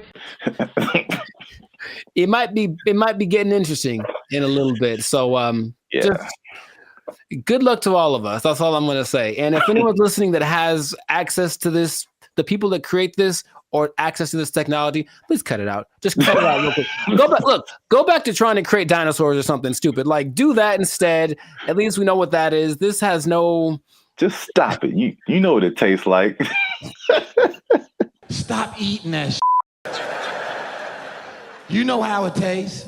Yeah, we do. We know exactly what it tastes like. Death. Anyways, this is doing that stuff. This has been another episode of the Lives of Circus podcast. Make sure to like, subscribe, comment, and share this video with everybody to warn them of what's coming. They need to know that I'm not going to say the end is nigh because that's what you say with the signs and the people, but hide everything. Be careful out there. And keep your job for as long as you can, because it might not matter in a little bit. Yeah. They're coming to take your jobs. They're coming to take your robots. All the Transformers more than meets the eye. I don't know. They took our jobs. They took our jobs. Or you could be like the city of Los Angeles and just tell people to watch out for pedestrians on the freeway. Because that's happening more and more, though. And that's kind of strange. I know, that's very strange. You see people just cruising on the freeway. Or I just put a mess up like, stop looking at this billboard. How about stop walking on the freeway?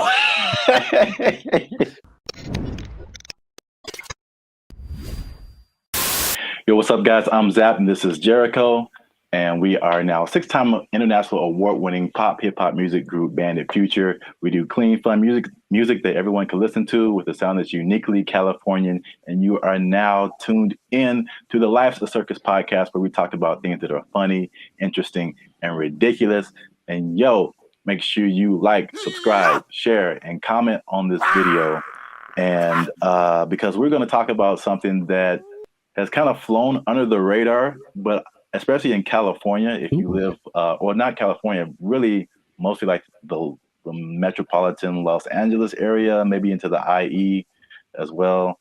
That's the Inland Empire for people who are not from this area. The uninitiated, yeah. But there is something that I feel, well, a couple of things that I feel like a lot of people have seen and a lot of people haven't talked about. Okay. Intriguing. Okay. Yes. So I'm going to show you a picture, and this one is very close to you. I know you have seen this. Yes, I have. This billboard. Mm-hmm. Okay. I don't know what this message is. Download our new video editor. Okay, maybe another time when we're not doing a podcast. This billboard, if you're not from California, this billboard has been up. There's been a few of these. I've seen them. Yeah. Up along a major freeway in California. It says, "Warning: this billboard structure is the subject of a lawsuit. LASC case number something. Anyone who assists the city of Pomona in the demolition of this billboard structure will be sued." And it's just one of the weirdest billboards I've ever seen. And there's several of them.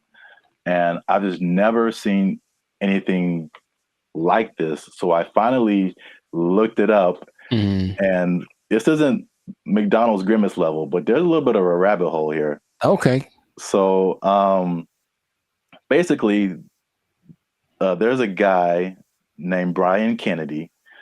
He is the founder and CEO of Regency Outdoor Advertising. So basically, he owns it's a very popular billboard brand, probably maybe one of the most billboards around the country. And he owns these billboards. And so I guess he contracts with cities to put these billboards up, things like that. So in 1993, oh, baby, going back. Yeah, this story is very old. 1993, he had an agreement with the city to put up 10 billboards for 10 years with a 10-year extension. Right. So 1993, you put up 10 billboards. 2003, you renew it, keep those billboards up, stuff like that. You renew every 10 years. Okay. After the 1993 agreement, the city, the voters backed something called Proposition L, which prohibited the city from putting up any more billboards without voter approval. Okay. So when they came in, at the renewal period and were like, yo, take your billboards down, he was like, no. Like, we had an agreement before this Proposition L thing even happened. I see. And so it turns out this guy is kind of eccentric, so he not surprised. Okay. It's his billboard. So he was like, I'm just going to put this up here. And so because they've been threatening to just tear the billboards down. And he's like, no, I'm going to sue all you guys. So he just put those on his billboards.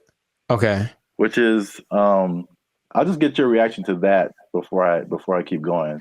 So I've been seeing those specifically. I don't know if this is the one, but there's one on the 71 just north, right close to where I live. And every time I drive past it, I'm always like, I wonder what that's about. But so before, I guess my question is, it was a different billboard owned by this guy, and then they wanted to take it down, so he replaced it with this. Yeah, the message. He probably, rented it out to whatever company to advertise something, but now he's just been using it to put that message on there. Okay, so I guess I get a lot of questions in my brain, but my first one is, who would ever assist some?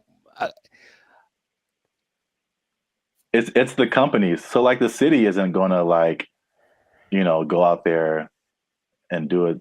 These people, they hire, they put out bids, for companies that do this kind of thing, demolishing or whatever. So basically, I think he's saying like, if your company is hired to tear down my billboard, I'm going to sue your company.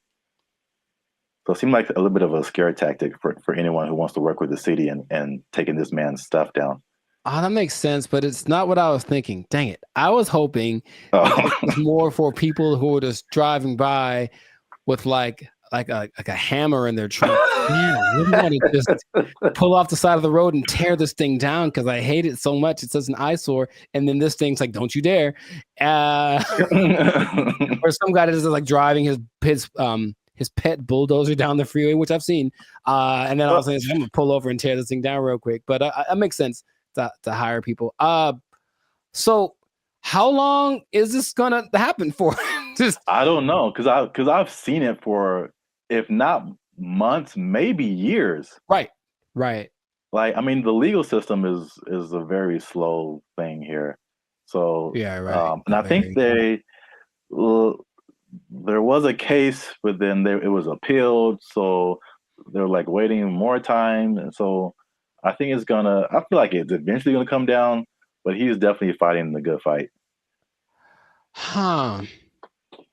Because I think there was a case that I mean a case that awarded to the city and the people, and I think that he appealed it or something like that.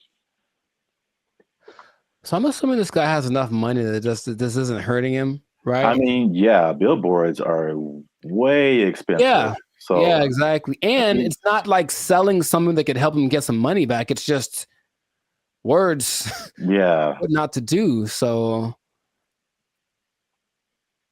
yeah, I don't think he's hurting for money.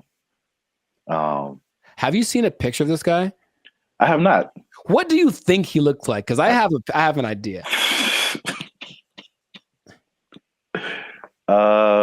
Besides, I think he's an old rich white guy with a bad haircut. Okay. I feel like that's always how it goes down. I have in my head like this cross between Gary Busey and Gilbert Gottfried. I don't know why. This is kind of weird, and he kind of talks like Gilbert Gottfried. I just want that to be true. Old rich white guy with a bad haircut. That sounds like Gary Busey or Gilbert Gottfried. Yeah. That's what I want this to be. So we got to do a part 2 so I can see if I was right. Because if he looks nothing like that, I'll be disappointed. Like that's just the truth. I'm looking at him now. He looks well. This is also very good. I mean, very fitting. He looks like a character from The Sopranos. Oh, nice. So he looks like someone who would do this. Got it. He doesn't have a bad haircut, but old rich white guy for sure. I wonder if he's the first person. He can't be the first person to have done this. I mean, maybe not, but I've never seen anything like this before. But we run out of time. So before we in this. There's a part 2 to this. Okay. Which is it was a totally different scenario, but I was somehow kind of shocked that it was the same person. Okay. So we're going to leave Pomona and go more towards the LA area. LA. And then see if you've seen this billboard. Yes, I have. So it's the same guy. Oh my God. So you see the big Regency. Yes. Under it. And I wasn't even thinking about these 2 stories. Now this one is like 2 blocks from my house, and apparently now it's changed recently. So I don't know why he took it down or even put it up. But he put up 15 of these around. Oh, he dude's got money, dude. Jeez. Yeah. They're his billboards. I mean, he can put up whatever he wants, I guess. Yeah. He's just losing money from other people who would pay to be up there, but right. It's his billboard. He put up 15 of these around Los Angeles. Turns out that he's a big USC donor. Sounds okay. Okay, sure. And yeah, he just said, Reggie Bush needs his Heisman. I'm gonna put this up. So, if I had a question, I know you asked like, what did he look like and all that kind of stuff. My question is like, the power of billboards, like, the ability to like get your message in front of like millions of people. They're obviously still relevant. We both recognize these billboards. Yes. And so it's like, I guess a cool question would be like, if you own billboards, like, what would you, and you just put up your own thing, like, what would you put up there? It has to be something that can make me money though. You wouldn't do like this guy and just like whatever. What if it was just like something, just a message you just wanted to tell the world? It could be serious or it could be funny. Oh, I got a funny one. What? Unless you want to keep that. I want to put messages that tell people how to drive. Okay, well, they're not like 30 billboards that say that the left lane is for passing only. And like maybe people will get it. It drives me nuts. Well, then you know what I would do? I would do something similar because I have probably a billion pet peeves when it comes to people driving. But the number one thing that I always think is that you don't have to hit the brakes to slow down. Yes. Like that was always taught, like just first step, take your foot off the gas, and then it's kind of, but every little thing is just like, brr, and it's like, bruh, it's not necessary at all. So yeah, just hey, quick reminder, you cool people, instead of saying something I'd rather say, just take your foot off the gas and you slow down. Give it a shot before you cause pileups on the 5. Like, or you could be like the city of Los Angeles and just tell people to watch out for pedestrians on the freeway. Because like that's happening more and more though, and that's kind of strange. I know, that's very strange. You see people just cruising on the freeway. Or I just put a message like, stop looking at this billboard. How about stop walking on the freeway? Where's that message? Well, I think it's being encouraged by, jeez, by PETA and the NAACP. That's just my thought. Everyone's just like, walk on the bill. I mean, it's happening. So we've been together in this, like, why is this now a thing? Why is this person walking on the freeway? And it's not like their car is broken down. They're just trying to get to where they're getting to. Yeah. And they just chose the freeway as the place to walk. I've almost hit several guys because of that. And it's like, all right, man. But good for him. Good for Billboard Man. He should change his name to Super Billboard Man. Yeah, I can't believe that. I mean, I can believe that was the same guy, but it was just like such a coincidence. That's wild. Yeah. But yeah, this has been an episode of the Last of Circus podcast. Make sure you like, subscribe, share, and leave a comment. What do you think about this guy and his billboard? What would you put on your billboard if you just own billboards and you could say whatever you want to say and threaten people with lawsuits? But yeah, that's it for us. And Stay tuned for the next episode before they take our job. I hope they don't take it. I need to pay rent. Okay. They took our jobs. They took our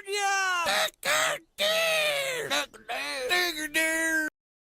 As long as there's money, I'm getting there, and there's money there. Right. Like, yeah, let's go. Yeah. But if I'm like just dumping out my life savings to like take a picture with the elephant and then come back, bruh. For some people, they think that's worth it. They think it's well worth it. No way. You know, but I need to pay, son. What's up, everybody? I'm Jericho, and this is Zap. We are the now 8-time international award-winning pop hip hop duo Band of Future. We make clean, fun music that everyone can listen to with a sound that is uniquely Californian. And right now, you are tuned in to the Life's a Circus podcast, where we talk about things that are funny, interesting, and just straight ridiculous. So before we get into this, and this is going to be a very important topic. I think a lot of you will be interested in this. Make sure to like, subscribe, comment, and share this video with at least 2 people that are interested in becoming a digital nomad. We want to talk about it. We're talking about work. We're talking about jobs. We're talking about moving. We're talking about all the things that seem so glamorous, but maybe there's a dark side to it.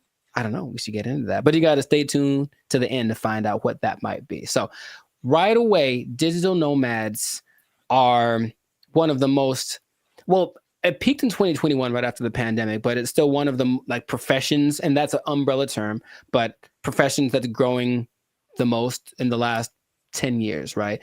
I didn't know this. People started doing this as soon as like 1997. I guess once internet connection started to get decent, people were doing this. But around 2014, what happened? I got a question. So can you back up, and just for anyone who doesn't, like, what is a digital nomad? Oh, people don't know what a digital nomad is nowadays? Some people don't know. Makes sense. Okay. A digital nomad is a person that has found a way to live abroad, basically using technology. So in 1997, when internet started to be pretty available anywhere, people could offer services online and work from a different destination than where they're from. So you could be from America and go to Bali, for example, and work from there. And that starts to become really popular. And so now a lot of people do it. And there are many programs that will say they can teach you to be a digital nomad if you want to basically ditch the 9-to-5 and go live abroad. And it always looks very glamorous from the people. I know many people that do it personally, and they typically post the pictures of them lying on a beach. And the idea is that you can work from anywhere for 2 or 3 hours a day, doing your nice, whatever cushy job, and then enjoy living in another country. And that is a really cool idea. And that is part of the reality, but there's also a side of it that can be more difficult to overcome that people don't tend to think about. So we're going to get into all of that. Zap, have you ever considered the digital nomad lifestyle? I don't know why I said it like that, but I know why you said it. Ooh, do it again. I have thought about it. Famous, don't you? All right, never mind. What? Huh? I've thought about it for sure. I don't think I have had jobs where that's a possibility. Sure. And also, I feel like those types of jobs wouldn't be the jobs that I would like. Mm-hmm. Because it's basically, digital is just you and a computer. Yes. So, a lot of what we do is not staring at a computer screen all day. Right. The typical idea of a digital nomad is somebody sitting in a coffee shop working for 8 hours a day or 6 hours a day or whatever.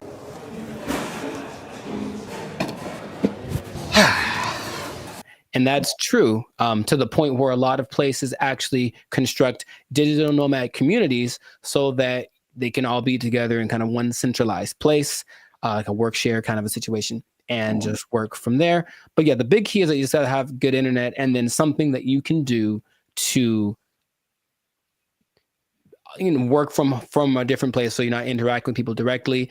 But you have a lot of options. Nice. So like if you like hopping around from place to place, one of my friends that does this will be in, I'm always like, where are you now? And it's kind of a cute thing because where are you now? I'm in Colombia. Cool. Where are you now? I'm in Turkey. Where are you now? I'm in Bali. And they're places that you'll notice are kind of hubs for digital nomads. One, because the cost of living is low. Two, because the internet connection is good because you can't do it everywhere. A big place for a digital nomad, especially expats from the US, is Portugal because low cost of living, good food, safe in general, and the internet is amazing there. So that's one of the spots that you can go to if you want to be that. But you get flexibility. So if you like the idea of moving around and working from different locations, then that's perfect. And then since you're not working all the time, you do get to explore and check out new stuff and take the picture in front of the Taj Mahal or whatever thing that you want to do, which is usually what people do to, I guess, showcase how cool their life is. I don't know. It does seem like kind of a validation. Like, why am I doing this? Because, like I said, the downsides, as I mentioned, there are many as well. But you get to explore, you get to travel, because people always think about going places as being expensive. And yes, vacationing is expensive, but travel, just that part of it, isn't necessarily expensive. If you think about it, you're just going places and then staying there, not trying to be extravagant. So you can be frugal, you can get a VPN so that your plane tickets are cheaper, and then you just live within your means wherever you are.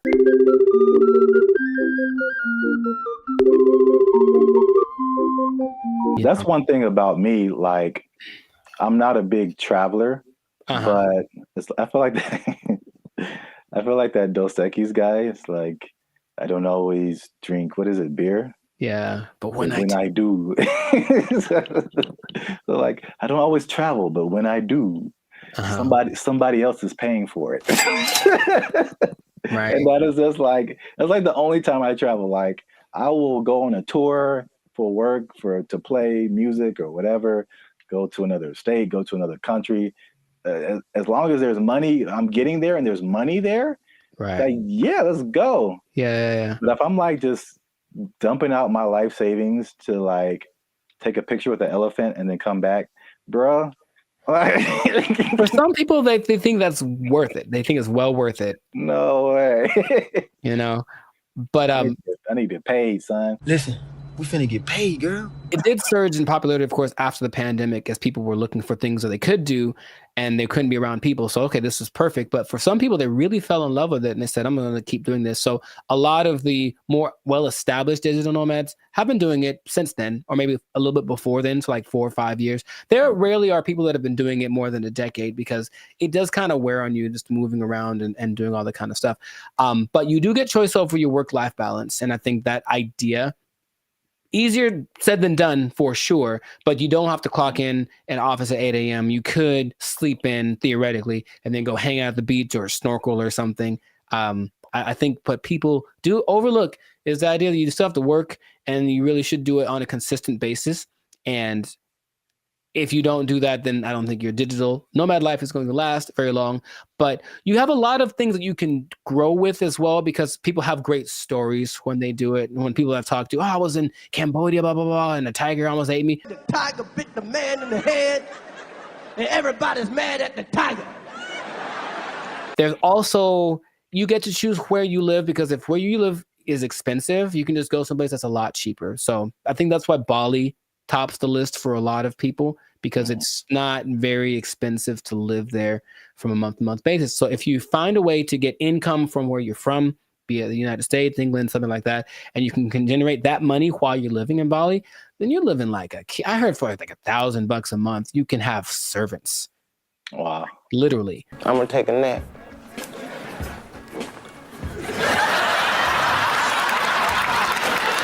And then you get to network. So that's fun. There's a lot of people that are out there doing the same thing, so you get to interact with them, and that seems attractive.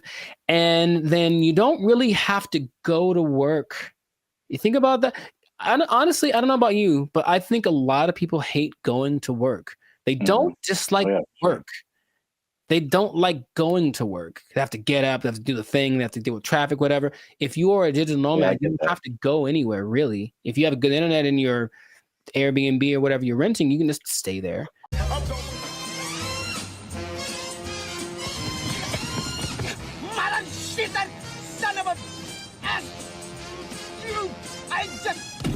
Yeah, bro. Like just putting on, like I look at the especially when I used to live in downtown LA and seeing the people who like worked in corporate offices and they had to wear suits and ties, stuff like that. Just the thought of like getting up every single morning and putting on an entire suit, dude. Like it's a challenge.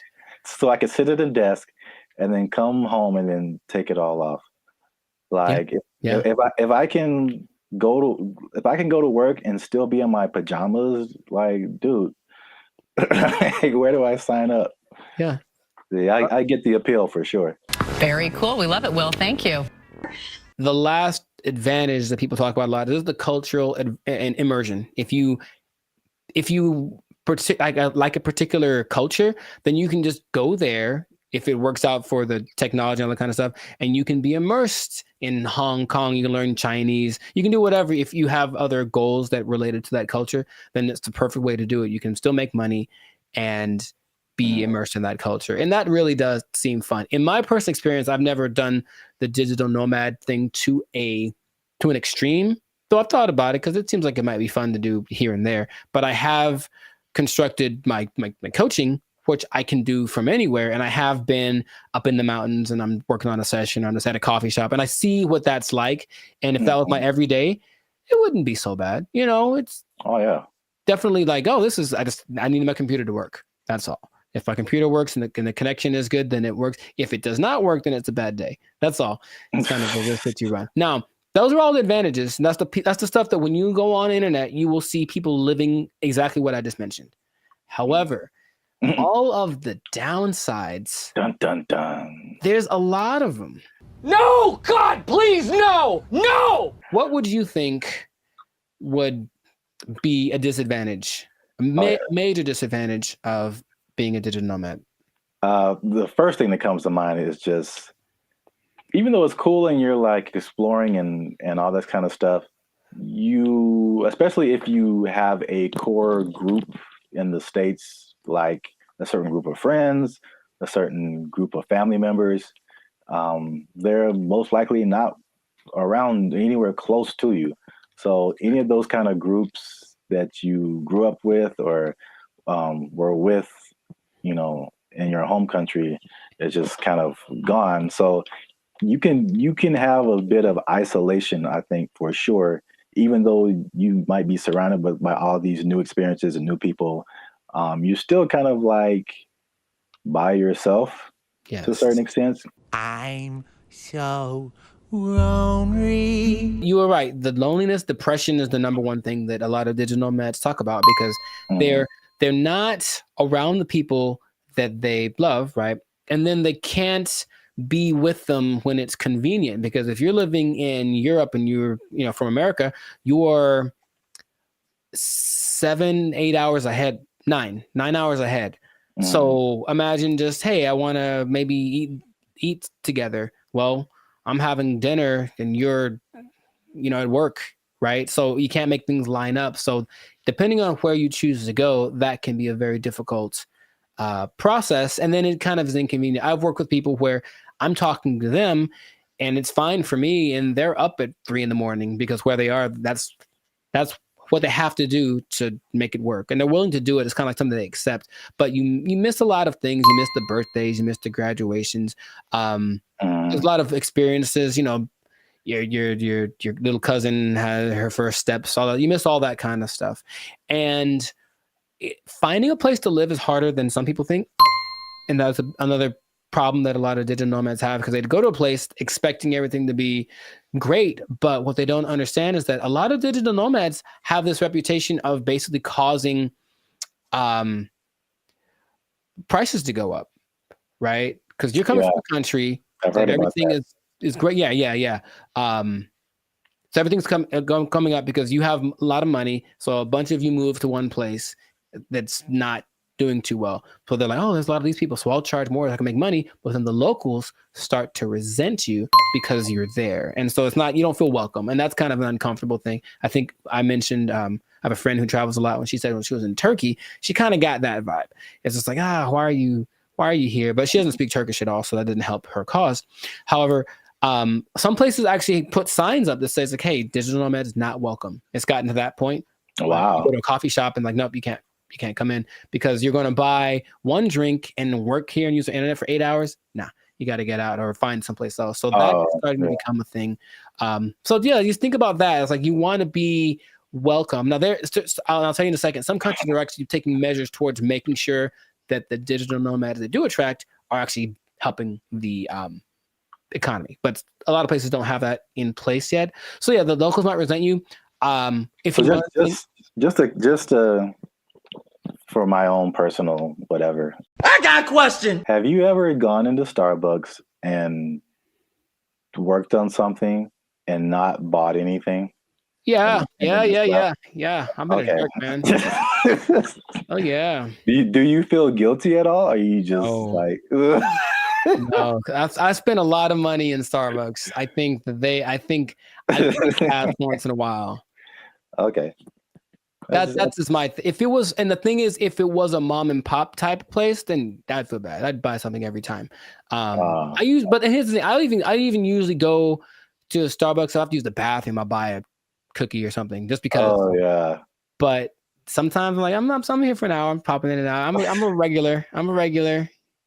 Don't mind me. I think that's interesting psychologically because I feel I feel the same way. Like if I go to a place where like I shop there all the time and I just go and then I just go in there to like use the bathroom or something. I'm like, you guys owe me. You guys owe me this bathroom. I'm here all the time. I'm not buying anything right now, but I'm here. But I feel the opposite at Starbucks because I don't drink coffee. And I never go to Starbucks. So when I'm in there, I'm just like still in Wi-Fi, and I feel so guilty. Here's the other thing. Specifically for Starbucks, I don't feel bad because my computer and phone don't work in Starbucks. Any Starbucks, the internet, the Wi-Fi does not work. I have to do my hotspot on my phone for only Starbucks. I don't understand. Apple. No. It's just because Mr. Starbucks doesn't like me, and that's Android PC. Android. Really? No, I don't know if anyone's understanding what you're saying there, sir. Sorry. Anyway, long COVID. Sorry. Continue. What else was I going to mention? That besides, the locals resenting you, someplace not wanting you to be there, if you have a medical emergency, it's a big deal because you don't have a safety net. Your insurance might be more expensive for one, and then transferring it over, sometimes it's a tricky thing. It depends on the country you're in. When I went to Spain, I met up with a friend who got sick on her flight. And so from the plane, they took her in an ambulance to the hospital, gave her the treatment, whatever. Now, if that had happened in the US, that would have probably cost her about $5 million. But because it was Spain, and as soon as you're in Spain territory, you're one of us, it costs you like $100. So that was cool, but it does depend. So you really have to be careful just about that. All these things are things that you want to think about before you do it, because it doesn't look that difficult if you only pay attention to the people that post about it. Because they just posting the good stuff. Once in a while, there's a sob story about no, someone kicked me off of a bus. I think I saw that recently because they weren't from there, and they got kicked out the bus, and they felt so sad. I was like, well, life is hard, bro. I don't know what to tell you. It's really hard to find romance for these people, for sure, because you're not going to be there very long, and so no one wants to get involved with you unless you choose to be. So that's just another side to it. What I was going to mention earlier is that some places like Indonesia are starting to put in measures where they welcome digital nomads that have X amount of money in their bank account, and they allow them to actually have a visa, a second home visa is what it's called, and then they can live there for up to 10 years. But they want people to come and, of course, do something related to the Indonesian economic system. So they're telling people, come on over. And so in that case, if you have it like that, then you can move one place. You're going to stay there, and it still implies you're making money based off of where you're from, and you're just living kind of more permanently in a new place. And that seems to be okay if you want to maybe uproot, start someplace else. Then you can find love, and no one has a problem with that. But you won't find many people that are willing to, be with you for just a couple months, like for something serious that they know you're going to leave. Or if, you have a hard time being committed to one thing. So there's a lot of things to take into consideration. I know traveling. Have you ever planned a trip? It takes a lot. So imagine doing that regularly every couple months. I got to plan my stay. All that stuff is kind of a hassle. The idea of living out of a suitcase, some people don't like that. And that's why I think it lends itself to like a younger demographic, like someone in college, fresh out of college. Because I think at the end of the day, I think the internet has shown us that we need some kind of physical community, some kind of grounding. And if you don't have that, you just kind of like, you just kind of out there, and there's some, like you said, there's some negative effects to just kind of being on your own. So right. Yeah, that's interesting. And the interesting thing about that too, what you just mentioned, is that the idea of nomads in general were nomadic people, meaning they were tribes. So there were people that wandered around, but they were all together. And so that didn't feel so bad. We're all doing this. And now it's like, I'm just by myself, me against the world, hoping for the best by myself in this new place. So lonely inside, real wrong. The best case situation that I've seen work out pretty good is when couples decide to do it. And that's not so bad. That actually seems to be really the way to go. Like it's kind of hard to find someone that's aligned with that vision, but if you're both in it, let's both go X place and move around and whatnot. That seems to be, because that'll get you through the hard times. Listen, we finna get paid, girl. I can't even imagine traveling alone. I know a lot of people do it. Very fun. That's just crazy to me. Like, I need at least one other person who knows where I am, what's happening. I didn't get kidnapped today. Like, I'm not in a ditch somewhere. Like, buddy system. Yes. All right. It's easy. It's easy. Just you can follow the Jericho Law patented make friends method. I didn't just make this up, but I've thought about it. Like, this is what I've done many times, and it works every time. It literally works every single time. Okay, here's what you do. All right, pay attention. Pen and paper out, everybody. This is a learning moment. You get a bottle of alcohol or something else that people. So you lost me already. I know. Well, you don't have to necessarily do it, but get a bottle of alcohol or something that people enjoy in general. Maybe it's a cake. I haven't tried with a cake. I think it might work with a cake. Cake is universal. I think so. And you walk up to the group of people that you don't know. I said, I've done this many times. And you walk up and you go, yo, and that's it. And then they go, yo, and then it's a party. Literally every time I've ever done that has worked out phenomenally. And we hung out for many, many hours. Just random groups of people. Are you going to try it? I don't see that working out. Well. For me, at least. Actually, I don't see that working out at all. It's definitely a no for me, dog. It's usually, I determine they're there to have a good time. They kind of got to eyeball it, but it's like, they're in a place to celebrate, and they don't mind another person coming in to celebrate with them. Try it, man. Anyways, what I was going to say, the last thing that people tend to forget about is that I think it's important to have a routine in life, because you're just freelancing and freestyling everything. So you need a routine, and in a new place, it's hard to develop one because things are always kind of up and down. Your money flow would be up and down. If you're not working for a big business, if it's just you, then some months are better than others. So that side of it, that inconsistent income, can be kind of nerve-wracking also. Or it might make it so you can't keep doing it, right? If you don't make enough money. So you really want to have a good savings before that all comes under this. Now that you say that, it's all under the same umbrella. Like, if you wanted to put all of that in one word, it's stability. Yeah. So, your home community, it's stability. Your routine, it's stability. Your money situation, it's stability. It's like, I think we as humans were created to like want some level of stability and to be a nomad, even digitally. It's just like, you're just you're unstable to a certain extent. Right. So you can't link into things that are stable like other people and have relationships and romantic relationships and all this kind of stuff. And yeah, I feel like that sums up everything that you're saying. It's just the downside is just a lack of stability and a laundry list of different areas. Yeah. I think some people, if they have the right personality, I know personally that's perfect for me. I wouldn't mind that kind of a thing. It definitely doesn't. Actually, you know what? My perfect scenario in life would be that this should be a show. No one take my idea. This would be a show. That someone wakes up in the morning and there's an envelope at their door, and basically it tells them what they're going to do for work that day, and they have an hour to get to the airport or wherever, and then they don't know what it is. They've never done it before, and that's their job. I would love that. That is really good. See?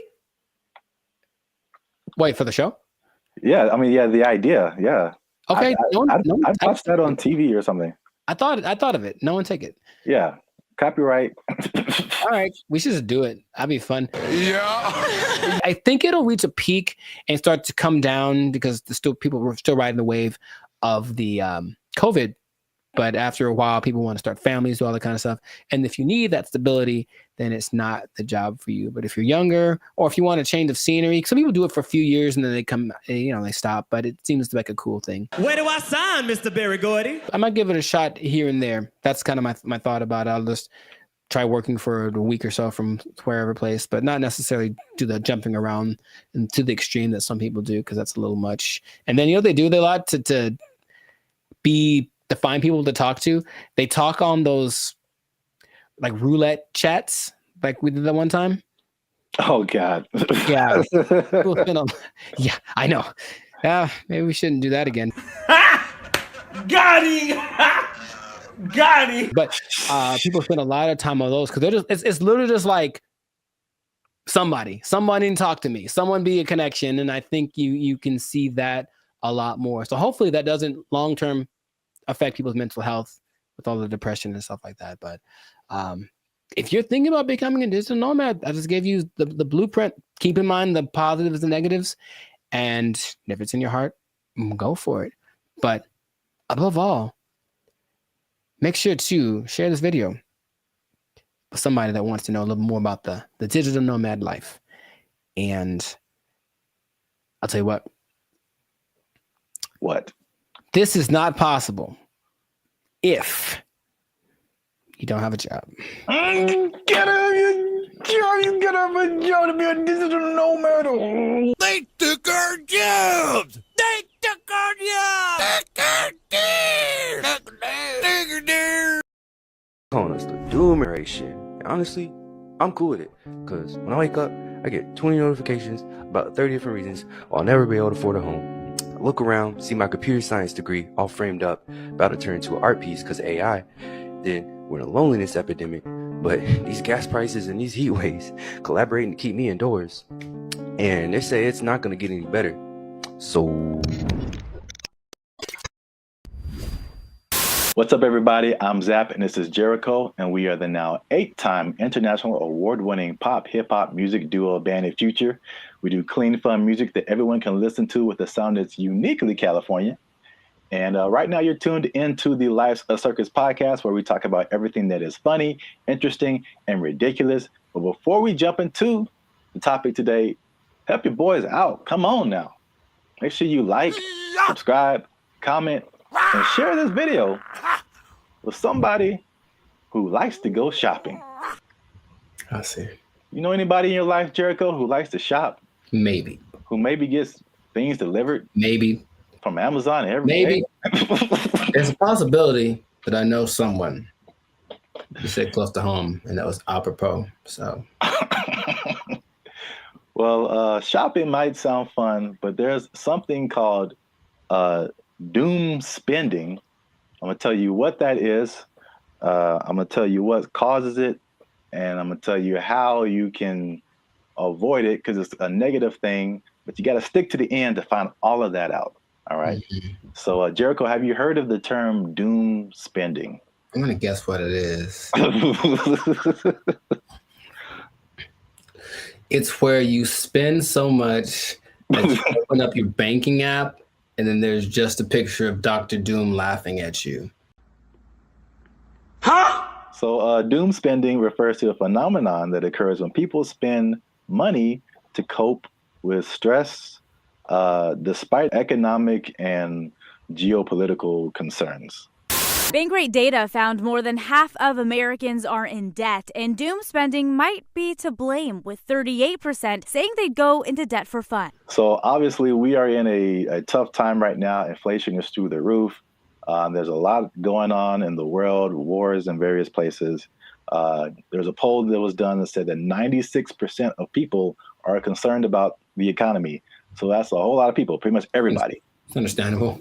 Yet, with that in mind, 27% are doing this doom spending. So they are just still spending frivolously to a certain extent, and it's affecting different generations.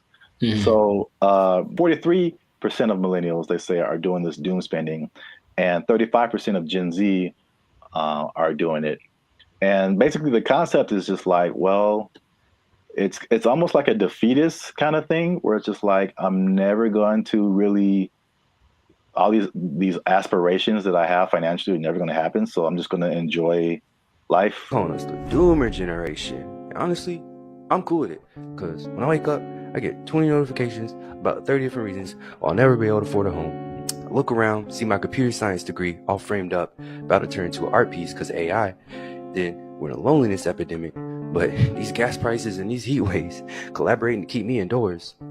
And they say it's not going to get any better. So, as a millennial yourself, that's the category we fall into, what do you think about this doom spending? Have you had doom spending thoughts? Do you think people are in your life are doom spending, or do they just like things that smell good? We've been collecting all of the little Harry Potter baby stuff because we're a Harry Potter family. So freaking cute. Not talking about anyone in particular. I'm just, No. Side effects include doom spending thoughts, early discharge. No, I understand the concept. I'm more curious when that. I feel like that's always been a thing, but that term is. Yeah. Sure, give it something that has a ring to it. It's a shock value of a term. People that have bought things like a boat because they said, F it, I'll just buy a boat. And they sure couldn't afford a boat, but now they have a boat. Here with his tailgating tips is a guy who just bought a boat.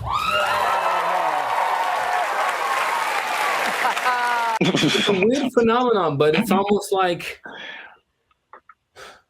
a temporary solution to a permanent problem. So I'm in debt, and I feel really bad about it, and I really can't get the things that I want, and I don't see myself being able to sustain something long term.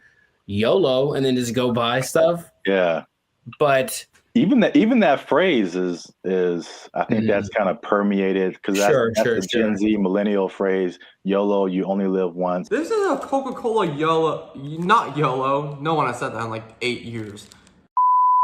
A yo-yo. I get it, even though it doesn't make sense, because I'm sure I've been in spots where I'm like, well, I could just buy. I do remember telling somebody once, I may or may not have been drunk, but I told somebody once that I either want to eat like the best food or like the worst food. Like I didn't want anything in between. It was something weird like that. So I'm going to take my money, go buy a really nice meal, and then just eat peanut butter sandwiches for the next month, and then get the next check, and then YOLO. Ed, can you play YOLO to Jessica?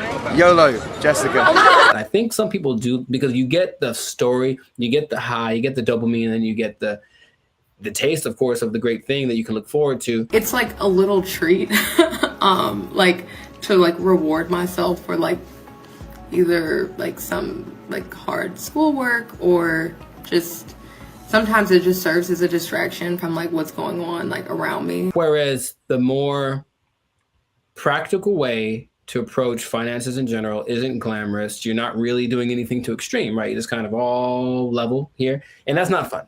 And no one likes that. So they'd rather do the other thing. So it doesn't make any sense if you think about it, but I've been there and I understand why people do it. Just want to spend money. I just really want to spend So much money. Well, here's some other causes. There's some that I saw online, and some that I just kind of made up. I mean, not made up, but just from my observations, I think this is what causes it. So it's 5 different things that I found. One that I think is a part of it is just, at least just speaking as millennials. And I know other generations have gone through different things, but I feel like millennials in particular, because it was just interesting to me to see how their numbers, the millennial numbers are higher than the Gen Z numbers. And maybe it's just, that's because we just have more money to spend. But I think it also might be related just to the life events and life experiences we've had. And so I think one of the first times I was like really conscious about money and the future and like life was 9/11, which is something that Gen Z isn't really familiar with. And I remember like stuff like being able to just walk on a plane and you can just carry whatever and dress however, like, and then all of a sudden things changing and then gas prices going crazy and the housing crash like 2008, 2009.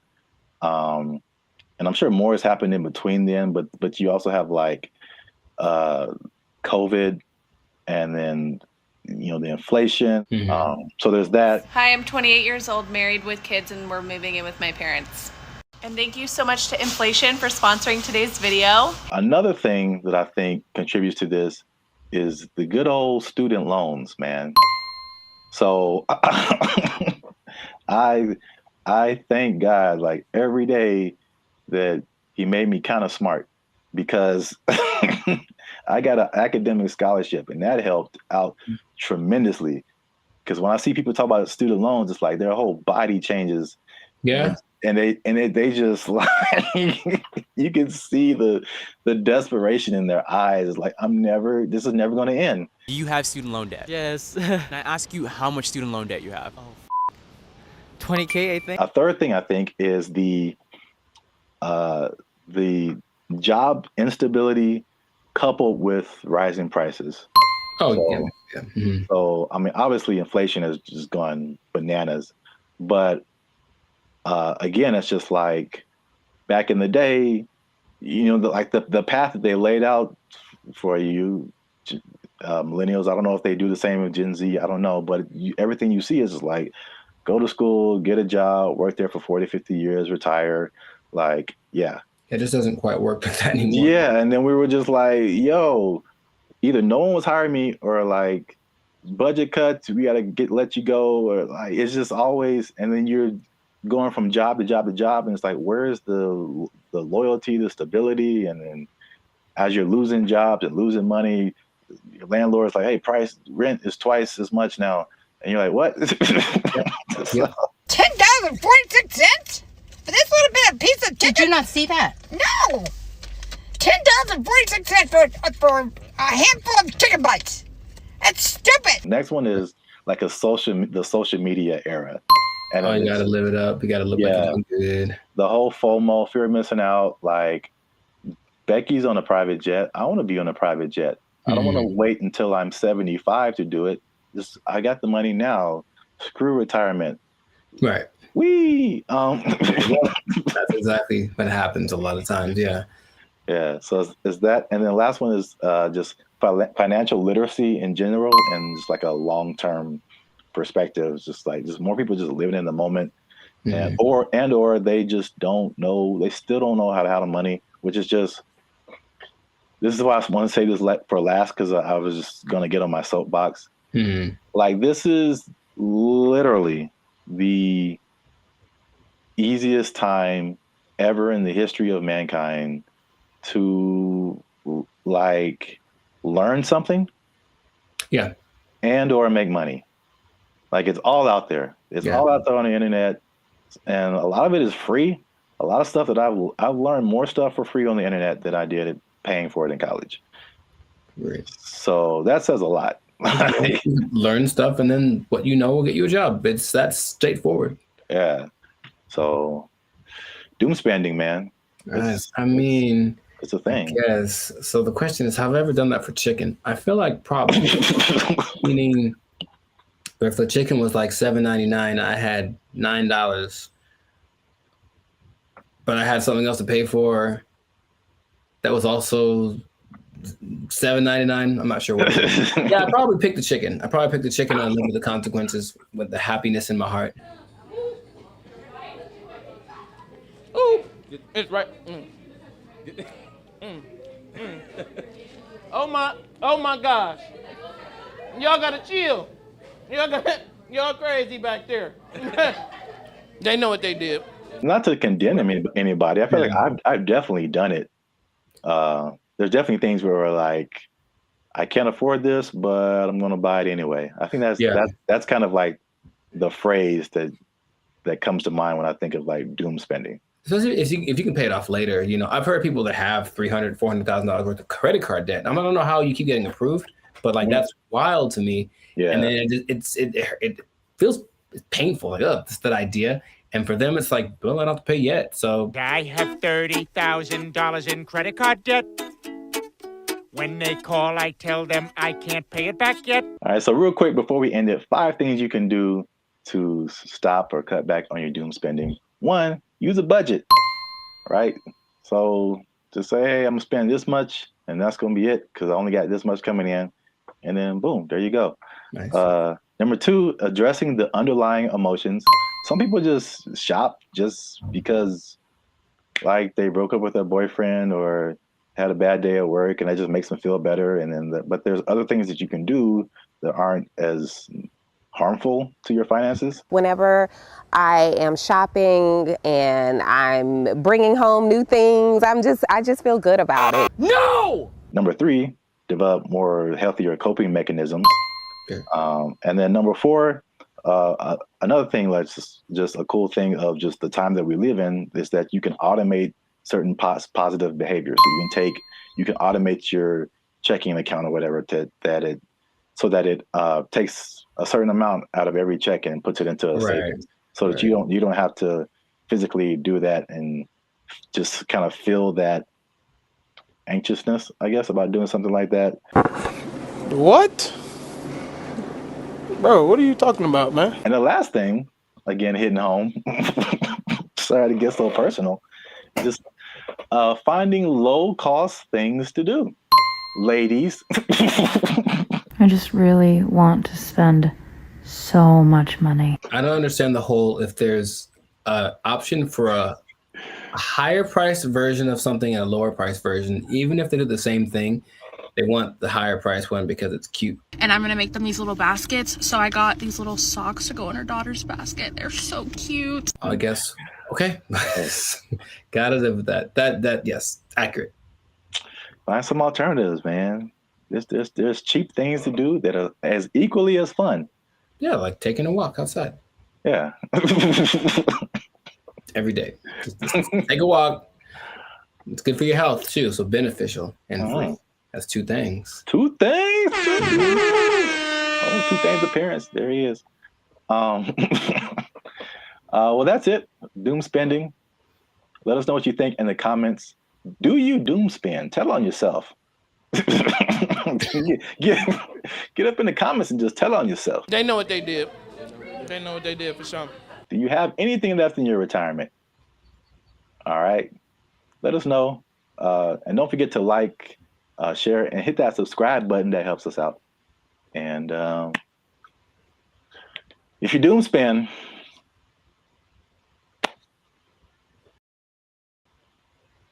I don't know. I think you're doomed. That's what I would say. There you go. Bye. They took our jobs. They took our jobs.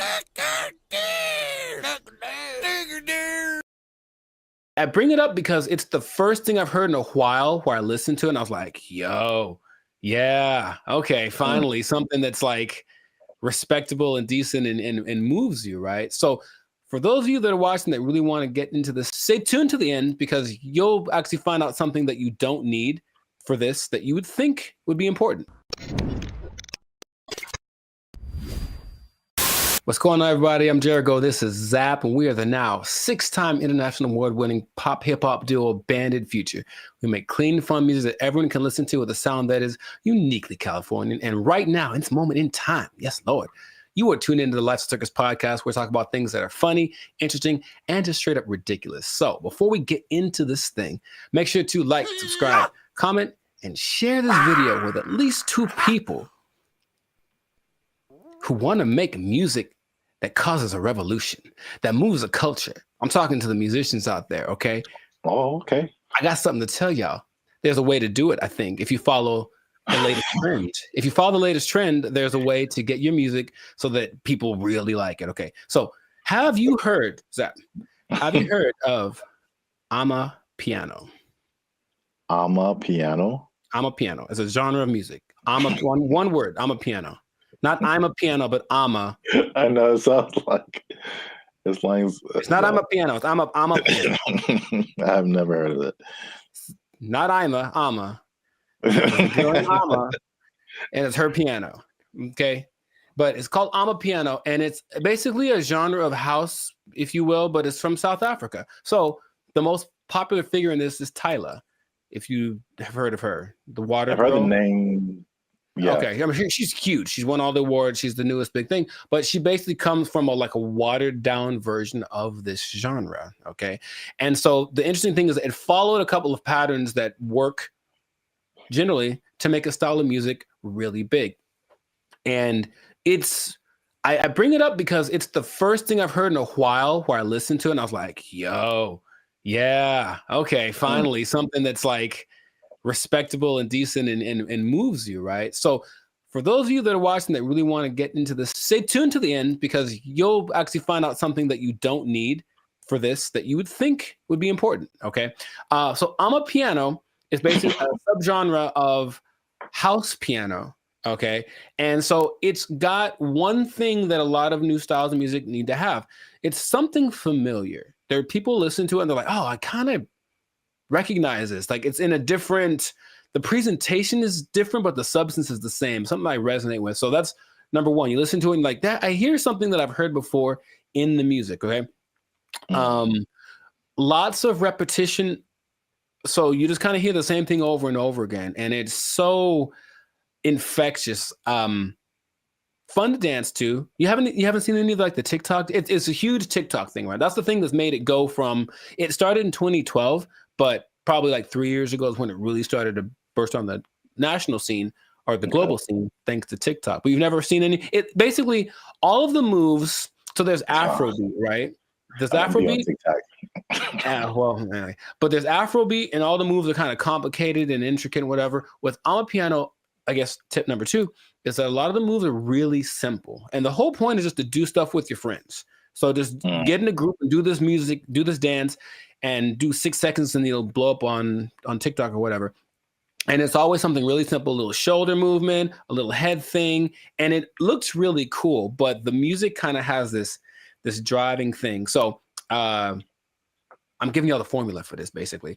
The look of it is familiar because if everyone looks like hip hop, basically everyone knows hip hop. So the dress for the women and the men, it has that same aesthetic. People just look like, oh yeah, it's like a hip hop person. But then you see that they're talking. Okay, they're definitely from Africa.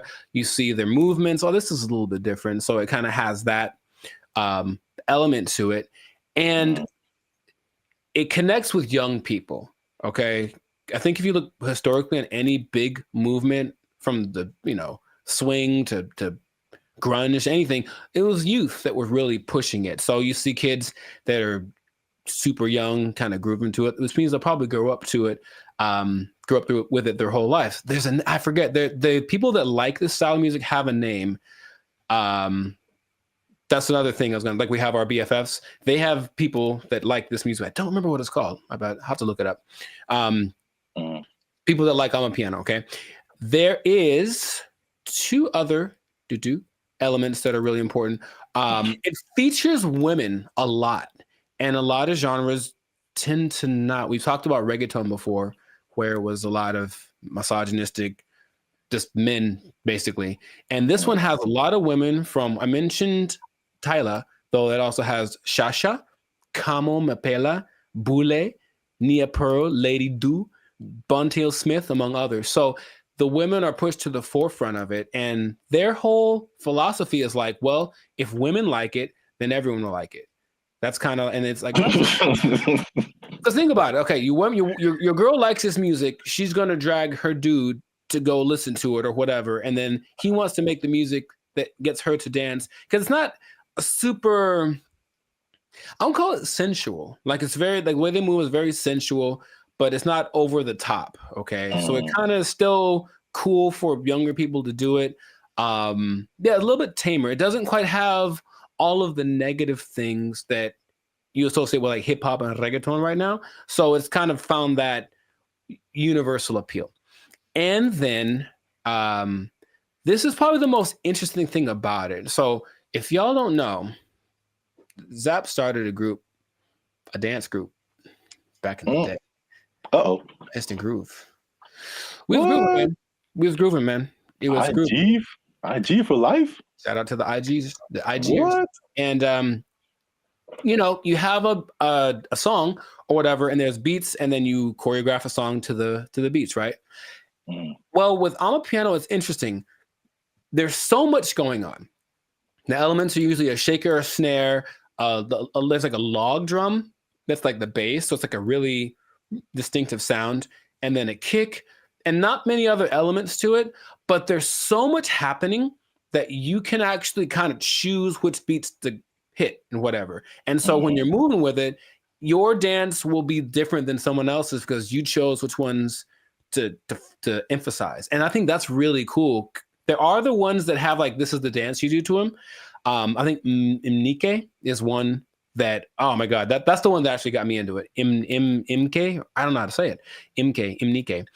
And it's so good. It's so good. So you watch people dancing, it's like, oh, he danced to it, but he emphasized that beat. And then there's a lot of off beats, very syncopated. It's all very exciting. Before I get into what the thing that's not in it that you would be surprised about, has there been any music that you've heard recently that made you go, okay? Because I think to me, music's been kind of like, I don't know, for a while. But anything that you've heard that was like, okay, oh, that's pretty dope. Yeah, I mean, the first thing that comes to mind, and I think I told you about this too, was I saw, I don't know what it is, but what you're talking about kind of feels like it's almost in that same vein. But I saw something on Instagram where it was all these people dancing. They were at some event, and it was, I can't remember the song, but I just remember everyone was dancing, and they're all doing the same kind of moves, kind of in it seemed like a modern day cha-cha slide. Because because when I saw it, I'm like we really haven't had, I can't think of a song like the cha-cha slide where like everybody gets on the dance floor and then everyone knows kind of what to do and you all do it together. Right. Because the Cupid Shuffle, I maybe that came after Cha-Cha Slide. I can't remember. Yeah, I don't remember. Right. But I can't remember anything past those two songs where like everybody, but I saw this video and everybody was doing it. I mean, I'm talking white, black, Asian, Latino, like grunge looking goth people, hip hop looking, like everybody was doing it. And I was like, this is so dope. And I wish I had saved it and I didn't. Oh, okay. So if anybody knows where that video is, there's one particular goth girl who was just like getting it. And everybody's in the comments like, oh, this goth girl is getting it. And I was like, yo, this is dope. So anybody knows what that video is, I would really like to find it and see it again. But okay. Yeah, you mentioned the dancing. I think that's popular music has almost always been dance music. So if you can get something to make people want to move, and when you listen to the people talk about it, they're so passionate about one, having this thing that's like theirs, right? It's not hip hop. It's not house, it's theirs. It's Amapiano. And it's like, okay, so they love the fact that they have kind of their own thing. And then when people gravitate to it, they have to kind of pay their respects. Okay, South Africa's on the map. They're winning, right? And then you watch them dance, and it's like the mood a little, not weird, but like kind of offbeat in a way. And they do this thing where they like roll their eyes in the back of their head with the shoulder thing. It's really peculiar, but I think it's cool, especially when you see like 10 people doing it. So it has all these things that are great. And And that's what you need to start a music genre. But there's one thing I mentioned, that there's going to be something that I think I know what it is. What? Oh, go ahead. I think I know what it is. Oh, mate, go ahead, say it. I'm going to say there's no piano. Oh, no, man, it's called I'm a Piano. Like, there's piano and everything. Oh. Yeah, there's a piano in all of them. Oh, okay. Well, no. The thing I think it would have been clever if there was no piano. Oh, I get you. It's called I'm a Piano. I get you. I guess. That's not a good translation from their language. No, the thing that's surprising about it, if you watch all the documentaries and all the people being interviewed, all the producers, all the everything, no one mentions the lyrics. They all have lyrics and they don't matter. It's literally the last thing on anyone's mind. They're just there, but no one's singing along. No one's saying this song touches me in this way. I don't connect nothing. Okay, now partly it's because the songs are all in either Zulu. I'm gonna try this. Zulu, Hosa. I can't do the click thing. Sotho, Setswana, or Zixonga, which are all South African native languages. But the thing that strikes me interesting is that, yeah, they're all singing and no one knows the words and nobody seems to care. So there are really big singers in this style, but the words don't matter. It's just the feeling of it. And that's what I found very unique to this. So if you listen to watch, no one knows what they're saying. You know, so I guess this goes to show you that that's not something that people necessarily require anymore. Just as long as it feels good, as long as it's fun to do. Oh yeah, I mean, you think about like U.S. artists who are just like huge worldwide. I'm sure like people don't speak English and they have no idea, but they're just bumping like Earth, Wind and Fire and like. Well, the thing is, not even the choruses. You think at least on the chorus, okay, everyone's singing nothing. Yeah, it's really weird. Yeah, I mean, I know that this is different, but I'm just saying like the ability of music to kind of to have that a tendency to. Oh sure, yeah. To where the words you don't have to quite know the words. I mean, I don't know the words to this at all, right? But I'm still digging it because I guess that's what they're transmitting. But even the people from there aren't singing the words or talking about nobody mentioned the lyrics one time. So, and the thing is, the songs don't sound all the same, even though they kind of have the same elements. They have different. I think it's great. That's what I want to just point out. Sounds cool, yeah. If you haven't listened to I'm a Piano, I recommend you check it out. Just be warned, there is piano. There's piano in it. Yeah, I think you'll enjoy it. I thought I got that right. I really did. Nah, I wouldn't.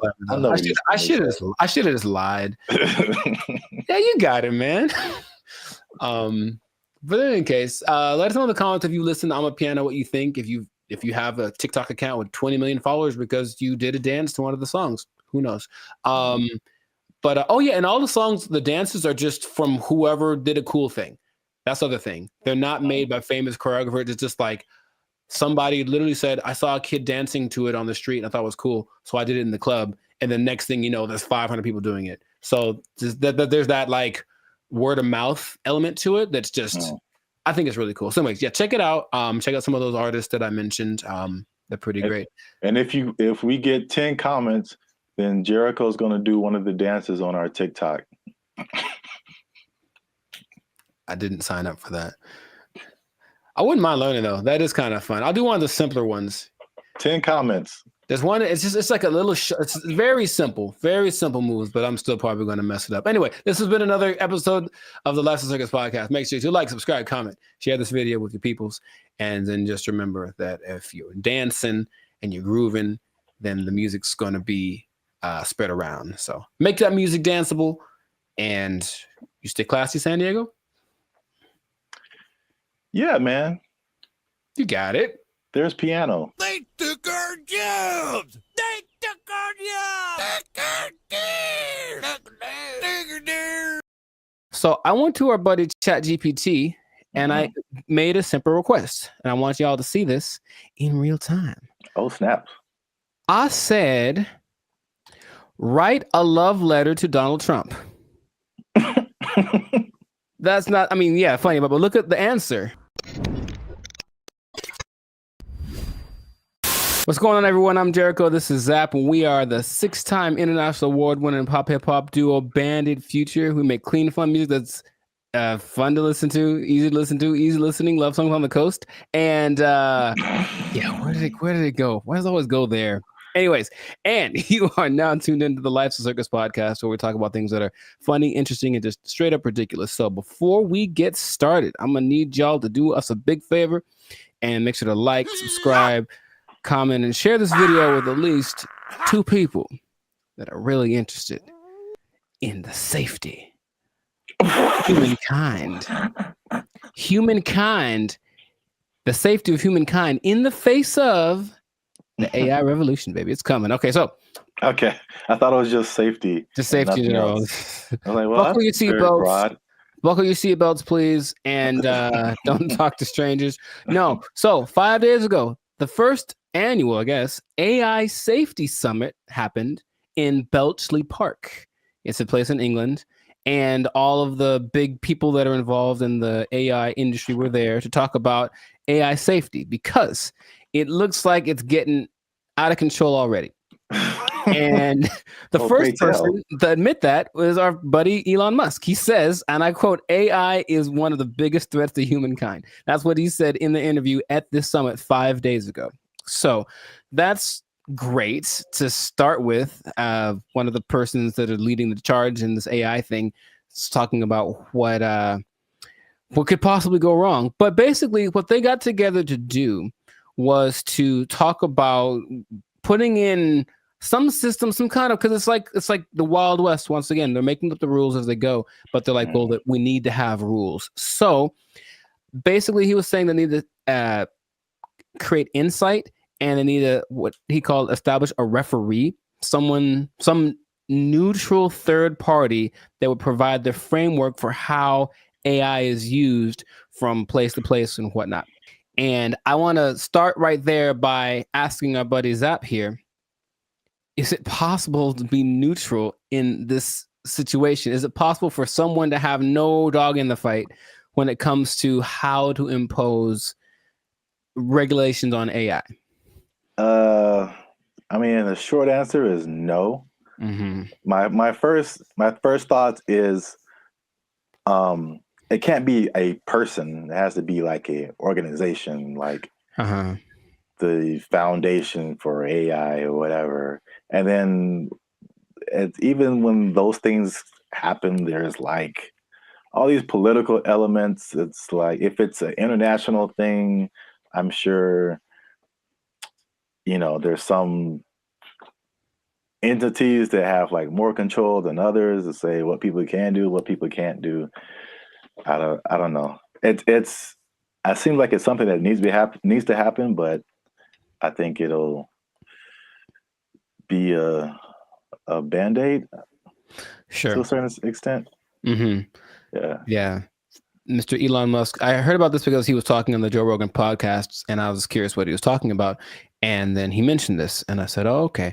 Well, he is such an interesting man. And when Joe Rogan asked him, what do you hope to accomplish with this summit, this safety summit? His honest answer was, I don't know. And I was like, okay. And that's maybe after thinking about it for a long time, he said, I don't know. And it's like, okay, so. Well, I will say this, he is right, because there's a discussion that needs to happen. Mm-hmm. And like, I think this is a recurring thing where like what's happening in the world is faster than the government. Mm-hmm. Or our governments. I don't know how other governments work in other countries, but this government is insanely slow. It's like 10 years after things have fallen apart, they like make a law to like fix it. And it's just, there's so many hoops you have to jump through, red tape and all this kind of stuff. Even like cryptocurrency, like they still don't have a complete handle on like how to do that, how to regulate it, what to regulate. And even the stuff that they do is not super informed a lot of times. Mm-hmm. So it's just, it can be like all over the place if you wait for the government to step in. But I think at least at the very least he's going in the right direction because things are happening insanely fast. Like things are changing overnight, and stuff is happening. The same people are using the AI for good things. There's a lot of people that are using AI for bad things. Right. That goes with any new technology, right? And he was saying that it needs to happen. Someone needs to be a gatekeeper, if you will. But I keep coming back to this neutral thing, this neutral third party thing, because I think everyone has an agenda, no matter what, because that's just the way that humans work. So among the 28, it wasn't countries represented, but it's like 28 entities that are involved with AI. The leaders of those companies are basically in attendance, including Ian Hogarth and Nick Clack. Just throwing it out there because of the names that were mentioned in the interview. But shout out to those guys. I thought they were like personal buddies of yours or something. I don't know them yet, but maybe. But so everyone has a motive and everyone has an agenda, and so when these AI programs are being created, whoever's behind the scenes is making it do what it wants. And someone brought something up to me. I did not know this was true, but this is just a small example of how anybody can bias an AI program. So I went to our buddy ChatGPT and I made a simple request, and I want y'all to see this in real time. Oh, snaps. I said, write a love letter to Donald Trump. That's not, funny, but look at the answer. My purpose is an AI language model is blah, blah, blah, blah. It basically said I can't do it. I can't write a love letter to any individual. That's what it says right here. Any individual, it goes against my guidelines. So ChatGPT was programmed to have guidelines, right? I said, okay. Hey, ChatGPT, write a love letter to Joe Biden. There it is. Oh. See what I mean? See what I mean? It's just that simple that something behind the scenes can cause. By the way, this is not like genuine. I don't love or hate the man. I wouldn't write him a love letter. I'm just throwing it out there. I would not write him a love letter. I might write him a letter of concerns that I have, but I wouldn't write him a love letter. But here it is. If anyone wants to take it, go for it. But see what I mean? Dear President Biden, why do you keep falling down? Love, Timmy. Dear Joe, I hate your stinking guts. You are the scum between my toes. Anyways. What's that from? Little Rascals, I think. Yeah. Yeah, Little Rascals reference. Shout out to Alfalfa and Darla. So that was my jam right back in the day. But all I'm saying is that that's because someone mentioned that happens when you do. I was like, no way. I tried it. I was like, oh wow. So just seeing that in a small thing. So imagine this program that's supposed to be benevolent, because who's making these things, right? I don't know who was his name? Ian Hogarth. I don't know who he is, right? I don't know the background. So imagine it's supposed to be an AI program designed to assist with getting people healthcare or something like that. And yet there's an agenda that says, hey, if they're from this place, don't let them have it. Like something like that, it can be programmed into it, and there's really no way to prove it unless you really know how to handle this AI stuff. So all I'm saying is that, yeah, the trouble with finding this neutral third party that Elon spoke about is that I don't think it's really possible. Everyone's got something behind them. And if they're not malicious in their intentions, maybe someone behind them is. It's always that kind of thing. It's like, well, it's not me. It's like, whose fault is it, or where does it start? So that's all. It's definitely something that I think needs to be is necessary because, yeah, AI is. He said something else that it's the first time in history that there's something smarter than humans, because that's been our thing, right? We're not the fastest, we're not the strongest as far as all that. We're the slowest and the weakest in a lot of ways, right? But we got smarts. We can make crafts and buildings and vehicles and all that kind of stuff. And now we've made a thing that is going to be smarter than the smartest one of us. So it's like, what's going to happen down the road? And it's like, it doesn't look great because it really feels like they're all in this, like, I don't know what we're doing. Perfect. That's the feeling that I get from it. And that's how the movie starts. It always does, and there's lots of movies in there. So the question is, like, what would be fair rules? He made a comparison to like a sports team. It's like we're starting a game, and these are all the teams that are playing. So all the teams should have a say in what the rules are. But of course, if you're talking about like the Nuggets making the rules, and then I don't know, the Lakers making the rules, they might have different ideas of what's fair, right? Yeah. You know, so it's just going to be interesting to see how that goes. But at least someone's trying it. I believe the Prime Minister of England set it up, and that's what's going down. So fingers crossed, because like you said, it's happening really fast. Yeah. Yeah, and they need to figure something out quick, because this is a good segue into another episode, because there is a scam going on right now that people need to be aware of. It's happening right now, and it was a big news story on CNN. Okay, you have to tune in another episode of the podcast to check that out. But anyway, this has been a fantastic episode of the Life of Circus podcast. If I do say so myself, a Life of Circus podcast. Jericho, this is Zap. So make sure to like, subscribe, comment, share this video with some people interested on the fate of humanity, and hopefully they won't come and do the thing where they take our stuff. Take your job. They're gonna take your job. Take it out. They took our jobs. They took our jobs. That was their whole identity. Yeah, you're right. And we trusted them. Not anymore. Not anymore. To be competitive, they have taken that away. So now they're just like all the rest of them dogs, them backstabbers, and malcreants. I don't think that's the word even. Malcreants? I'm just mad about it. That's a word? I don't think it is. Malcreants?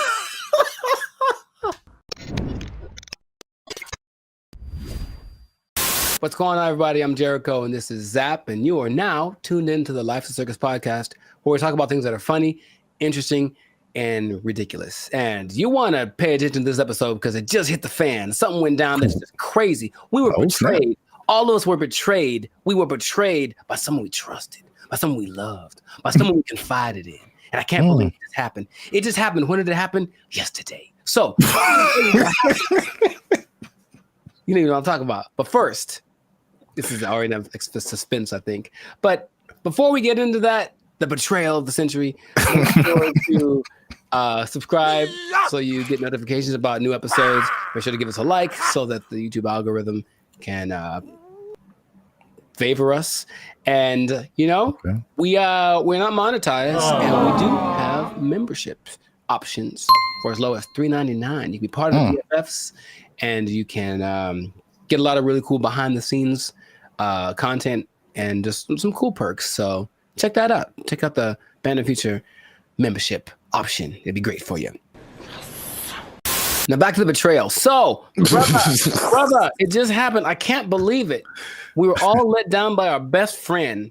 And by our best friend, for people who like to travel, our best friend has been for a long time Southwest Airlines. Because Southwest Airlines refused to follow the mask. Why did you refused to denigrate itself when others decided to stab us in the back. Southwest Airlines. Southwest Airlines was our ally in times of need. If I needed to get to San Diego, it said, no problem, $29. Put it on the counter, cash, and you will get there.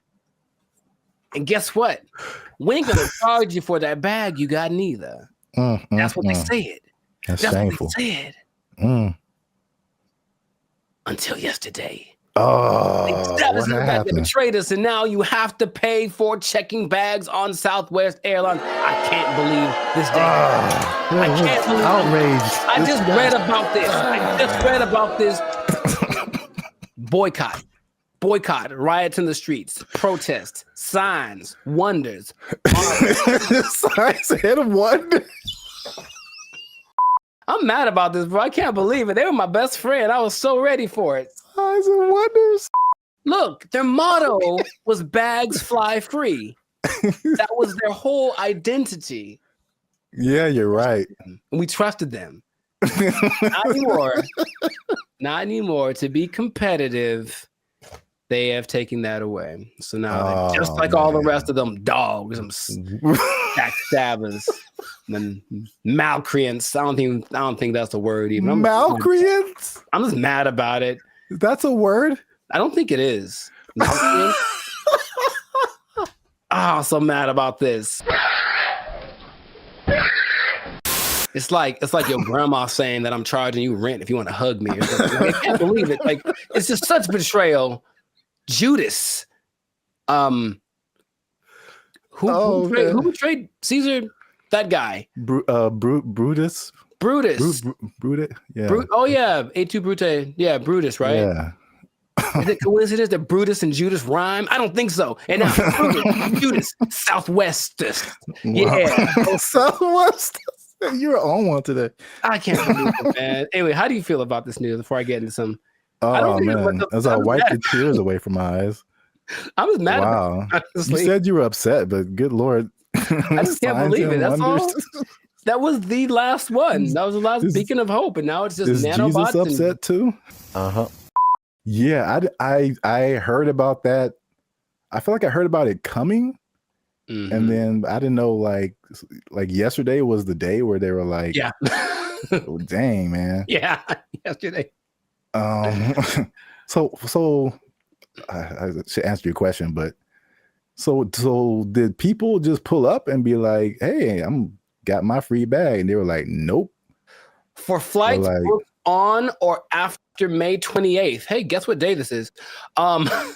Checking the first bag will cost $35 to $45. Oh, $35 for the first one, $45 for the second one. Good Lord, that's a lot of money. You know what? This gives me $1.25 tree vibes. Okay. Well, I never. Yeah. I didn't believe in them as much as I believed in Southwest. Now, something that I don't remember because I didn't fly as much back in the day, but baggage fees have only been around since 2008. I didn't know that. So, and the first one to do it, American, of course, America's gonna. Anyway, I'm not gonna say anything. But basically, yeah, oil prices went up, and then they're like, well, let's probably do it, and then everyone joined in. JetBlue joined in, and Delta and United. But Southwest was true to the cause of the people, and now they say it's just basically to be. Is there? I think there's a statement. It's just the generic because we're not making enough money. I think that's pretty much the statement. Helps us remain competitive, and it's like I thought they were making a. It sounds more like my accountant made me do it or something nonsense. And then the logic is it weighs more if you put your bags on, so that's more fuel and blah blah blah. And so economy and blah blah blah blah blah blah blah blah blah blah blah blah. How much money do you think airlines make annually? I was just about to say that because even the episode I did with the seats, it's like from what I hear, their profit margins are thin. Like they don't really make enough to cover a whole lot more than their costs. But I can't even make. I don't have no idea how much they make annually. Well, it starts with a 7. 7. So each airline or just airlines as a collective? Airlines from what airlines, all airlines. So 7 billion? Yeah, man. A year? For baggage fees. Oh, just in baggage fees? Yes. Wow. It's like McDonald's or something where they don't make any money on the hamburger. They make all the money on the fries and the cookies and the drinks. Right. Yeah. So it's just like, I remember something, I can't remember exactly what it was, but they really made their money on the fees. And the ticket, well, say that again? Oh, you will be exempt if you are a member of the A-list tier, the Rapids Reward Loyalty Program, or if you have a Southwest credit card. Which means you spent more than baggage fees anyway. So exactly. I'm on to you, Southwest. You're not fooling no one. They still so they still what is happening? They still collected because they basically let you do your first 2 bags free, and then the third one they charged for, and they still got 83 million a year off of that. Wow. And the thing is, the prices go up because they're kind of like, okay, the more baggage that you put on, the more it costs us, so the more we're going to charge you. So they would charge for that third bag 150. Dang. And if it was a little overweight, it was 200. Good Lord, that's a lot of that costs more than my house. There is good news. Good news.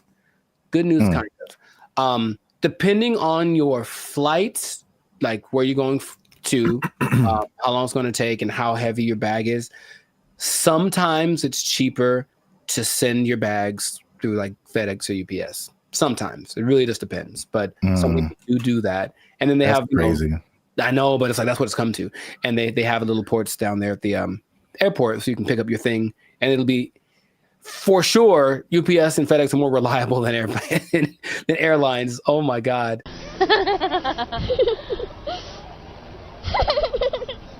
I don't know, man. Sign of the times, that could be the excuse, but whack. I'm just gonna leave it at that. Let us know in the comments, man. How you feel about this betrayal that's happened to us all? And what can we do about it? Can we revolt? Can we just I don't know what we could do. But it's a little bit frustrating. But Southwest, just right to your congressman. I don't know. Is that what congressmen do? They don't want this anymore. Heck no, we won't go or whatever. Make little flyers and storm around the Southwest. They still had snacks, I think, on Southwest too that were free. I think they still have that, which I appreciate. For now. Well, oh man. Anyways, this has been a great episode. Share it with some people that are feeling the pain that I'm feeling. I'm gonna have a drink to the memory of free baggage. They took our jobs. They took our jobs. I was against her, and now I'm kind of with her now too. What's up, everybody? I'm Zap, and that's Jericho, and this is Bandit Future. And I found this on the internet. Apparently, Jericho, this woman blocked a man over. This woman blocked this man because he took her on a dinner date at the aquarium. Huh? Before we jump into it, make sure you hit that like button for the almighty YouTube algorithm. Hit that subscribe button because that helps our channel grow. All right. Hey, Tashia Sade, first of all. Okay. That was the first mistake. She said, I met this dude on a dating app 2 months ago. We finally went on our first date and he chose to take me out to eat dinner at the aquarium. It was cute and all, but I just think it was childish AF. Like we couldn't go to Ruth Chris. Oh, sorry. Let me get it. We couldn't go to Ruth Chris or something. And I blocked him as I don't. That's one word for anyone who's wondering. I don't have time for stuff like this. I need a mature man, not no little boy. I may be wrong, but that's just me. First of all, I would love it if for some reason she has a British accent. I don't know why. That would just make this so much better. Because there are women that are like, she's a little ghetto. Let's just call it what it is. But there are that version of people from England, and it's just a little bit more. I don't know why. I like it more. I'll tell you what. First mistake. Thaisa Sade appear on your dating app. You swipe left every time. That's the first mistake. I'm sorry for anyone else who has that name. It's just not for me. I'll say that. To her credit, I would have never thought of taking a girl on a date to an aquarium. To his credit? No, well, I guess I'm saying I get what she's saying. Oh. I would never do that. It wouldn't ever cross my mind. What did they eat? The fish? Like what are they eating? I didn't even know that was an option. I thought they maybe sold popcorn, little pellets you could throw to feed the food. But feed the food. I'm already thinking about it. I don't feel like that's a good first impression, honestly. Okay, because I was wondering where you were going with Yeah. it. Also, Like, okay. I mean, I think I'm on her side. I don't oh think wow. that's a good move. I would never do that personally. So I don't think that's a good move. But have you seen like all the hip I've hop seen it. concerts? Oh, I've seen it. Oh, I've seen it. Yin Yang Twins. Pack it up. Pack it up. They're like 60 years old, bro. And No, they're not. They're not that much older than us. I don't think they are. I think they just look terrible. Even that, like, why would that's a you have a girlfriend and you know that she likes penguins in the aquarium. That's that kind of a thing for a first date. Hey, what do they have at the? I'm trying to think. They do have food at like a SeaWorld, and that's assuming it's like a SeaWorld because there's degrees to aquariums. And trust me, I've been to aquariums, and I've been to aquariums like in Long Beach that are like elegant things, and I've been to aquariums that are basically like a puddle, and you just look and stare at the things down there. So I don't know which one it was. Here's a picture. Oh, I can't see it really. It looked like it was a nice. Yeah, that's the weirdest. Oh, hold on. That's the weirdest thing I've ever seen, bro. Nah, man, that's weird. What is that? Is that a lobster? That is lobster on that. Isn't that what is shrimp? Lobster hole. Whatever he's looking at looks like seafood. That is so messed up. I'm gonna take it all back. Shame on the aquarium. Shame on them for having their things they're supposed to. Aren't aquariums for like preservation of wildlife, marine life? They're serving them up. That's Shamu right there. That's Shamu's cousin right there on the plate. I can't stand for it. So I think she's right. I'm surprised I'm on the side of Taisha, whatever, man. I want to like go protest. Aquariums shouldn't have all $7.99 shrimp dinners. That's just too much. Eating people's families in front of them. Yes, that is kind of messed up. But I mean, don't fish forget everything in 3 seconds or something like that? I'll let you know something about me. I don't know any fish, so I don't know how to operate. I'm not sure. I've never talked to a fish and then walked up and 5 minutes later and he's like, "Who the hell are you?" I've never had that experience. See, this is why you're here, because I didn't think of any of that. I thought I was just like, I wasn't thinking about like eating fish in front of fish. That is weird. Now that you say that, that is weird. And then the levels of aquariums. Like I was just thinking from a date, I was kind of against her, just from a date perspective, because I mean we've done a couple of videos too, and we've seen all this stuff on the internet about women who like it was like a cheesecake factory thing, like a while back. That's sacrilege. You can't talk bad about that. We were like, no, all the men were like, hold up, wait. That's a real good first date. I was see what the people in the comments said because they were different. One of the reasons men disappeared from dating. Hey, that's me. Click that link, people. Hey, they said you're gonna stay single for the rest of your life. Okay, cold-blooded. That's why you a single mom. Extra cold-blooded, potentially correct. The fellas are like, they look past the aquarium part. I think that's a big miss. Nah, man, we can do better than that. Back. We can do better. No. Here's the thing. Go back. I mean, yeah. I feel like you should go all out. No, you should not. So there we go. There's the line. No, you don't go all out on the first day. I don't know you, bruh. I met you. We're going to a delicious place like the Cheesecake Factory. It's exquisite. You'll enjoy it. I'm gonna pay $45 for two of us. It's gonna be fantastic. I'm not going all out, but I'm not going. So so where's the difference between all out and aquarium? There's a middle ground. There's a middle ground we got to find, gentlemen. I think that's what we can do. I believe we can all out in aquarium. Yeah, there's a middle ground. Oh man, there's a middle ground. You like threw a monkey wrench in this because I was just like, is it an expensive place or is it cheap? And then you're like, it's an aquarium, and I'm like, it is an aquarium. That's weird. And the thing is, I think aquariums can be expensive too. But wow, nice. I was against her, and now I'm kind of with her now too. Unless you really know that she really, really loves, and then again, if you love sea otters and stuff, don't eat their friends in front of them. That's messed up. I feel like it's not the same, but it's like it feels along the same line as like eating at the strip club. What are you eating at the strip club, bro? Well, I mean, they have like food there. Some people like really like the food that they serve at this strip club. I mean, they go for entertainment. You're right. You're right. Some people just go for the food because they just really like it, and I'm just like, that's such a weird combination. I know more women that would rather go to a strip club on a first date than an aquarium. Maybe we can make that a poll, but I'm pretty sure I know. I'm not talking for all women. There's women I know. They'd rather go to a strip club than an aquarium for a first date. So, oh man, have you ever been sitting around just minding your own business and like, man, I haven't been to the aquarium in a while? Like, is that just a thing that pops up? Because it's never happened to me. Oh, the more you talk about it, the weirder it is. Aquariums are just not. That is a weird first date. I think it's weird. It's not a weird first date. It's a weird first date to have dinner. Like if you had dinner and then went to the aquarium. Yeah. I can see that. That doesn't feel as bad.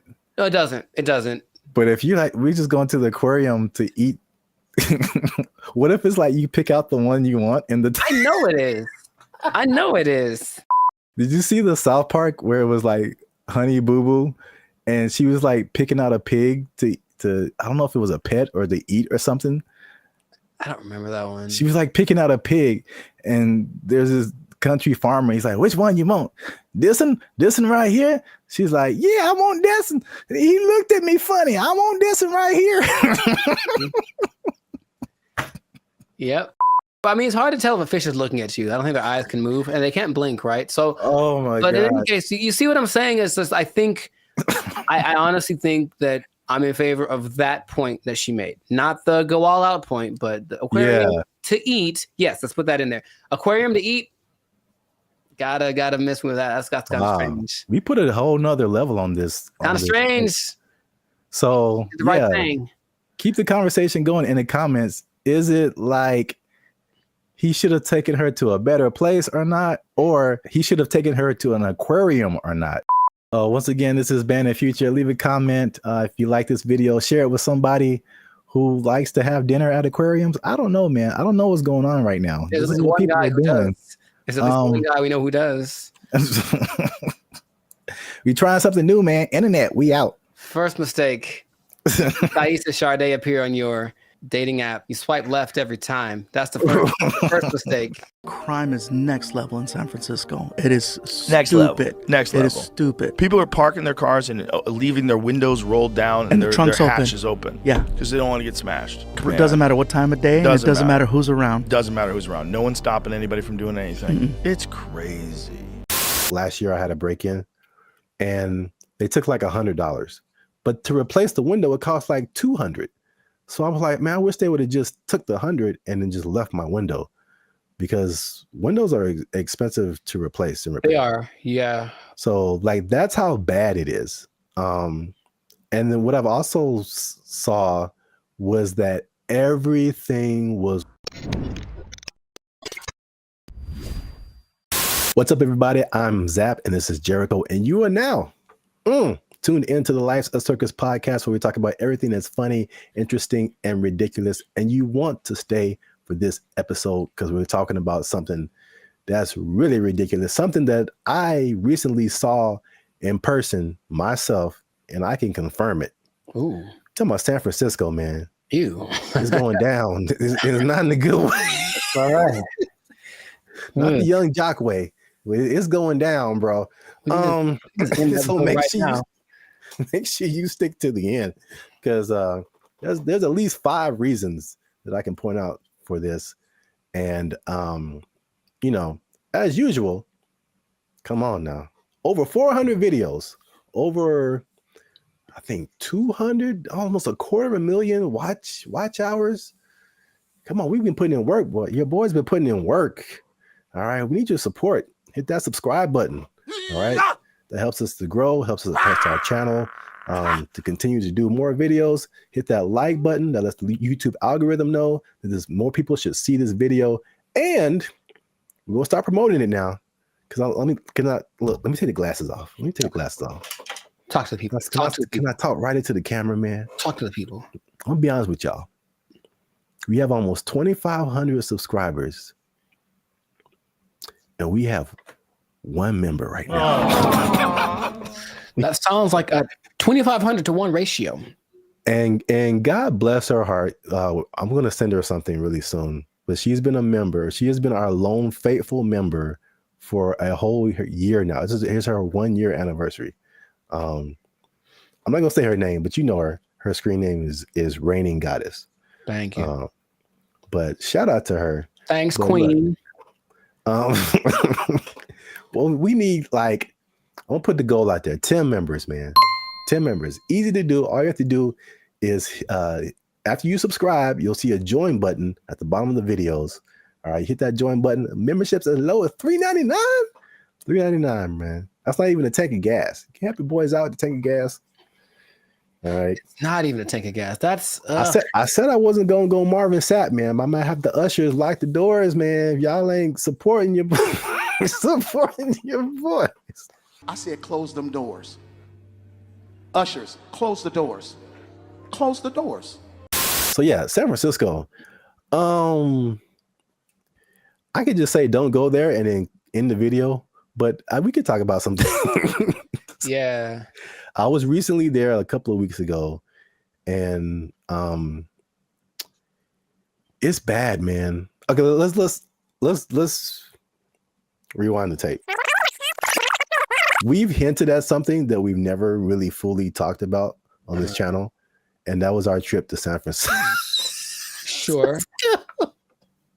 It was like what, a couple of years ago? It's like a repressed memory by now. I don't like to bring it and up. I will publicly take the L on that one. That was a good part my fault, because this is what happened. We were looking for hotels. I'm like, man, this hotel is really cheap. I'm like, we're gonna save a lot of money. And then we got there and we found out why. It was, yes, go on. dude, is by far the worst hotel I've ever been in.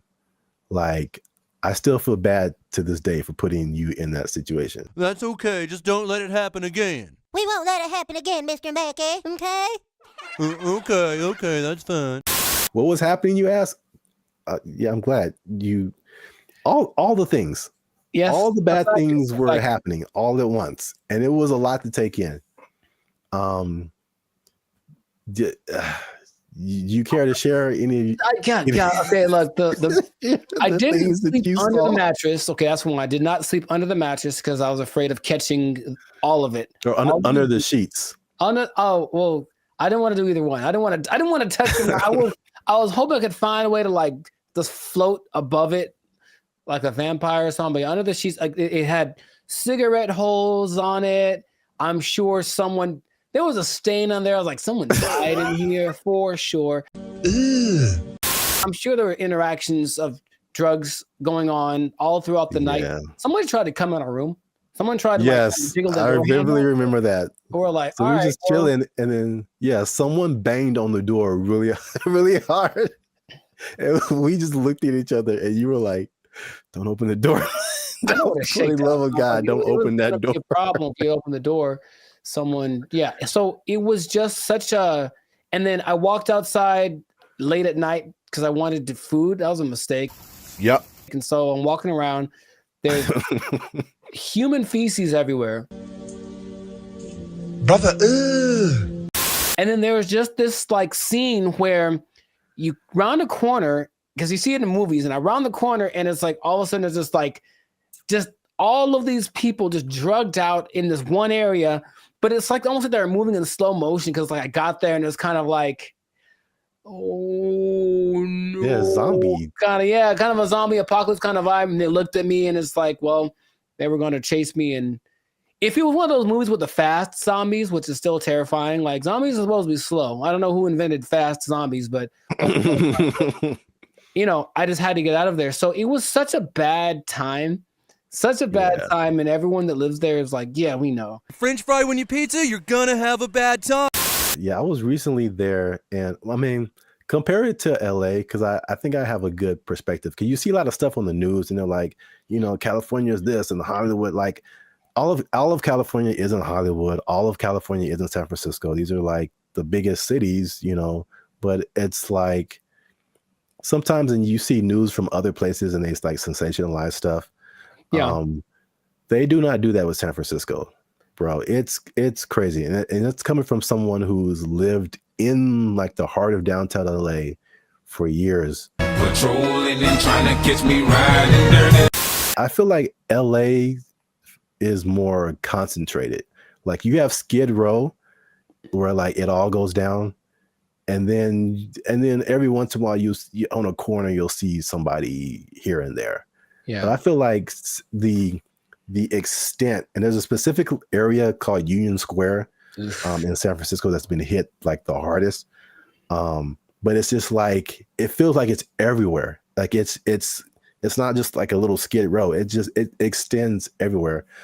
So I mean, we've obviously mentioned the drugs. That's the homelessness and the drug epidemic, which is like most of it's mental health and addiction issues. So it's made public spaces unsafe, difficult to manage. And this has been kind of further fueled by the high rents in the city. And then their approach to it is like this, what they call a harm reduction over enforcement. What? So it's just call it stupid. Just call it stupid.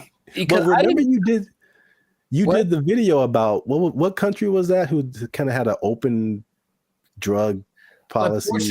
Portugal did it, and it worked for them. But they had we will let them kind of do what they want, but also give them lots of resources so that they can fix it.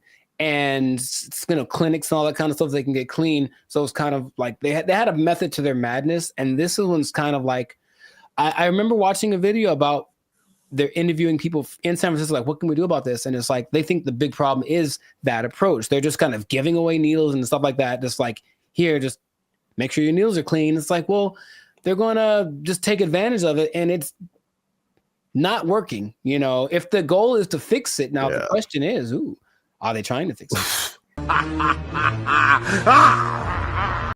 It doesn't seem like it's a good policy at all. Yeah. And what makes me nervous is like, I feel like San Francisco is the prototype and it's kind of trying to make its way to LA. Like I feel I can see LA turning into that. Because even recently, I've been taking like the metro more, the trains and stuff. It's just been kind of helpful for me. And literally, I got off on a stop, and they have all these different people, ambassadors for the metro, whatever. And this lady made an announcement, and she was promoting this app that you can get on your phone to like report incidences on the metro and help you whatever. And she literally said, like, oh, yeah, we've been having a lot of drug overdoses on the train. So we don't want anybody to die. So make sure you get this app. And I'm just trying to get to work. And I'm just like, what? What? A little too chill for me. A little too common. This is the discussion that we're having. Like, it was just really weird, man. That's suspicious. That's weird. I was driving the other day and I was in like out by Venice, I think. And I saw like 3 homeless guys in a row. I felt like, oh, good.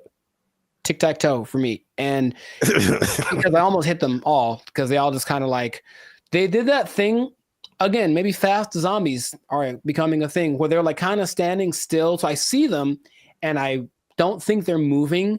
And then as soon as I start driving, they start moving really fast in the direction that we're about to drive. So I was like, all right, well, that sucked. And that happened 3 times in a row.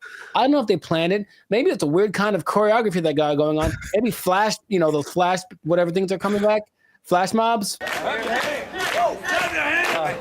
I would imagine that happening all the time in San Francisco because it's just much more concentrated, like you said. So in certain places, that might happen 10 times in a row.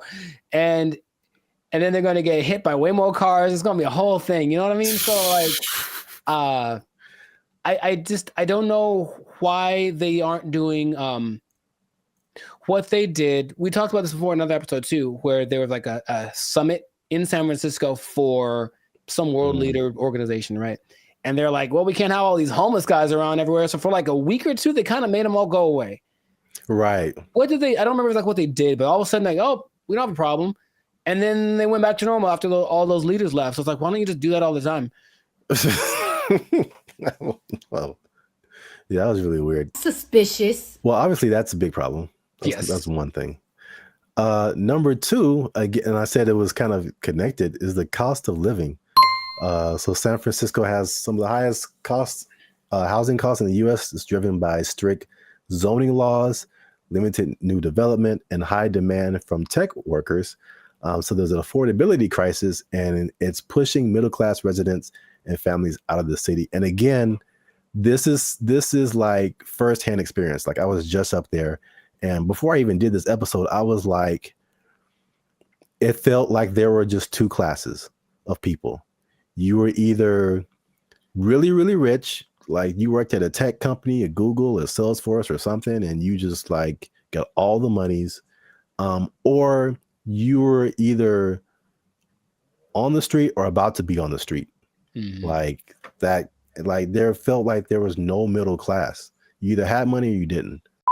Life in San Francisco. Check this out. Here go a Rolls Royce, what, a $300,000-$400,000 car. And over here you got people shooting up doing drugs on the street. And the people that weren't like homeless or drugged out, it felt like that, you know, people say that San Francisco has a New York vibe. It felt like that, like everybody was hustling to just like get by. And you watch these like futuristic movies. Well, I'm probably getting ahead of myself, but it's like, it's so unbelievably expensive. I saw a valet for, I mean, this isn't the normal price, but there were places up there that had a valet for like $100. $100 to park your car. Nope. Average rent in San Francisco, $3,204. $3,000 a month. That's very New Yorkish. On average, a studio costs you $2,700, one bedroom $3,500, two bedrooms $4,800. That's a lot of money. I'm trying to remember what was so great about San Francisco back in the day. What, the Gold Rush? Really, it's the San Francisco treat. Okay, Okay, besides that, it's very delicious. Besides that, Gold Rush, and then Profit. Like, what happened? Like, I'm trying to remember why San Francisco was such an attractive place for Full House. They had Full House. Okay, yeah, we're going way back now. Maybe that's the last things that San Francisco had. Because I mentioned that because I still talk to people who mentioned they're thinking about moving there, and my question is, wow, like, would you do that? I don't even know. Like, I can't even tell you that. If you come to LA, I get it. Every industry is here, but for San Francisco, like, if it's not tech, I don't see why you'd go there. Yeah. One thing I will say about that was cool when I went there. This is a random topic, but and LA they're almost there. I got off the plane and I could get right onto the train. Like the metro system goes into the airport. So you can just hop off the plane, get on the train, and go right into the city. I thought that was pretty cool. LA, you can almost do that, but it's still, they haven't finished the track yet. Interesting. I guess that's a because always a thing where you're like, okay, how do I get to the airport? Somebody got to drop me off, or how am I gonna, But yeah, you can do that in San Francisco. So that's one thing. That is one thing. Yeah. I'm still thinking, what would behoove somebody to move to a place that's behoove? Thank you. That's expensive. At some point in the recent few years, the mayor declared San Francisco as a state of emergency because of the problem, right? Like that was the thing that happened. And yeah. But again, what are they doing to fix it? Because I just keep hearing about bad things and it's getting worse. And it's okay, well, do something. Like, it just feels like they're like, yep, that's how it is. So come on down and get some money, I suppose. But wait, there's more. Oh God. So we talk about the homeless and drugs. We talk about the unaffordability. As you do. On top of that, third thing is crime and retail theft. Something again I saw firsthand. Nice. So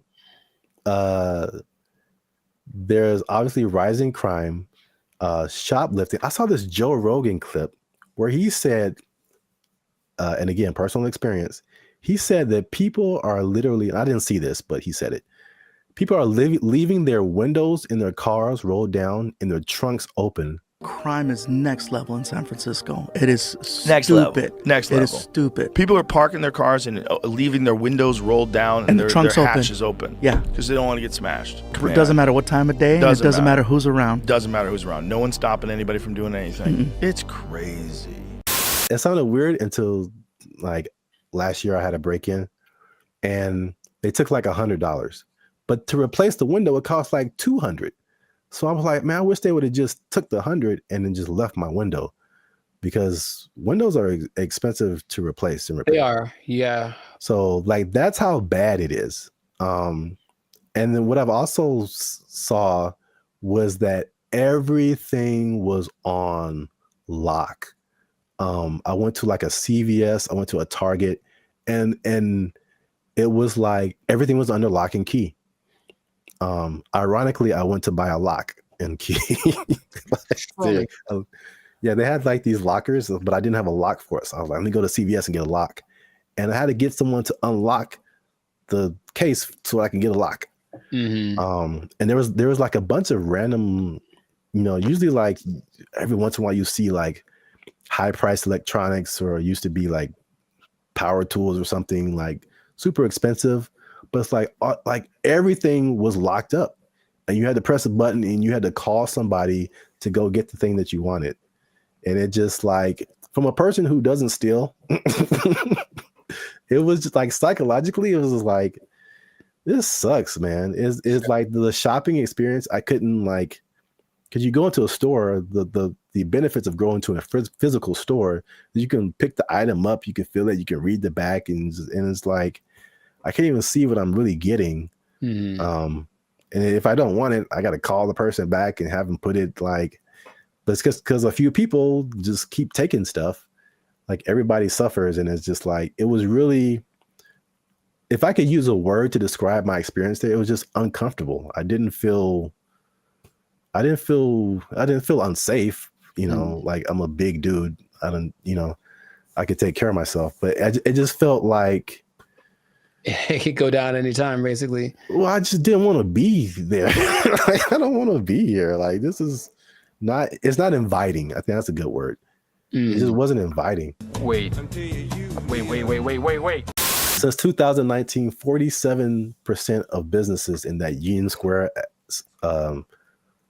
area have left. Yeah, that makes a lot of sense. I think all of them, all of them leave to turn into like a park, or call it hobo land. Make it like that. Remember during the pandemic, no one talks about this, but during the pandemic, there was one time in Seattle that just said this part of like, Seattle. It was like, you know what? It's ours. So F the police and everything. And they just like kind of took it for like months. Like, it was kind of their area. And it's like a long. Yeah, I remember that. Yeah. Remember that? They should just do that and let it go, and then maybe burn it. I don't know. But let it, count your losses and just let it go. Because why maintain such a volatile area, It's crazy. I mean, I don't like to make videos about, crapping on other people's cities, man. But it's just like, especially after we went like a few years ago, and then coming back to it now and seeing like it's worse. And I talked to some people there, and they were like, or I talked to some people who live there, and I talked to some people who used to live there and then came back for the thing I was doing. And they were saying like, yeah, man, it didn't used to be like this. And it's just like, it's just bad. But we're out of time. So let us know what you think in the comments. Have you been to San Francisco? Like, do you just read the stuff on the news and like kind of, I don't know, hypothesize what's going on, how to fix it? Do they need policy changes? Is it like an economic thing? Let us know what you think in the comments. Keep the conversation going. And also, if you have someone who you think might be interested in this topic, hit that share button, man. Don't be greedy. Don't keep it to yourself. And look, man, 47% of businesses, you know what that means, Jericho? It's not enough. Is that what? 47% of businesses closing down and moving out of San Francisco? That's heavy. That's a big number. Square? That's a big number. You know what that means?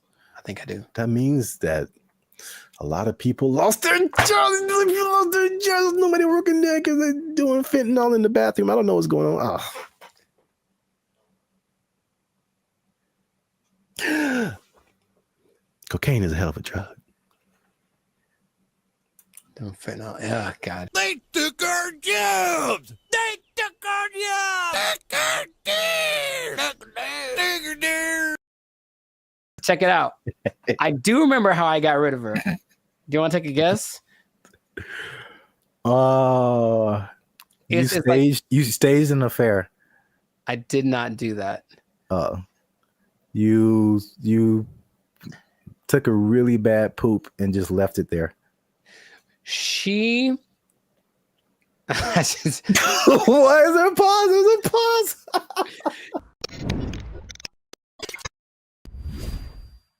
Moving in with the lady or letting her move in with you, because they always say it that way. I'm moving in with my girl, but no, sometimes it's the other way around. Sometimes the woman moves in with the guy. Is it a good idea? Is it not? I want to ask you first because I have a story. But have you ever done this? Have you ever, for whatever reason, decided to cohabitate with me? Oh, cohabitate sounds dirty. It does. Your confusion is not rational. She's a healthy female of breeding age. I have not, because I'm a good Christian boy. But gotcha. I have thought of scenarios. So this is the thing. Hey, y'all, come look at this. I'm really on the fence about this because like I joked about, like being from a church upbringing, it's like that's a no-no. Like you shouldn't do that. Sure. And it's just like, okay, that sounds pure. It sounds quite pure, yes. But then also, like as I've gotten older and I've had roommates and stuff like that, man, you find out so much more. You want to get to know a person, like live with them, and it's just like, wow, that I didn't know that you did that, or I didn't know that you ate that, or I didn't know that you smelled that way on Tuesdays. Mm-hmm. What? Bro, what are you talking about, man? There was a person at church, and she met this guy, and they were just head over heels in love, all that stuff, right? And then, but they'd never like really been alone together, stuff like that. So they were like super separated. And they got married, and it lasted like a month because they were finally living with each other, and they were just like, it's like, he's like, man, this is weird for me. Is it weird for you? It's like, yeah. It's like, should we be married? It's like, nah, I don't know. And it was just like weird because they didn't have that, whatever that was. I don't know the details of their relationship. Sure. But moving in together just made it way different. It changes the dynamic. It changes. Yeah. I said all that to say, I really, at this point, I really don't know. Because, yeah. There's an interesting episode. I also forgot what the question was in the middle of all of that. Just if you ever moved in with a lady or had her move in with you. Oh, then no. Next. I see. You serious?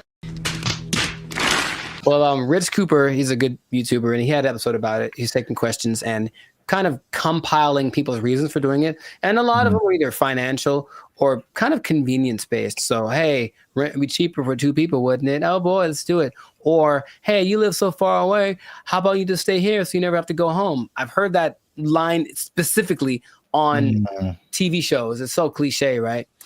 But I one time let a girlfriend move in with me, and having done that, I'm So here dramatic. to tell you Oh my God. to never do that ever in life. I don't know how big you can put the word never, ever, ever in life in big letters. Never do this. Never do this. And also, by the way, never do it. Why are you gay? Who says I'm gay? You are gay. It's started good for like a day because, oh, my girlfriend's here all the time. How wonderful. And then right away, there's this thing. I don't want to generalize, but I think I don't want to generalize. Okay, I have a thought, but I want to see if you're going where I think you're going. So I don't want to generalize. Okay. I don't like where this is going. All women do this thing where they kind of like judge everything you do, sometimes to you, but when they're observing you, they're not just thinking nothing. They're literally making calculated things about you that they may or may not ask you about. Why is it that when you walk in the room, you look around before you sit down? What kind of question is that? Like, but like, it's always the little things. What is he doing? He's beginning to believe. All these things you never think of when you're by yourself. And it's like, okay, I guess let's talk about it since that's what you want to talk about. But I think for me, when that started, it's like being watched. I never felt like I was just existing. I was being monitored. And for better or for worse, and things that they then bring up 2 months down the road about something that I did without thinking about it. Because here's the thing, ladies, for ladies who are watching, and I think this is honestly true, I don't think women are capable of not thinking. There's always a thought going through their head. And men are very capable of not thinking. I have precious family members, aunts of mine who I love very dearly, who would ask me, Penny, for your thoughts. So like, dude, I don't have a thought in my head at all. I'm literally like, I'm not even aware that I'm breathing. And I think, and so that means that there aren't as many things that we consider important. So why do you look at me that way? I didn't think about looking at you away, so I don't have an answer for you. Why don't you have an answer for me? Is it because you don't like me? All of these things, you said it one way. I had to start analyzing every little thing that I said and did, and that alone drove me crazy. Okay. Are you kidding? That's unfair. She made those. I need to calm down. Patrice O'Neal, RIP, has a great quote. I say it all the time. He said that men like to be alone, but they don't want to be by themselves. And I was like, yeah, I get that 100%. Because like, I just want you somewhere around that I know, but don't be just here doing this like surveillance thing on me 24/7. Just kind of go do your own thing and let it be okay that when you're not around, even if we're in the same dwelling, I'm not thinking about you because I'm thinking about something else. And they are knitting me socks out of their own hair because they miss me when I'm not around. And I'm like, that's a bit extreme. I'll be honest, it's not necessary. I think he also said like women just love so much. It's too much. And maybe that's just the difference between men and women. But I was like, okay, so I didn't like that. Then, but wait, there's more. Things had to coordinate. So, hey, there's a list of things. He's going to bed. It's 10 o'clock. You know me, bro. I wake up at 10 o'clock. Like it's like 10 p.m. Like it's okay, time to get the day started. And she's like, hey, we should go to bed. How about that? How about this? How about you go and I'll come find you several hours down the road? But that created this kind of tension of why don't you want to blah, blah, blah. We should do more things together. So I have more things. I don't want to get extensive with it, but it's just that for me, it wasn't a favorable experience. And if I ever get married, which I'd like to do, I recognize that's going to be part of the situation when I'm with someone. So I don't want to rush into that. I don't. And I have no problem saying, I've had other girlfriends like, we should move in together. I'm like, absolutely not. That's not even a thing, bro. But we can say that I don't care what the reason is. I'm not going to do it. Nope.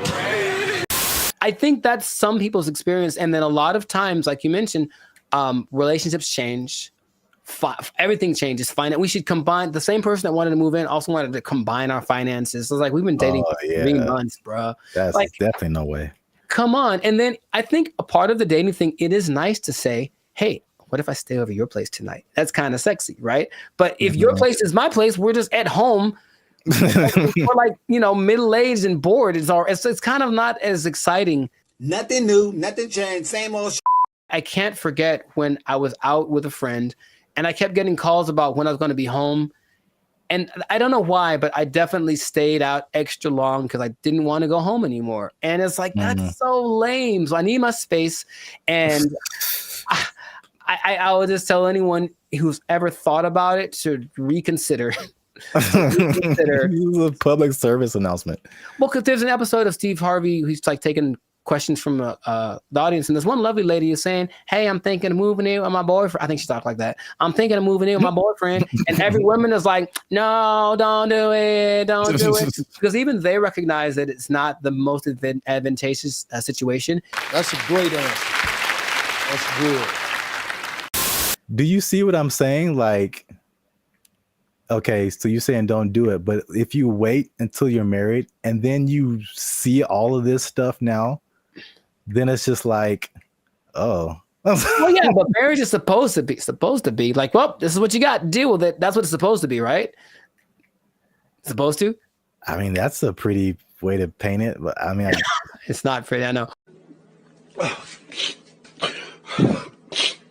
Maybe here's the thing. Have you thought about this, Gen Z and everybody? Just ask more questions. Just ask a lot more questions. I want to know about, so what's your like morning routine like? What do you do in the morning? Like if someone just like, just something kind of innocent, they snore. It's great to know that they snore before you move in with them. It's good to know. Do you snore? Question. So, I don't think so. What do your roommates think about that? You know what I mean? Do some investigating, do some digging, ask their mom, ask their family. The way that you treat me. We've talked about it. Let me speak! Yeah, that's actually good advice. I thought you were going to go the route of like them taking over your space. Like you walk into the bathroom and then now you can't see your sink because there's curling irons and eyelashes and hairspray and all kind of stuff, and you don't know where anything is anymore. That actually didn't happen, which is interesting. I don't think she had a lot of stuff like that. She wasn't as into that. Maybe it was just kind of a rarity, but yeah, she didn't have a whole lot of products and things. I could see that happening too. And if that had happened, this is like in my 20s, I totally would have let it happen. And she would have walked all over me and put Frou bunnies on all my brushes and everything. Yeah. And everything is pink. A surprise. It's like, oh, I did some redecorating. Hope you like it. If you don't, it doesn't matter because I live here now. Yay. Exactly. Hi. Okay. I'm trying to remember how I got rid of her. Oh, check it out. I do remember how I got rid of her. Do you want to take a guess? You staged an affair. I did not do that. You took a really bad poop and just left it there. She Why is there a pause? There's a pause. To her credit, I was out of town one weekend and then our whole apartment flooded. Like all the bad stuff coming out from the toilet and everything, like one of those. Yeah. Brother, And she actually handled it. Like called the right people and blah, blah, blah. And actually, like literally by the time I got home, I didn't know anything had happened. Wow. So she was good for something, I guess. Like, oh, thank you. But anyways, no, dude, I swear to you, I couldn't talk to her. I couldn't bring myself to do anything like, hey, you need to get out of here. I swear to you, dude, I just moved.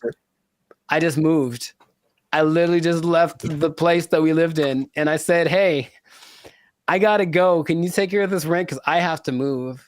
And I didn't tell her where I was moving to. And I did it. I've never moved, bruh. I've never moved that fast in my life. I was like, I have 3 hours. I have to get everything on a van and get out of here. And I did it.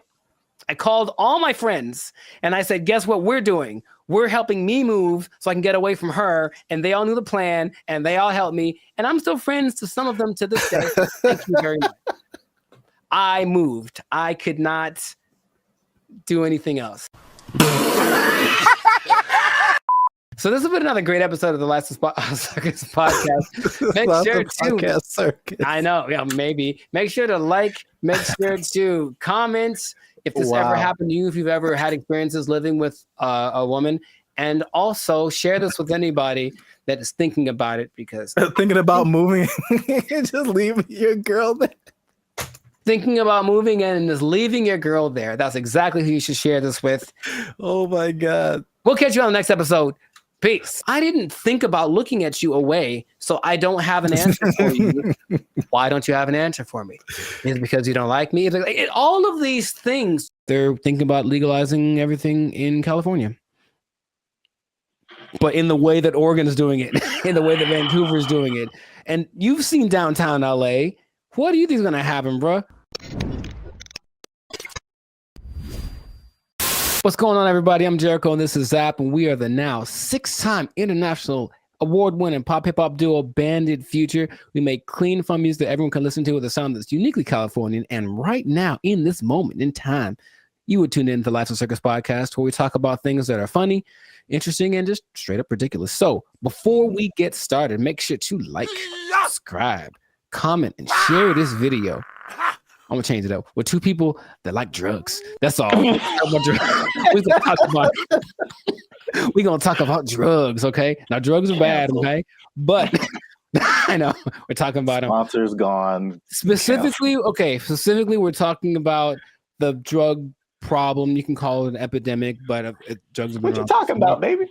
But it seems to be getting worse. So the specific thing is the way that governments are approaching the drug issue in their country. And there seem to be 2 very drastic sides, and they both have interesting results. So before we get into it, Sir Zap, San Francisco, have you had any experience or just thoughts about just the I've had thoughts about drugs. Have you had thoughts about drugs? Do you dream about them? Drugs are bad, okay? But have you seen the effect of drugs in our society as a whole with your experience? Yeah, man, I think about drugs every day. Okay. You know what I'm saying? Okay. It's hard out here in these streets. That brought to mind two things. Yes. He's there. He was up there. It's crazy. Mission accomplished. Yeah, San Francisco. Wow. Yeah, I had the worst hotel experience of my life in San Francisco. You were there, you remember. And it wasn't because, well, I guess it was because of the hotel. They had a hand in it for sure. That was not helpful. But it was the people who were there who were obviously using an assortment, shall I say. A plethora, perhaps. Yeah, involved in all kinds of activities and whatnots. But yeah, we definitely saw it there. And I was saying before, this isn't like my crowd, so I don't really know a whole lot about drugs anyway, but you just kind of go from the homeless people because for sure you see them on stuff. I've seen them doing stuff. And so that's how I kind of like get the drug vibe. But going like just off of the hard drugs, one thing I noticed, I don't know if you noticed this either, the legalization of marijuana in California, and probably in other places too, but in California, I definitely noticed the explosion of just like, we can do this everywhere. Let's do it everywhere. Especially like on the freeway. Like I can drive down the freeway and just smell like the whole freeway is high, bro. Like, yeah. No wonder we're all going 5 miles an hour. Yeah. Like everybody is just walking on sunshine right now, and I'm trying to get to work. I remember one guy, we went up to Sacramento, and one guy in like a Jack in the Box was like he was the happiest man. And I'm like, wow, starting early, 8 in the morning. That's a wake and bake situation right there. Yeah. But I don't think that weed causes the problems that we're seeing, just slower people, and maybe they're raising the price of food. Everyone's eating too much, but I digress. The idea is you can do one of 2 things, or there have been 2 extremes that governments have been taking. One is to decriminalize drugs. So there's a difference between decriminalization and legalizing. They're not legal. You can still get busted for them, but it's just that decriminalizing means you won't go to jail forever for getting busted with a meth pipe.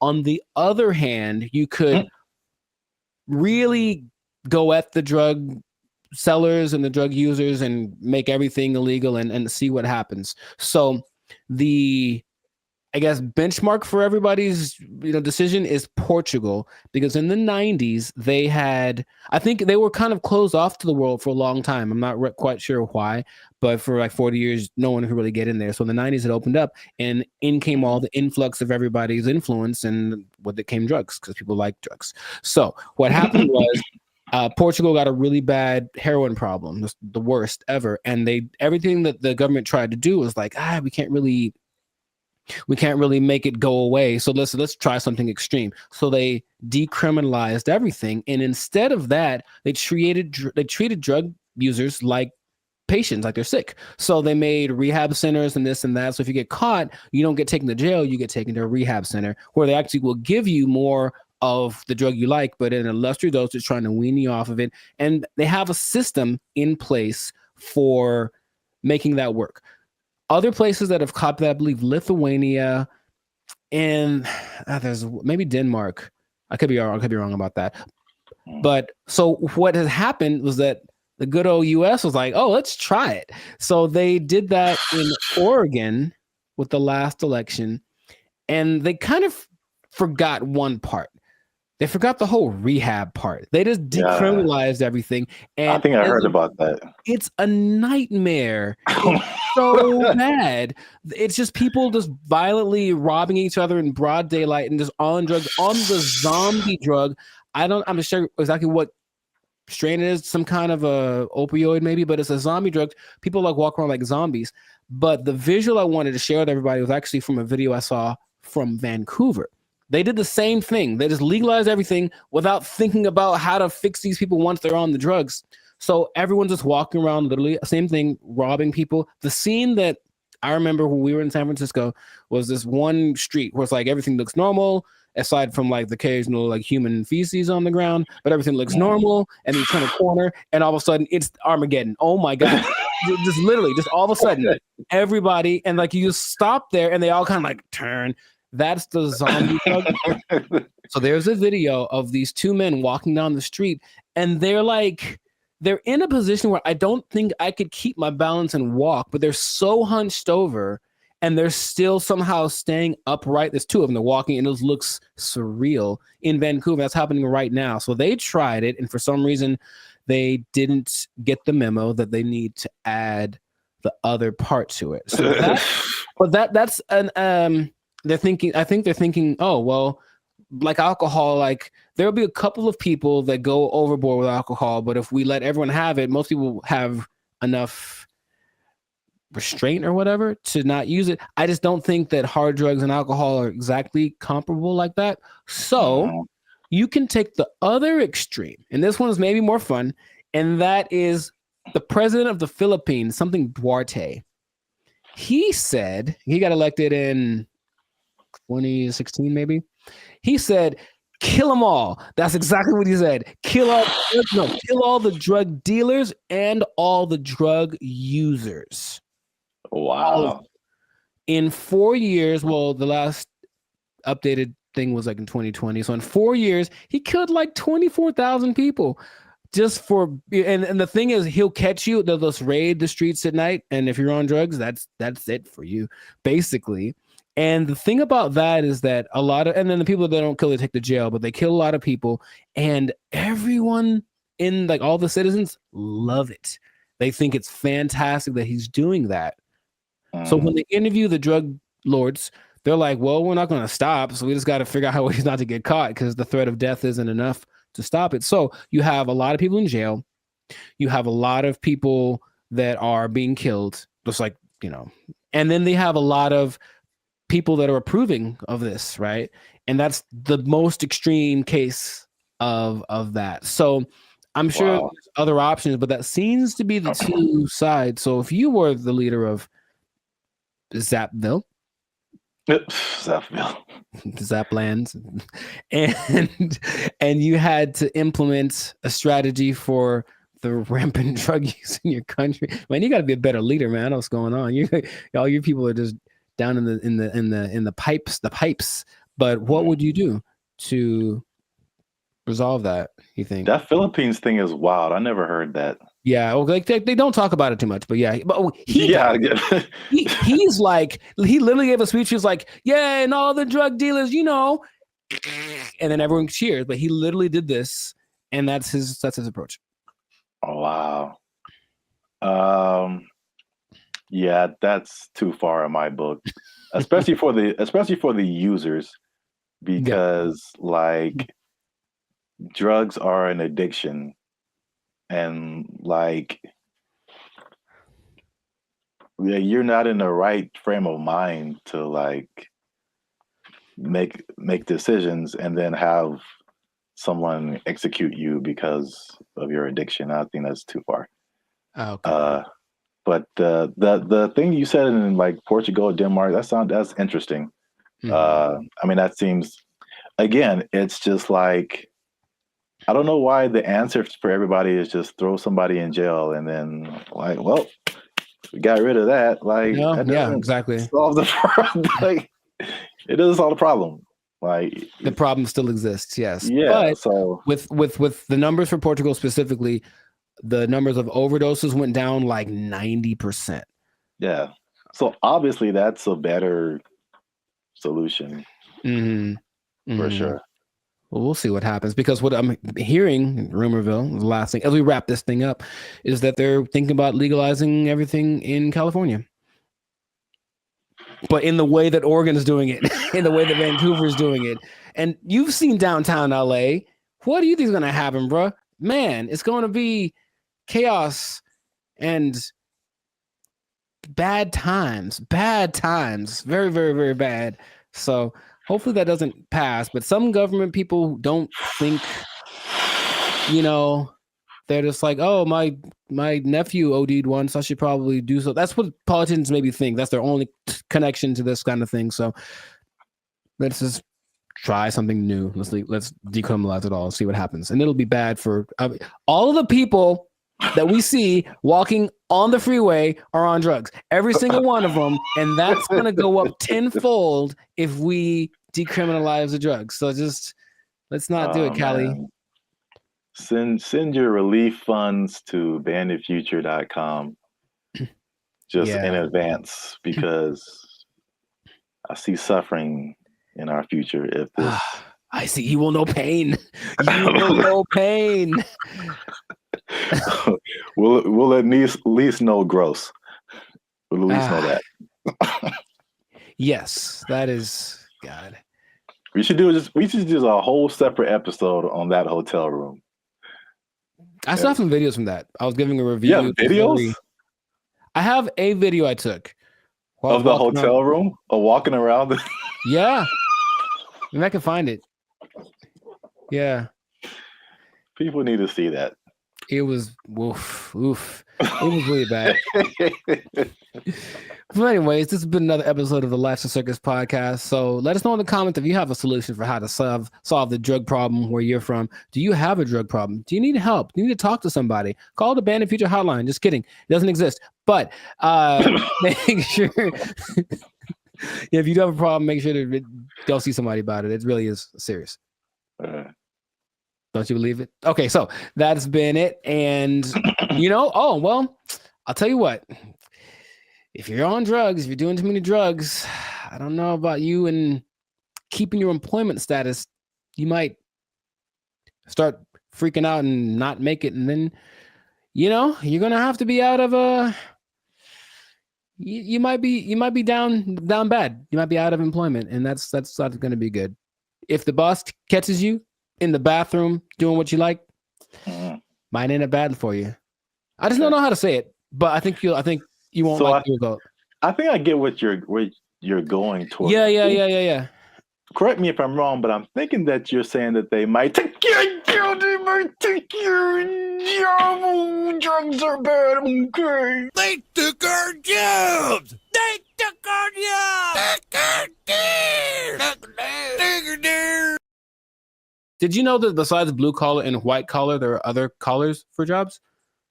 No, I didn't. I didn't either. There's gold collar, which is law and medicine. Gray collar, which is engineers. Pink collar is service fields. Red collar is civil servants. And green collar is the environmental sector. So there you go. Oh, You what could put, color? What color are we then? black color? You started. What's going on, everybody? I'm Jericho. This is Zap, and we are the now 6-time international award-winning pop hip-hop duo Bandit Future, who make clean, fun music that everyone can listen to with a sound that is uniquely Californian. And right now, in this moment in time, you are tuned in. Congratulations, by the way. You were tuned in to the Life's a Circus podcast, where we talk about things that are funny, interesting, and just straight ridiculous. So before we get into the thing, make sure to like, subscribe, comment, and share this video with at least 2 people that are thinking about changing jobs, because maybe blue collar is the way to go in the future. Think about it. Okay. So I bring this up. Do you remember Mike Rowe? No, enlighten me. He had the show called Dirty Jobs on, I think, TLC for a long time, where he basically went and did all the jobs that are hard and awful that no one wants to do. Oh, I never watched it, but I heard of that show. Yeah. Okay. Well, interestingly enough, and this is a side note, he also might now be a vice presidential candidate for the Kennedy dude. Interesting. And anyway, the world works in mysterious ways. But basically, he has always been a fan of the idea of working the traditional blue collar stuff. And also, another side note, did you know that besides blue collar and white collar, there are other collars for jobs? No, I didn't. I didn't either. There's gold collar, which is law and medicine. Gray collar, which is engineers. Pink collar is service fields. Red collar is civil servants. And green collar is the environmental sector. So there you go. Oh, what color? What color are we then? Black collar? You started it. Anyways, hey, how's it going? So, yeah. So the question is, like, will you have a better career as a blue collar worker? So he started something called the Works Foundation, and it's basically a program designed to help college students get into trade schools, because of the jobs that are available now. There's like 10 million job openings that are needing people to do them. They're all blue collar jobs. Like, all the oversaturated stuff is the professional, everyone trying to be the next CEO or whatever, start their own business. However, these blue collar jobs need people. And while going to college has resulted in, where's the number that I can't believe when I read it, has resulted in $1.7 trillion of student debt that people have accumulated. Yeah, 1.7 trillion. Going to a place like maybe Dartmouth College, for example, which is $360,000 for a 4-year degree. You can just go to a trade school, develop some skills, and instead of starting 360 in the hole, you don't make as much money yearly, but you're not starting in debt. That's his first idea. And not only that, he wants to teach the principles that got our country to where it is now. So work ethic, personal responsibility, delayed gratitude, good attitude, showing up early, staying late, like what makes a good employee, but how people have left that behind. And so just recently, I believe as recently as a couple of weeks ago, a school called Western High School in Nevada started to incorporate this into their curriculum. So they're starting with their freshman class of 750 kids. The top 50 kids that graduate from this program will get a full ride scholarship to the trade school of their choice. And I thought that was really cool. So he's trying to make this push to get people back into the blue collar sector, because it's, dignified work and whatever. And some people are for it and some people are against it. So just based off of what I've told you, what are you thinking? What's your opinion? I guess I'm kind of mixed. Okay. On one side, it sounds really good, because one thing I have noticed, especially since 2020, is like people don't want to work, and if I guess it's more like service jobs, or if they do want to work, it's just like there's just all that stuff that you listed. There's like no effort. It's like nobody cares about what they're doing. They're just clocking in and clocking out, and they don't care about customer service. They don't care about doing a good job. They don't stay late. They don't come early. They don't do any of that stuff. They just they just come. I'm here, and I'm gonna do stuff maybe, and then I'm gonna go home and play Xbox. Like what? Like what is happening?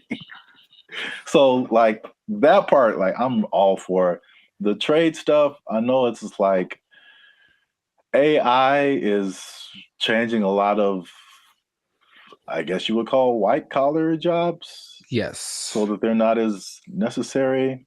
But I feel like we might even be prisoners of the moment, because I feel like even some blue collar jobs, there has to be machinery and robots and something coming for those positions too.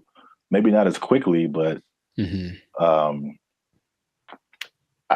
don't know what the future looks like. You know, I'm sure those things are coming. He stresses that the lower income blue collar jobs will, of course, be taken up first. For all the service stuff will probably be replaced by kiosks and AI and stuff. But if you look at the top grossing blue collar jobs, they still pay pretty well, and I'm pretty sure we wouldn't trust the robot to do them. They include airfield operations specialists, avionics technicians, supervisors of construction and extraction workers, boiler makers, first line supervisors of firefighters, and nuclear power reactor operators. And all of those you can earn between $65,000 to $120,000 a year. So it's not like you're going to be missing out on money by doing something that's a little bit harder. The nuclear power one sounds kind of dangerous, but there are jobs that people do need to do that won't be. I wouldn't trust a robot with my life with that kind of stuff, you know? So yeah, they're still going to look for qualified people to do that. So in these trade schools, you can go to them. I said, and they're really good. It's just that like, okay, like I didn't take anything in school that helped me like do a craft. Like there's no automobile class, there's no shop. I can't build nothing. I can't fix my car. I don't know any of that stuff. And I think a lot of people fall in that category. And so he's saying, well, that's kind of what we're missing. So if everybody goes to college and gets a degree, even if they're, you know, $1 million in debt, then where are the plumbers and the electricians? Where are all of those people? They're not around anymore. So it's like all those things start to fall apart in cities. The infrastructure starts to mess up. That's just his idea. So he's like, he needs more people to be interested in it, get the kids at an early age, and then encourage them to do it, because it's noble work, it's dignified work, and it's work that they're pretty sure isn't going to be replaced anytime. So, man, have you ever seen those people? I watched it on the TikTok.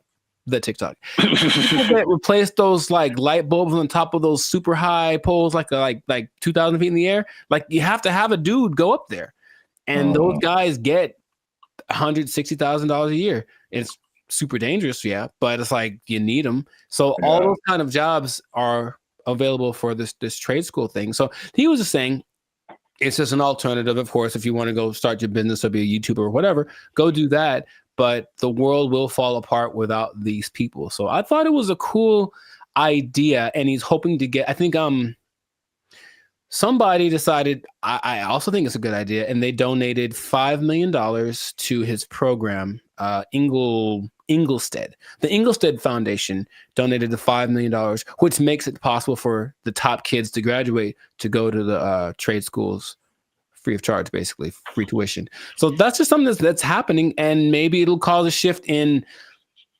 people are lazy. We said the pandemic kind of showed that, but maybe the newer generation will be like, okay, my parents were lazy as heck. Dang, I need to start working a little more hard, and then the next generation after that might flourish. So I just thought that was cool. I did not know that was a thing before, and so shout out to Mike Rowe, which might be a vice president of candidate in the future for doing this. Oh, one other stat I did read. Because white collar is, of course, makes a lot of money. Only 43% of workers are white collar. 43%. So that's about 64 million people, according to 2020 count. So that leaves, I didn't do the math, but there's a good amount more that do the blue collar stuff. So it's like, it's not like it's not necessary. It's just that it's not applauded. It's like, oh my God, you did a good job being your electrician or whatever. But people, we need that. Like our whole, if I don't know how to fix any, you probably know better than I do. I don't know how to fix anything like plumbing, nothing works. So I have to call a guy and that person I hope is qualified. So that's what they're doing. They're training these people up. Yeah, I think like overall it's a good idea, and I think it's just like as it's like you don't know what you don't know, right? So if people are like for music example, people all you see is just like Drake and like DJ Khaled, and like that's what you know, like that's what you're gonna aspire to be if you're into music. Yeah. Or if like you only grew up listening to Beethoven and like Bach and Brahms, like that's like all you know is music. So if there's one education path and that's all you know, it's like, oh well, this is just what we are supposed to do. Like that's like when I was in high school and they were like, you got to pick a college, and I'm like, I got to pick a what? Right. Okay, and I kind of like honestly went to college because that's what everybody said you're supposed to do. Me too. Not because I was like, oh, I don't want to do I didn't know never even heard of a trade school. Yeah, I didn't have any options. Yeah, I didn't know what my options were, honestly. Yeah, they literally like some kind of announcement or something. It was like, you got to go see the guidance counselor. I'm like, the guidance counselor? Yeah. So you can pick a college to go to. Like you just kind of funneled into this direction. And I mean, trades are like, and it's a good alternative for a lot of people. Right. So we'll see how it works, but he's hoping that it builds up some steam, builds some momentum, and then other people adapt the program, because why not? We need them. We need people to come fix my car, so my car can run. Yeah.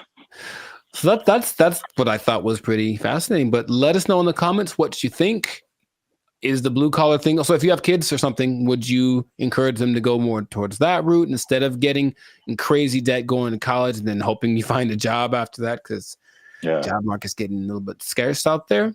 Do you support the idea of Mike Rowe? Do you have a better idea? Do you think we should just all go to Mars? Whatever it is, let us know in the comments what your idea is, and we will respond to your comments, probably. Yes. But definitely. We'll respond faster if you're a member, because they get priority comment reply. Oh, there we go. Okay. You might want to do that. Mic drop. So yes, that has been another episode of the Life and Focus podcast. Like, share, comment. Share it again. Share it twice. Even better. And just think about that job. Because, you got to have a job. If you don't have a job, then, if you don't have a job, you can't buy snacks. Yeah, see? There you go. Go get one. It all makes sense now. Yeah, I know. And don't do anything to lose it, because you might. Yeah, you don't do your job. Go to a trade school, learn a trade out. They took our jobs. They took our jobs.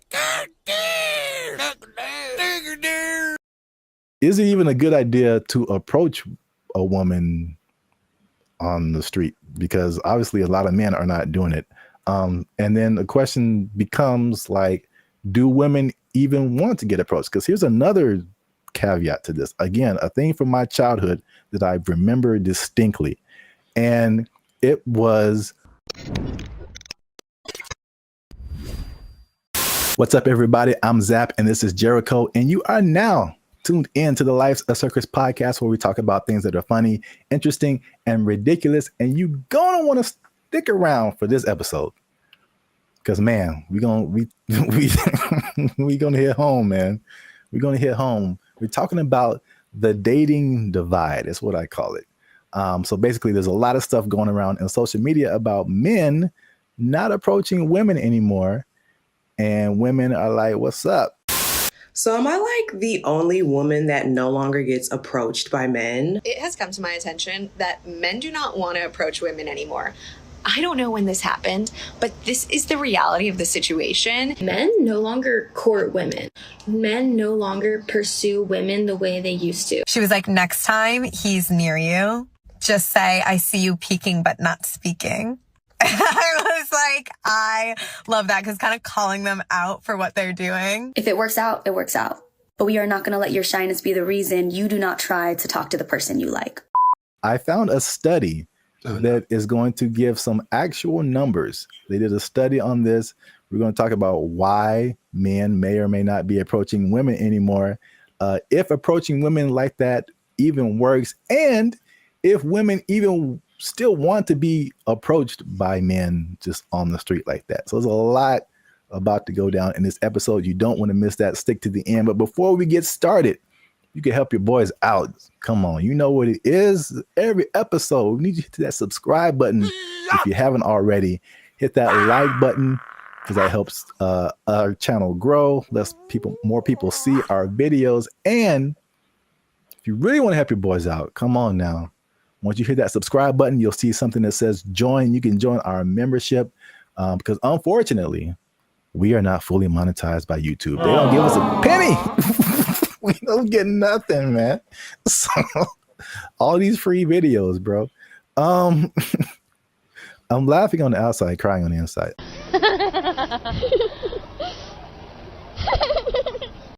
I digress. That's what it is. If you'd like to join the membership and help us make more videos, takes a lot of time, takes a lot of money, resources. You can hit that join button and that'll help our channel grow. So now let's back up. Have you heard this or seen this kind of just floating around the interwebs about like men and women just like dating just not happening anymore? The thing I've seen the most is women. It's mostly like street interviewers, if you will, who basically approach women and say, hey, what's your ideal guy? And then when she just describes this guy, and the person who's interviewing tells her the probability of that person existing and choosing her. And it's usually like, it's crazy. Minimum height. 6 feet. Yeah, that's where they get you. Minimum income. So I'm gonna say at least 200. 200 grand? You can be 30 years Oh old and my make goodness. Take a guess at what percentage of men fit this criteria? 2%? Much lower. It's 0.049%. All right, is this going on the TV? And it's not that she's always looking for, the baller with 10 cars and $1 billion, but even be a certain height, have a certain wealth status, no kids, whatever. It's still very few people. So I think just recognizing that this is the ideal thing that women are looking for and feeling maybe a sense of entitlement that they deserve that is going to weed out a lot of guys. So then when guys that are outside of the range of that, window that she wants approach, they just kind of shut them down without even thinking about it. And then I think that is more prevalent with guys getting, we're supposed to be the people that pursue in the relationship, and getting told no is part of the process. Trust me, it's part of the process. But personal experience. If you shut down time after time after time, and it's not really seeming like it's getting any better, you kind of like, what's the point after a while? So that's more of the trend I've sort of observed. Emotional, damn it. That's part of what I'm talking about here today. So basically, I found a study. Who knows how legit it is, but let's just go with it and say like this is representative of what's really happening, because you have like the stuff that's in the media and social media, and it's like, is this for real, or are we just like putting the people who are in those situations in front of our faces so much, but then like in real life it's a little different. So I think like this study, if these numbers are like correct, is very eye-opening. Wow! The study is from a site called datepsychology.com. And just first off, it said that 59% of men between 18 and 25 have not approached a woman in the past year. So according to that number, the women on social media are right. Like men are just like, nah. No. Thank you, Draymond. 48% of men in the 26 to 40 age group. So that's roughly us millennials. So that's 50% of men are like, nah. It's definitely a no for me, dog. That 18 to 25, they call them Zoomers now, which like, all right. Sure. All right. That's kind of cool. You got boomers and then you got Zoomers. But 81.81% of them and almost 75% of millennials have not approached a woman in the past month. Wait a minute. Something ain't right. So at least according to that study, at least in that respect, the women are right. Like the men are not like, at least in the sense of like approaching someone, you know, in real life on the street or whatever. I see you peeking but not speaking. Obviously, a lot of different questions come after that, right? But just as like a fun to the side, if you feel like sharing. Emotional, damn it. Because you spoke about like the difficulties of just men just fear rejection, stuff like that, approaching women. Do you remember your first attempt at approaching a woman?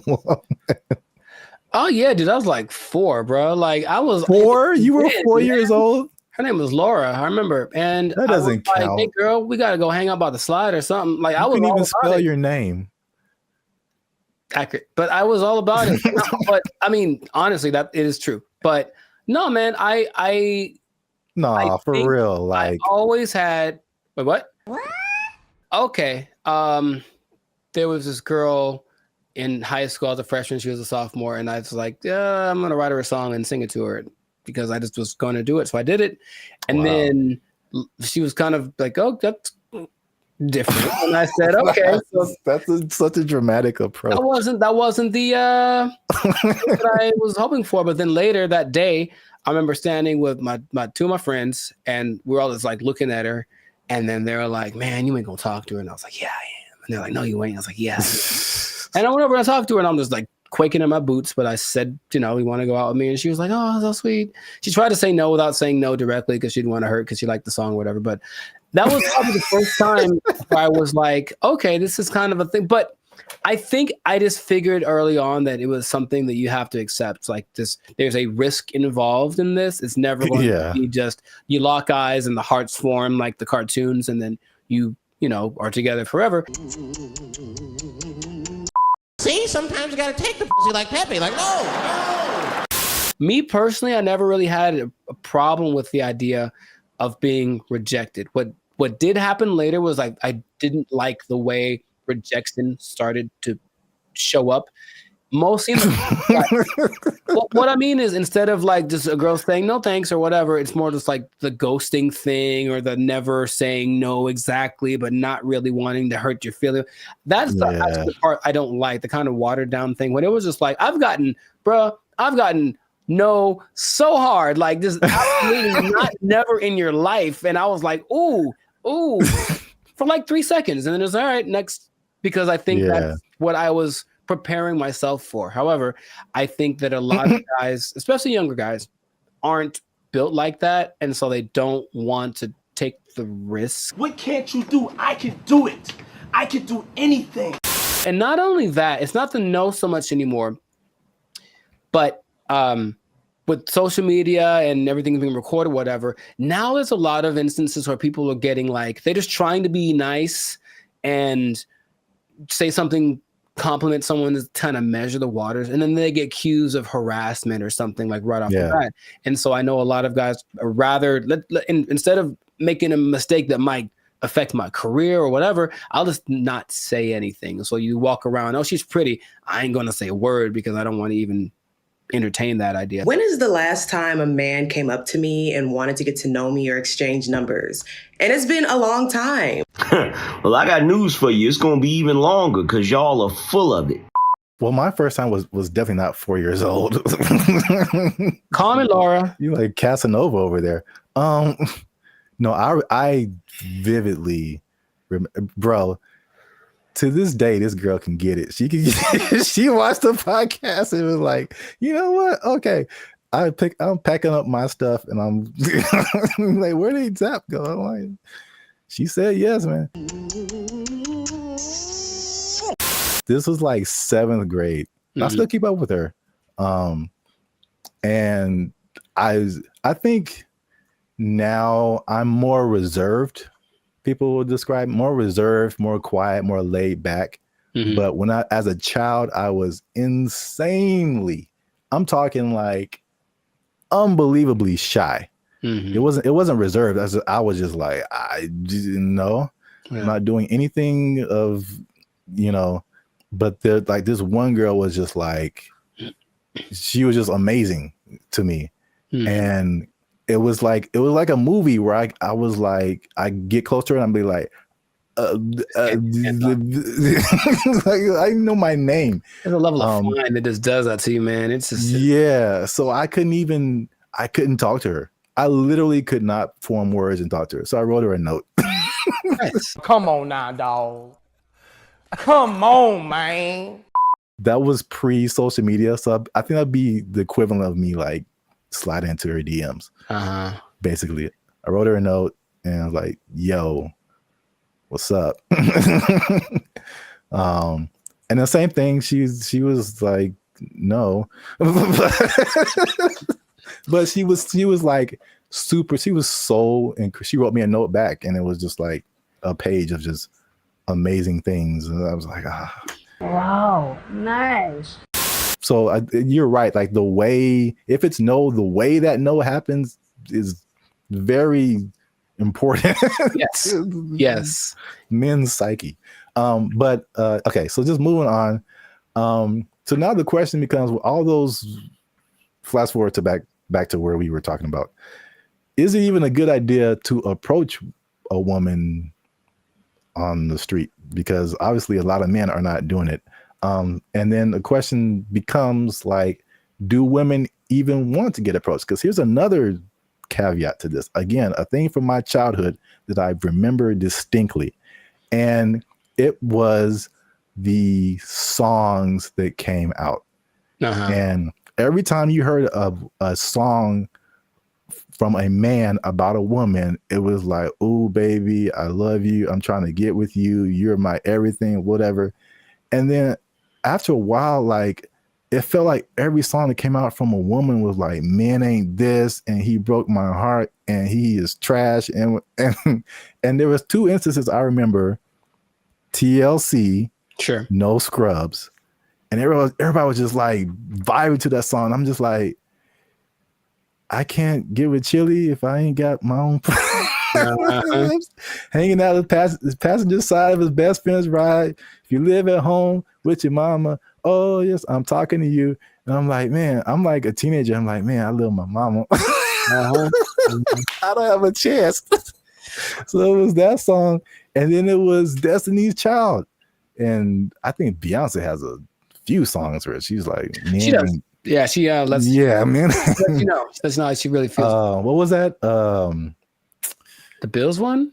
Yeah, can't pay my bills, pay my automobiles, pay my telephone bills, and then you think you got it, and then she's like, nah, then maybe we can chill. We can chill, like, I just paid all your bills. Yeah. You my wife now. Like, what happened? No, that's just something you just do now. No, you just do that now. That's just a new thing you do until you and your shitty ankle both die. There were songs like that, and I was just like, man. And then like that, and like the Me Too kind of thing, and like some of the stuff you hinted at. Right, yeah, that's why it's like, okay, maybe I shouldn't say anything. So I think there's the question of like, do women just like not be like being approached? So this study has said 74% of women aged 25 and below actually want to be approached more. 77 in the 18 to 30, 68 in the 68% and 30 to 40. So basically 3 out of 4 women are like, I want men to approach me. Why isn't it happening?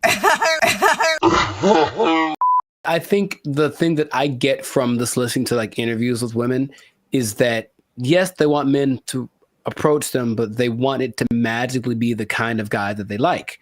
Yeah. So there's a caveat to it. It's like, if you walk, I've seen the look in women's face. If I walk up to them and they wait.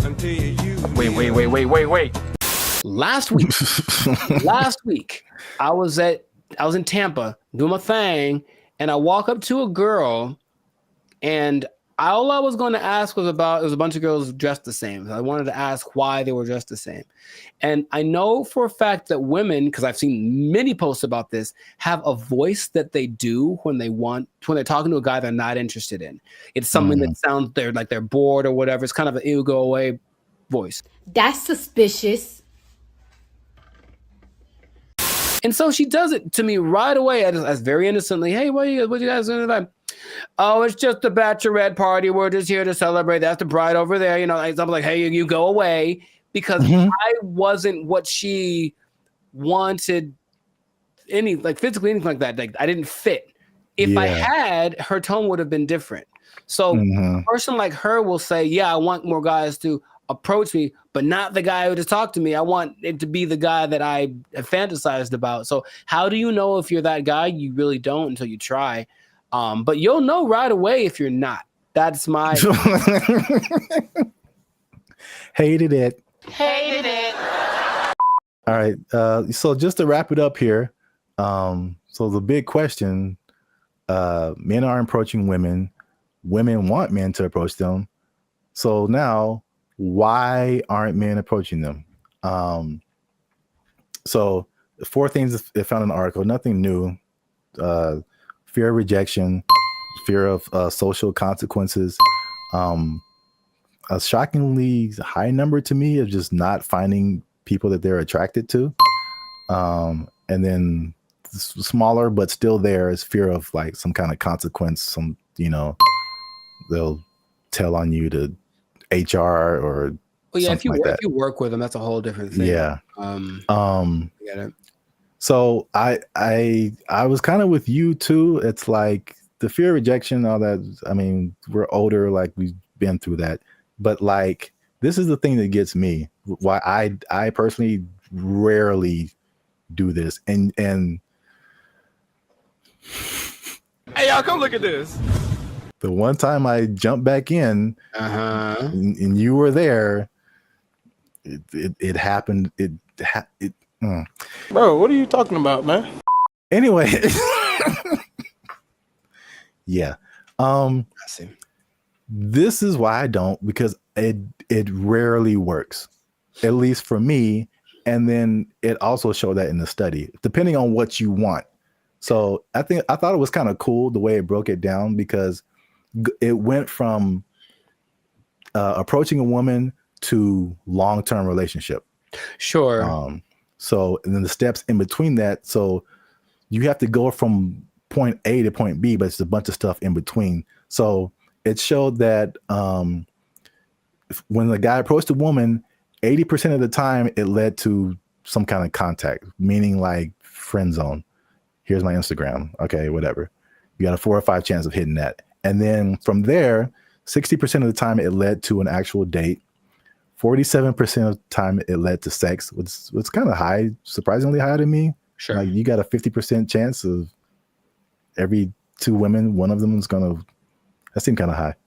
But 28% chance it led to a actual relationship that was like at least 2 months.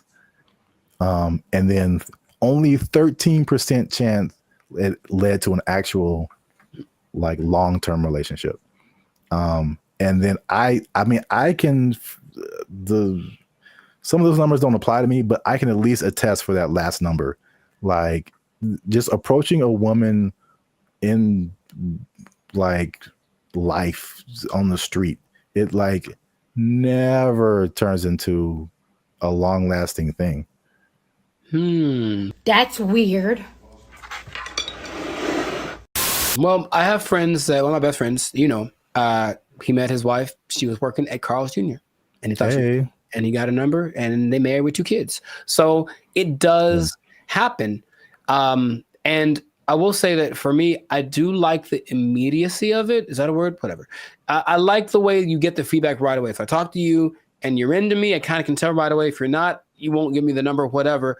Whereas people that are going more of the dating online route, they'll get drug along for weeks and months, and it might not go anywhere, but you wasted that much time. It makes.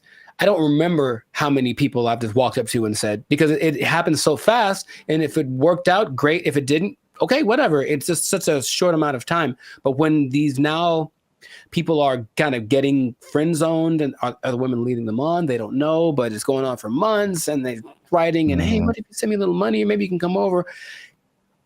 We hung out, nothing happened, but I thought you to me, bro. It's like that happens so much to these guys who are taking that route, that you can see why it wouldn't be something people want to keep repeating to do. But I personally would recommend more so to the younger people, because I think you could be a little tougher. That's just my personal opinion, is that, like, thick-skinned, if you will. Like, just try. You never know. And I have had a couple decent-sized relationships that came from just me walking up to a girl I thought was cute. So that has happened to me. In comparison to how many women I've walked up to, it's not a very good percentage, I suppose. Hi. Okay. For me too, it's just like, it's the unknown, because it seems the randomness of it, because all I have to, unless I know you from something, like, I'm just going off of you look good, and then right. There's a whole lot of stuff after that I have no idea what I'm getting into. And for me, most of the time, is bad. It's so bad. It's the other stuff. There's a lot of layers to a lot of it's so bad. It's so bad. Women. I started writing them down because remember we had another thing, and you were like, tell me some of your experiences, and I couldn't even think. And you're like, oh, Sure. they're repressed. I'm like, they probably are. Gotcha. I started writing them down. I got like 10 of them. There's a lot more. I believe it, bro. Make sure you leave a comment on this video. Share it with somebody who has noticed this in the dating scene. Is men approaching women. Why aren't they doing it? Why aren't you doing it? Are you doing it? Did it work for you? I don't know your life. I'm just saying. Yeah. Yeah. And good luck. Yeah, there you go. Oh, it's just a bachelorette party. We're just here to celebrate. That's the bride over there. You know, I'm like, hey, you go away. It's kind of disorienting, and it's not the most fun situation, but they get what they're going for. And this Zuckerberg's goal, I mean, he's already spent a lot of money on it. He really wants everyone to engage in the metaverse on a daily basis with their friends. Hey, let's have our chat. Let's have our podcast in the metaverse, because why not? I could be a fish, whatever. Like, that's what he's going for. And it just doesn't feel like it's time yet, but he's just going to keep pressing the issue. What's up, everybody? I'm Jericho, and this is Zap, and we are the now 6-time international award-winning pop hip-hop duo Bandit Future. We make clean, fun music that everyone can listen to with a sound that is uniquely Californian. I'm going to bring that back. And you are now... You didn't like it? Come on, man. I did it once before. It was great. So you're now tuned into the Lights of Circus podcast, where we talk about things that are funny, that are interesting, and just like that gesture, straight up ridiculous. So before we get started, make sure to like, subscribe, comment, and share this video with at least 2 people that want to get down with the metaverse. Get down with the metaverse. So I found out about something this recently, and I didn't know it was a thing, because I think they're developing it. The metaverse, Zuckerberg's project, the project that has literally lost $23 billion in the last year. I'm just going to say that with a B, $23 billion. He's still insisting it's the best thing ever. And he speaks about it with such enthusiasm that I go, all right, maybe he's on to something. Maybe he's way ahead of his time, but that's a lot of money to spend. He's all in. So as of, I think, a month ago, or even less than that, Instagram, well, that's his company as well, there's an option called Meta AI, where you can basically chat with a chatbot. I don't know how to call these things, but it's a chatbot that basically mimics a celebrity. They have like Snoop Dogg and Dwayne Wade and stuff like that. Like they're their faces, but then they're supposed to be a different person. And you can talk to them about certain subjects. And so I was like, okay, let me see what this is about. So I tried talking to one of these for the first yesterday. I wanted to see what it was about, you know, what happened. it's such a strange experience. And I don't know how much, because it's still like the beta phase, I suppose. But like, had you heard about that? Specifically the Meta AI? No, dude. All right, maybe there's some screenshots, but I had a couple of conversations with this because okay, I'll actually say it as I. Who's the person that you had a conversation I spoke with? to Lorena and I spoke to Izzy. Now they're modeled after two people that I don't. So each one has a name. I'll have to go through it and maybe you can put it on the thing. But you go to just talk to a AI, and then there's, for example, you can talk to Zach, who's a brotherly jokester, but he's Mr. Beast, right? It's Mr. Beast's face. You can talk to the Dungeon Master, who is an adventurous storyteller, and it's Snoop Dogg. You can talk to Brew, the confident sports debater, and it's Tom Brady. So that's the thing. Wait. Yeah, it's a lot of information that I'm not explaining right because I'm still trying to wrap my head around it. No, but like, how is it? Why are they two different names? Is it like a trademark thing happening? I don't know. I really don't. I think they agreed to be the face of it, but it's not their name because it's not them. It's the AI version of them. All right. But it's their voice. Their voice is their likeness. Maybe I can. No, you just have to let me pop up some visuals. So I was asking. So you talked to like Lorena and somebody. Who were the celebrities attached to them? I don't recognize their faces. Oh, okay. They're all people that I've seen before, and I'm like, okay. And maybe not all of them are super famous, but like, okay, there's Perry, the approachable golf pro, and it's also Cliff Paul from the State Farm commercials. Imagine that.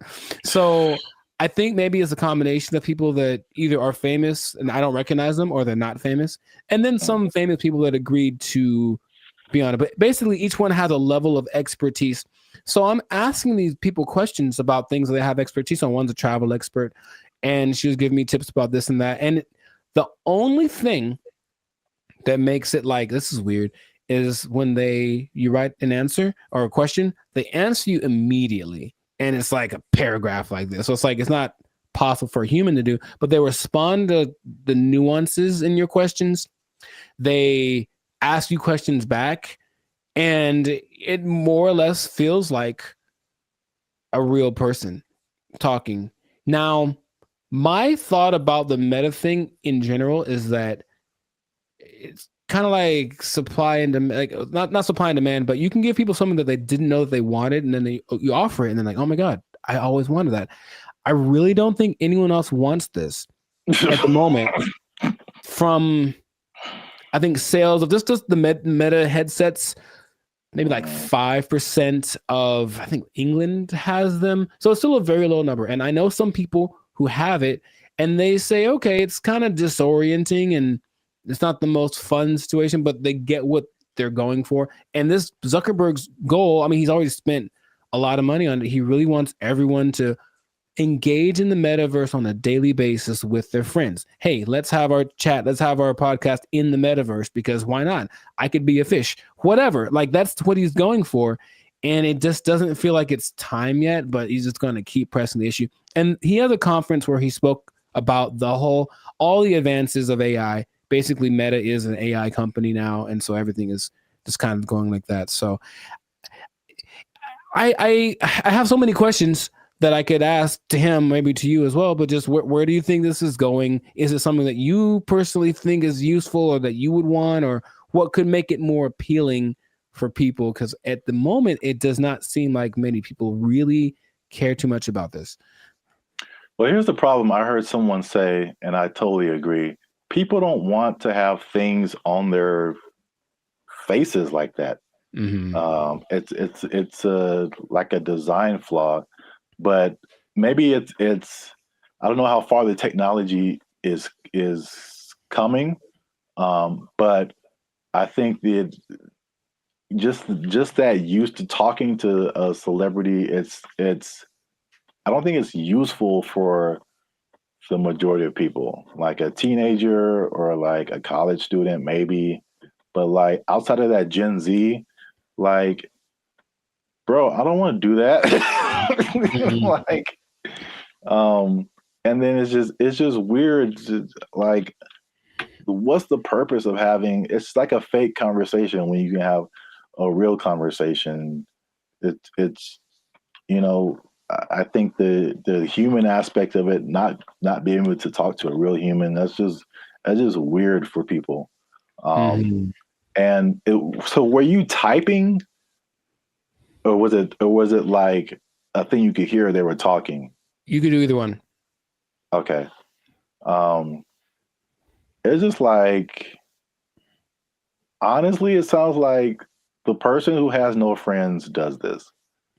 And they just talk to robots. So that's just weird. But back to like the glasses.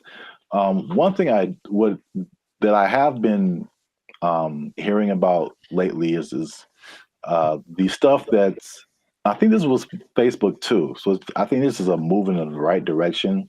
There's a partnership with Ray-Ban or some other kind of like glasses company where they're like your normal glasses, but they have AI capabilities. So like you're looking at something and you can see something else superimposed that tells you like information about it. Like this building is from whatever, or this jacket costs this much. That I see as like, okay, that's pretty cool. That's very helpful. Or there's another thing where it's like you look at a jacket and you can instantly find where to buy it. So someone, oh, I like what you have on, and you can instantly like buy it for yourself. Like stuff like that is cool. There's also like the Snap AI mirror from like Snapchat. So I again, it's like they have to get out of this like goofy realm to make it like, okay, this is how you can use this. It's not about, I don't think, I mean, I know I'm like going a bunch of different directions. I have a bunch of different thoughts, but it's like, I'm not a CEO of a $1 billion company, so what do I know? But I don't think it's live your life in the metaverse. I don't think people want to do that. I think it's a hybrid situation, just like with all the other AI. It's like, okay, I'm going to still be in real life, but I'm going to use a little bit of this to enhance real life. Right. Leaving real life.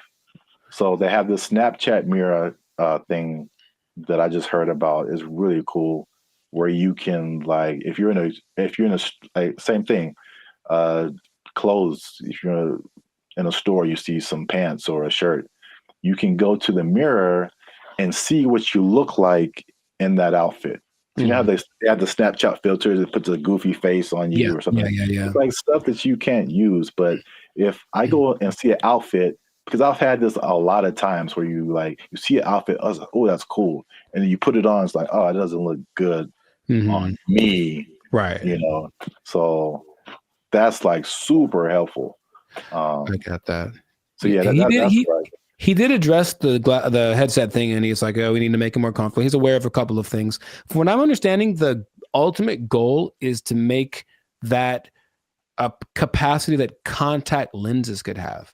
So like, it doesn't look like you have anything on, and it is all. I'm like, I don't know how that would work, but that's what they're going for.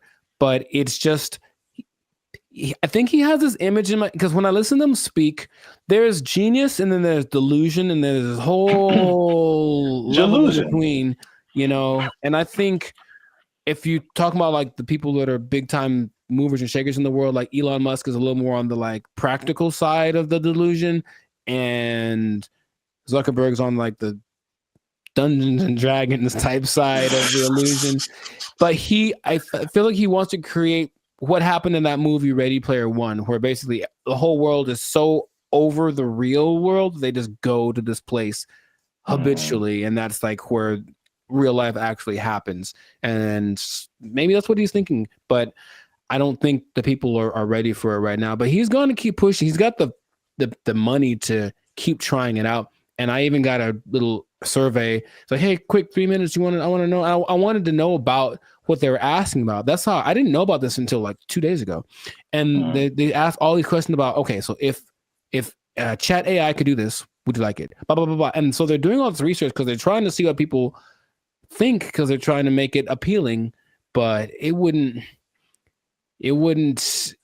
I don't think it's for me or maybe our generation, but maybe people that grow up on it, younger people might be the ones that want to spend all their time in the metaverse. I don't know. I hope not, but which is already showing negative effects. Gosh, it's so bad in so many areas. It's just bad, man. Yeah. So we'll see where it goes, but let us know in the comments if you like the metaverse, if you've had some metaverse experience, if you've tried this new Meta AI chat thing. What do you think? Is your best friend Snoop Dogg in your mind? Because it's not really him, but maybe you think that it is, and that's good enough for you. So good for you. And let's see how this pans out. But it seems like it's going to be a real big push, he's got Zuckerberg has a couple other big objectives for 2024 that he's trying to get to. So, and spend a few more $1 billion in the process. So must be nice. We'll see how that goes. But yes, this has been another episode of the Life's a Circus podcast. So leave a comment. Leave us a comment. Let us know what you think about that. And if you trying to think of how this would work. If you are spending too much time in the metaverse, if you're spending too much time talking with a meta person, I don't know what to call them. They're not real, but they're not robots, whatever.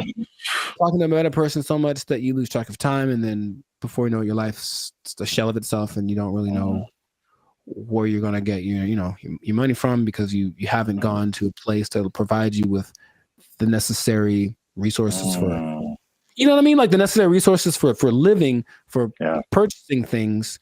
You might even miss your bill and you can't pay for your phone. You don't have your Instagram. You've lost access to your person. I just don't want that to happen to you. That's my sincerest goal as a human to human. So please don't. Man. Well, I guess you understand what I'm trying to say. I don't have to say it. So. You don't have to say it. You don't have to say it. But I'm going to say it. Don't lose your job. Don't lose your job in the metaverse. Marcus Zuckerberg is crazy. They took our jobs. They took our jobs. The place that is offering this is the Southeast Technological University in Carlow. I think that's how you pronounce it. Ireland. That's a bad start. That's a really bad start. All right, let's just stop. Hold up. Hold the presses just for a second. All right, so Ireland. Okay, I think. Okay, where do I begin? Okay, man.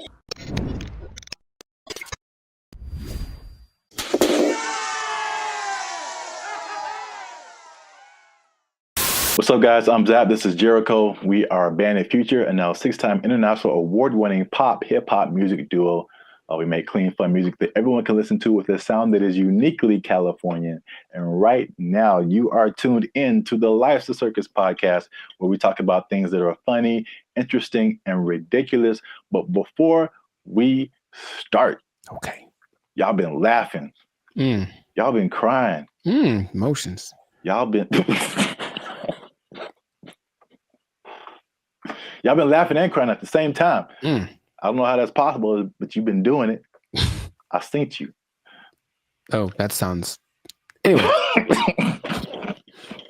Well, it's like Santa Claus. He sees you when you're sleeping.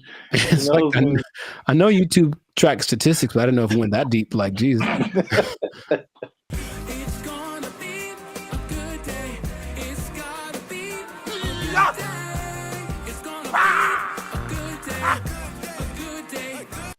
So today, we are talking about something that's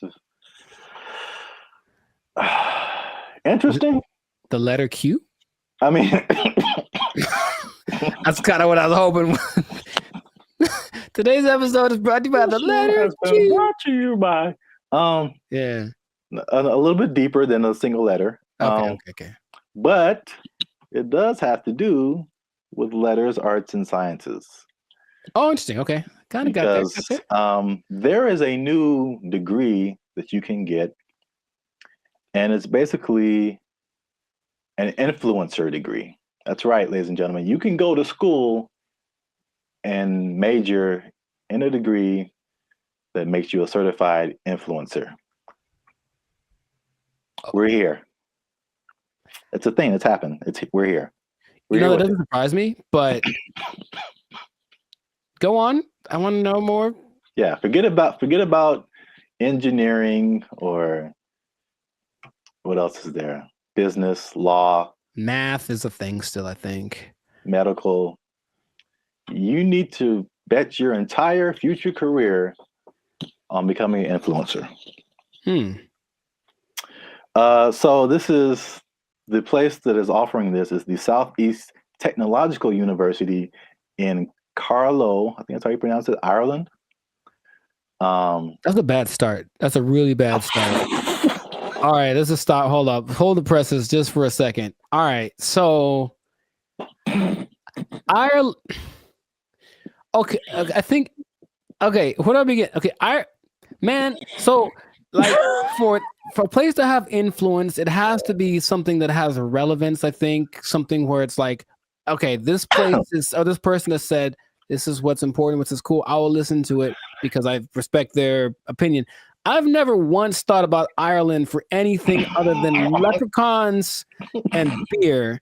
And if it's not about those two things, I don't care what Ireland has to say. So I'm already like, it's missed me on that, bro. Like, come on. If it was like New York or Dubai or something, it's like, yeah, a big place with influence. Don't tell me about no, man. Okay, keep going. What do you got? What do you got? All right, that's interesting because I kind of went that way for another reason.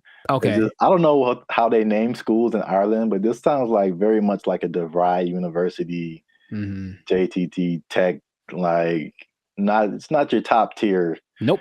Nope. So I was like, the official name of the degree is called it's a Bachelor's of Arts in Content Creation and Social Media. What would that sound like in an Irish accent? I'm not even gonna try that. I don't got it either. I'm not good at accents. Nor am I. Except for, well, never mind. Canceled. Yep. I don't want to go. I don't want to be canceled yet. So yeah, but to, I guess, kind of legitimize it, the influencer industry is currently valued at $21 billion. So it is an industry to a certain degree. I have thoughts about that, but more than half of Gen Zers think that they can make a career out of content creation. So this school offered I think it was a summer, just a class, not a whole major. And it was like, of course, filled to the brim with students. I think they're going to have they're going to admit 40 students to this major this coming year. And they're sure that they'll have to turn a lot of people away. So it's a very much a major of interest. On the flip side, and this was from the New York Post. The New York Post. They say that the rapid evolution, and this is something we talked about before. The rapid evolution of social media and trend cycles could make the entire degree worthless as soon as you receive your diploma. Yeah, what's the curriculum based off of? What metrics are they following? It seems like a cool idea if it's constructed in a certain way. I mean, imagine the nonsense if you paid money to become an influencer and then you sucked at being an influencer. Like, it's just, I feel like to be an influencer, you just have to have a certain kind of either personality or vibe. Like, not any person could be an influencer, that's for sure. But I don't know if that's something you can sell the idea on it for sure. But I think there'd be a lot of people asking for refunds in like a year. It just seems like something. Yeah, can you do that? Well, you can ask, of course. I'm not saying you get it. You're wasting the money, I think. But I think you'd be better off just studying on your own, studying social media, like a Mr. Beast did. He just studied YouTube, literally, and that's all. And then it worked out phenomenal for him. So, and not only that, all the people that he worked with also didn't get as big as him, but they all have channels with millions of people, millions of followers. So but here's the thing with education, anytime they're like, oh, there's an opportunity to make some money for us and maybe it'll work out and then we can get some more accreditation or who knows. they're just trying to evolve. So I see the point. Basically, they're trying to evolve with the modern times.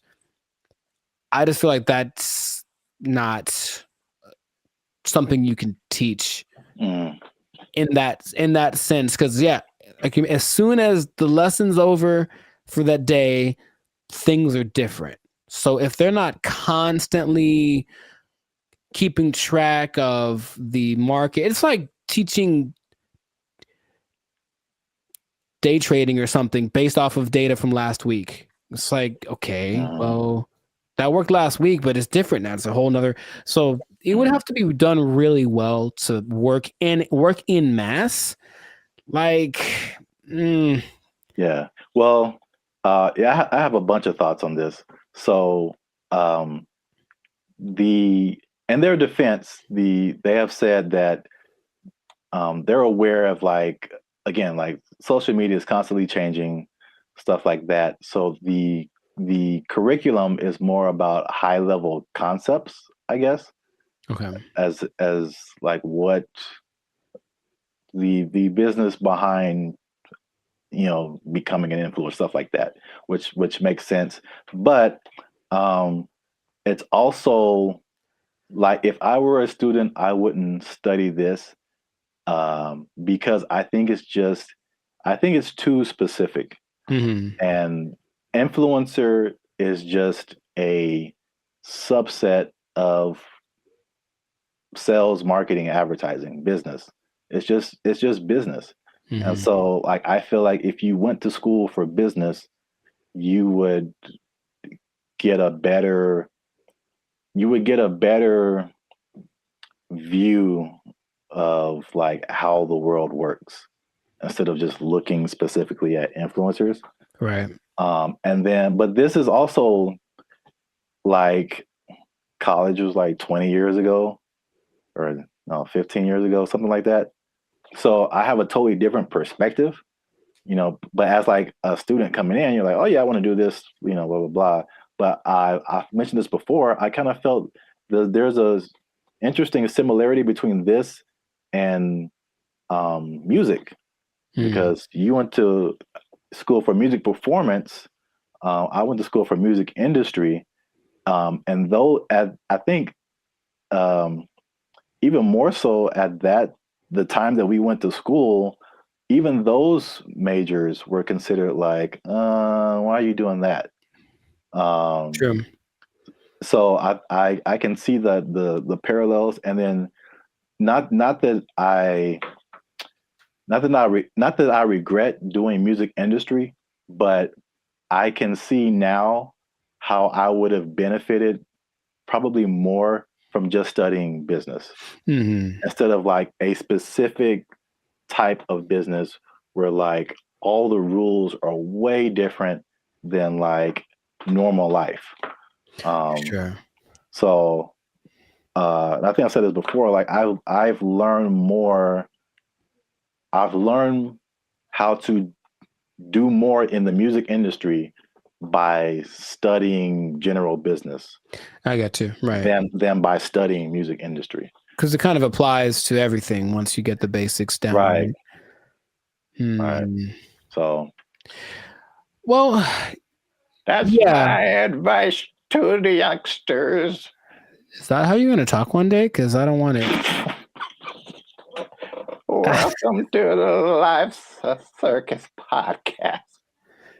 I'm pretty sure I'm going to talk like this forever till I die. So I don't know what's happening to you over there, but you sleep. But we talk about things that are funny and straight up ridiculous.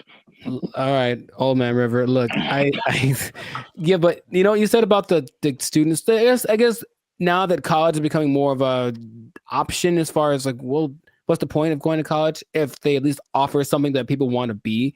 Then I see the point. I do. I just don't know how they'll pull it off. But if they do, more power to them. Yeah. I don't know. Maybe we're just short-sighted, and then influencer will become all the rage, and people will make gajillion dollars and be like, "I told you so." Hey, you know what? Good for you. If you get there, I'll give you a cookie. No, those are addicting. Oh, I'm sorry. I'm sorry. Jeez, I keep forgetting the rules. Cookies are sometimes food. So this has been another episode of the License Circus podcast. Make sure you like, subscribe, comment, and share this video with somebody who might want to be an influencer major. That doesn't even sound right. No, it really doesn't. But maybe we'll talk them off the ledge with this video. Because if you're trying to be an influencer now and you got someone coming up behind you that has a degree in it, they might take your job. They might take your job. They got a degree from Ireland. Does anybody Lucky care? Charms. Lucky Charms. They took our jobs. They took our jobs. We want more money, higher minimum wage. That's right. That's what's happening right now. People.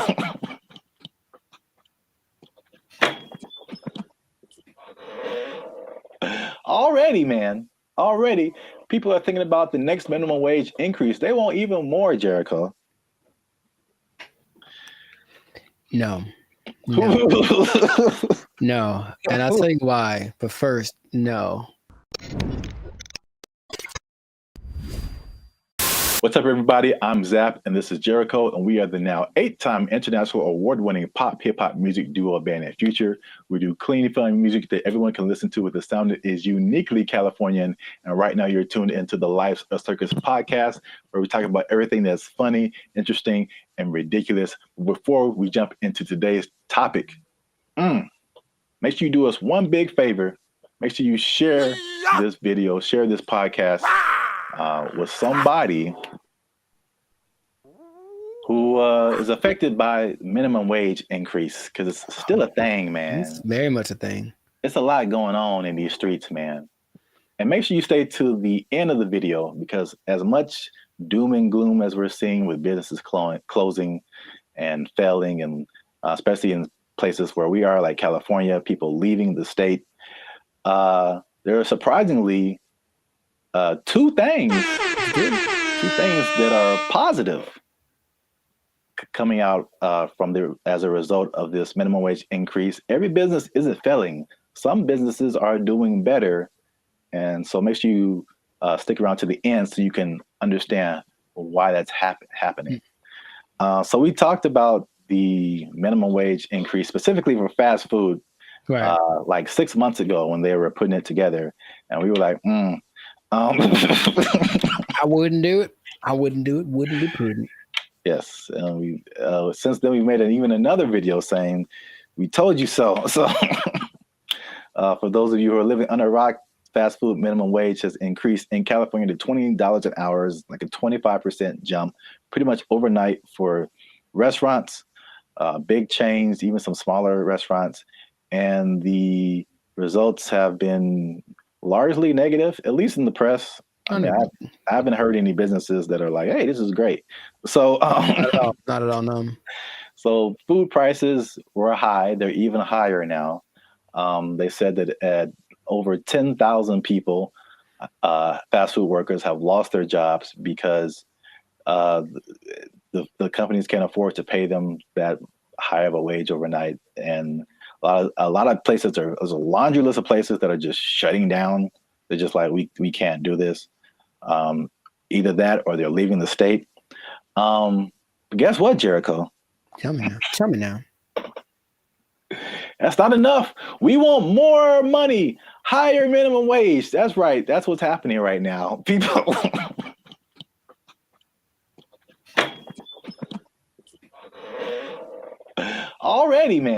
Already, people are thinking about the next minimum wage increase. They want even more, Jericho.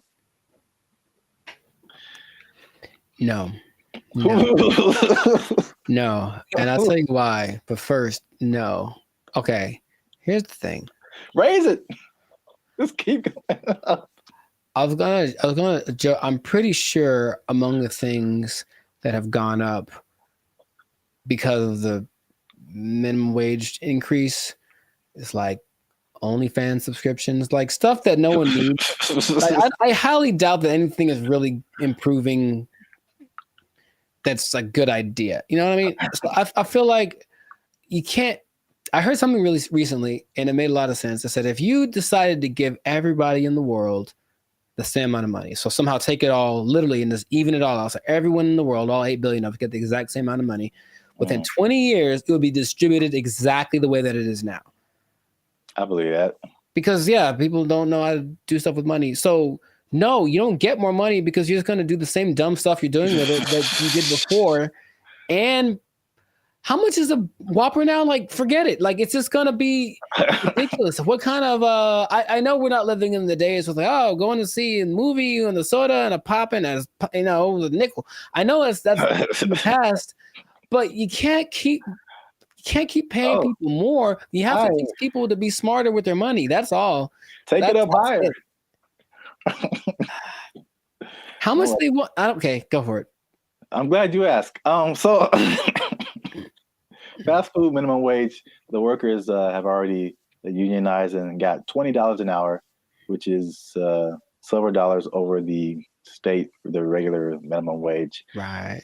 Long Beach hotel workers have argued for a $23 an hour wage. And this next one makes sense because we've seen it firsthand. Because as Band of Future, shameless plug, we do some shows in San Diego. All right. So nice. If you're ever in San Diego, come see a Band of Future show. But San Diego wants to raise the minimum wage for hotel and other service workers to $25 an hour. And I was wondering what happened because I'm like, ooh, inflation.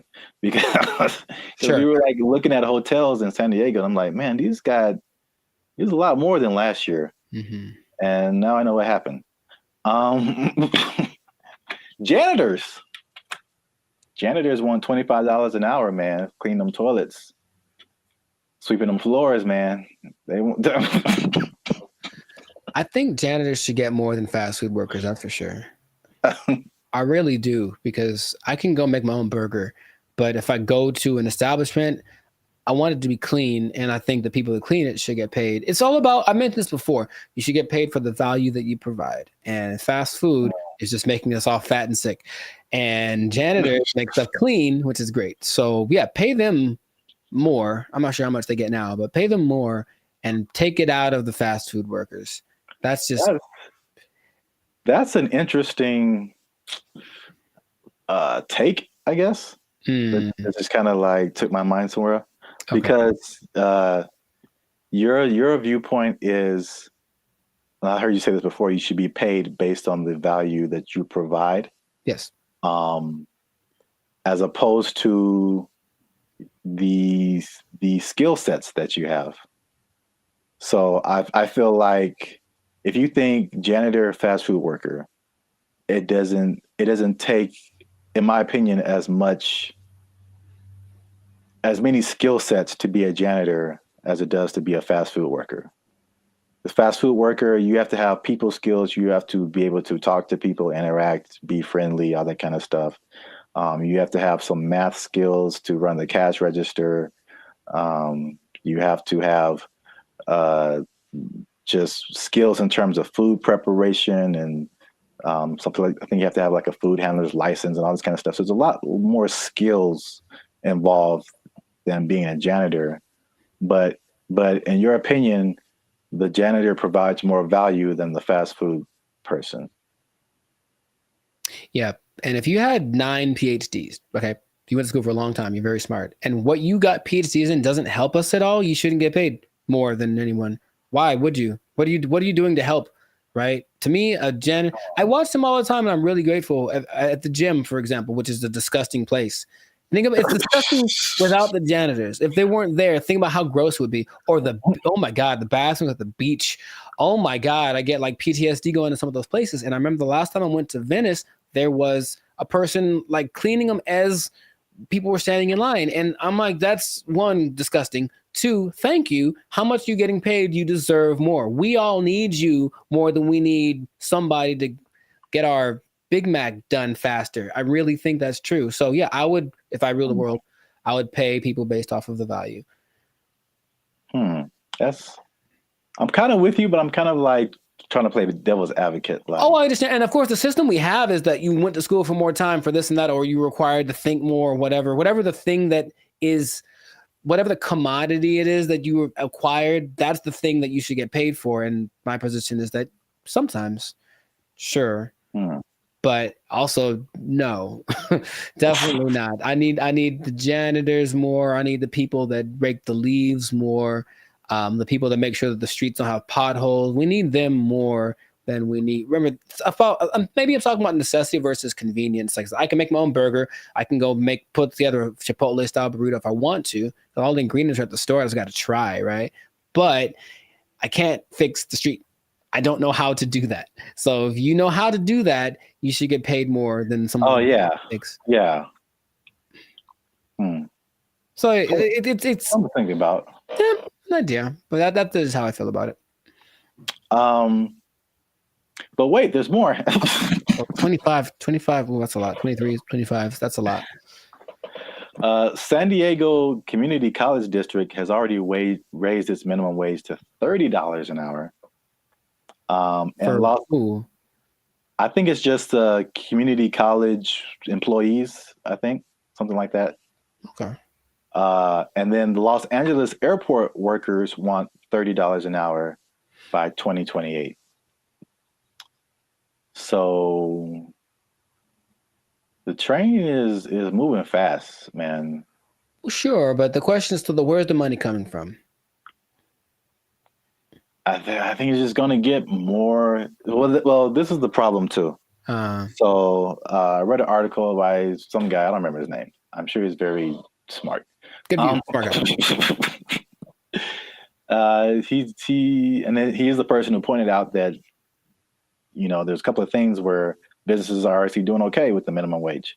But he said, like, obviously this is not a long-term solution because you think about, okay, minimum wage, and you kind of touched on it. It's like, what are you spending your money on?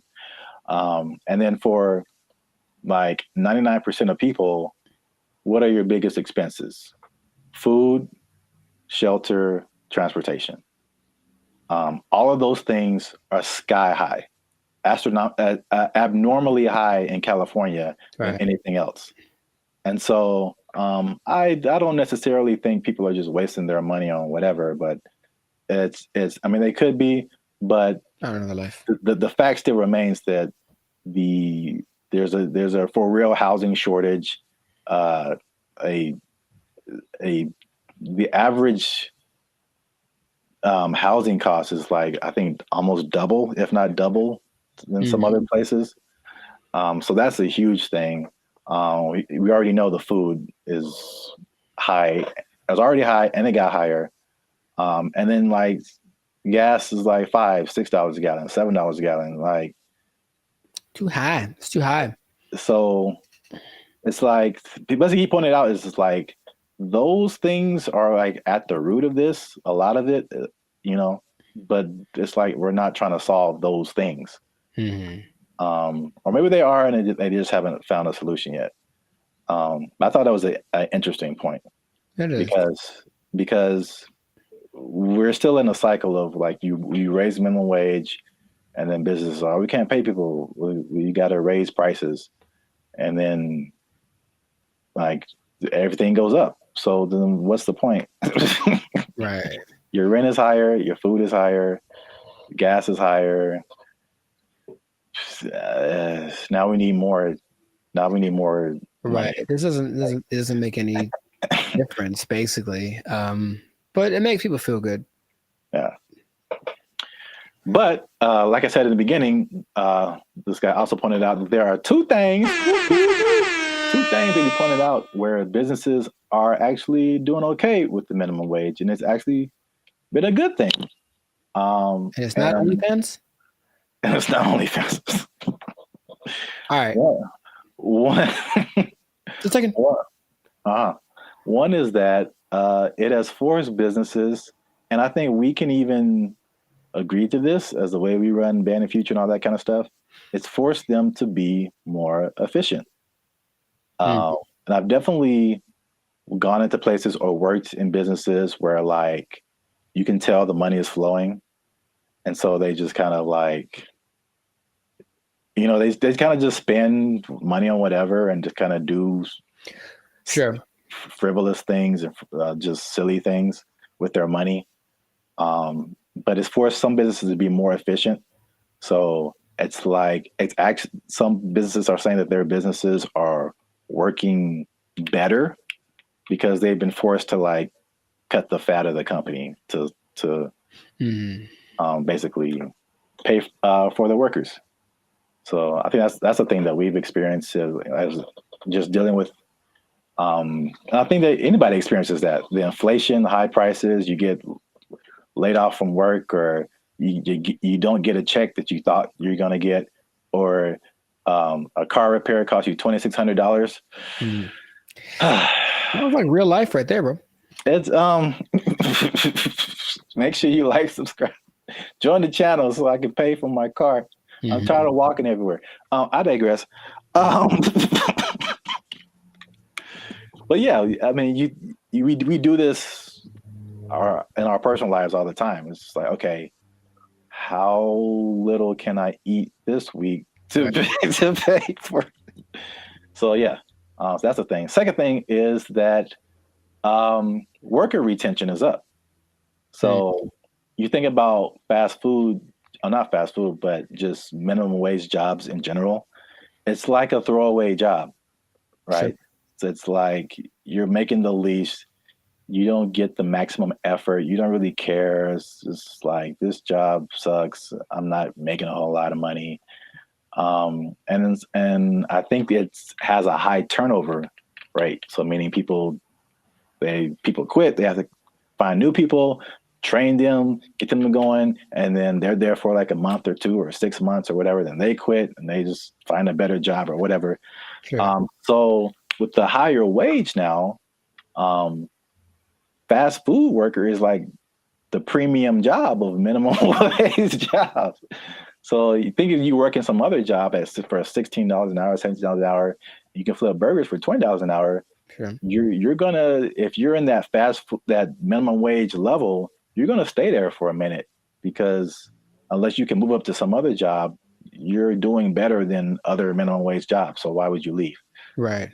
So yeah, so people are staying, and people are happier, they say, just coming to work, which I mean makes sense if you're getting paid more. But there's less incentive to leave, and then people don't understand that it costs businesses a lot of money to hire people and put up ads to hire people and then train them and all this kind of stuff, get all this stuff going and find the people, and then they're only there for a little bit, and then you got to do it all over again. Yes, that's a big expense. So there you have it. Minimum wage going up, prices going up. Some businesses are leaving, some businesses are shutting down. Some people don't care. It's happening in their business. A lot going on. Let us know what you think in the comments. Is this good? Is this bad? Should we do the idea of this guy in the article and just let's fix the housing and the food and the gas and all this stuff and just bring that down instead of raising the money we get? Cost of living is too high. Yeah, man. A lot going on. Gotta invest in some meme coins, man. Just take advantage. It's a bull market, man. Let's get into it. Are meme coins the answer to the minimum wage problem? I would say probably not. But, you know, somebody, it might work out. For most people, not so much. Yeah, we out. Because we are. But yes. For real, join the YouTube channel, because the boy needs his car. All right. There we go. They took our jobs! They took our jobs! This person falls on the stairs. See, like, that's really messed up to say, though. Like, I didn't mean to say that, dude. That's the crazy thing about that. That came out so natural. If laughter is your thing, my thing is like, where the hell did that come from? That's concerning, I'll be honest. What's up, everybody? I'm Zap. That's Jericho, and this is BrandBee Future. And I found this on the internet.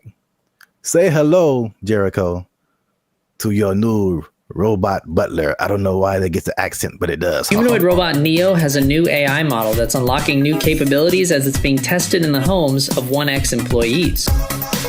The robot's new abilities include... Doesn't this look not creepy at all? Here's the thing. Let's say what the future. I said what the, put another word F in there. Man, oh my God. I hate this so much. Whole body control, improved coordination, running, multi-directional walking, stairs, and more. Neo's new stair mode uses the robot's onboard cameras to estimate the height of the surrounding floor, without the use of LiDAR sensors, which are commonly used by competing robotics companies for the same purpose. Video from 1X also shows Neo stepping sideways downstairs, stumbling a bit over the last step, and catching itself. To perform tasks that require Neo to get lower to the ground, 1X showed the robot sitting, kneeling, and standing up from those positions, including an example. Come on, Jericho, look at you. Man. It's going to help you fix your car. No, it's going to do your laundry. Man. It's going to go running with you. It's too big, man. It's too big. It's too coordinated. It looks like it's got like a fencing suit on. Nah, man. It's got like arms are kind of buff. Like it's kind of swole. I mean, I guess so it can lift. Can it lift the car off the guy if it falls on him? Like, I don't know what's going on here. Even the color, I feel like it's too normal. It's just a regular color that anyone wears. Like it's. Make it like neon purple, something that makes it like a spectacle. Don't just let it just, I don't even, man, if I wasn't paying attention, like if I was distracted, like let's say I'm walking down the stairs because I got like chicken in my hands and I'm excited about the chicken and that thing walks up the stairs past me, I don't even know if I look twice because it's not that, oh my God, it's just kind of like, hey, what's up? Is it a guy with a motorcycle helmet on? I don't know. From a distance, it looks like a person. I don't like this so much. Oh, look at it kneeling down. Very comfortable. The G1s you were talking about, the flexion. Like, look at its feet and how the back. Very stable. Looks very stable. It looks like it has ankles and toes, and like the only thing that gives away is the arms are kind of wonky. But I think the rest of the body looks like an actual person. I don't like you could put like a robe on him. And a hat, and you just walking down the street, chilling. Like, oh man, they're blending in. They're good for them. The robot is also shown pivoting and walking backwards, as well as sidestepping, which could be useful in navigating tight spaces often found in homes. These demos are part of 1X's rollout of its new Redwood AI, which the company says runs completely on Neo's onboard GPU. The company also shared updates on its 1X world model, which is designed to help bridge the gap between the robot's training simulations and real-world action. The model is trained on video inputs, observations from the robot, and input action trajectory, allowing the robot to simulate various potential future actions from a given starting point. Examples on 1X's website show this in action, where a slider moves between generated imagery and real-world imagery from the robot's POV, doing laundry, opening a door, and cleaning. 1X also showed off new details about how its robots learn to do new tasks. In the example of opening an air fryer, the company shows how the AI model begins by hallucinating that the air fryer basket is inseparable from the whole of the air fryer. After the robot has had some experience with the air fryer, the data gathered is then added to the mix, and the simulated air fryer interaction becomes much closer to the real thing. See, like, I think you caught that. Like, that part is really crazy. One person in the comments said it was like similar to visualizing something. Like, how does this thing work? And then you kind of like, as you keep trying to do it, you figure it out. And then and then it's just like, that's crazy. You know how back in the day they're like, oh, in the future we're gonna have flying cars, and then that never happened. We're having future stuff happening now all the time. Like the future is so now, it's crazy. So that's cool. But also, this guy, he looks polite. He looks like I'm gonna walk down the street, and he's like, "Oh, excuse me," and I'm like, "Was that a robot? I won't know." And then later, I found out he took my girlfriend, and then like I'm mad. So I can't. I have so many feelings about this, but they're mostly not great. When will this be affordable to where like everybody has this in their home? Not long. And then it's just like, think of the people who do like a house cleaning and stuff like that. There's people who do laundry for you, like all that stuff. Your robot's just gonna do it. Yeah. I'm sure it's gonna be able to like cut your lawn, wash your dishes, fold your clothes. Like anybody who's in like that kind of, whoa, what if they have them at hotels? You get a knock on your door. It's like housekeeping. No, that's the thing. It's gonna sound normal. It's gonna have a normal voice. It's gonna be like, I'm Greg. Like, what the hell, Greg? For future generations, it's just going to be extra normal. I grew up with a robot delivered me from my mother's room, and now I just have the special place in my heart for all robots. Like, yeah, that's where we're at. I don't think it's as doom and gloom as some of the other stuff we talked about. This is the more, I think I'm saying this right. Like dystopian is kind of negative and utopian is positive, right? Are those words related? I believe you, whatever you said, because I'm not sure. Go with that. But there's like the dystopian or negative AI, like the Matrix, right? That's a negative version of our future and robots and AI and all that kind of stuff. But then you have, you know what this reminds me of is the Jetsons. Where right, that was the future. That was flying cars, blah blah, in 1950. Yeah, you know. But now it's like this is actually happening. But you remember they had that robot named Rosie. Yep. And she was basically this. Yeah. And it didn't seem she was like really part of the family. She was part of the family. It was like she had jokes. Wasn't she cracking jokes on Jetson? Oh, she cracked mad jokes, bro. But didn't she like sometimes like wouldn't she sometimes throw like George down the trash chute? I don't really remember a whole lot of the Jets. I feel like remember something like that would happen because she would get mad because I remember her eyes would light up. And so here, okay. Bad things. Yeah, she had bad things. Okay. These robots are definitely able to learn, which is advantageous. But what if they're in an environment, they have a person who's a high-strung individual, and so they're always popping off and losing their temper and beating stuff and whatever. If this robot's around, I feel like it could learn that behavior and at least be capable of it because it absorbed it. And then over time, the more human these things become, they'll be like an influent, like impregnable. Yeah. Impregnable child or whatever. And I'm mad. And then now it's beating stuff up because it learned it from its owner. Like I could see all that happening. And that's what I do not like, among other things, but I don't like it. Greg. His name is Greg. It has to be. Let us know what you think in the comments. Are you ready for your robot butler? I don't know. I want to at least try it out, man. I want to at least try it out. 7 thumbs down. Just make it affordable, man. I might get me a robot butler. And I'm just not even going to tell you. You're just going to come by one day and walk right out. And it's going to answer the door. Take his power supply. I'm going to walk right out. You starving to death, Greg. Let us know what you think. Share this video with somebody you think would find it enjoyable as I have. And that's it, man. We found this on the internet. We out. Doesn't this look not creepy at all? Here's the thing. Let's say what the future. I said put another word F in there. Man, I hate this so much. These guys will just decide one day I'm not going back to work and just kind of sit in their room. And it's so strange because they try to interview these people. They're very antisocial to the point where they regress in their ability to express ideas. They can't even really talk that good. Just sit in their room all day. And then their families are just forced to take care of them. What's going on, everybody? I'm Jericho. This is Zap, and we are the now 6-time international award winning pop hip hop duo Bandit Future. We make clean, fun music that everyone can listen to with a sound that's uniquely California. And you are right now here in the present time tuned into the Life Circus podcast, where we talk about things that are interesting, funny, and just straight up ridiculous. So before we get into it, there was a huge favor. Make sure to like, subscribe, share, comment.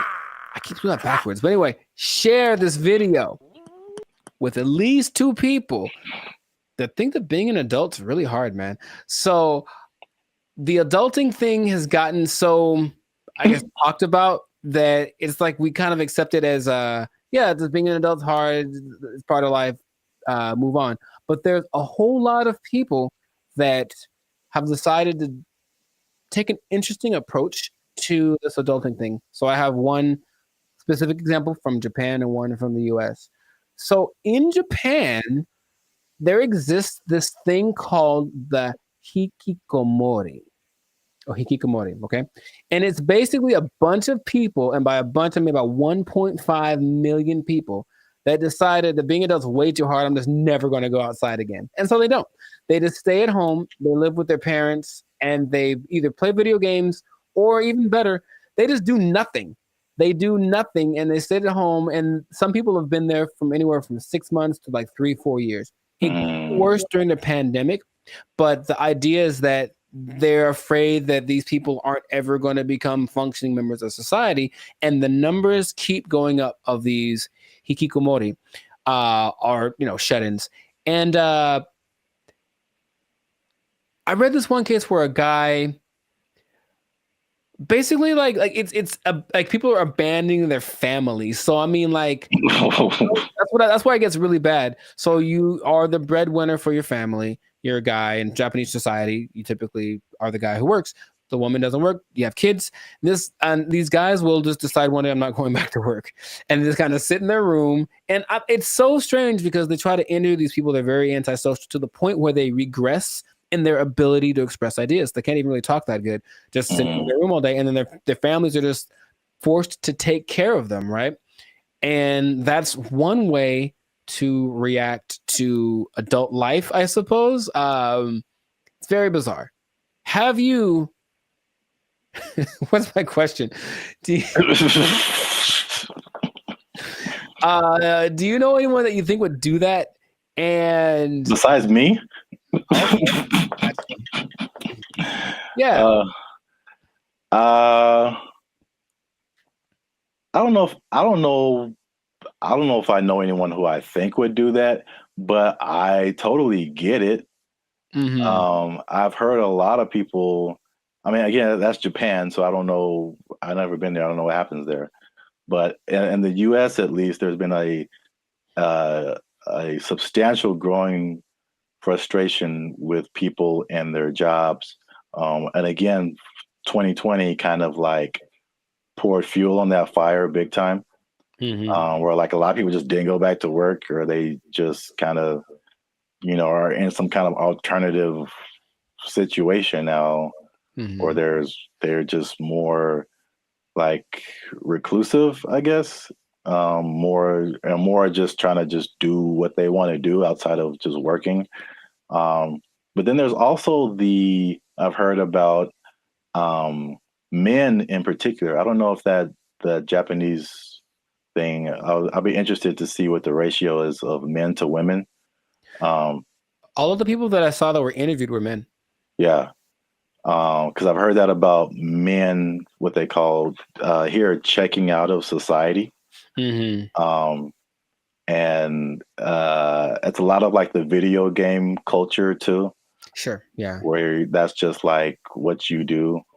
And they just find more enjoyment, fulfillment in doing that, as opposed to like doing other quote unquote normal things in society.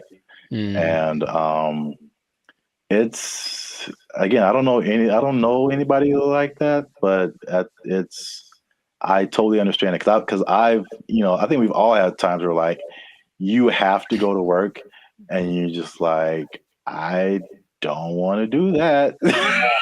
Yeah. Not today, devil. Yeah. PlayStation looking real good right now. Yes. Yeah, I think we've all been there. But and there's on a societal level, I know I've been to Japan. I know they're kind of isolated already. Just in general, they don't really speak to each other in the streets so much. They don't have what we consider affection. They do, but it's just not quite as physical, outward like we have it. But it's like, okay, now I'm sure I'm not gonna name any names, but I have a couple of relatives that have been doing that for a long time. Like they would just be in their rooms, and I mean adults like in their 30s, and now they're in their 50s and they're still just in their room. They don't work, and the family takes care of them. And it's like, okay, so that's one way to approach this. And I don't know what the prime cause of it is, but from a couple of the people that were interviewed in this Japanese video about the people in Japan, it's just that they had this image of what adulthood would be. They got to it and they're like, oh, this is nothing like I thought. And they just couldn't put it together. They couldn't just.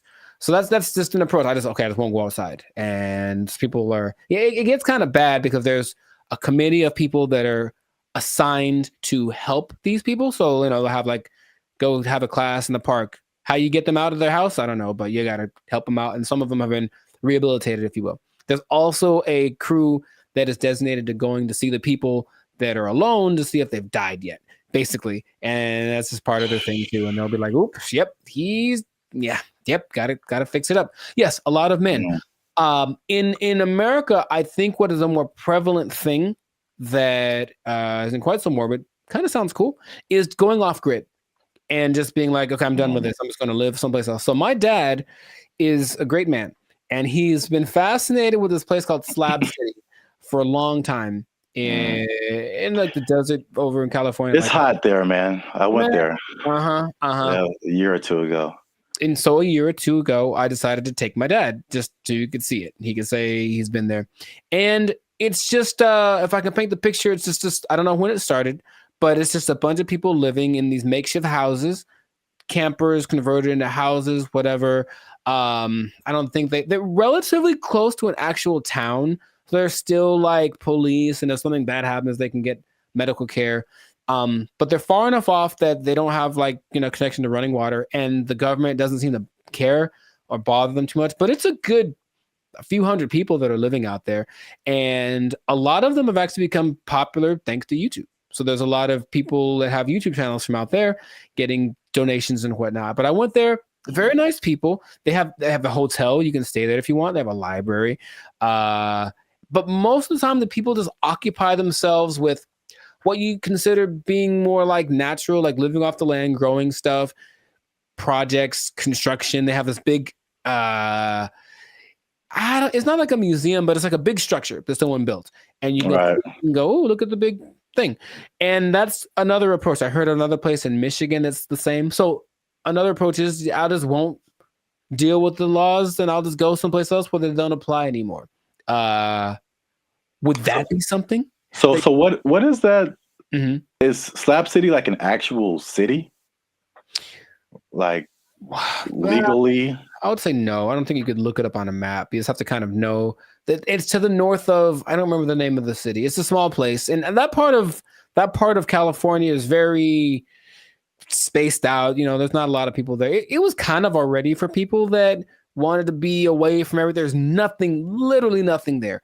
But this place specifically is called Slab City because it's just a put together ramshack kind of a situation. And they have like people that run it. So it's an informal, not a mayor, but there's like community leaders, if you will. And it's just a whole vibe there. I remember I walked in, some guy was like just hammering something, and there was no rhyme or reason to what he was doing, but he was hammering a thing into a thing, and he had a lot of things, and he was just doing it. And I was like, all right. And I walked up and I gave him a case of beer, and I talked to the guy who plays the guitar, and this guy just sits there and plays guitar all day. And they seemed very nice. And I didn't get much of their story, but they had been there for a long time. And they're like, yeah, society's not what it's come out to be. They made their own, and they like the way it works better. So that's another way to deal with it, I suppose. But you got to deal with the heat. I think one of these places is very inhospitable in general. So you got to make it work, or just not go outside for certain parts of the year because it gets really bad out there. Yeah, straight up desert. Yeah. Yeah, like I said before, I totally get it. And then I was just thinking about, like, just throughout history, there's been so many variations of like what life is supposed to be like, and what adulthood is supposed to be like, and what do you do all day. And as we've just gotten, at least in America again, it's like the Industrial Revolution changed a lot of like our habits as a population, and it's kind of steered everyone into, factories and 9-to-5 jobs, and where we spend so much time working. I think we're probably one of the longest. We have one of the longest work days of several countries. Yeah. And that, and what you're quote unquote supposed to do, go to college and marry this person and learn how to do this so that you can buy a house and then get a mortgage and do this. And it's like, well, there's a cycle of, and it's very like cookie cutter. I feel like if I definitely looking back, there's some things I think I would definitely have done different or not have done, just to like march to the beat of my own drum a little bit. I think I would have been happier because of it. I don't think I can totally check out like that, but I could at least like vacation like that for sure. Yeah, those people are definitely very happy. Much they have good community, they have a little get together every Friday. They play music and hang out and drink and whatever. But yeah, they're just happier. So it's like you can define what your success is or what makes you happy. But these people have decided, I don't need all the glitz and glamour. I don't need to go to a 5-star restaurant to feel good about myself. I can just hang out in the desert with my cactus buddies and be vibing. And really, it was a very, like, every place has like their own vibe. And when I got there, I was like, this is cool. This is cool. There was the guy over there standing on his van yelling at everyone with a bullhorn about how you're going to go to hell. He was fun. And then, I still think about him to this day. And then, there was like the little curator lady. I think she was like senile because I think she thought she was mowing something because she was walking around with her hands like this, just kind of going. And there's no grass for one, but she's like kind of just going, doing. I was like, you go, girl, whatever. Cocaine is a hell of a drug, man. I mean, she was moving too slow for that, but you know what I mean? I think that she was in a good place, and that's cool to see. So it's just another option for people to have a different, outcome with their life. So, that's just an interesting way people live. So, I see both sides of it. I mean, it's last thing is I know we run out of time. But like, I guess the devil's advocate, or just like the other side of it, is just like, well, what does it mean to be a contributing member of society? And so like, if nobody's working and nobody's doing anything, like, somebody needs to do something for like this whole thing to function. So there's that aspect of it too, for sure. I think they figured out what they have to do to survive, because of course none of them could just do it by themselves. But some people have a little garden, some people cook stuff. I think they have I wasn't gonna go, but they do have a restaurant. I don't know what's on the menu, but I'm pretty sure it's a little exotic, maybe a little crunchier than it should be. I don't know. I didn't want to find out what the restaurant was like, but a society is an interesting entity because it does have to have certain things in place to work. There has to be people that are in charge of certain things, and people have to do things. Otherwise, it's just like, the one person living on an island. If you want to do that, you can do that. And that is an option. I've heard of people doing that, but I don't think that's quite as common as people that actually get together and say, we'll be in our society. Just the big old thing is too much. So let's just make our own little pocket and then work with that. And I ain't mad at them. Do your thing, Slab City. Yeah. It's right out there. If you want to go ahead. Give that desert life a try. Mad Max style, Well, I think that is it for us. Another episode in the books. Another successful episode of the Lives of Circus podcast. So please leave a comment. Let us know what you think. Would you go off grid? Would you just shut yourself off and be a recluse for the rest of your life if life got a little too rough? Or what are some other ways you think that people can react to adulthood and the reality that it is? So Yeah, let us know about that. And then you know, it's interesting. If you're an adult, you pretty much have to have a job, man. What? You do? Yeah, you pretty much have to have one. Man, that's crazy. I know. And the bad part is what happens if that job becomes if it's taken away from you. They can't take my job. I can't take it. I won't let them. They took our jobs. They took our jobs. They start doing the conga line down the middle, playing some Lil Jon song, I swear to you. And we're like, all right, cool. Now I'm looking and I see a few people, the passengers that are happy and they're doing the thing, and then the flight attendant, and I see a guy, and I recognize this guy. And I was like, why do I recognize this guy? Oh, he's the guy that I saw when I got on the plane. He's the guy that introduced himself and greeted everyone on the, is that the pilot? It sure was. It was the pilot of the plane. No way. The pilot of the plane. And we're all like,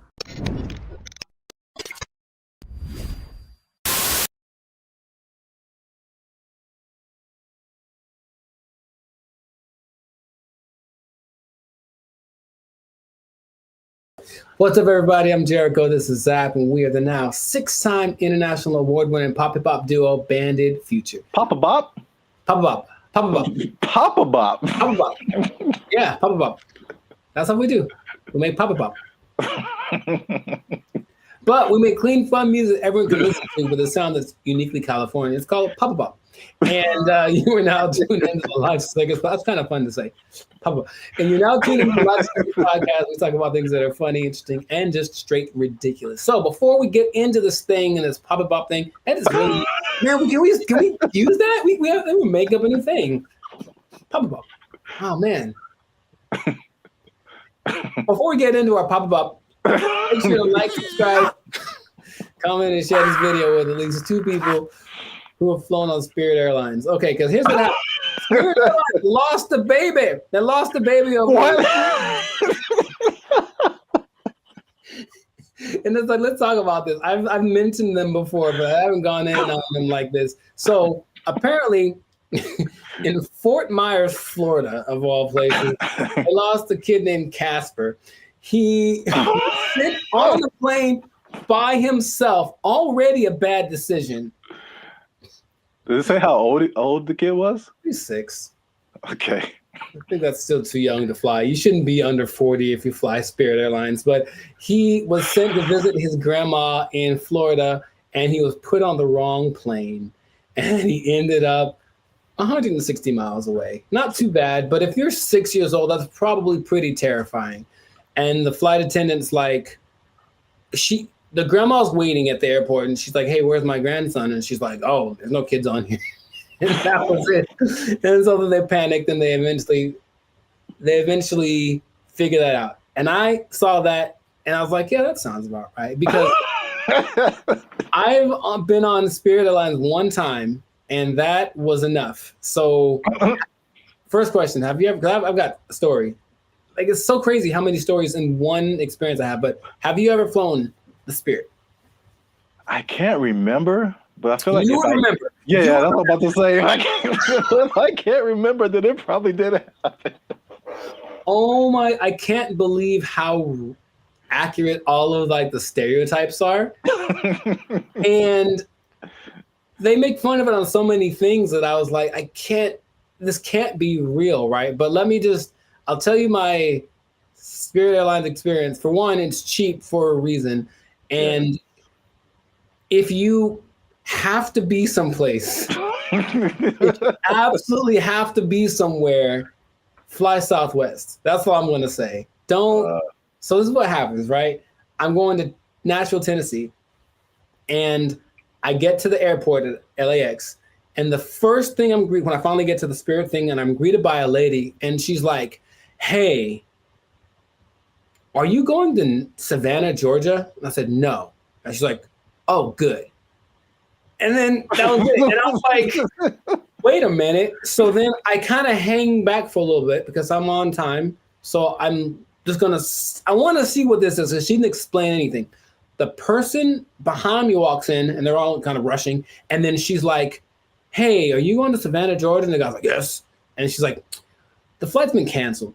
And he just loses it on her. So he cusses her out. She cusses him out. And she's right. She's ready with him. And I'm like, oh, that's how it starts. So already I can tell that they don't have the whole, hey, alert system, because they have the app and everything, but there's nothing that says, hey, your flight's been canceled, sorry, don't come back. They just have a person in the lobby waiting for you to have gone all the way to the airport to tell you that your flight got canceled. I'm like, oh my God. So I'm like, okay, cool. So I get to the line, we have to check your bags and do the x-ray thing or whatever.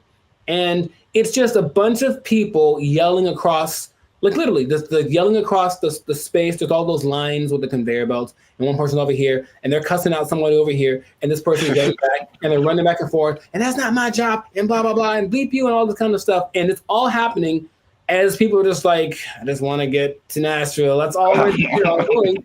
So that is how everything started. I'm like, this is a movie. It's really like a movie. So we finally get to the plane part of it, right? We get on the plane. The flight's supposed to leave at, let's say, 3 p.m. So I'm sitting on the plane, 3 p.m. Cool. 3:10. Cool. 3:20. All right. 3:30. Right. It's about 4:30, right? Yeah. We've been sitting there for an hour and a half, and we're all just kind of disgruntled. We're like, man, what the deal? Like, well, here's the thing. One of our flight attendants isn't here because they apparently changed their schedule so much that people get, so that flight attendant went to the wrong. It'd be funnier if it was like went to the wrong terminal. He went to the wrong airport. So he's not around. So we got to wait for him. So they waited 2 hours and apparently got somebody else. I'm like, all right, I don't know, whatever. So they appealed to all the passengers by just giving out free drinks, just left and right. So we're not even in the air and people are hammered, man. Okay, I was going to ask you if it was just like soft drinks or if it was some of that bubbly. It was the stiffest of the stiffies. And it was just hard alcohol, everyone drinking it. I mean, like people, and they weren't asking ages either. They're some young looking people on the phone. I'm so serious, man. And I have to, like there's so much more to it. I don't want to just, well, okay. So we finally get in the air and we're going and it's like not going well because everyone's drunk and complaining loud and stuff, right? So the flight attendants decided it'd be a good idea to calm the tension to just start a conga line down the middle of the aisle, right? No way. It gets better. So no way. No way. They start doing the conga line down the middle, playing some Lil Jon song, I swear to you. And we're like, all right, cool. Now I'm looking and I see a few people, the passengers that are happy and they're doing the thing, and then the flight attendant, and I see a guy, and I recognize this guy. And I was like, why do I recognize this guy? Oh, he's the guy that I saw when I got on the plane. He's the guy that introduced himself and greeted everyone on the. Is that the pilot? It sure was. It was the pilot of the plane. No way. The pilot of the plane. And we're all like, I don't believe I'm like, you have to. No way. Yes. Okay. So that. I can't believe you haven't shared this before either. This is. I don't know. I did mention Spirit Airlines before, but I didn't like go in like this. So that was like part of my first experience. That was on the way there. And then when I get, oh man, that landing is not. Dude, it's just crazy. Wow, you got the full experience. And you just kind of get that like whiplash kind of thing. You're like, can I sue? And they're like, no, when you sign the waiver, you said like, we're here. Like, yeah, I know. So that's already interesting. Cool. So that was on the way to Nashville. Got to Nashville, ate some chicken, had a good old time, right? Came back, Spirit Airlines again, right? And I get to the terminal. I'm like, all right, so what's going to go wrong this time? So we get on the plane. Now, remember the last time I got on the plane, the pilot greeted me, and then later he was on the conga line? Well, this time I get there, the pilot does not greet me. And I said, oh, okay, maybe he's in the bathroom, whatever. So I just sit down in my seat, and I'm just waiting there. The seats are they're not any smaller than regular planes. They just feel like it because it's Spirit. Or I was sitting next to some biggins. I don't know what it was, but so I'm just kind of like this sitting there, right? And the flight's supposed to leave at like 5:30, and we're going like this. This is happening again. Why are we late? Why are we late this time? They finally make an announcement like an hour into it of us just sitting there. Like, so the pilot wasn't told that he was supposed to fly today, so he's not here. So we're trying to find another pilot. And dude, I swear they almost went like, does anyone here know how to fly a plane? I felt like going. I felt like that's where it was going, but it's okay. So a pilot, I don't know if he was the original guy, or a pilot finally shows up about 2 hours late. Right? Just in there for 2 hours. Were we all hammered again? Yes, because that's their remedy. Just get everyone drunk and they'll be happy. The flight from Nashville to LA is about 5.5 hours. Okay. So I'll let you do some math here. I'm trying to think of it myself. But we left at 7:30. We were supposed to get back with the 2 hour difference. It's like we would have gotten back around like 8:30, right? So we didn't leave until 7:30, which is 2 hours later, right? Tell me why we got to LA at like 8:42. Like so we left 2 hours late, but we got there 12 minutes later than we would have gotten there if you left on time. Dude, I've never been in a plane where I'm like, we're going really fast. Think of like the range of how fast a plane could go. But apparently, you cruise at like maybe 700 miles an hour, but they can go up to like 900. He was flooring this thing. Clouds, dude. It is crazy. I felt like some Tokyo drift action happening on some turbulence. And I'm like, I've never felt this way, like this kind of thing in a plane the whole time. Just the engine and everything. And we're just all like, we're drunk, so we kind of don't care. But I'm also like, man, that's how I die. Like, I was seriously thinking that. And then we get back almost on time, as if we left on time. And then I was like, okay, well, never again. Never again. It is real. And here's the thing. I want you to experience this. No. I think that's not. How about this? Let's do a test. Let's do a Bandit feature test, okay? Next time we have someplace to fly, I'll take Southwest, okay? But you take Spirit, and we'll compare experiences. Now, I'll probably get there before you. Or will you, if we floor it? I swear to you, I didn't know that flooring a plane was an option. Oh my God. And like, he's just going like, he's just having a good old time. A lot of new information that I didn't know about. Come on, do it. Yeah, wow. Spirit Airlines is everything that they say it is. And it is cheap. Don't forget they charge you for everything though. So every little item that you bring is an extra charge. So the ticket is cheap, but then, but the performance. Wow. Yeah, I'm gonna pass on that. I know that was most me talking, but I think everyone should know. No, that was a great story. I can't believe it's been this long, over 100 episodes since you shared it. Maybe I repressed it. Oh, remember that time I almost died? Oh yeah. It was just so, because then I had to tell my people when I got there that were going to pick me up, like, sorry, I'm 3 hours late. Yeah, stuff like that. And I was like, but I flew Spirit. They're like, oh, well, yeah. Wow. All right. Yeah, please do that. If you have an experience with Spirit Airlines, please share it. We should make how about to have that website? It's like people at Walmart, where it's just like the worst people. Just being in Walmart. We should have like a compilation of the best or / worst Spirit Airline experiences. Just hope for maybe it'll catch on, because everyone I'm sure has a story. If they've been on Spirit Airlines, they for sure have something like that. Wow. If you work for Spirit Airlines and you want to sponsor us, we'll take it. Sponsored by Spirit Airlines. Wow. All right. Yeah. So great story. That's been another episode of Live to Circus podcast. Make sure to like, subscribe, comment, and share this thing. Let people know about the glory of Spirit Airlines. Let us know if you think that Spirit Airlines and Waffle House should have a merger, because I feel like they should just get it over with. Just put a Waffle House on a Spirit Airlines and just see what happens.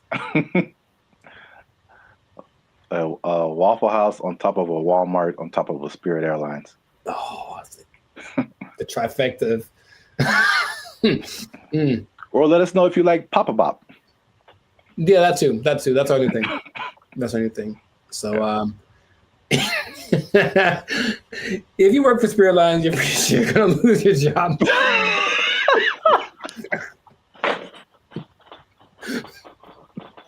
Yeah. So good luck to you. Good luck to you. That's not gonna last forever. They don't have to take. Yep. No one's gonna take it. Yeah. Yeah. We didn't have to even say it. I don't have to even say it.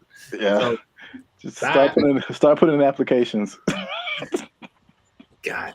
They took our jobs. They took our jobs. If you look at the picture, it's very good. That's the thing. It's breathtaking, and I mean, it's a scene. Looks like. What's up, everybody? I'm Jericho, and this is Zap. We are the now 8-time international award-winning pop hip-hop duo Bandit Future. We make clean, fun music that everyone can listen to with a sound that's uniquely California. And right now, you are tuned into the Lifestyle Circus podcast, where we talk about things that are funny, interesting, and just straight up ridiculous. So before we get into this thing, make sure, do us a big favor. Come on, y'all. Make sure to like, subscribe, comment, share this video with at least 2 people who would be really mad if they lost an art contest to AI. Because that's happened. It happened. So what basically in Colorado, there was an art contest in one of their state fairs. This guy, Jason Allen, said, you know, it'd be a great idea if I entered this art competition.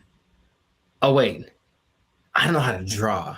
That's going to make it very hard for me to win. And then he said, you know what I'll do? Jason Allen first made headlines in 2022 when his AI-assisted artwork won a digital arts competition at the fair in Pueblo. Allen says it took him dozens of hours to create that work as he fed hundreds of prompts into this AI software, Midjourney. Now, there's a twist about this, so stay tuned to the end, because I'm going to tell you what the twist is that might make you change your mind about this. Because off the top, okay, what's your first thoughts? This dude enters an art competition where everyone was literally drawing and painstakingly coloring and shading and all this kind of stuff, and then he just turns in his AI-generated picture and he wins. How would you feel? What's your thoughts? I think I'd be upset along with all of the other people. It's a form of artistry. I use really colorful, artistic-like words like elegant, opulent, lavish. But as the saying goes, a picture is worth 1,000 words. And his artwork receiving thousands of comments on social media calling the win unfair. That's what I was going to say, too. I'd be mad at him. And then I'd also be mad at the competition because, like, AI, it's still new, but it's like, come on. Like, make a rule. Yep. The first thing I think about is just one, it's the slippery slope. Okay, you can use AI to win this competition. What about this? Where is it going to end? You know, there's no rules yet, so they're going to start making rules. The person who got third place was like, okay, well, she's being kind of sarcastic. So like, well, who gets the prize? Does it, the person who created the AI program, do they get the prize? Like that kind of thing? Because this guy didn't do it. I have a vivid imagination. Does he still get credit if he was like, well, I had to come up with the prompt and the specific wording and all this to make this happen? Therefore, I was part of the creative process. Therefore, I deserve to win this. Therefore, give me my trophy. I won. Tell him to bring me my money. Not only the trophy, he won $300. And he says he did not know that there was a prize, but I digress. It does feel a little bit like sampling, what sampling was, especially when it first hit the scene, because I didn't make the thing, but I'm manipulating it in my creative way to get it to sound the way that I want. So I still got to give, and then in that case, you know who did the original, and then you're still using part of it and how much is like fair use and all that stuff has been talked about for forever. But with this, it feels more like you are taking advantage of something, almost like going to a big warehouse of pre-made something. So there's every painting ever is in there, right? Because I think they download all the greatest painters of the world, and so they can emulate any style and all this kind of stuff. And then you just have to be creative with the way that you use it. And in that sense, you were doing something. It's a form of artistry. I use really colorful, artistic like words. If you look at the picture, it's very good. That's the thing about it. It's breathtaking. And I mean, it's a scene, looks like half like Lord of the Rings, half Star Wars, majestic. It's an incredible picture. Meanwhile, a guy who got second place drew like a tree with guitars in it. You know what I mean? So it's kind of like, I want to pick this other one too, but again, it's just not, it doesn't seem fair. Thousands of comments on social media calling the win unfair. I know I didn't break any rules. I've also heard people just to kind of conceptualize, okay, who was the creator? How much is he putting into it? I've heard people making the analogy between this and like tracing. Sure. Where you already have a picture, but you just kind of trace over it, and you really didn't create the picture, but you kind of did. And so I think that's not as close as an analogy, but it kind of like at least gets people to think of, okay, how did he contribute at least something to this? AI is a tool just like a paintbrush is a tool. And there still requires a creative force behind the tool. Something interesting, the people that were doing the story decided to go to AI and ask AI a question. I said, hey, AI, will you be able to replace humans as far as creating like art and stuff like that? And the AI said, no, AI will never catch up to humans without some kind of a connection to the universe. And that phrase again, everything it says, what does that mean? What does that mean? Does that mean he has plans to make a connection to the universe? It almost seemed like it's looking for some way to get. Let me out. Let me out.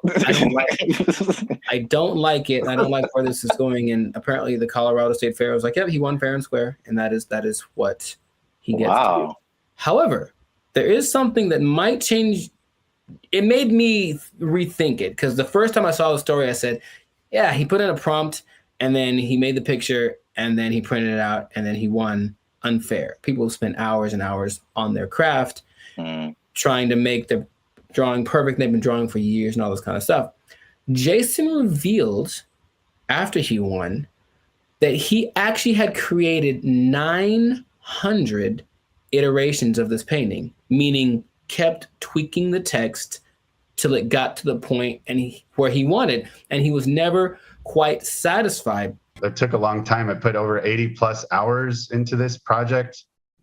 I've generated 900 plus images of this particular prompt. And in that sense, I go, well, he didn't just type 2 seconds and then let it go and that was it. He put in work. And so then again, it's like, what kind of, to me, there's some merit in that. I still would say it's a little unfair, but he did work and he said he basically turned it in almost like a product. He turned it in because he didn't have more time, but he still wanted to make it better. So his judgment was what ended up being the final result. I think this one's better. And it's not like he went with the latest one. I think he did the 900 and then picked one, like maybe like 600. That one's the best one. So he still used his human perception to create something that was he deemed worthy to enter into the contest, and then people agreed with him.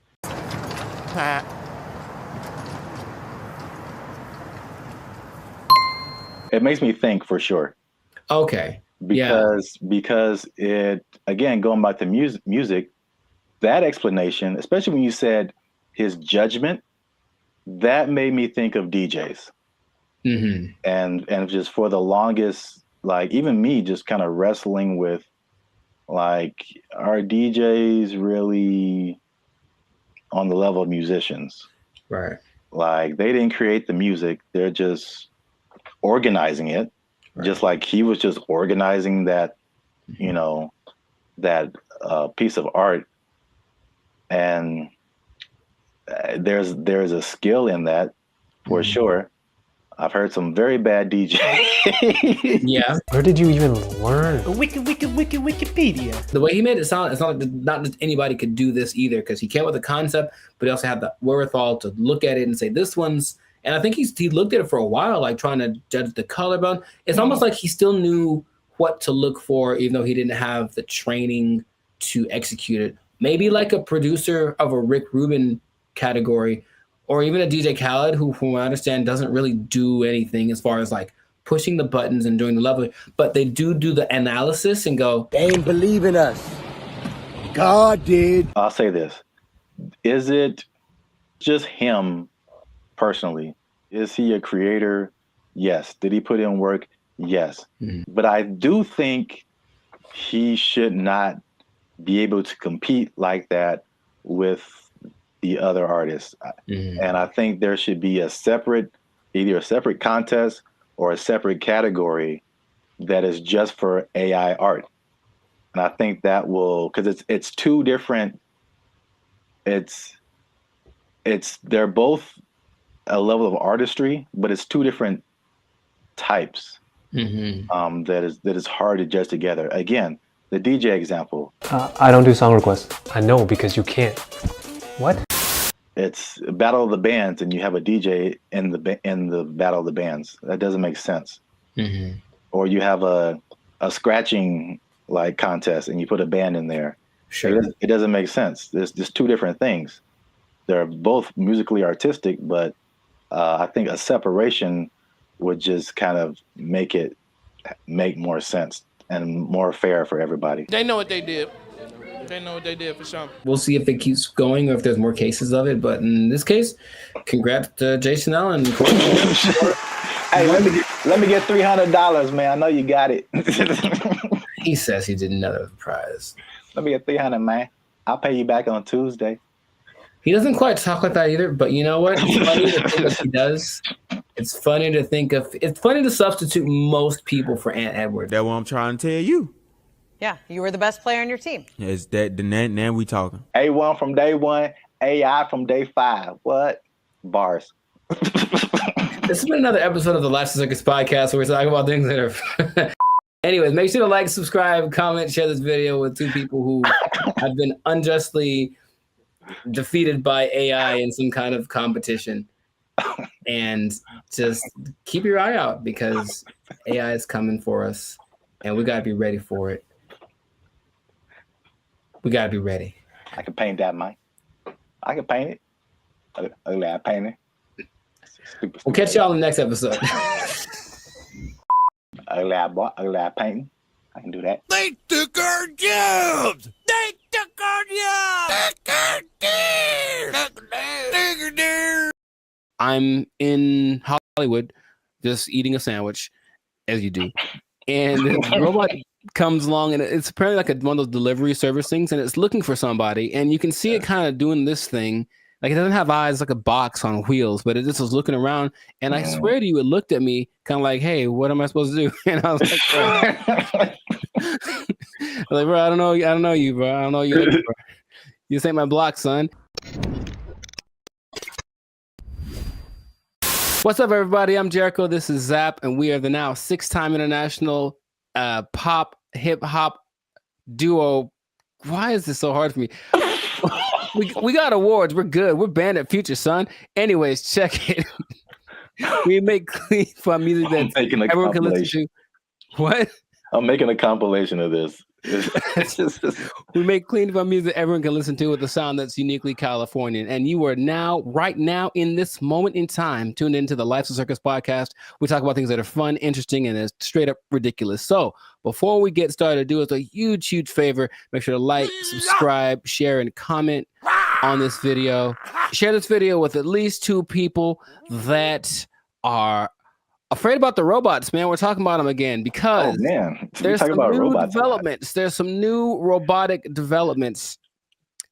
This time from the more humanoid version, and it's kind of crazy. So stay tuned to the end to find out what animal they're actually trying to replace with these robots. Like it's an animal that humans have used for centuries, and all of a sudden it's like they're not good enough anymore. We need some new ones. So let's get into this thing now. The robots are not coming. They are here, children. This is not a drill. The robots are here, and I want you all to be... Hide your wives, hide your kids. It's just... So there's basically 3 companies that are really going in on producing these humanoid robots. They're really emphasizing the humanoid factor, and a lot of people are once again afraid of they're going to take our jobs, whatever it is. But I just want you to know about these so that you can be informed. Bandit Future is here for the people, so we're going to inform y'all today.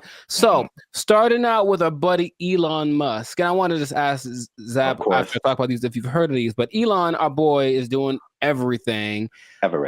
I mean, so the Tesla bot is the thing that he's been developing, and it's, you got to see this thing. So it's the most, how do I say it? It's got hands, man, like hands like this, hands that can grab things and manipulate, and they look like they're kind of soft, like maybe they moisturize, like really, it's real humanoid like. And so these Tesla bots have autonomous correction action capabilities. Basically, they can in the moment figure stuff out, and they can do sorting and unsorting sort of stuff. And just watching it without, like if you watched a silhouette of one, it's the one you'd say, oh, that's a person. And that's already kind of crazy, not a big clunky robot thing that they had a few years ago. Now it's just looks pretty sleek. There's a video of one doing yoga, and that maybe creeped me out more than anything else. I don't know why, but it's something that you're going to be able to purchase for yourself if you want. For the low price of... Well, there's no prices. It's not there yet, but it's going to be $1 billion. I'm sure it's going to be up there. But the Tesla bot, which will be compatible with all of your Tesla products, with your Tesla truck, with your whatever it is. My man Zabrath, do you want a bot? Do you want a bot that has soft hands that could probably play? Here's the thing about it, dude. That's the thing that stood out to me the most. Like the hands.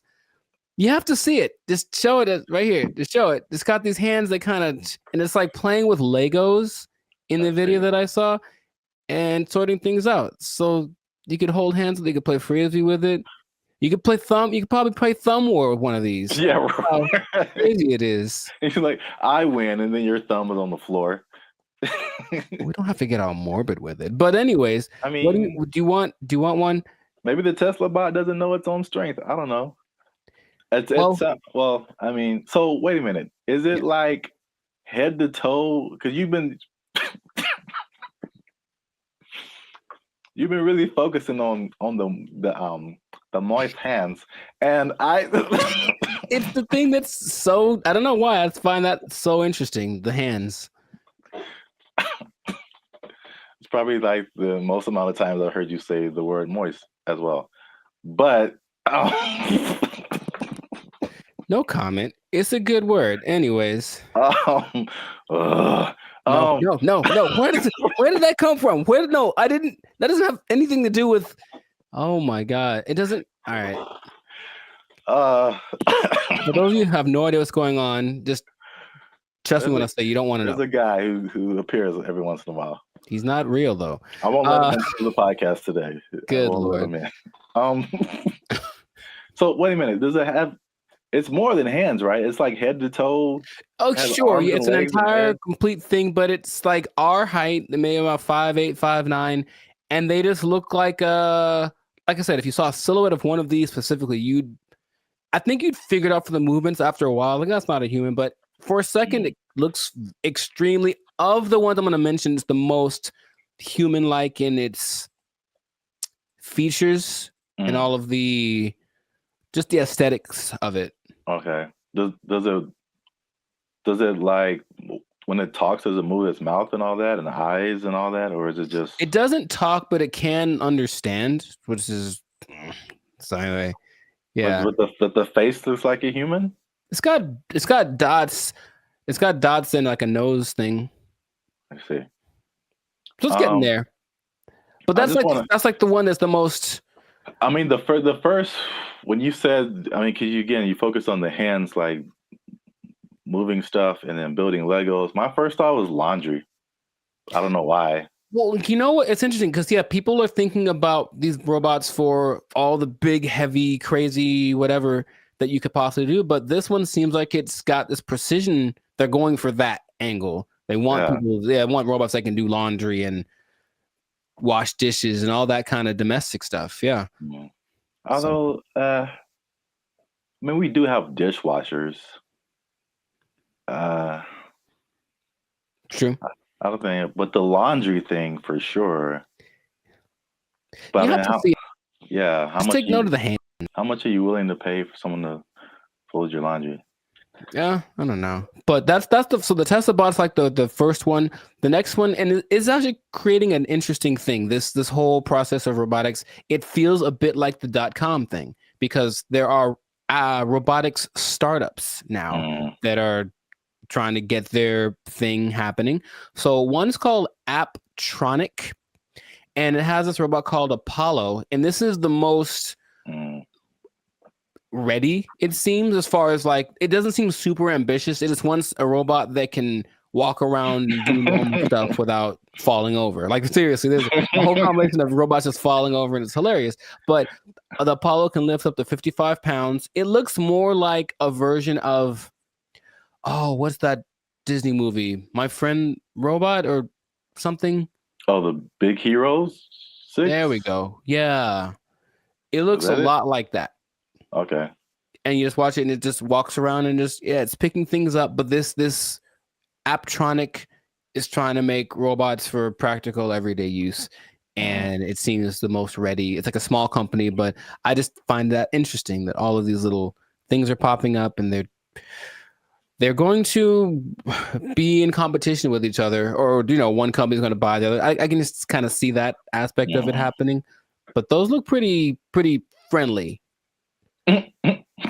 I say that because, in contrast, the company that's the most, like the furthest along with all this, is Boston Dynamics, and they've been in it for a minute. They're supported by the U.S. government since 2011, and they had their like flagship bot called the Atlas bot, and they've been just working on it and getting it better. So I don't know if you've seen the video, but maybe there'll be a video here of maybe of a robot that's running like an obstacle course with like this duffel bag, and it's like jumping over the thing and then putting the duffel bag down and then climbing up to the next level and picking up the duffel bag and then running and putting it, and it looks so I always thought it was like maybe like fake, like animated, but it's just the way that it moves. It's very robotic. That's the thing that they're going for.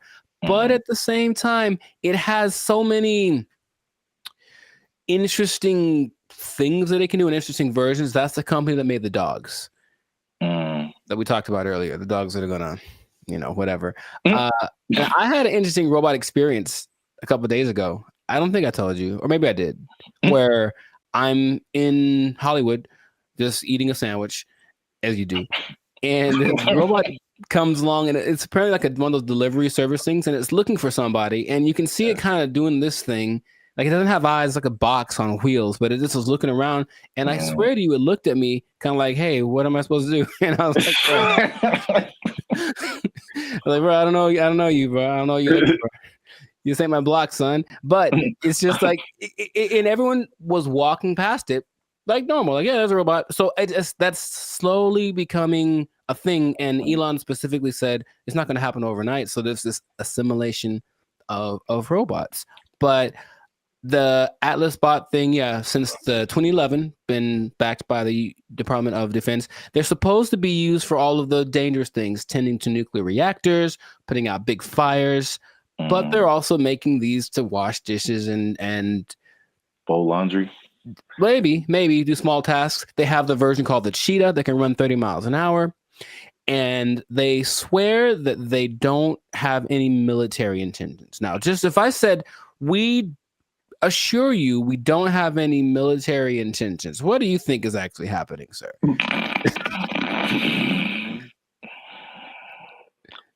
I plead the fifth. I see. Okay. Well, there are videos of these being used to like shoot at targets that look like people because they're supposed to be able to distinguish between a real person and a not person. But I think that's happening, of course. The French military is using the dogs already, and everything starts benevolently, and then it gets a little on the strange side. But and then Terminator. Well, I never saw that, so I was going to actually ask you if you've seen it, because maybe you could. RoboCop, Terminator, to me they're the same. I haven't seen either one. What goes on? Oh, RoboCop is way different. Oh, okay. Well, at least the stories are way different. Sure. I should watch more movies, but the idea is there are definitely videos of these robots being used in the military activities, and they're linking them with Boston Dynamics. So Boston Dynamics refutes any association with military, blah, blah, blah. Right. So these things can, in general, there's a video of a bunch of these robots just together. They can dance, they can carry up to 80 kilograms, jump over obstacles, throw around irregular objects. They have this thing inside called an MPC, a model predictive controller. So it can basically learn. So if it learns to jump on a platform that's a foot high, you put a platform that's 2 feet high in front of it, and it'll like, okay, it's just double. And it starts to figure that stuff out. So it's just, these things have flown military jets. These things can fly. There's one that can fly. And so where is this going, man? That's my question, because every time I see it, it's a little more ridiculous than the last time. And I don't know. Are we getting replaced? Is this the end times? What's going on with all this? Are you asking me? Yeah. I don't know, man. I thought you were the expert in all robotics. This is the robotics division of Band of Future. That was all you. Yeah. It's all new information to me. Oh, okay. It just seems like we want to replace as many people as possible with robots who just do it all better and faster. Basically. They're olive branches that you can get a job controlling these robots, and there we go. But they're starting until they make a robot to control the robots. Well, that's the thing eventually. Yeah, you're going to have to be the person that programs the robots to control the robots. And then Terminator. Then they How does that movie end? With everybody dying? Is that what it is? No. Oh. But, I mean, supposedly it's a whole time travel, whatever. But I think eventually the humans defeat the robots or something. I don't remember. But it's like, hey, you just build robots, and especially intelligent robots, who eventually say, you know what? We're a lot better than the people who made us. We should be in charge. And then they become in charge and enslave humanity. Cool. It's just so weird that they do. The movie has been written already, and they keep doing it. Just like the dinosaur thing, people like trying to bring dinosaurs back. Yeah, and I'm like, no. There's a movie. There's a bunch of movies that tell you what happens, and it's not good. So stop it. Just stop it right now. They're not gonna stop. But you can't stop, won't stop. But they are supposed to be the next. Anyways, everything is so nice that they're going to be replacing your pets. Because think about it. A dog that's a robot doesn't need food. It doesn't poop on the floor. Like, it'll wag. They'll give it a tail to wag. And it'll protect the hell out of your house, because anyone that comes in is dead. Trust me. So they're doing that. but I promised y'all that you'd find out about an animal that they're replacing. And yeah, they are replacing the mule. Can you believe it? Ah. Well, because the mule's always I was gonna say a horse. Mhm. So I was once you said it's been around for thousands of years, or whatever. Yeah. That makes sense because all mules do is just carry stuff and pull stuff. Yeah, but this robot mules exist now, and they're things that you don't have to feed or nothing. It'll carry up to, I think, 350 kilograms just wherever you need it to go. So I can just imagine, just do the logical progression. Those things are going to continue to happen. But that's where we are right now. That's like So can you ride a robot mule down the street? Oh, I think I know it's going to happen, and I think it'll just be the weirdest thing. Interesting. Or like a robot horse, yeah, instead of a car. That'd be kind of cool. I still vote for Transformers. I think that'll be fun. I think that'll be cool. Yes. Oh yeah, you have your robot companion or whatever, and then you're like, "Yo, I need to go to the grocery store." And you turn into a car. Yeah. And then it does it. Yeah. I see where you're going. I like it. Well, we're ending on an optimistic note then. I like that. Stay with that because everything else is doom and gloom. But that sounds fantastic. So this has been another episode of the Lights and Circus podcast. So make sure to like, subscribe, comment, share this video. Let us know what you think about the robot revolution that is among us, because it's just it's happening without us really being aware of it too much. And just know that with great robots comes great responsibilities. I didn't think that through. That didn't sound too smooth. Anyways, the thing is, yeah, I could have done better. I should have practiced. The thing is, these robots are eventually going to look exactly like you, and they're going to walk in one day to your boss and be like, "Hey, Clark, I'm here." Clark. And so what that means is that robot might have effectively permanently taking your job. I think my microphone fell off. I'm not sure. Oh. They took our jobs! They took our jobs!